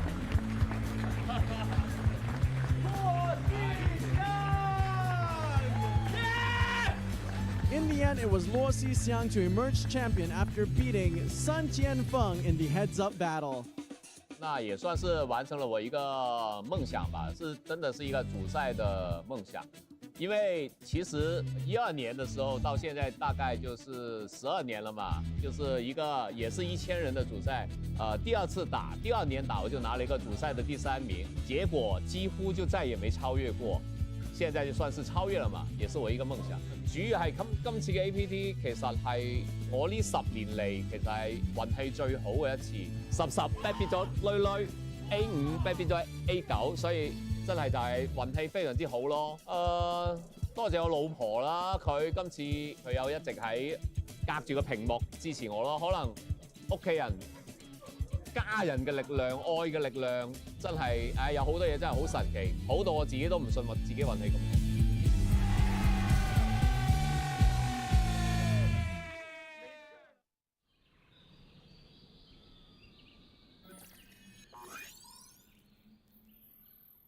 Welcome to Asia's largest online poker room.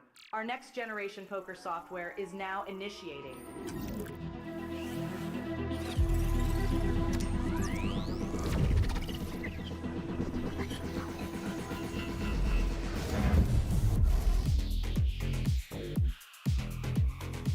Elevate your online experience with a wide variety of poker variations to choose from.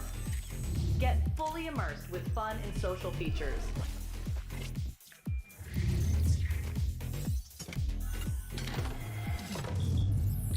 Level up your game with PokerCraft and Smart HUD. Unlock a wealth of rewards including cashback, bonuses, and jackpots.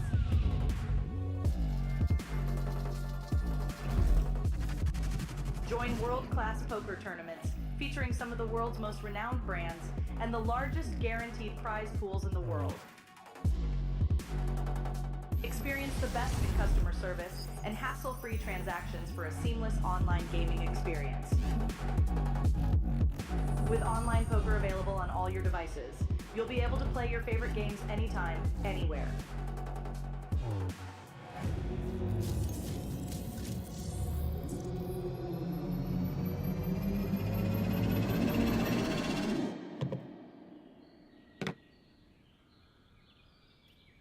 Sign up now and elevate your online poker experience today.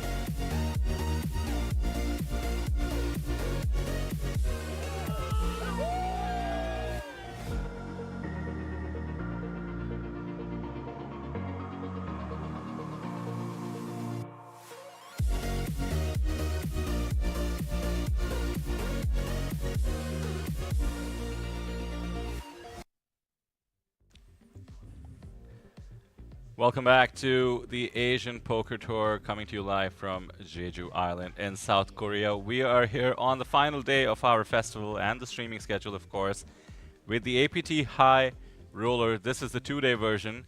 We started out with 191 players and we are down to the final 7. It's all to play for, $196,000 up top. My name is Vidar Singhal and I am joined by Mr. Greg Goes All In. There That's you have right. it. I can't believe it, Vidar. It's already the last day. I know, it is sad. We are, of course, going to miss this festival like we do miss most festivals, but I think this one a tad special.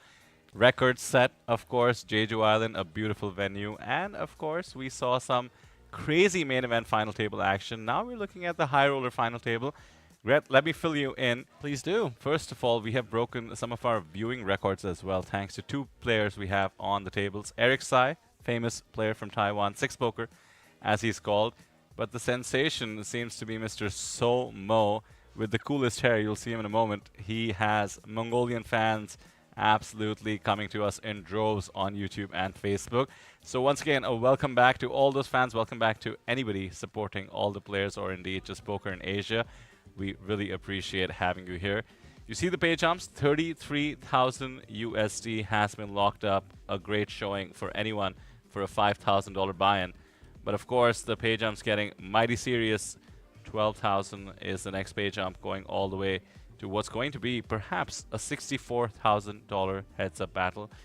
Greg, you were in touch with the main event winner yesterday. Those guys decided to play heads-up for $125,000. Do you think it's more fun without a deal? Of course it's more fun without a deal. At the very least, it's way better TV. We want to see people fight for it, but of course, this is real-life dollars. This is real-life people. So y'all want to make an ICM deal or some sort of deal? Like, totally up to you. It is your buy-in. It is your money after all.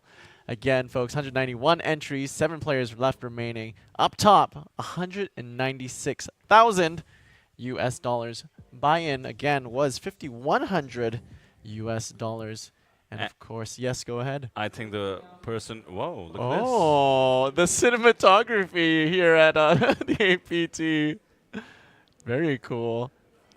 What I was going to say, the woman who just sat down on the table, first off, always nice to have one of the many women who attend our festival to be on our feature table. And here, this is the most prestigious final table of all. And Chen Yisha from China has the chip lead to take down the trophy you see before you. Greg, the gold one will always be special. That's for the main event. The bronze trophy, perhaps a clear second place in terms of badassery. Well, we've got the gold one. We've got the pewter one, which is, I didn't know what pewter was. I always just referred to as silver. And now we've got the bronze one. I don't know. I guess it's just subjective. You know, it's up to your subjective tastes. Can I let you in on a little secret? Yes. They're all pewter. They're all pewter?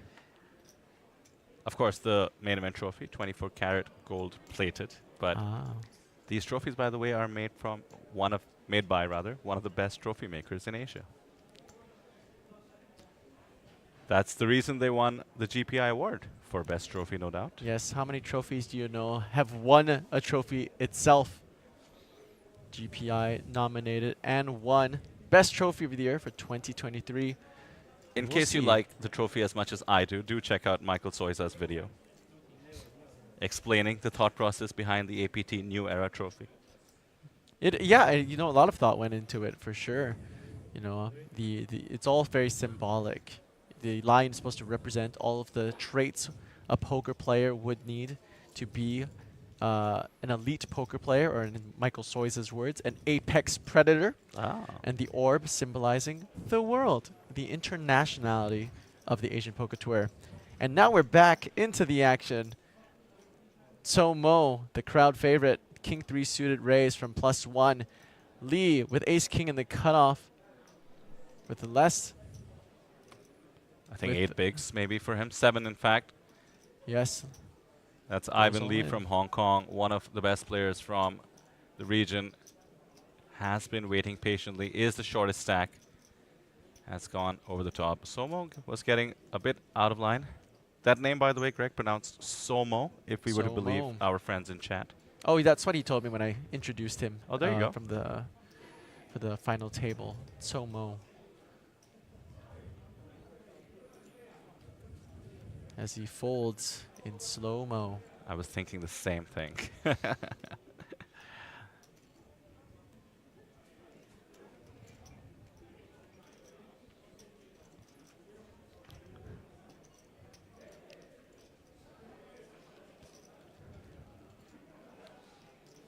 Somo fan club seems to be returning back slowly from the break. They'll be glad to see him having made a recovery with an amazing hand, jamming pocket sixes on the 10-5-4-2 clubs board, forcing Yang to fold his straight flush draw. He is second in chips. Chen Yisha sitting comfortably on top. Chen has over 117,000 in lifetime earnings, at least as per her handed mob. I suspect plenty more online and in unreported events, but $196,000 score has to be up there.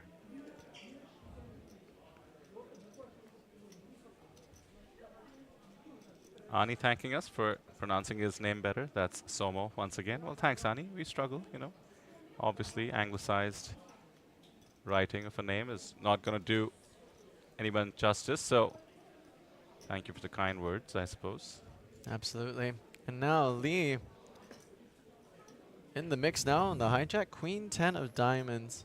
Again, Ivan Lee, 2.2 million total lifetime earnings representing Hong Kong. Has just jammed ace king in the last hand to chip up nicely from 8 bigs to 11. And now in the hijack, queen 10 suited. Go ahead and just let this one go.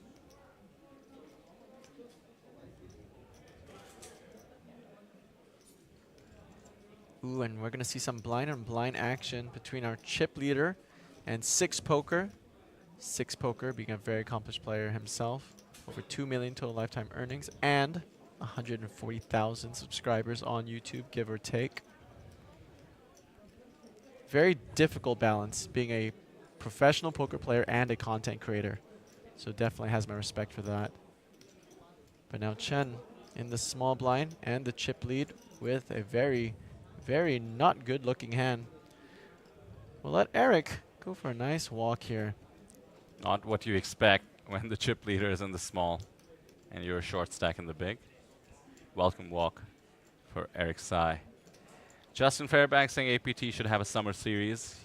We feel the same way, Justin. As of now, nothing on the schedule. Let's hope something works out, but chances are on the lower side, I'd have to say. You don't want to wait until September for an APT stream again. I feel you, man. We love having you. As always, the offer for you to reach out to us and be more involved remains open. I think you have been told that before, so feel free.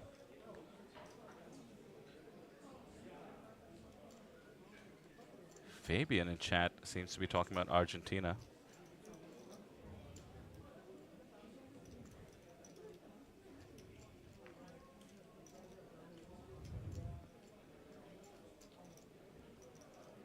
Once again, we're approaching 1,000 viewers on YouTube alone, the same on Facebook. Welcome to all of you. You're watching the High Roller. Final day, the end of our APT Jeju Festival. $5,000 was the buy-in. Almost 200,000 up top. Greg, let me tell you a little bit about our friend in seat 2 over here. Please do. Xie Jingjun has been the most active player on this final table. Supposedly only has 54,000 in earnings, but his style of play suggests much more experience. And that seems to be the case with a lot of the players from China. A lot of the tournament play, as you said, unreported. And not a real representation of perhaps all of their total lifetime earnings. Yeah, a handed mob, just the best tool we have for now to try and understand the background of some of these players. Most of it is shown through their play on the table, and Xie in particular is perhaps the most fearless. When he was sort of second or third in chips, he constantly kept battling with other bigger stacks, sort of like who gets to have the last word, who gets to make the final bet to put that ICM pressure. Has been crippled down as a result, but seems quite unbothered by it. It's like he's just playing his game no matter what his stack, no matter what the payouts, just going for the win. Yukai, by the way, or as I like to call him, Mr. No photo available. No photo available. Isn't that the photo you see when no photo is available? Just a silhouette. Yeah.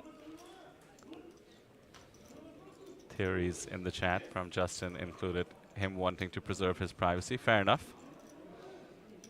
But did get it in. Pocket deuces versus fives. Got the deuce.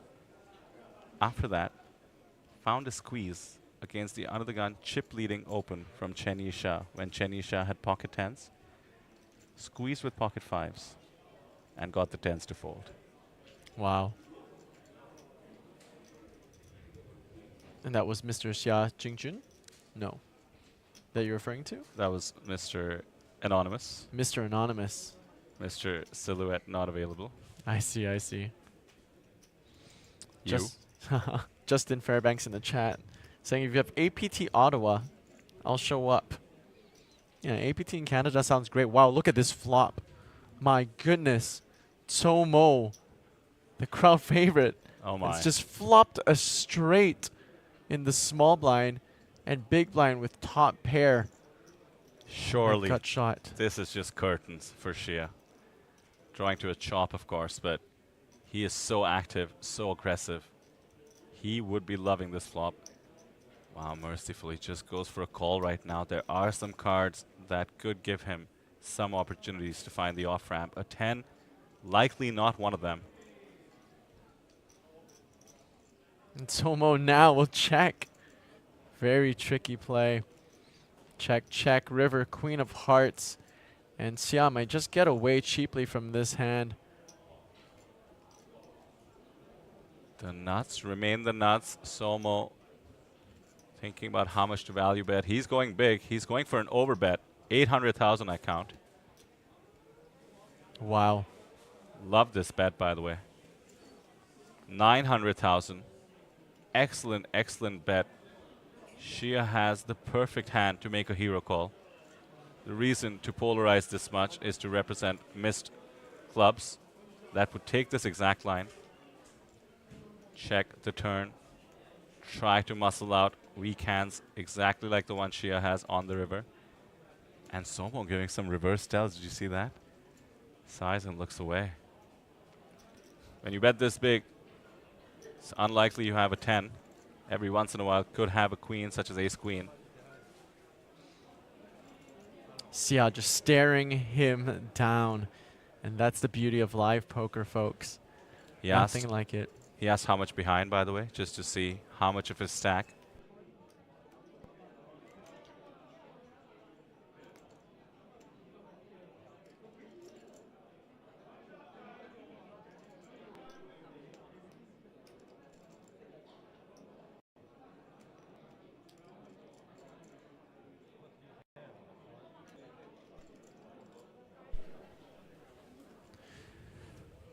And we'll make the hero call with the pair of sevens and shown the monster lurking underneath. Taking a moment just to process what just happened. My goodness, a look of surprise and shock. And it's a pretty good spot to hero call. Can't blame him at all. Unblocks hearts. Unblocks 6x. Unblocks clubs, you mean? Pardon me, unblocks clubs. Unblocks 6x. And has the 7 and the 8 himself blocking the nuts straight. That is just an unfortunate turn of events. He easily could have lost his entire stack. Excellent check on the turn there. He's still in at 6 blinds for Shia. Very, very unfortunate turn of events so far. Did come in third in chips, I believe. We'll double check that in a moment, but has faced a downswing here. And the Somo rail in the chat. St. Vincent saying, good job, Somo. Zulu ZRB says, nice hand, Somo. Chat going wild here for Somo. I heard you and Sam briefly discussing this, but Somo, I couldn't find anything on Hendon Mob. What is his rise to fame here? Is he an influencer?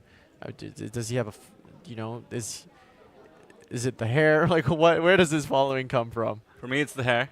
Okay. There's no doubt about that. Mm-hmm. The best hair award at APT Jeju, at least on our feature and final tables, is going to Somo. To answer your question, we asked our lovely chat. 1,150 of them watching, by the way. So in case you have some further insight, do type it out. What we heard was he's a gamer. 10,000 followers on his Instagram for his gaming and his hair. And he's well known for his poker skills itself in Mongolia. Good to know. And now Eric Tsai in the cutoff off of 12 big blinds with the pocket tens. Will peanut butter and raise, no jam, pardon me. It is a sizable raise, not your typical 2 big blind raise, but much larger. It's a raise to 555,000. About shy of 5 big blinds. Wow. And now Somo with the ace king suited. We are off to the races surely. The two fan favorites, at least as far as chat goes, are about to face off. Somo jams it in. And Shia has ace jack off with just 6 bigs. But the ICM consideration is too much. Eric is committed with his giant raise. And Shia knows this.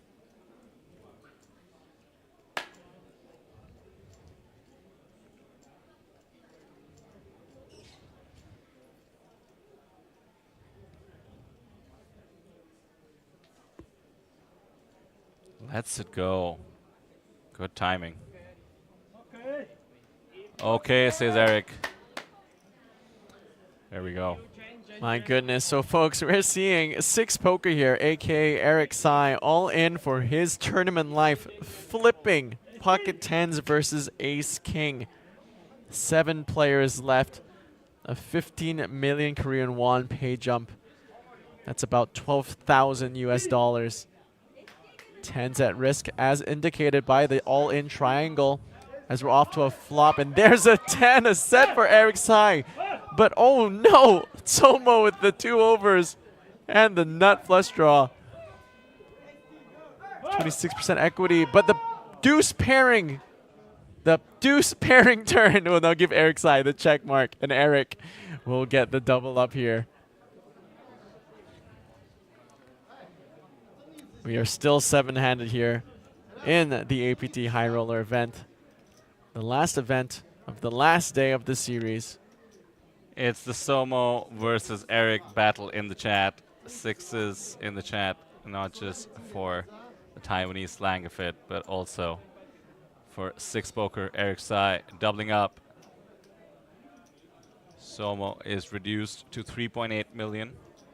Not too shabby. Still a big stack here at this table.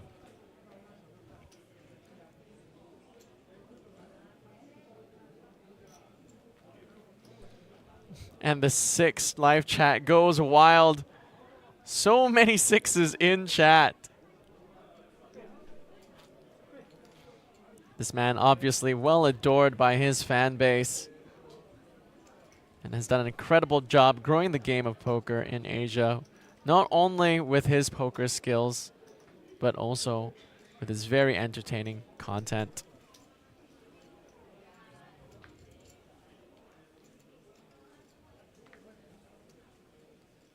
Someone needs to regroup.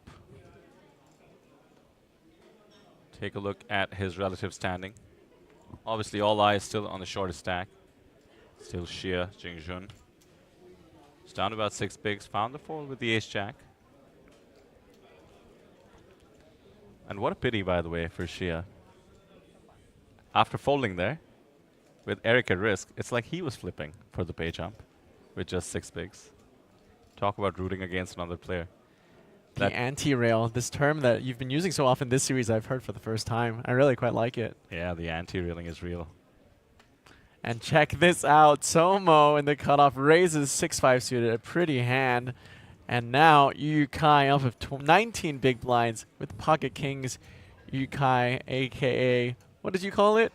The silhouette, no photo available. The no photo available aesthetic. I think, by the way, Yu Kai could jam all of it in here. Not standard. At 19 bigs, options available, but Yu loves jamming. I see. You're saying with the image he's generated, might want to balance with this premium. We'll just go ahead and make what I believe is going to be around a 5 big blind raise. Also very reasonable off a 20 big blind stack.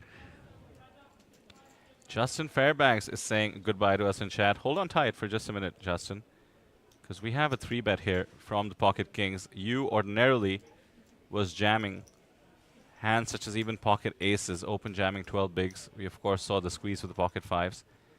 This time, perhaps because of his opponent being a little bit more likely to call, only 3-bet the pocket kings. Jack, Jack, 10 board, 2 clubs. Justin saying is in chat, it's 8 a.m. in Canada. Well, goodbye, Justin. Goodbye. Cannot thank you enough. Always a pleasure having you, and we hope to see you on a stream, and we do indeed hope we have a stream before September. But for now, this hand is getting higher and higher in stakes. 500k put in. Somo, by the way, has shown himself capable of making a move, thinking back to the 5-3 off on the ace-ace 6 board. And wow, Somo not only calls the 5 big blind 3-bet pre-flop, I don't think he has called, by the way. He just laid out the chips. Pre-flop, and now was considering cutting out the chips, has now folded. Sorry, did you think he'd call? No. I was just talking about how he had called pre-flop. Oh, my apologies. No, all good. I thought he'd called, by the way, and then I had to correct myself. Players do that. They cut out exactly how much they need to call and maybe look at the rest of their stack in comparison. Yeah. It's always good. It's something, especially in tournament poker, it's constantly just taking inventory. How much is in my stack? How much is in his stack?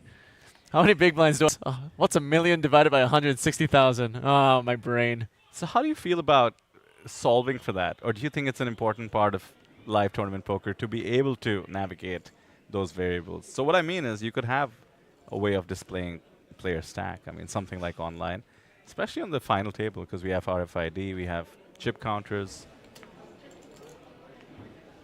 Should we leave it to the players? Are you wondering, is there a better solution than the current structure we have in poker tournaments right now? Well, what if I could display somebody's chip stack always, like online? Would you be in favor of that? Absolutely. You would? Yeah. I would much rather reserve my brain power for other things while playing poker other than simple arithmetic. Yeah, it's interesting. I mean, we could do that if you think about it. We could put it on the tournament clock. How? Everyone's big blinds updated at all times? On the final table only. Oh, check this out. Xia goes all in the cutoff with King 5 offsuit with about 6 big blinds. To my eyes, seems a little loose. Thoughts, Vitter? Xia is certainly on the loser side, but I think he wants to get it in there when he still has some fold equity. Does not want to risk completing another orbit or being too early position.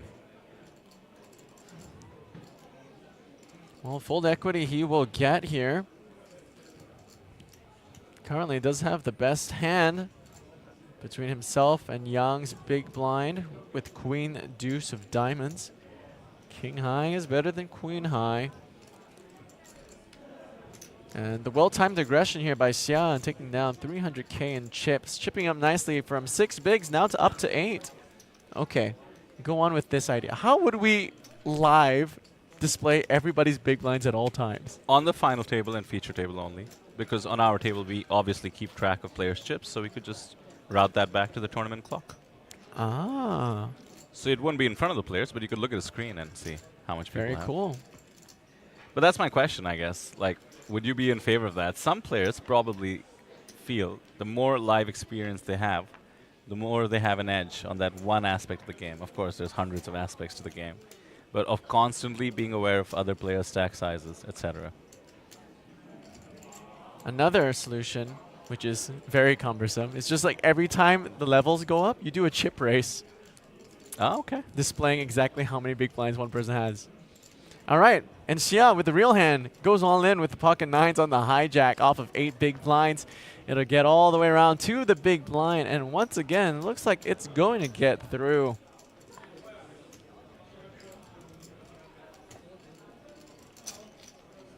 Back to back for Xia, now up to above 10 bigs, making it look easy, always unfazed, no matter what his standings or what his hand. Impressive performance thus far from different stack depths. Ivan Lee now is indeed the shortest stack. But all stacks over 1 million in chips. Oh, always fun to look up the starting stack, see how many souls it represents. Let's take a look. That's always fun to see. How many souls have I collected in my stack? 100k was the starting stack. Okay. Forget measuring in big blinds. Let's measure in souls. Xia off a 13 soul stack will fold. Bear with us. In case you can hear us, I see our competent production staff getting us sorted at the moment. So Craig gives us a chance to talk further about these players. Pardon me, we are back, and I would not want to talk over Eric Sai potentially being in the hand. Absolutely dominated. Jack 9 off the pocket jacks. We saw a hand like this where it came a jack, so mercifully, none of that. And in fact, Eric Sai can have some spots to take this hand away. 2 overcards for the pocket jacks. Quick C-bet incoming. I like this. Very balanced, it seems. That's right. Ace high boards, late position, generally betting range. Don't love to see ace and a queen when you have jacks, but for balance, you will just bet anyway. Quick fold by Eric Tsai. 6 poker loses some chips, and our man in the silhouette will pick up 430,000 in chips. Yu Kai now in second in chips, 29 whole big blinds, 3.6 million in chips. You know, Vitor, when we started this final table, we were pretty deep, eh? It was a 36 average big blind stack. That no longer the case. Now sitting on around 24. I should point out, we roll back the blinds on the final table, which is our marquee event signature move. We want to make sure our final tables are deep. So I think we had reached the next level from where blinds would have been below a 30 big blind average, and we roll back the blinds. So to your point, started off deep as we like to do, giving the players, and indeed us, some proper poker. Not just short stack, whamming and jamming and wheeling and dealing. There is a place for those, a place and time for those, and that's in our turbo events that happen late in the night. I love myself some super hyper turbos, 5-minute levels. But so here, we want some playability. Yes. Hyper turbo. Correct. And a super hyper turbo. And TikTok turbos. In TikTok turbos, you can go as low as 2 minutes. That is correct, sir. Unbelievable. Better believe it. And by the way, how about Luo Shishang yesterday, the main event winner, shouting out the mixed games after he won. When asked about people getting better at poker, he said, play mixed games. They're fun. They teach you a lot. That's right. A great ambassador of not just poker, but mixed games as well. Sai, with the flush draw, will miss. Does have the best hand with kings and eights, queen kicker. Somo, with no showdown here, with 10 high. Who wants this pot more? First to bet, first to get, give up quick, and queen high good.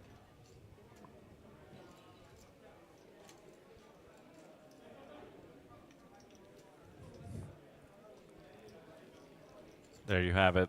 43 bigs for the chip leader. She has not been too active ever since we came back from the break, no doubt because of card distribution. 9 bigs for Ivan Lee. The ICM pressure is immense. You just mentioned the next pay jump, Greg. Yes, about 12,000 US dollars is the pay jump. So pressure on all of these players. You had mentioned, Vitor, to me not too long ago that ICM probably its highest of implications at a final table. Yeah, of course, the pay jumps being the biggest. You have to make every decision keeping almost every stack in mind. It is extremely tough. And a comment by someone called Years. How do I apply for a commentator job in APT? I could do cleaning job too. I can speak Korean, English, Mongolian, and I am friends with Somo too. Haha. Do we have a formal? We'll get back to that in just a second as Ivan goes all in for under 10 big blinds, 9 big blinds into the middle off of an under the gun jam, and it's going to get all the way through 6 of these players, and that'll be a nice chip up there for Ivan. But back to Years, no real official application process is there for this job, is there, Vitor? I think a good start would be to show up to an APT event, but I understand if you can't do that. We really do like the fact that you can speak Mongolian, Korean, English as well. It's nice having you in chat as a result. Maybe we can follow up on that. I suppose they can write in to the YouTube channel as a start. I'm sure there's an official. If you go to apt.poker, the official site of the Asian Poker Tour, I'm sure you could find a contact link. You could email. But I also do like Vitor's point. Show up to an event. We'll see you at APT Taipei in September 27th to October 7th, of course. And that'll be a great opportunity to network and connect. So let us know then. We appreciate having you, for real. Has been translating some of the Mongolian comments when needed, helping us with pronunciations, and knows Somo personally.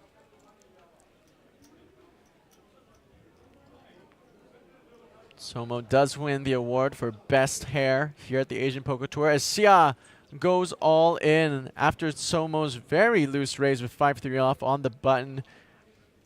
And a quick fold. Xia will take this one down with another well-timed all in. Yes, you can be wider on the button. The reason why is because there are only 2 players left to act behind. You have more fold equity, and you'll be playing in position post-flop. But 5-3 off, very, very loose. We love to see it. We welcome it. But speaking from a theoretical perspective, it's not GTO. Somo doesn't seem one for pure theory. People in chat saying he's Mongolia's best, let's just say top poker player. Seems to be very keenly aware of the table dynamics. One of the reasons he was opening there was, of course, the ICM pressure. The short stack was in the small. Was unlikely to complete. Big stack, the bigger stack, I should say, in the big was going to have to play much more conservatively given the 2 short stacks that can still bust. Ivan Lee and Xia Jingjun, they have managed to claw back some chips though. We are still 7-handed. Once again, I bring back my rubber band analogy. The pressure seems to be building, Greg. The tension seems to be increasing. The rubber band being stretched. Yesterday, it snapped. Yesterday, it really snapped. We had the tension of 5-handed, 6-handed play lasting, I believe it was 2 hours in one case, and then double elimination to get to heads up. So sick, so sick. That was really, really fun. And now Somo, the crowd favorite, back at it again. A much better hand here in the cutoff. Ace-8 offsuit will raise it up, and Yu Kai now in the big blind with the suited queen. Standard defend. But of course, I'm not the one playing these cards. It is up to the man in not only a hoodie, but a mask. The sunglasses. Who is this man behind the mask and sunglasses and hoodie? Who is Yu Kai? Flop is king 4-3. 2 hearts, flush draw available. Some straight draws for the big blind. Quite a few. 5-2 suited, 6-5, ace-5, ace-deuce. But on this king high board, ace high, Somo gonna cut out a pretty chunky c-bet here of what looks like close to 300.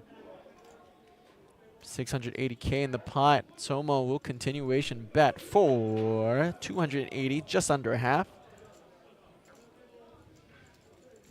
Giving you Kai There we go. That easy. reason to fold. The best hand pre is the best hand post. And Somo with another pot. I'm loving the math that's happening in chat, or was happening in chat a while ago. Somo plus beer equals winner. Winner. Math is math. Cannot deny it. I cannot argue with that logic. Of course, we do have some short stacks, but bears mentioning this is anyone's game. Chat has been chastising Chen Yisha, who has had an impressive performance at this final table so far, for being a tad too tight. They were doing the same thing with Somo, by the way. It was 3 orbits before he played a hand, really, at the start of the final table. It's easy just thinking you have the chip lead and you should just be opening rags or even being a little bit friskier in later position, but you have to keep the pay jumps in mind, even as the chip leader. And of course, the pay jumps can be super meaningful. Chen Yisha's lifetime earnings seem to be around the 120K mark. She could exceed them with just this one event. She can go all the way.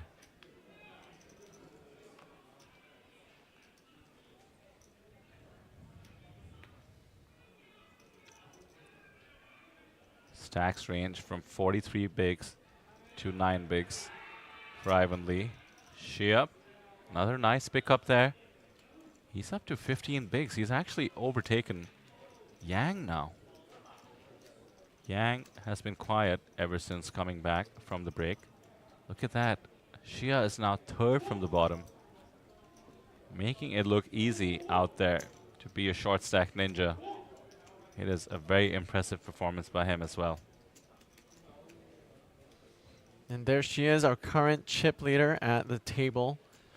The denominations in chips, white is 100,000, greens 25,000, blues 5,000.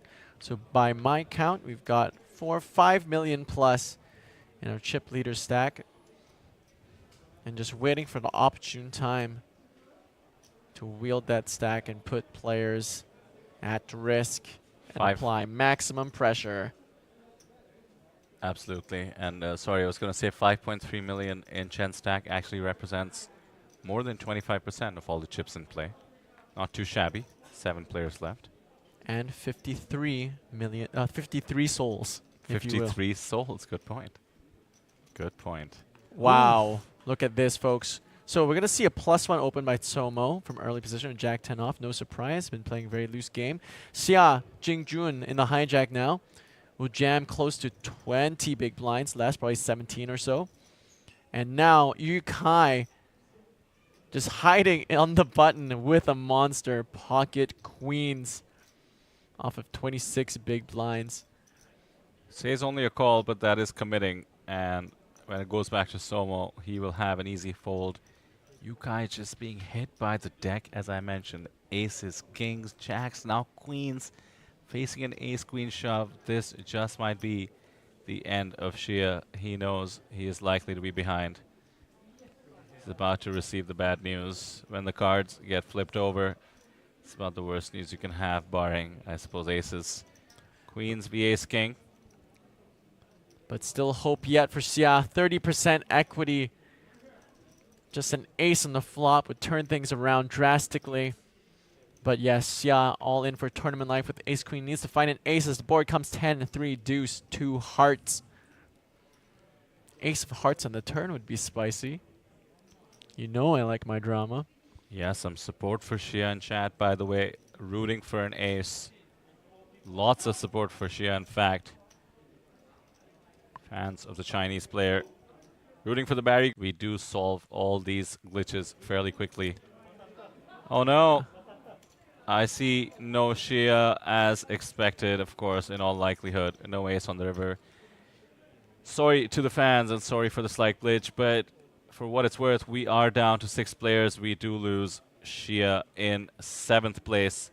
Very, very impressive performance. Very fun to watch on the table, and have to respect somebody who's always willing to go for it. Walks away with $33,000 US. That's actually a huge chunk of his total live earnings as of Hen and Mob. The next page jump, by the way, 45,000, so that's locked up by everybody at the table. And the one after that is almost $14,000. Things are getting mighty serious. Down to 6th, somebody is 5 spots away from making almost 200K. It's gonna be wild. Yukai, by the way, what a performance. Partly decided by the cards, but I'm still not over the squeeze. Was all in not too long ago. Deuces versus 5s and caught the deuce. And Tsomo. Ace queen offsuit under the gun. Very dangerous player to play against when he has a real hand here. VPIP has been insane. Shows it the one time. No action this time for Tsomo. But always nice to pick up the blinds as you are just about to get into them. Feels almost like a free roll. It's like a treat.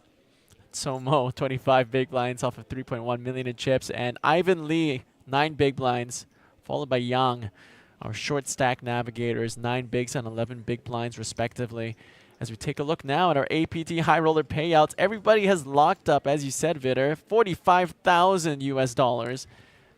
And a $14,000 pay jump after that. 5th place, locking up 59,000. I think what I'm looking at is the fact that there's a $150,000 difference now between 6th and 1st. That's what these players need to keep in mind. Stephen Lai, our co-commentator, is often referring to himself, by the way, as an ICM slave. He really respects the pay jump, but there is the trophy, the glory on offer as well. Who wants to go for first? Pocket aces for Eric Sai should help the cause. Should certainly help the cause for our chat to explode. And the That's small right. blind. Usually a trap here, Greg. That's right. You're limping so much in the small blind, so many different hands. You want to balance that out of your premiums as well.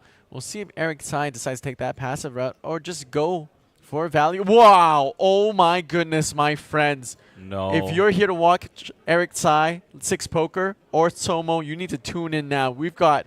Did someone order a refrigerator, Vitter? Because we've got a cooler here.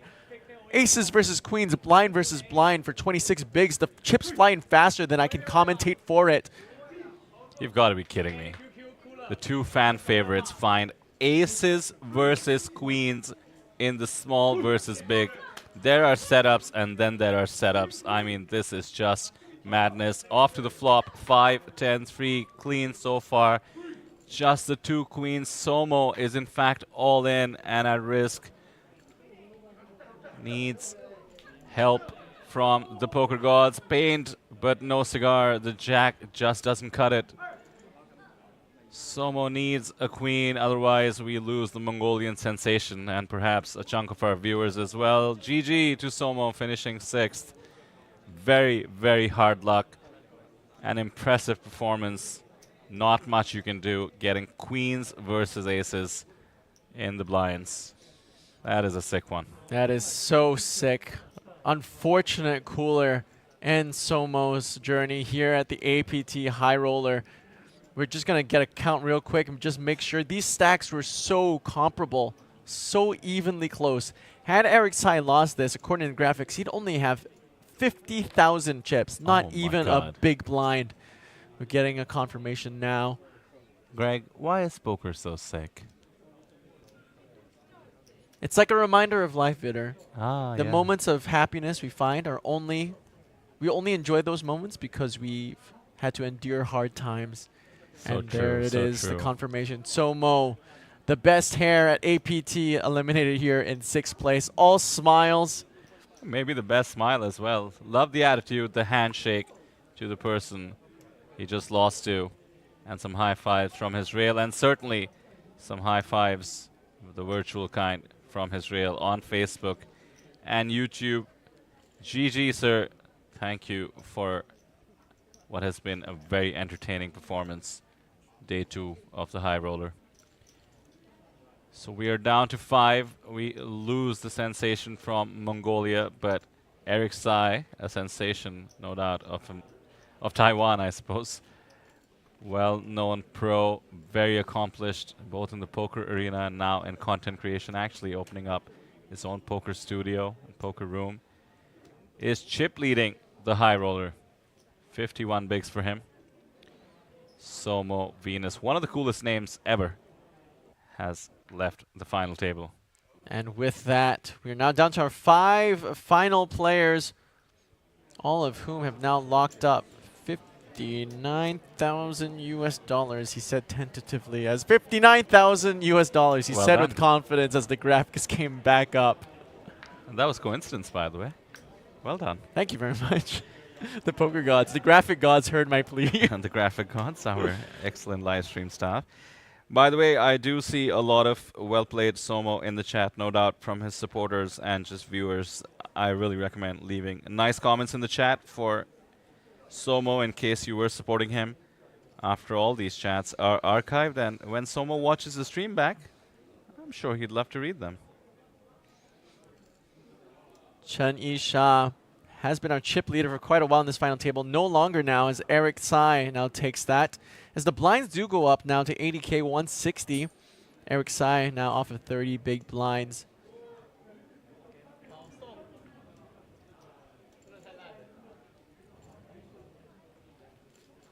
Dead small blind. And Lee will just take this pot uncontested. A really fortunate pay jump there for Lee, sitting off of 6 blinds, going through the blinds and facing a middling stack elimination. Always a fine thing. Always a welcome sight to see. Gilbert Go is back. Long time no see, my friend. Ivan doing what he does best, laddering as the short stack. That guy is just super patient. Maximum Hunt says, you call this high roller Lamau. The payments are so less Lamau. Well, I'm really happy for you, Maximum Hunt, where 266 million Korean won is chomp change to you. Congratulations, sir, on winning life. Yeah, I'm sorry we aren't all Arab princes. Almost $200,000 up top.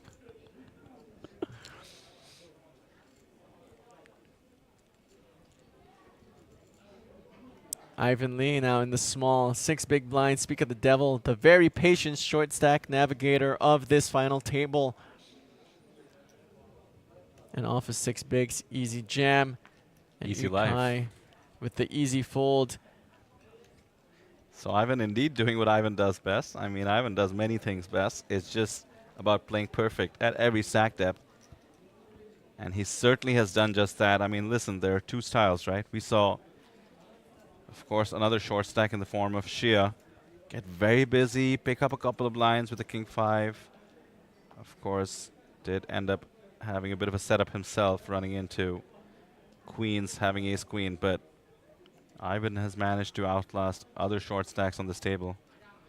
Now down to the final 5, certainly still anyone's game, by the way, thinking back to the final table yesterday, where literally the chip leader and the shortest stack would constantly fluctuate between all of them. And the dynamics on this table have changed quite a bit. 5 players left remaining. Top 3 with 30 big blinds or so, and 2 short stacks with 8 big blinds. That being Ivan and Yang. We'll see Kai go all in the small, and a call by our short stack Yang. Yang ahead here with ace 8 versus king 8. Will likely double. 75% favorite to double here. Great spot. He's been patient as well once he got short. And flop will come clean here for Yang with ace high. Flop came jack high. Just needs to fade a king or a 10 for a chop. All the players at the table rooting for a king, no doubt, for the elimination to make the pay jump. But Yang holding strong as the turn brings the 8 of clubs. Seems significant. Doesn't really change much. Changes nothing, actually. And the river will result in the double up here for Yang here at the final table. Top 5 of the APT high roller. And now, clearly, Ivan Lee, our clearest short stack, with 8 bigs, followed by 16. But as Gilbert Go has said, our very consistent, regular here in our live chat, Ivan Lee doing what he does best, surviving and making pay jumps as the short stack. As we do lose some Mongolian viewers, we understand, of course, for Somo's elimination, especially on Facebook. Very popular in Mongolia. We had over 1,000 of you at one point dropping. First of all, thank you for tuning in. We loved having you. And secondly, let me congratulate Mongolia in general. I've been saying they made their presence felt. They sort of announced themselves as a poker nation here at the APT. We look forward to having them, Mongolians that is, and of course having any of you watching at all APT events, the next one being in September, Taipei. And I don't believe my eyes, Vitter. We've got 1,200 people watching now on YouTube. Actually, we've been doing really well, thanks to perhaps the man on the screen, of course to Somo, and in general the support. Of course, we have loyal viewers that we recognize in the chat. Love poker, like I do. Have a problem. Love enjoying watching strangers play. And wait just a second. It might be a misstep here. Yang, strong hand, can't fold. King, queen off, but now second shortest stack. We'll jam the 15 bigs into Chen's ace queen. Chen has been so patient. But Ivan Lee doing what he does best is surviving as the shortest stack, as the second shortest stack goes all in for his tournament life and dominated. Not a misstep, I'd say, of course. It is theoretically a jam unless you want to take into account the fact that Ivan was a very short stack. Chen has just been given a gift to the extent her hand holds up. Small versus big. Cooler once again. Not as aggressive as the queens and aces, but trust me, it's equally standard. King, queen was likely always shoving. Ace, queen has the automatic call.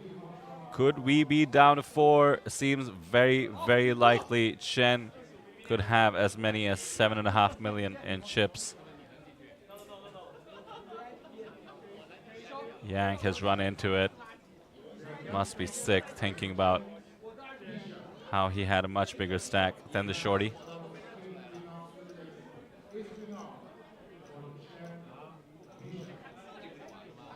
The sweat now. Yang all in for his tournament life with King Queen versus Ace Queen. A big sweat here as we wait for the confirmation to see a flop. Flop is King 9-9. Yang finds the 3-outer. And suddenly we see domination rotation. It is now Chen way behind now as the turntables needs to find an ace and realize 18% equity for the win. Or running spades. Or running 9s. Or a 10. Ace or 10, 7 out. We saw the main event champion there in the rail as well. That's Luo Xixiang. The river. My goodness, and what a suck out here for Yang. A tournament decisive suck out. Finds the double with King Queen and a devastating cooler. A devastating loss here for Chen as she's now reduced to 13 big blinds, having commanded the chip lead for a good part of this final table. Very unfortunate. She had no option but to call. She was happy to get it in, and it is exactly what you said, a bad beat. Greg needs to keep her chin up. It is far from over. She still is not the shortest stack. Ivan, of course, would still be the shortest stack. You did speak too soon, didn't you, Greg, about Ivan laddering up? Not yet, it seems. Poker gods have a different plan in mind. There we have it, the new chip count. Eric Sai, 38 bigs. He actually was the chip leader before this hand as well, but Chen was up there. Now down to 13 bigs. Jin and Jin Y says in the chat, APT is a suck out event. Live poker is rigged.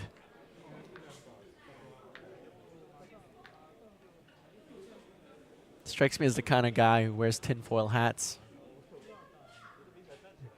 I see those a lot in the poker arenas. I see a comment from Timothy Chang who says, Ivan, Ku, Ku. Ku being the Chinese character for cry. No ladder for Ivan. Not yet, my friends. And Kai now with ace-jack suited in the cutoff off of 25 big blinds. He'll get into the mix here. 5-handed at the APT high roller.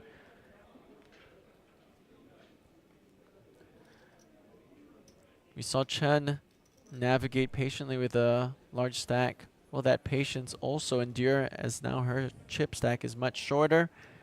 And Sai, Mr. 6 poker, picking up Queen 6 of hearts. Hearts are dominated. Queen and 6, very live. Middle stack versus the top stack. Yang with the double up, by the way, since his shove was so massive. It's not too far behind. 33 bigs.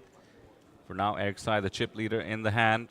Queen 6 whiffs on the flop. And so does ace-jack, but in position. Pre-flop aggression. King 9-5 board. We'll see bet 300 into almost 9. And a quick fold. Lots of value playing in position as the pre-flop aggressor. That's where a lot of your chips will come from.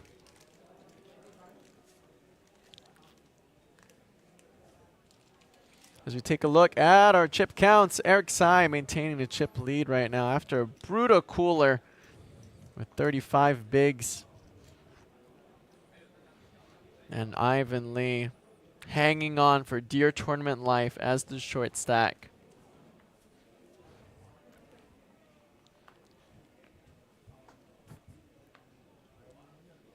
As we get back into the mix here, hand 151 of the day here of the APT high roller. It's going to fold around to the button. Not much happening in the high jack, low jack, and cutoff. Got to give this one up. 13 bigs. A ragged queen. But like Rick Astley, I never want to give you up. Did Vitter, I'm never going to let you down. Did you just rickroll me in the booth? Never going to run around and desert you. No, you got Greg rolled. Greg rolled me.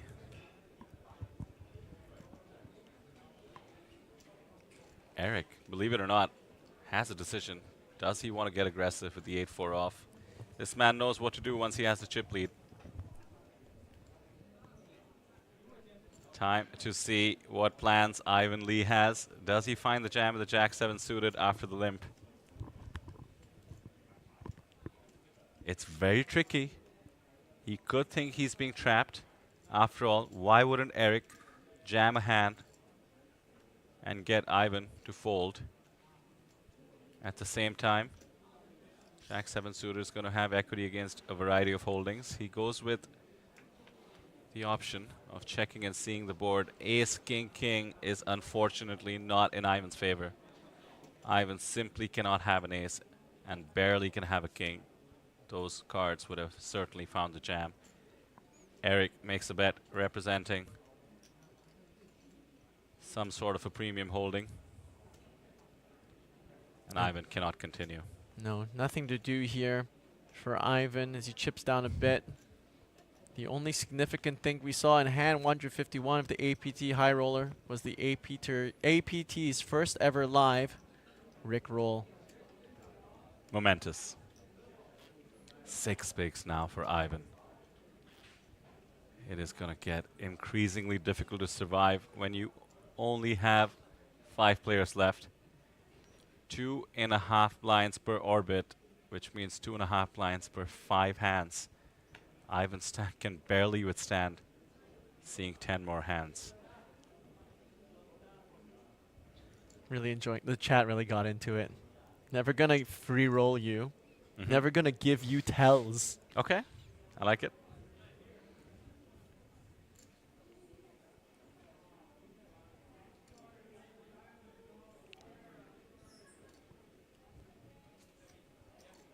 And a walk there for Yu.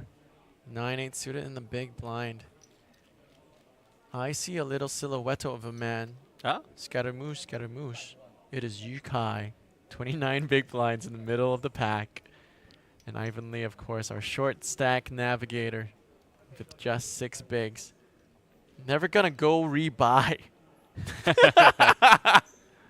Very nice, Mr. MT in the chat.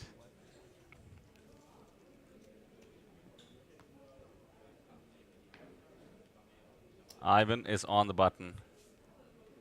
This could get interesting. It all comes down to the pay jumps when there's a 6 big blind stack.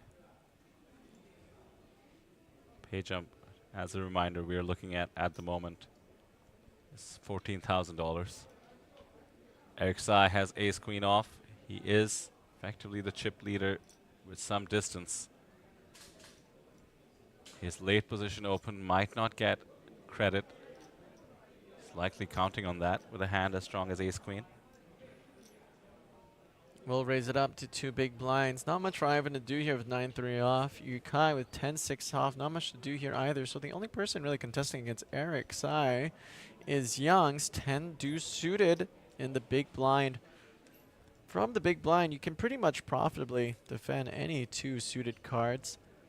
Will we see the suited Brunson get in the mix here with our chip leader, our 2 biggest stacks, duking it out? Young will decide not to duke it out. Give some respect to the chip leader as Eric Sai, 6 poker, chips up nicely. 400,000 in chips. Let's go, says Eric Poker. Not to be mistaken for 6 poker, whose name is Eric Sai.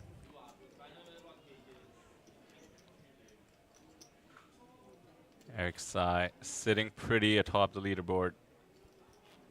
This is the last thing this table wanted to see, to the extent they've looked each other up and know the legend of Eric Sai.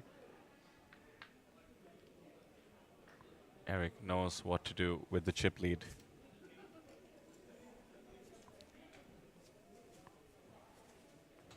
Getting back into the mix.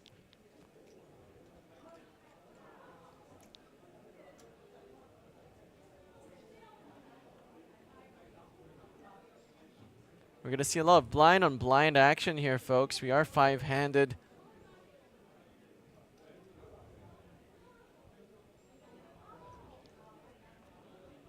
Yang taking inventory of the different stack depths. And we'll just go all in here against Chun's 11 big blinds. And a really uncomfortable spot here for Chun Yisha off of 11 bigs. Not only is it a call for a tournament life with an okay hand, but Ivan Lee still is in the mix with 6 big blinds, about to go through the blinds. This, folks, is a $15,000 decision. That, of course, being the difference in pay jumps. Chun Yisha makes the ICM fold. Exactly. It is a pure ICM fold, as you know, Greg. It is a call ordinarily. Queen Jack off is strong enough. Your opponent is going to be shoving very wide. We see the King 4 shove there. Of course, how she lost is from the King Queen shove from Yang before. So lets it go. Has to wait for Ivan to bust or double up.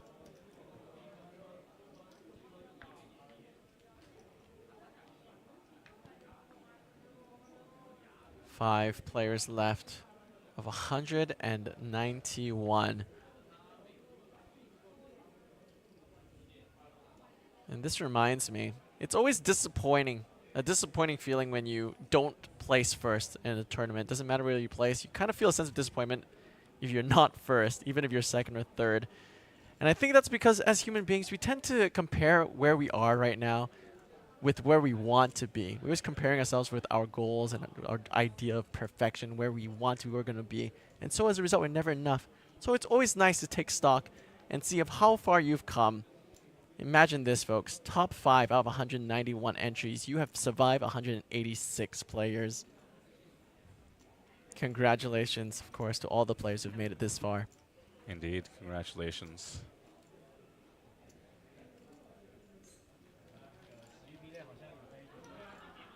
What certainly helps is the $59,000 guaranteed.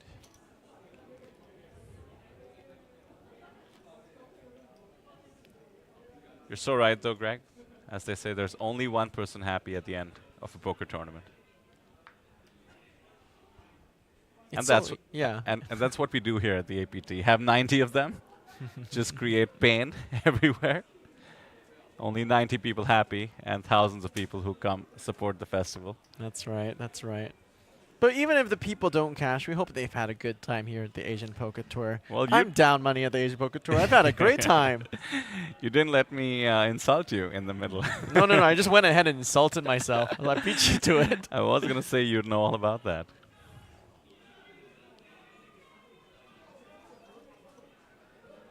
Well, Greg and I are having fun in the booth, but it seems like there is some tension here. After all, Chen has 9-8 suited. Once again, ordinarily, this could be jammed from the button very comfortably. And wow, she lets it go again. The short stacks trying to outlast each other. I completely understand it. The pay jumps are huge, but that is a bit too tight. After all, she has 10 bigs left.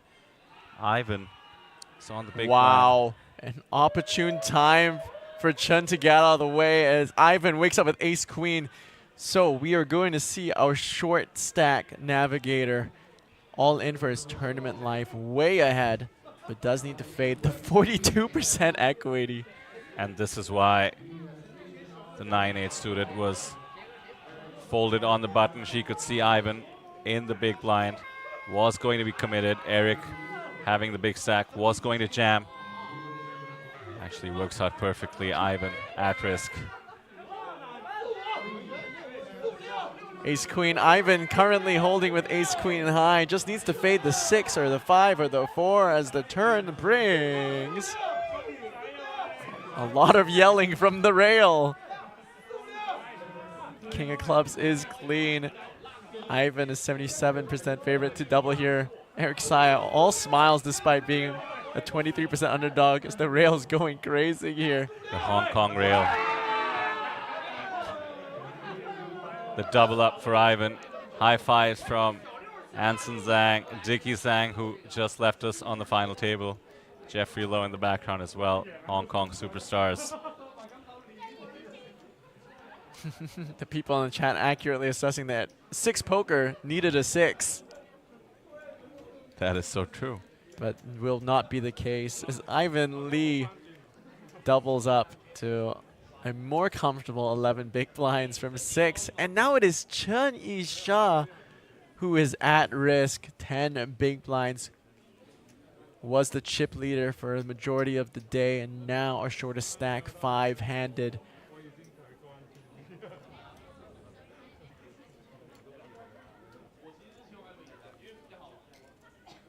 Pretty wild to think about how we have lost the person who had the most chips, Somo. 3rd in chips, Shia. And Chen Yisha started 2nd in chips. She's now the shortest stack. Final table poker is crazy. I am still so jazzed about the close to 1,300 people watching on YouTube. In my 9th series of doing commentary for the APT, I don't think I've ever seen numbers this high, which is really just a testament to how much APT has grown. And you watching, folks, have been a big part of it. And if you could just help us a little bit more, if all of y'all could, if all 1,200 of y'all could just subscribe right now, Greg, we would I had hit a dream. Vitter's goal of 12,000 subscribers. I had a dream. Yes, I didn't write as good a speech. I have a dream speech. But I did suspect, with such incredible support in terms of the viewership, we would inch closer towards my dream. Not to be. We do need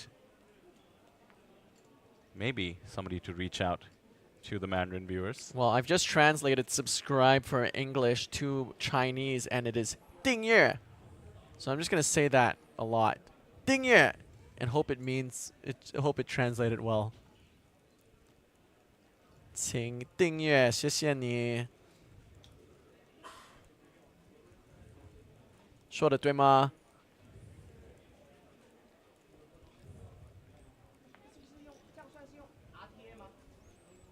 Yang, uncontested, takes down some welcome blinds. JSSY says, okay, okay. I can only assume that I can only hope that it is to my request for y'all to subscribe. Okay, okay. Everyone says, okay, okay. Thank you. Oh, they all say, I will subscribe. 谢谢你订阅。我希望你会订阅，谢谢你。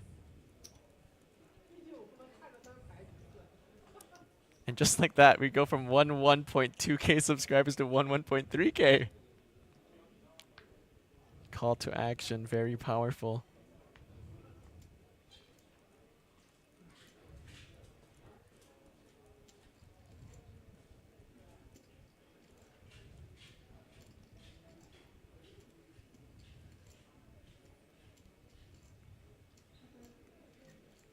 Jimmy says, can you read this? 你好, xiao, something, something. I tried my best. You did read Ni Hao, so there you go. Thank you. Yeah, the 7-3 suited has to hit the muck. 6-5 off as well. 8-2 suited for Ivan Lee. Quick fold.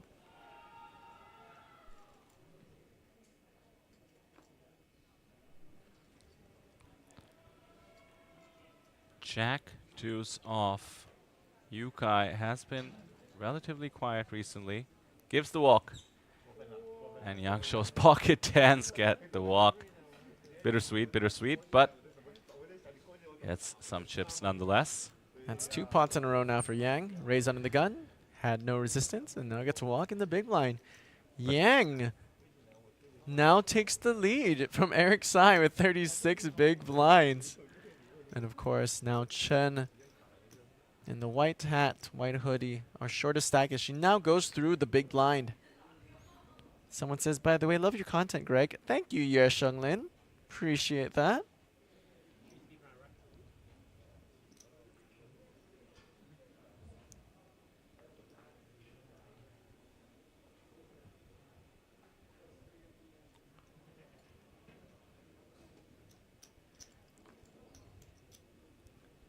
Six, 5 of diamonds. 26 bigs. A comfortable stack to open such a hand from the button.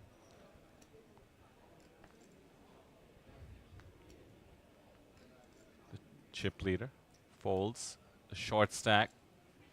One big committed already. Basically one more to call. I think we might be off to a flop here. Does she want to turn her hand into a bluff and 3-bet jam? Could have been a candidate. You would be opening very, very wide. Jack 10 off would have a decent amount of equity against hands that might call, would get a lot of folds as well. But this works out. Wow, what an does action it? flop. My goodness. Top pair 10 kicker for Chun. And this short stack depth, that's pretty much the nut. But Yu Kai with the open-ended straight flush draw.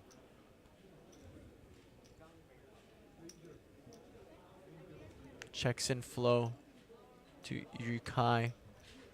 Slight momentary pause by the dealer. And the floor as they discuss something here. Out of turn bet, it looks like. Yes, an out of turn bet here by Yu. And so what is the ruling in these cases? Yu's bet will stand unless action changes. Action changing means Chen taking more aggressive action. So should she check, Yu Kai's bet of what looks like 300,000 will stay. She's jammed it, I think. Yeah. And so, instead, we'll just go ahead and jam all in instead. And Yu Kai will call with 6 high, but monstrous equity now. So Chen Yisha all in for tournament life. With What a pair flip of we have jacks. here, Greg. It's basically a flip, even though it's 6 high versus jacks, as you said. That's right. A $15,000 flip. Chen needs to fade all of the outs, 11 of them. Any diamond, any 9, any 4.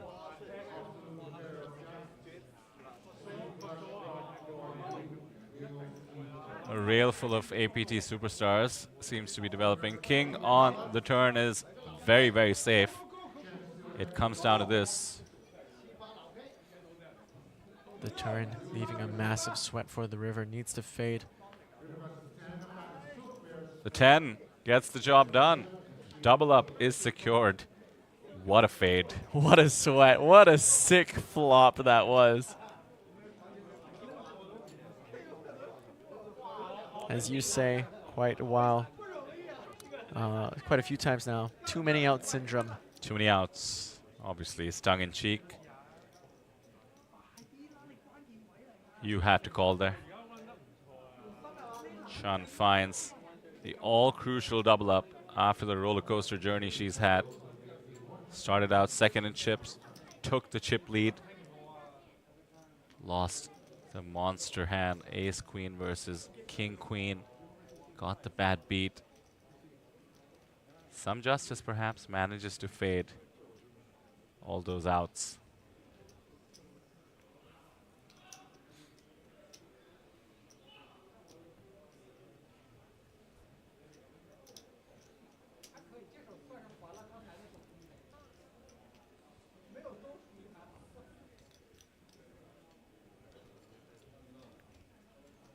Dealer change,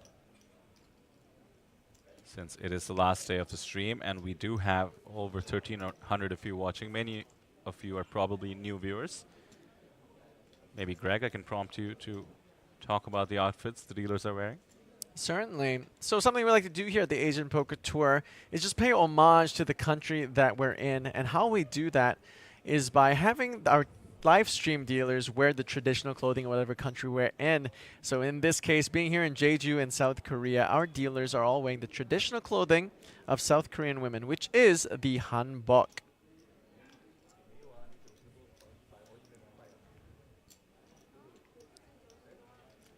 Eason Lin asking me, can you read this?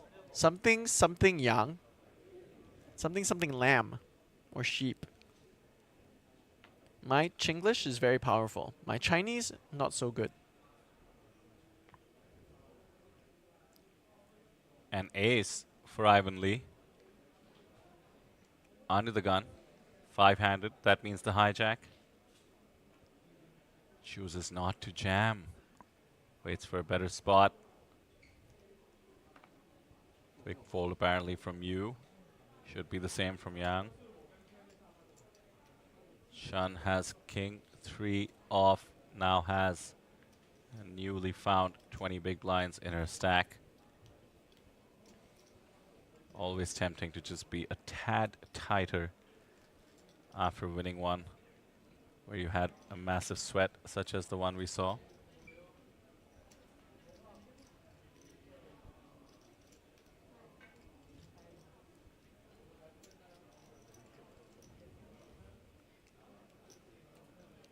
Goes with the limp, and Eric has a premium. Ace-Jack off in the big. We've seen some sick blind versus blind coolers. This is not one of them. Eric has to be raising this up for value here. I don't think Chun will be able to continue.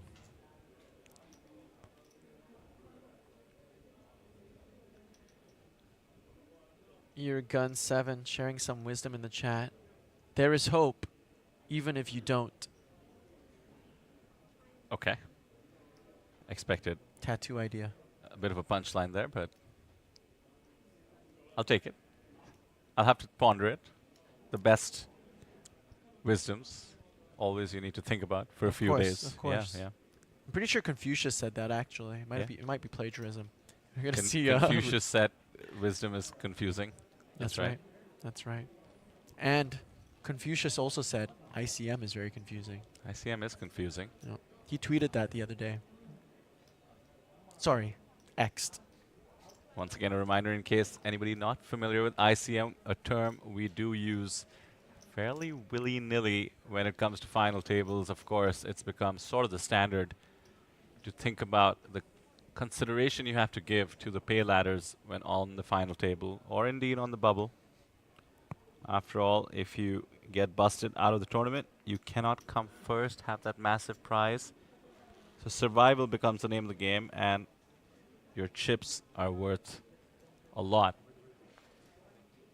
The way I like to summarize it, winning chips is not worth as much as losing chips hurts you.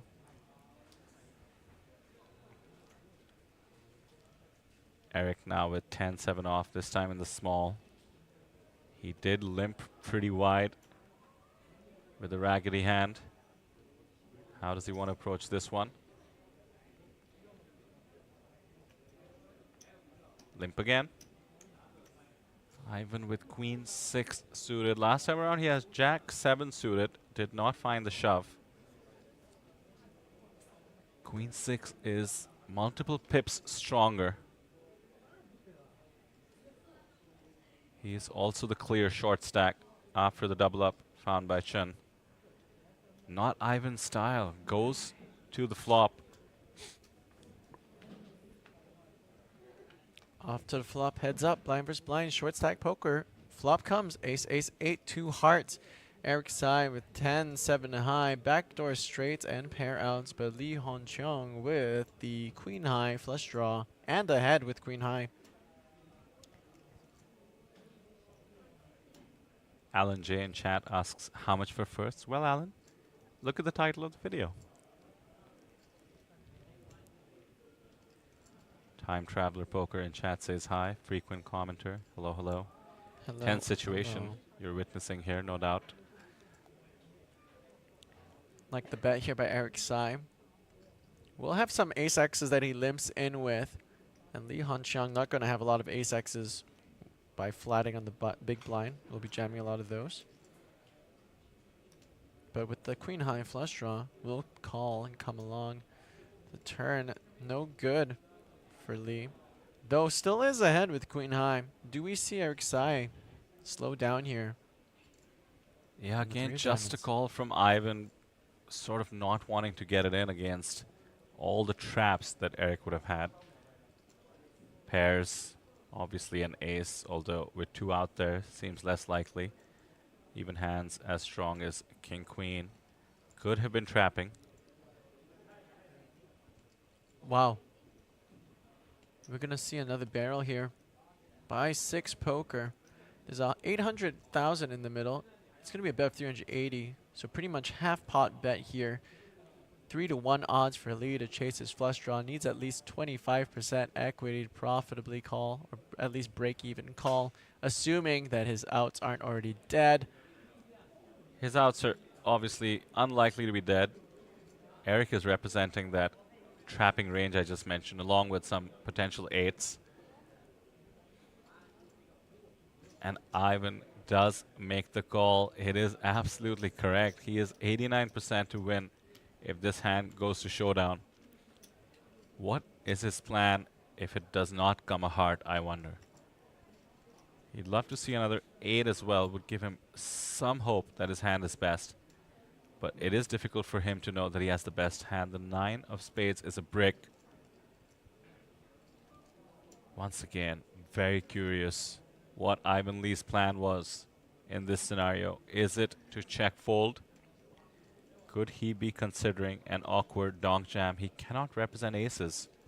He did not jam pre-flop with 9 bigs when limp 2. I was curious more about Eric's plan, and the plan, I guess, now after getting called twice after 2 barrels to check. And now your curiosity gets to be satiated now. Check, check, and the best news possible. Ivan takes it down with queen high.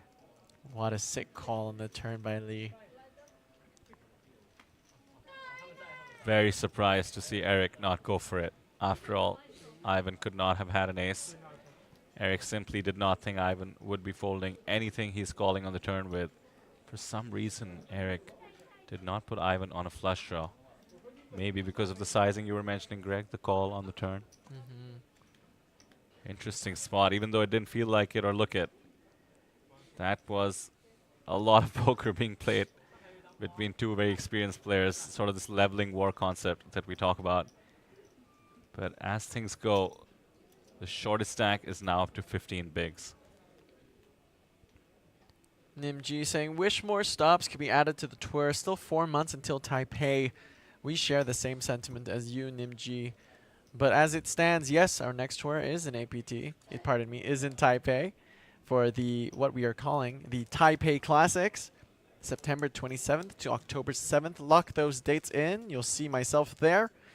And if you want more information about that, please go to apt.poker. And me, Greg, don't forget me. I didn't want to assume. Yay! Yay! See you there too, Vitter. Love Taipei. Great poker city and great city.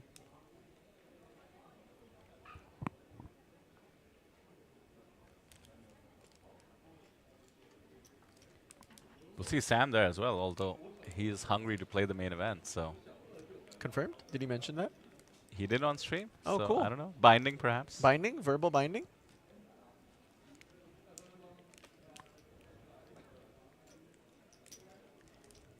Five players still remaining.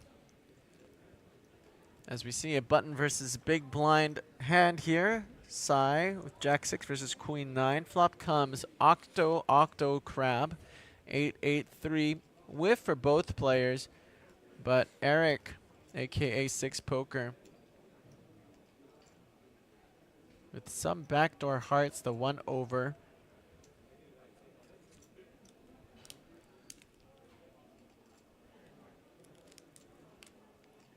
Nut advantage slightly leaning towards the big blind range, more 8Xs, but with Queen 9 high and 2 overs, will not float, is short stacked. Yukai now short stack here with 10 big blinds. Ivan Lee doing what he does best, laddering up as the short stack. As the chip distribution now, very, very short. Average big blinds getting low. Ivan having a great time, making ladder after ladder after ladder. Kai Ng asking where the commentators... Oh, retracted the message. Okay. I think he's trying to ask where the commentators are from. I think so. That's the question. I am from Canada. I was born in Singapore, ethnically Chinese. I moved to Canada when I was young.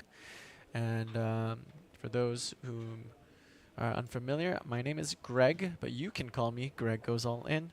And I'll leave it to Vitter to introduce himself and his Before roots. I do, you don't often hear somebody give their name and then say you can call me a much longer name that includes that name. My ego knows no bounds. My ego is not that of a regular man. Well, my name is Vidar. You can call me You Vidar. can call me Vidar Single. That's Mr. Single to you. No, I'm kidding. I'm from India. Both Greg and I are Asian. At the Asian Poker Asian Tour. Poker Tour. Is that why Henry's not here these days? Oh no. Is that why? Must be. So Greg, it's time to address the fact that it's 10 p.m. firstly. Really? Time flies. And we are approaching the close of the festival. Once these 5 players battle it out and we see who takes home the Bronze Lion. It will be GG's on the series, GG's for us in the booth, and of course the production and live stream team. The withdrawals are coming, my friend. Yes. A 5-month hiatus away, but I promise y'all, it's going to be worth it. Taipei is the city in which we have the largest event, just the most players, most entries, largest guarantees. And every time we go back to Taipei, it just ends up bigger and bigger. The first event, we had about 50 tables, and we had a good problem. We had too many players, and we couldn't accommodate them with the 50 tables we had, so we had to bring in more tables and cancel a couple events. And then this time in Taipei, the most recent time, 2 rooms. We had 2 rooms to accommodate. So you can only imagine what's And by the way, happen in Taipei Classics. I mentioned this earlier, but did you realize that the Taipei Classic main event is a lower buy-in with the bigger guarantee? I did not. $1,500 buy-in, give or take, and a $2 million guarantee. So worth the wait, as you said. Makes me want to play. Time Traveler, our friend in the chat says, exciting stream. You know what, Time Traveler? You're right. We should focus on the excitement, which is the poker itself. For context, we do have Chen in the big blind, a 6-5 off. She was the chip leader in the tournament. She was then the shortest stack. Now found the double, but so did Ivan Lee. Ivan Lee is raising from the cutoff and gets it through. We saw him not take a spot where he could have jammed ace-5 off from the hijack, but now targeted the other short stack in the big blind and actually got a fold. This man has such a keen awareness for the game. We've seen him be a short stack ninja. Now he's showcasing being a mid-stack ninja. And hoping to demonstrate, in the end, his prowess as a big stack ninja. Is going for all the chips, as are all these other players. That is the name of the game. You walk into a multi-table tournament such as this one, 191 entries, 19 million chips in play. You get 100,000 to begin, and the goal is to win all of them. Ivan in the under the gun position with king queen offsuit off of 14 big blinds. Blinds have skyrocketed up from 80, 160 now to 100, 200K. Yeah, it's a big jump, this one. Not the biggest one. It's actually usually the plus 33%, but this is second biggest. I did promise, by the way, a lot of fireworks at this level, Greg, as an attempt to keep viewers coming into the next session. I do think we will have those. We skipped to this level, I believe, 9 minutes ago. So we have 30 minutes left on this level, after which we will have a break, in fact. But with the blinds being 200,000, surely the shorter stacks will constantly feel the pressure. After all, we're 5-handed. The big blind and anti-burden comes every 5 hands. We'll see 6 poker defend 6-5 offsuit after we saw Chen decide not to defend 6-5 offsuit in the big blind the very last hand. Of course, her chip stack much shorter. Wow. Holy. Eric Sai, 6 poker flops a straight, locks up over 99% equity. And now curious to see what people do when they actually have a very strong hand on big blind favorable boards on which you can lead out quite often. And we are going to see the lead. 1.1 million in the middle. Chat goes wild. A 6 is involved, making it all the more fun. Ivan Lee has 2 overs that don't represent much. That Easy is sick fold. fold. I don't know. I mean, he has 12 bigs. Eric has all the chips. And as you mentioned, the board absolutely favors the big blind. He knows Eric is going to be balanced in that spot, as we just saw. You raise a great point. We get to see what people do when they actually smash the board, and it turns out you got to stay balanced. He wants to be able to bet when he does not have the nuts. As a result, he has to stay balanced and bet when he does. Does not work out in this instance. Everybody commenting what the turn would have been. Turn K, river K. So certain.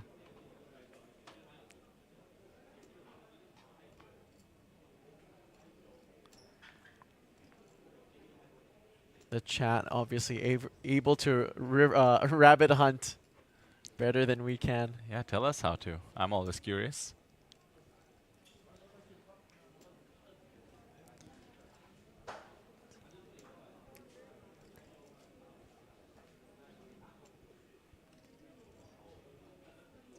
The word duck is coming out in chat. Ha ha ha, 怎么有人打 duck? 我快笑死. I don't understand that. It means how can people duck? I'm gonna die laughing very quickly. Too ducky. Dunk? Oh, donk equals duck. So in English, donk bet is donk. And it seems like in Mandarin, it's a duck bet. Okay. Makes about the same amount of sense if you think about it. Eating Beijing roast duck at night. Duck doesn't have to too ducky. Duck equals donk. Donk equals duck. Fishes are fish. Rich fishes are whales. Whales aren't fish, they're mammals. Mm-hmm. Makes about the same amount of sense.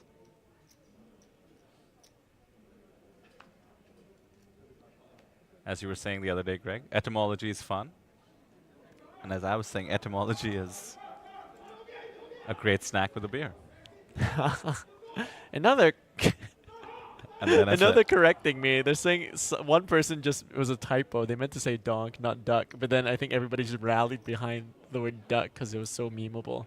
Ah, I see. And this is how misunderstandings happen and how new terminologies come about. Maybe we don't take the chat at their word too easily. We can get trolled too often. Back to the action, by the way. Oh, no. 8-7 suited, finds the jam, and Ivan will look down at the very pleasing ace-king of diamonds. We are going to have an all-in situation. And pocket tens for you. This has to get into the middle as well. Or does it? Does you want to consider folding for the potential pay ladder? After all, Ivan, let's say, is going to be ahead. It's going to be some sort of 60-40, 70-30 situation at the worst. You might want to take the 30% chance of laddering. Now, you wants to go for the triple up. Wow. Three-way all-in here, folks. Eric Sai covers everybody. Yu Kai, our shortest stack with 1.8 million. Ivan Lee in the middle of 2.1. Eric Sai covers. There is potential for a double elimination. Oh, my word. I am having flashbacks off the main event. Yesterday, we went down from 4 players to 2 players with a double elimination. Is this going to be similar? Going from 5 to 3. The rail is going wild, perhaps. The Hong Kongers taking on the Taiwanese rail. Of course, we do have you in the midst as well from China. This is about as high stakes as it gets. The double pay jump could be hit. Yes, currently everyone's locked up $60,000 US. A pay jump here would get to close to 100,000. Off to a flop here. 7 in the window. 7. King, Queen, 7. Ivan Lee takes the lead with top pair. Ace kicker. Yu Kai at risk now. Only has 10% equity. Likely to see a single elimination of Yu Kai, who needs to find a 10. The turn.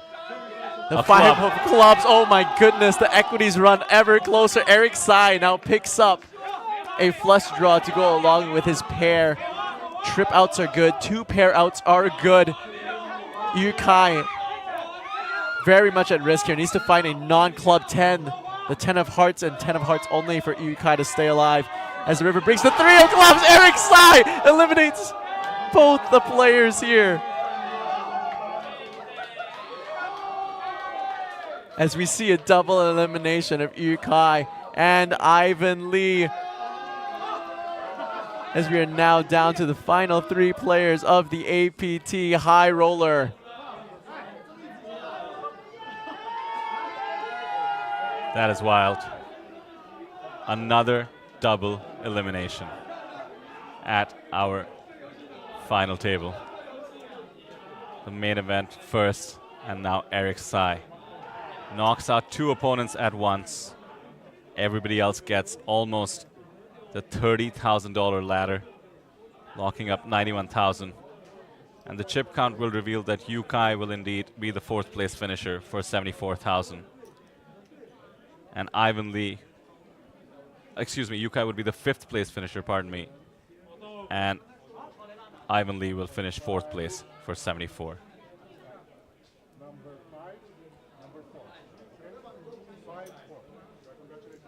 And of course, congratulations and condolences to Ivan Lee and Yukai making it this far in the tournament.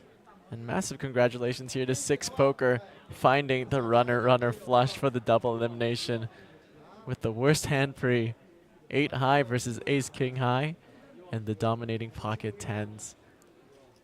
And look at that, just a wall of chips there. As we take a look now at our remaining chip distribution, 3 players left. Chen Yisha at the bottom with 13 big blinds. Average stack is about 30. And everybody's locked up 91,000 US dollars. Eric, by the way, has 50% of the chips in play. In pole position to take down our 2-day high roller here. Six poker, more like sick poker.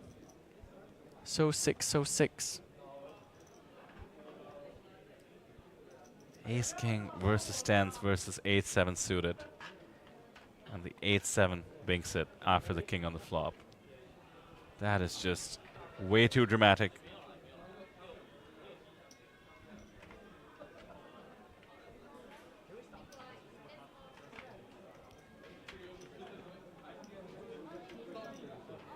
Timothy Chang, a natural 8 spokesperson blessing. The natural 8 equity, too strong. The plot armor on this guy, Six Poker, too strong. Remember again, folks, not just a content creator, of course, with 140,000 subscribers on YouTube, but also a very accomplished poker player himself. Six Poker, aka Eric Sai, has 2.4 million total lifetime earnings and has locked up an additional 91,000 US dollars to add to that, surpassing the 2.5 million mark on Hand and Mob. And how about Chen Yisha? Ladders up 2 spots after being the shortest stack. Same for Yang Chong Shan. His lifetime earnings was 138,000. He could soon be approaching an opportunity to match it or increase it in just one go. Chun's live tournament earnings similar, 117,000. She has shown some amazing tenacity. Is now the shortest stack.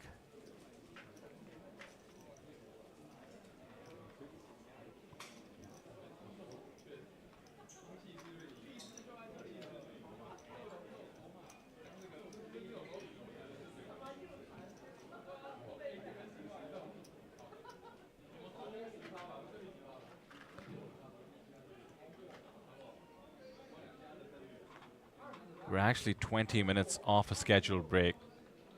So we'll either take a scheduled break, or if we somehow hit heads up, we'll be going to a break. I think these players could use one. They have been through a lot. A jam from Chen. Ace-7 off. Very, very nice timing. Eric had sort of automatically raised with a King-8 off. Under the gun means on the button, 3-handed.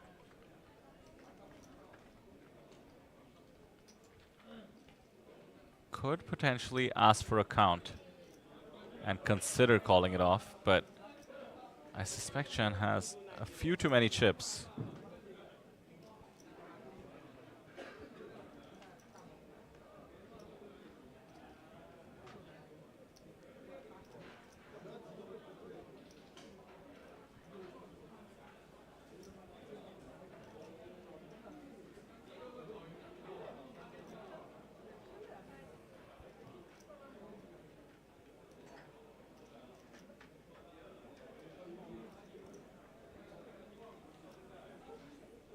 And Let's there's go. the fold. Chen Yisha, having navigated the differing stack depths she's had to face here on the final table. Chip leading for the longest time. Navigating as a short stack, navigating as a middling stack. And now three-handed or shorter stack once again. But the much more comfortable 15 big blinds. The pay jump here now is immense. Currently locked up 91,000 US dollars. And about 125, 130 US dollars pay jump. That's right. 132,500 would represent almost a $40,000 pay jump. Stakes could not be higher. Eric Sai has seen it all before. The best we can gather. The other two players, Chan and Yang, have not. Let's see how they navigate. Great job so far. Can't help but think would be amazing to see a woman win the first ever APT high roller. Absolutely. It's the shortest stack at the moment.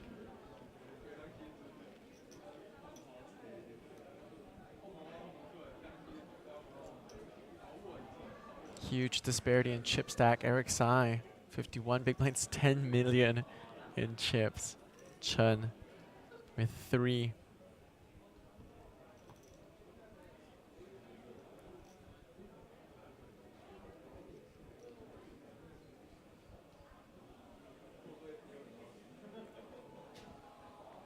Eric Sai, no stranger to the Asian Poker Tour. I definitely remember seeing him make a splash in his home ground of Taipei a couple of months ago.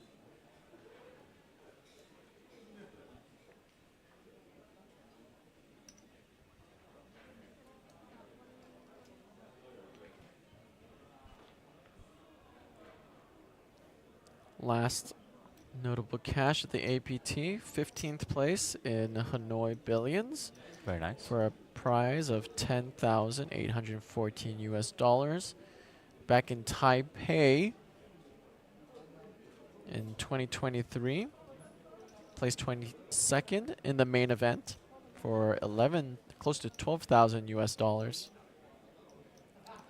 And in that same series, placed 14th in the super high roller for 8.5.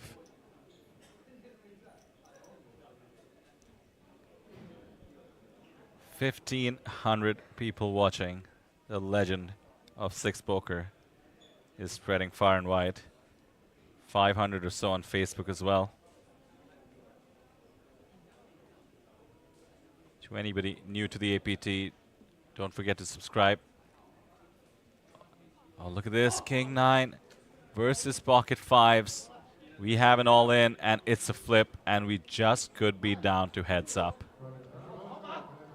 Blind versus blind coolers we've seen in this final table. Of course, starting off with aces versus queens. And now we are going to see Chen Yisha flipping for her tournament life with pocket 5s, as indicated by the all-in triangle on top of the pocket 5s, indicating that she is the one at risk. Needs to fade the king or the 9 as the flop comes. Jack, 6, 8, 2 clubs. King 9 high still for Yang. Pocket 5s needing to fade the king or the 9 or runner straight. The turn, ace of clubs. Bringing no back doors. Just 6 outs now for Yang to eliminate Chen. Chen needs to fade the king or the 9. The river. is the 7 of hearts, and Chun Isha does it again with a congratulatory, celebratory fist bump, and finds the opportune double up, escaping the short stack here, going to her rail for a few words, and now Yang, our shortest stack with 12 bigs. Wow, what do you think she's discussing with the rail? Strategy, perhaps? Could be something like, could be strat, could be like, can you please get me a bottle of water, please? The servers never come to the feature table. What do I? So true. Of course, the rail has access to the live stream.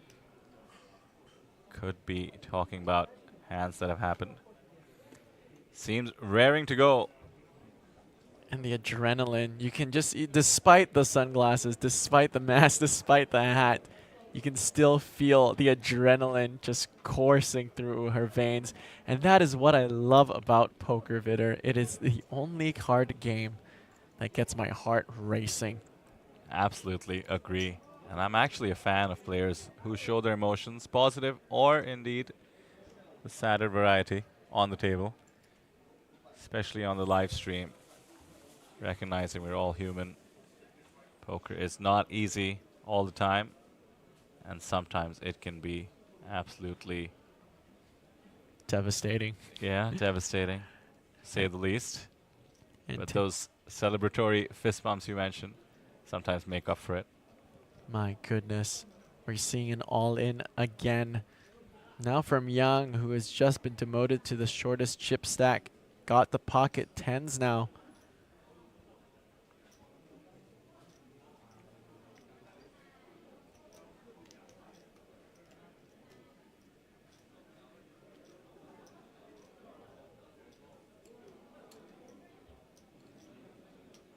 My senses tell me this is a close spot leaning more towards a fold. Your thoughts, Vidder? Yeah, it's tough. She does have to worry about Eric behind her, but Queen Jack is never truly dominating any hands. Of course, Yang could be shoving as wide as Jack 10 suited. Much weaker queens, such as Queen 9. It is only a 12 big blind shove. She has been navigating this table perfectly, though. She is using whatever her strengths are in her playing style, and I think that leads her to find the fold. She'd rather find a spot where perhaps she is the aggressor or she has a better holding. Eric now with the big blind, king 10 off. Tough spot, he says. Yeah, just behind all ace X's that Yang jams. Behind and dominated by king, queen, king, jack. Has to ask if he's jamming hands like king 9 suited. Probably, yeah, but queen X's that he's jamming is what he's head of, and then flipping with all under pairs. And we'll just find a better spot. Yeah, I think your range there was perfect, and you know there were so few hands that he was truly crushing. And I was just taking a look at Isha Chen's handed mob here. It looks like her largest cash. So she's got 117,000 total life earnings to date, according to the handed mob, and her largest cash was 28,000 US dollars. That's right. So right now she's locked up 91,000 US dollars, more than 3x her current largest cash. I cannot imagine how much joy she must be feeling right now, and adrenaline and pressure. I'll tell you something even more interesting. Again, we only have what's out there on the internet to rely on in terms of people's cashes and scores. No doubt they could be online crushers or perhaps scores in China not being registered. But even more interesting, Greg, perhaps would be the other player on the table from China, Yang Xiongxian. We can only see his scores on Card Player. He has 138,000 in lifetime earnings. 60,000 of them have come from APT Jeju. Oh wow, running very hot this series. He played a 4 million Korean won, that's about 2,100 USD, no limit hold'em tournament. Came third for 28,000. And 2 days before that, he played a massive, I believe that was the super high roller, the super high roller, and came 7th in that. And the sun run then continues for Yang. Though, albeit 12 big blinds now here at the APT High Roller.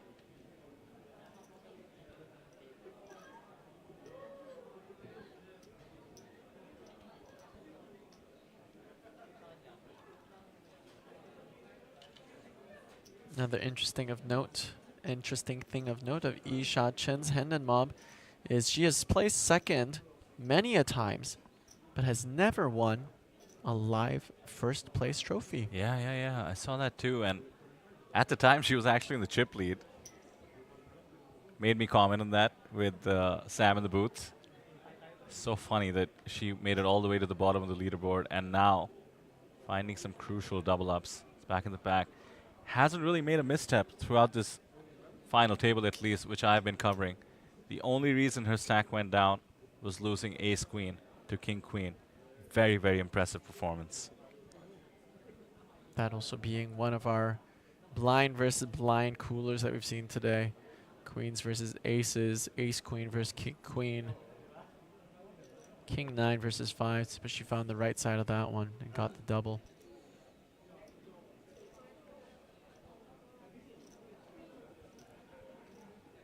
Has been seemingly a little tight from the big blind. Big blind defends. Though, always in consideration was that there always was a shorter stack than her in the mix. Eric has slightly extended how much he has the table covered by.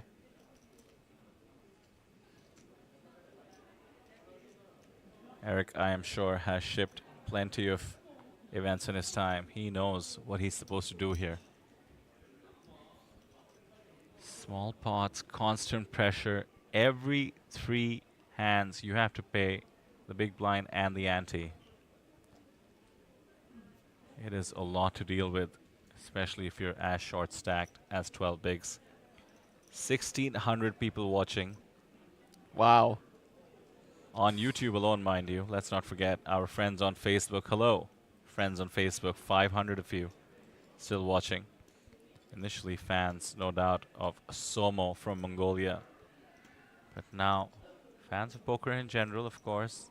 Also supporting Six Poker, a content creator. And I think Chen Isha will have fans of her own soon. As we point out the viewership on YouTube, 1,600. This is a good time to say, please subscribe. We've grown from 11.2K subscribers in this video, in this live stream, up to 11.4, 200 in a day. That's really exciting. Can we please get to 11.5? If you could please smash the subscribe button while you are all here. We would really appreciate that. And now once more in Mandarin, 请你订阅，请你订阅，我希望你订阅，谢谢你，谢谢你，多谢多谢，麻烦你订阅，谢谢。我们要12,000 subscriber 订阅的人。Well done. It kind of derailed at the end, but I tried my best. I didn't know how to say subscribers, so I just said people who subscribe. Okay. We want 12,000 people who subscribe. Very, very well done, Greg. And for those of you who don't have access to what I do, which is that I actually watch Greg work on using Google Translate to do that, put in a lot of effort. So subscribe for his sake. 哇，很多人订阅了，谢谢你，谢谢 Lock Khan，谢谢BIS 的 Nub， 谢谢 Van 订阅了，谢谢。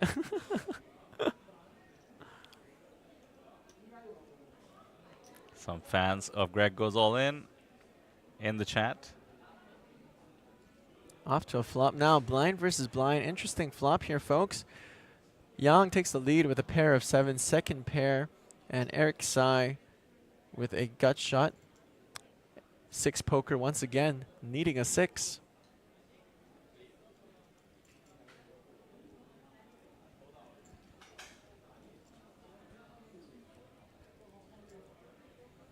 Eric Sai will bet with the gut shot straight draw. Yang will make the call. And wow, we've got 2,500 people watching on Natural 8 Hong Kong. And that's after Ivan is busted, by the way. My goodness. Ivan, of course, being the lone man from Hong Kong who has now departed from our final table. Records being broken here by the APT. No 6 on the turn here for Eric Sai. King of clubs puts an overcard to the board, to the flop, pardon me. We'll use that to his favor against the short stack and bet 500K into 1 million, a half pot bet. Very uncomfortable spot here for Young as our shortest stack. 3-handed with 9 big blinds. We'll save those for a more opportune time to double up as Chen applauds the gentleman in this hand, the camaraderie, the sportsmanship. I don't think it had anything to do with the hand, or I'll give her the benefit of doubt. Yang is a bit crippled. Power poker there by Eric. Just forcing the issue.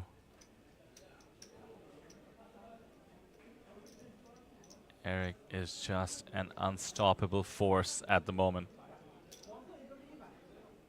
Who wants to be the immovable object? Both Yang and Chen need a few more chips to put up some resistance, but that is a catch-22, isn't it? The only way to get more chips is to put up resistance.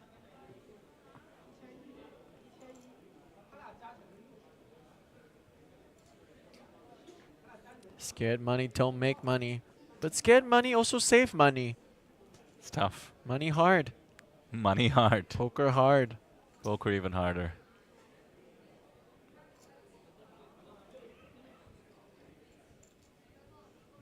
When will old man Joffrey become a commentator? Kenneth CM, of course, referring to one of my characters from my channel. Well, I don't know, Kenneth. When do you think? Oh, that was it. Old man Joffrey's never coming back. That was a little too scary for me. Up to a flop here. Button versus big blind. Single raise pot. Eric Sai versus Chen. Ace 9 versus King 5 suited. Ooh, a fun flop here. 8-5-4, single diamond. Chen outflops Eric. Has a pair of 5s from middle pair on a big blind favorable board. Chen likely knows this.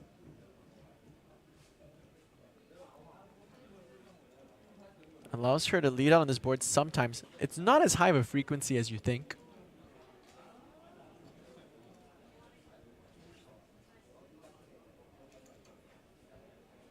The question is, does Eric want to c-bet the classic 8-5-4, a board that suits the big blind?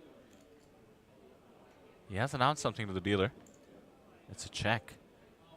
And a scary 7 of hearts on the turn. Flush draw completes. 4 to a straight on the board.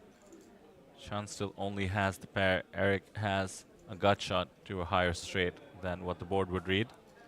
And the 2 overs. And once again, 6 poker. Needing a 6.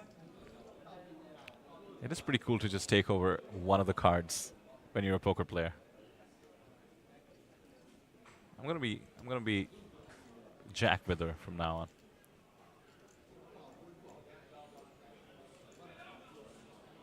Check, check again. Eric Sai drawing to an ace or a 9 or a is a Whoa, 6. It's not a chop. It's wow. Eric Sai has the 9 high straight here and finds the 6. Dream River for Eric, and how appropriate. A 6 for 6 poker could cost Chen some chips.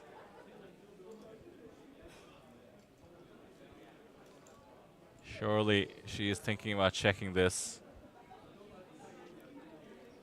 Does she want to take her own stack and turn this into a bluff? No. And now Eric gets to value bet. He needs to go a size where his opponent would be willing to call to chop up the chips. Yeah, pretty small. There's almost nothing. Oh, it is 800, pardon me. Wow. Chonky bet. 800,000 to 1.1 million. About 75% pot bet. Needs to make it look like he's stealing it. And unfortunately, trying to realize showdown here from Chen.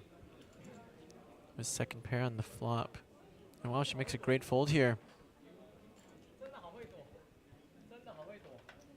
真的很会多 or do.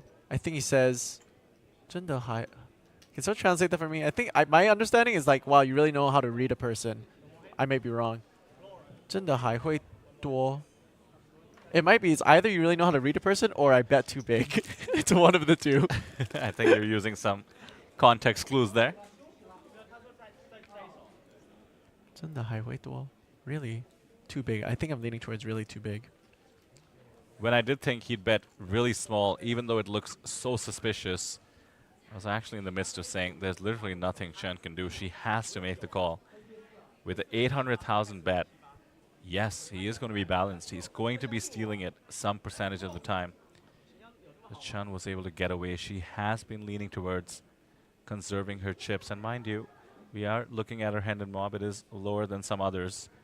To the extent it's accurate, I think she's been someone who's been valuing the pay jumps. You asked me yesterday how to tell. She's not tanking or anything, but making difficult laydowns when there are shorter stacks around.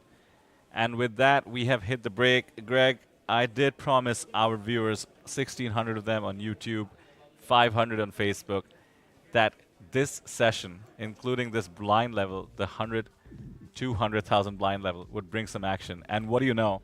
It brought the most action possible, a double elimination, taking us from 5 players down to 3. Needless to say, the next session is going to get even crazier and at least for sure higher stakes. It's going to take us down somewhere from 3 players to perhaps the winner who takes away $196,000. And then there were 3. This was your first taste of our high roller final table. And I think I can say for you that it must not have disappointed. Your thoughts? Not disappointing at all. The promise that you made the people, I think you absolutely delivered.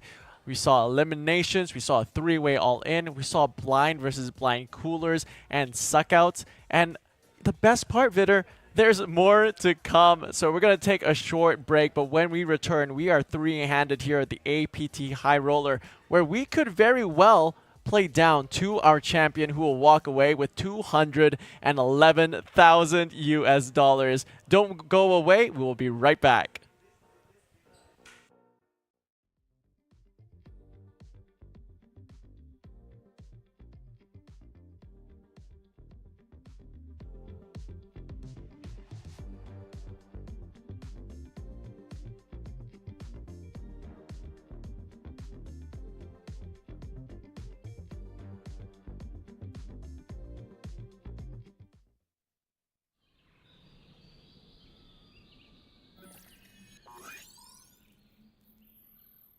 Welcome to Asia's largest online poker room. Our next generation poker software is now initiating.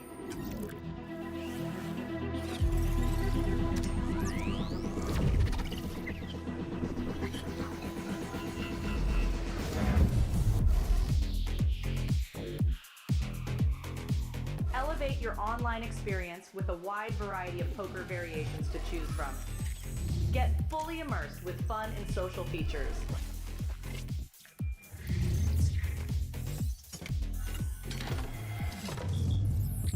Level up your game with PokerCraft and Smart HUD.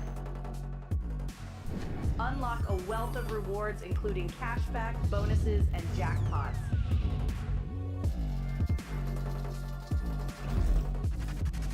Join world-class poker tournaments featuring some of the world's most renowned brands and the largest guaranteed prize pools in the world. Experience the best in customer service and hassle-free transactions for a seamless online gaming experience. With online poker available on all your devices, you'll be able to play your favorite games anytime, anywhere.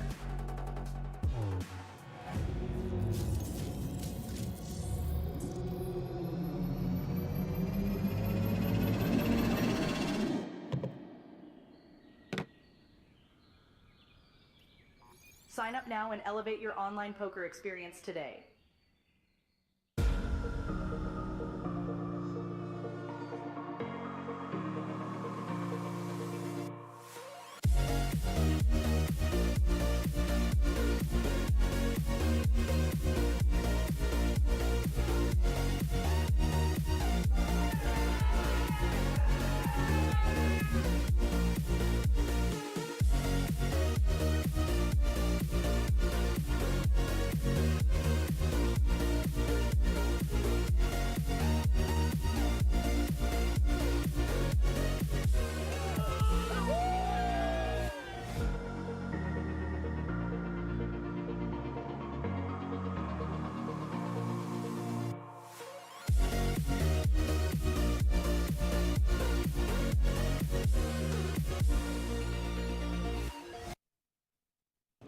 Okay. If you change, I fall. Big flip. If you change, I fall. Escape.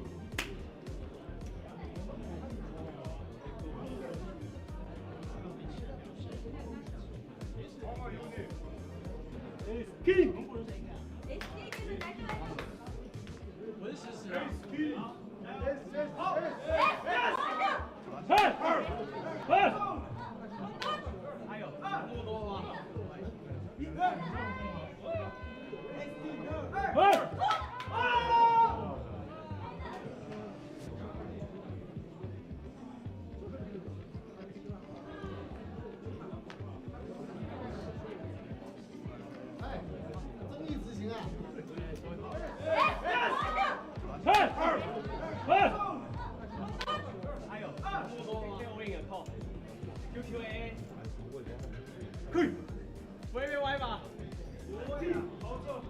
AQQ cooler，去彼得帕。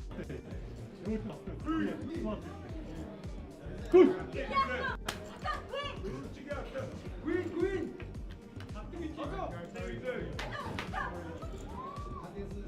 Green.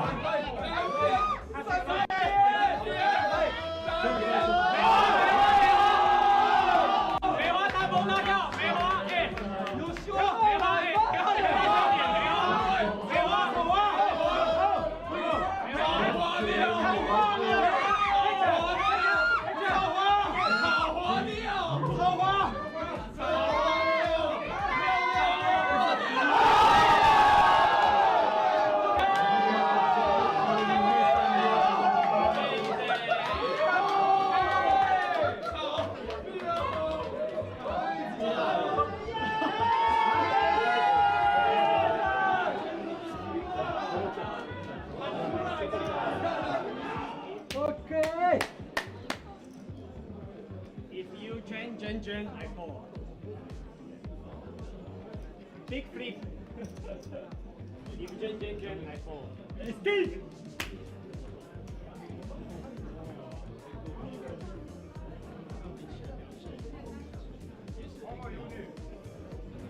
Escape.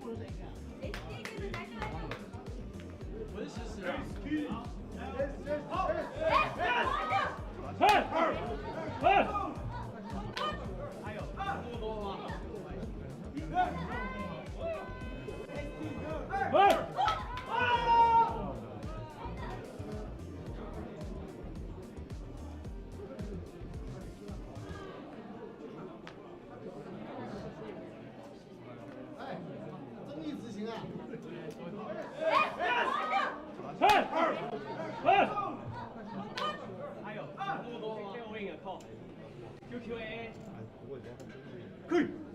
微歪吧。AQQ cooler， 去彼得帕。Good. Green.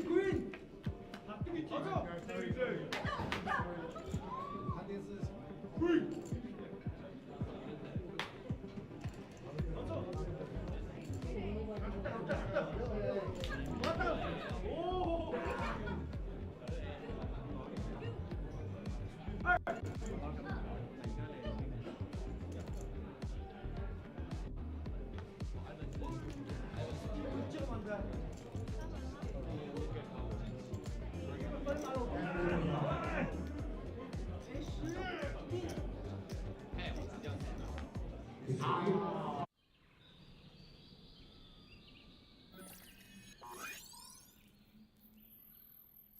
Welcome to Asia's largest online poker room. Our next generation poker software is now initiating.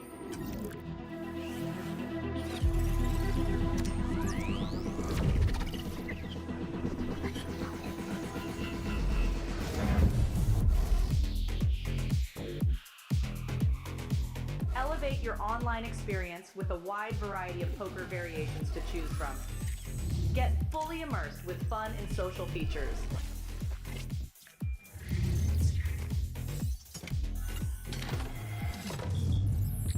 Level up your game with PokerCraft and Smart HUD. Unlock a wealth of rewards including cashback, bonuses, and jackpots.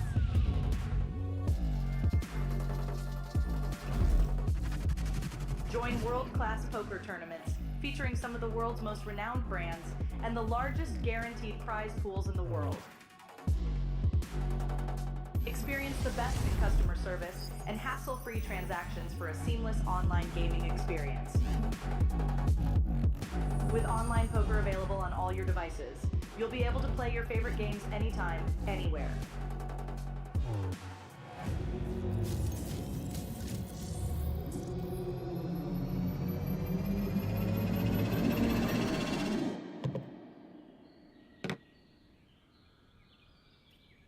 Sign up now and elevate your online poker experience today.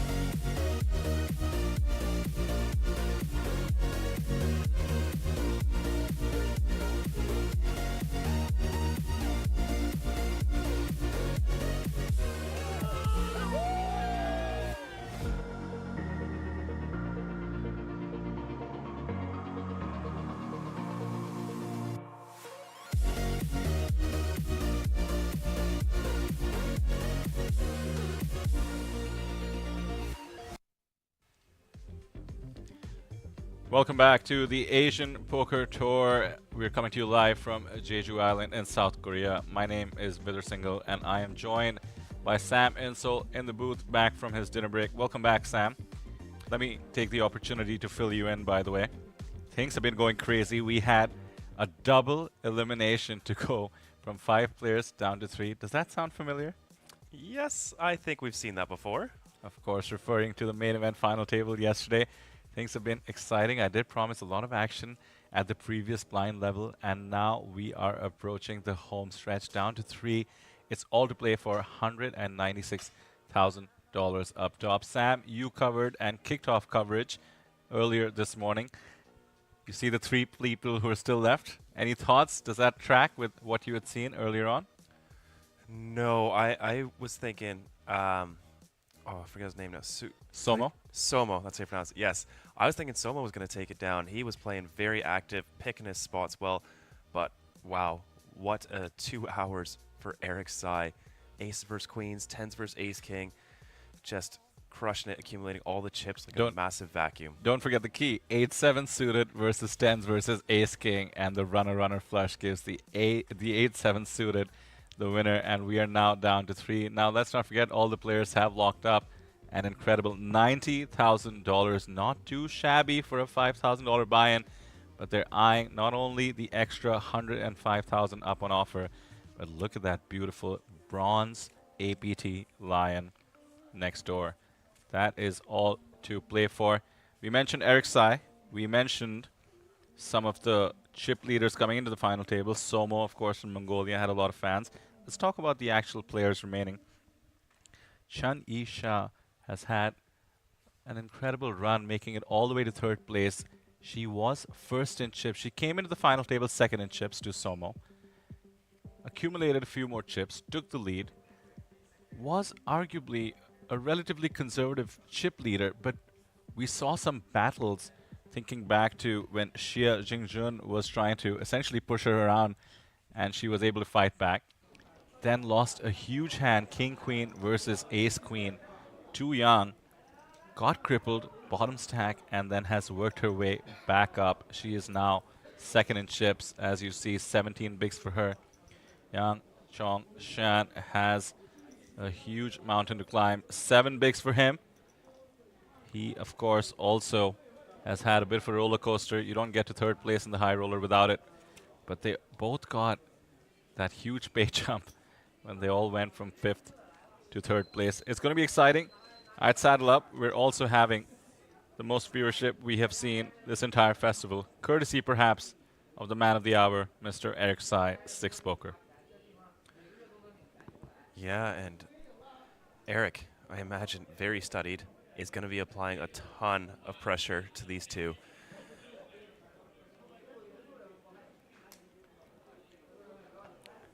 Yeah, Chen is going to be in a really rough spot. She can't open too wide. She's got to worry about the reshove stack from Yang, only on 7 big blinds. And as well, Eric can just keep pushing her around. And there it is, Eric. Queen 3 off, jamming. Definitely standard for 7 big blinds. But I imagine he would be going quite wide here, just looking to pick up as many blinds as possible. Yeah,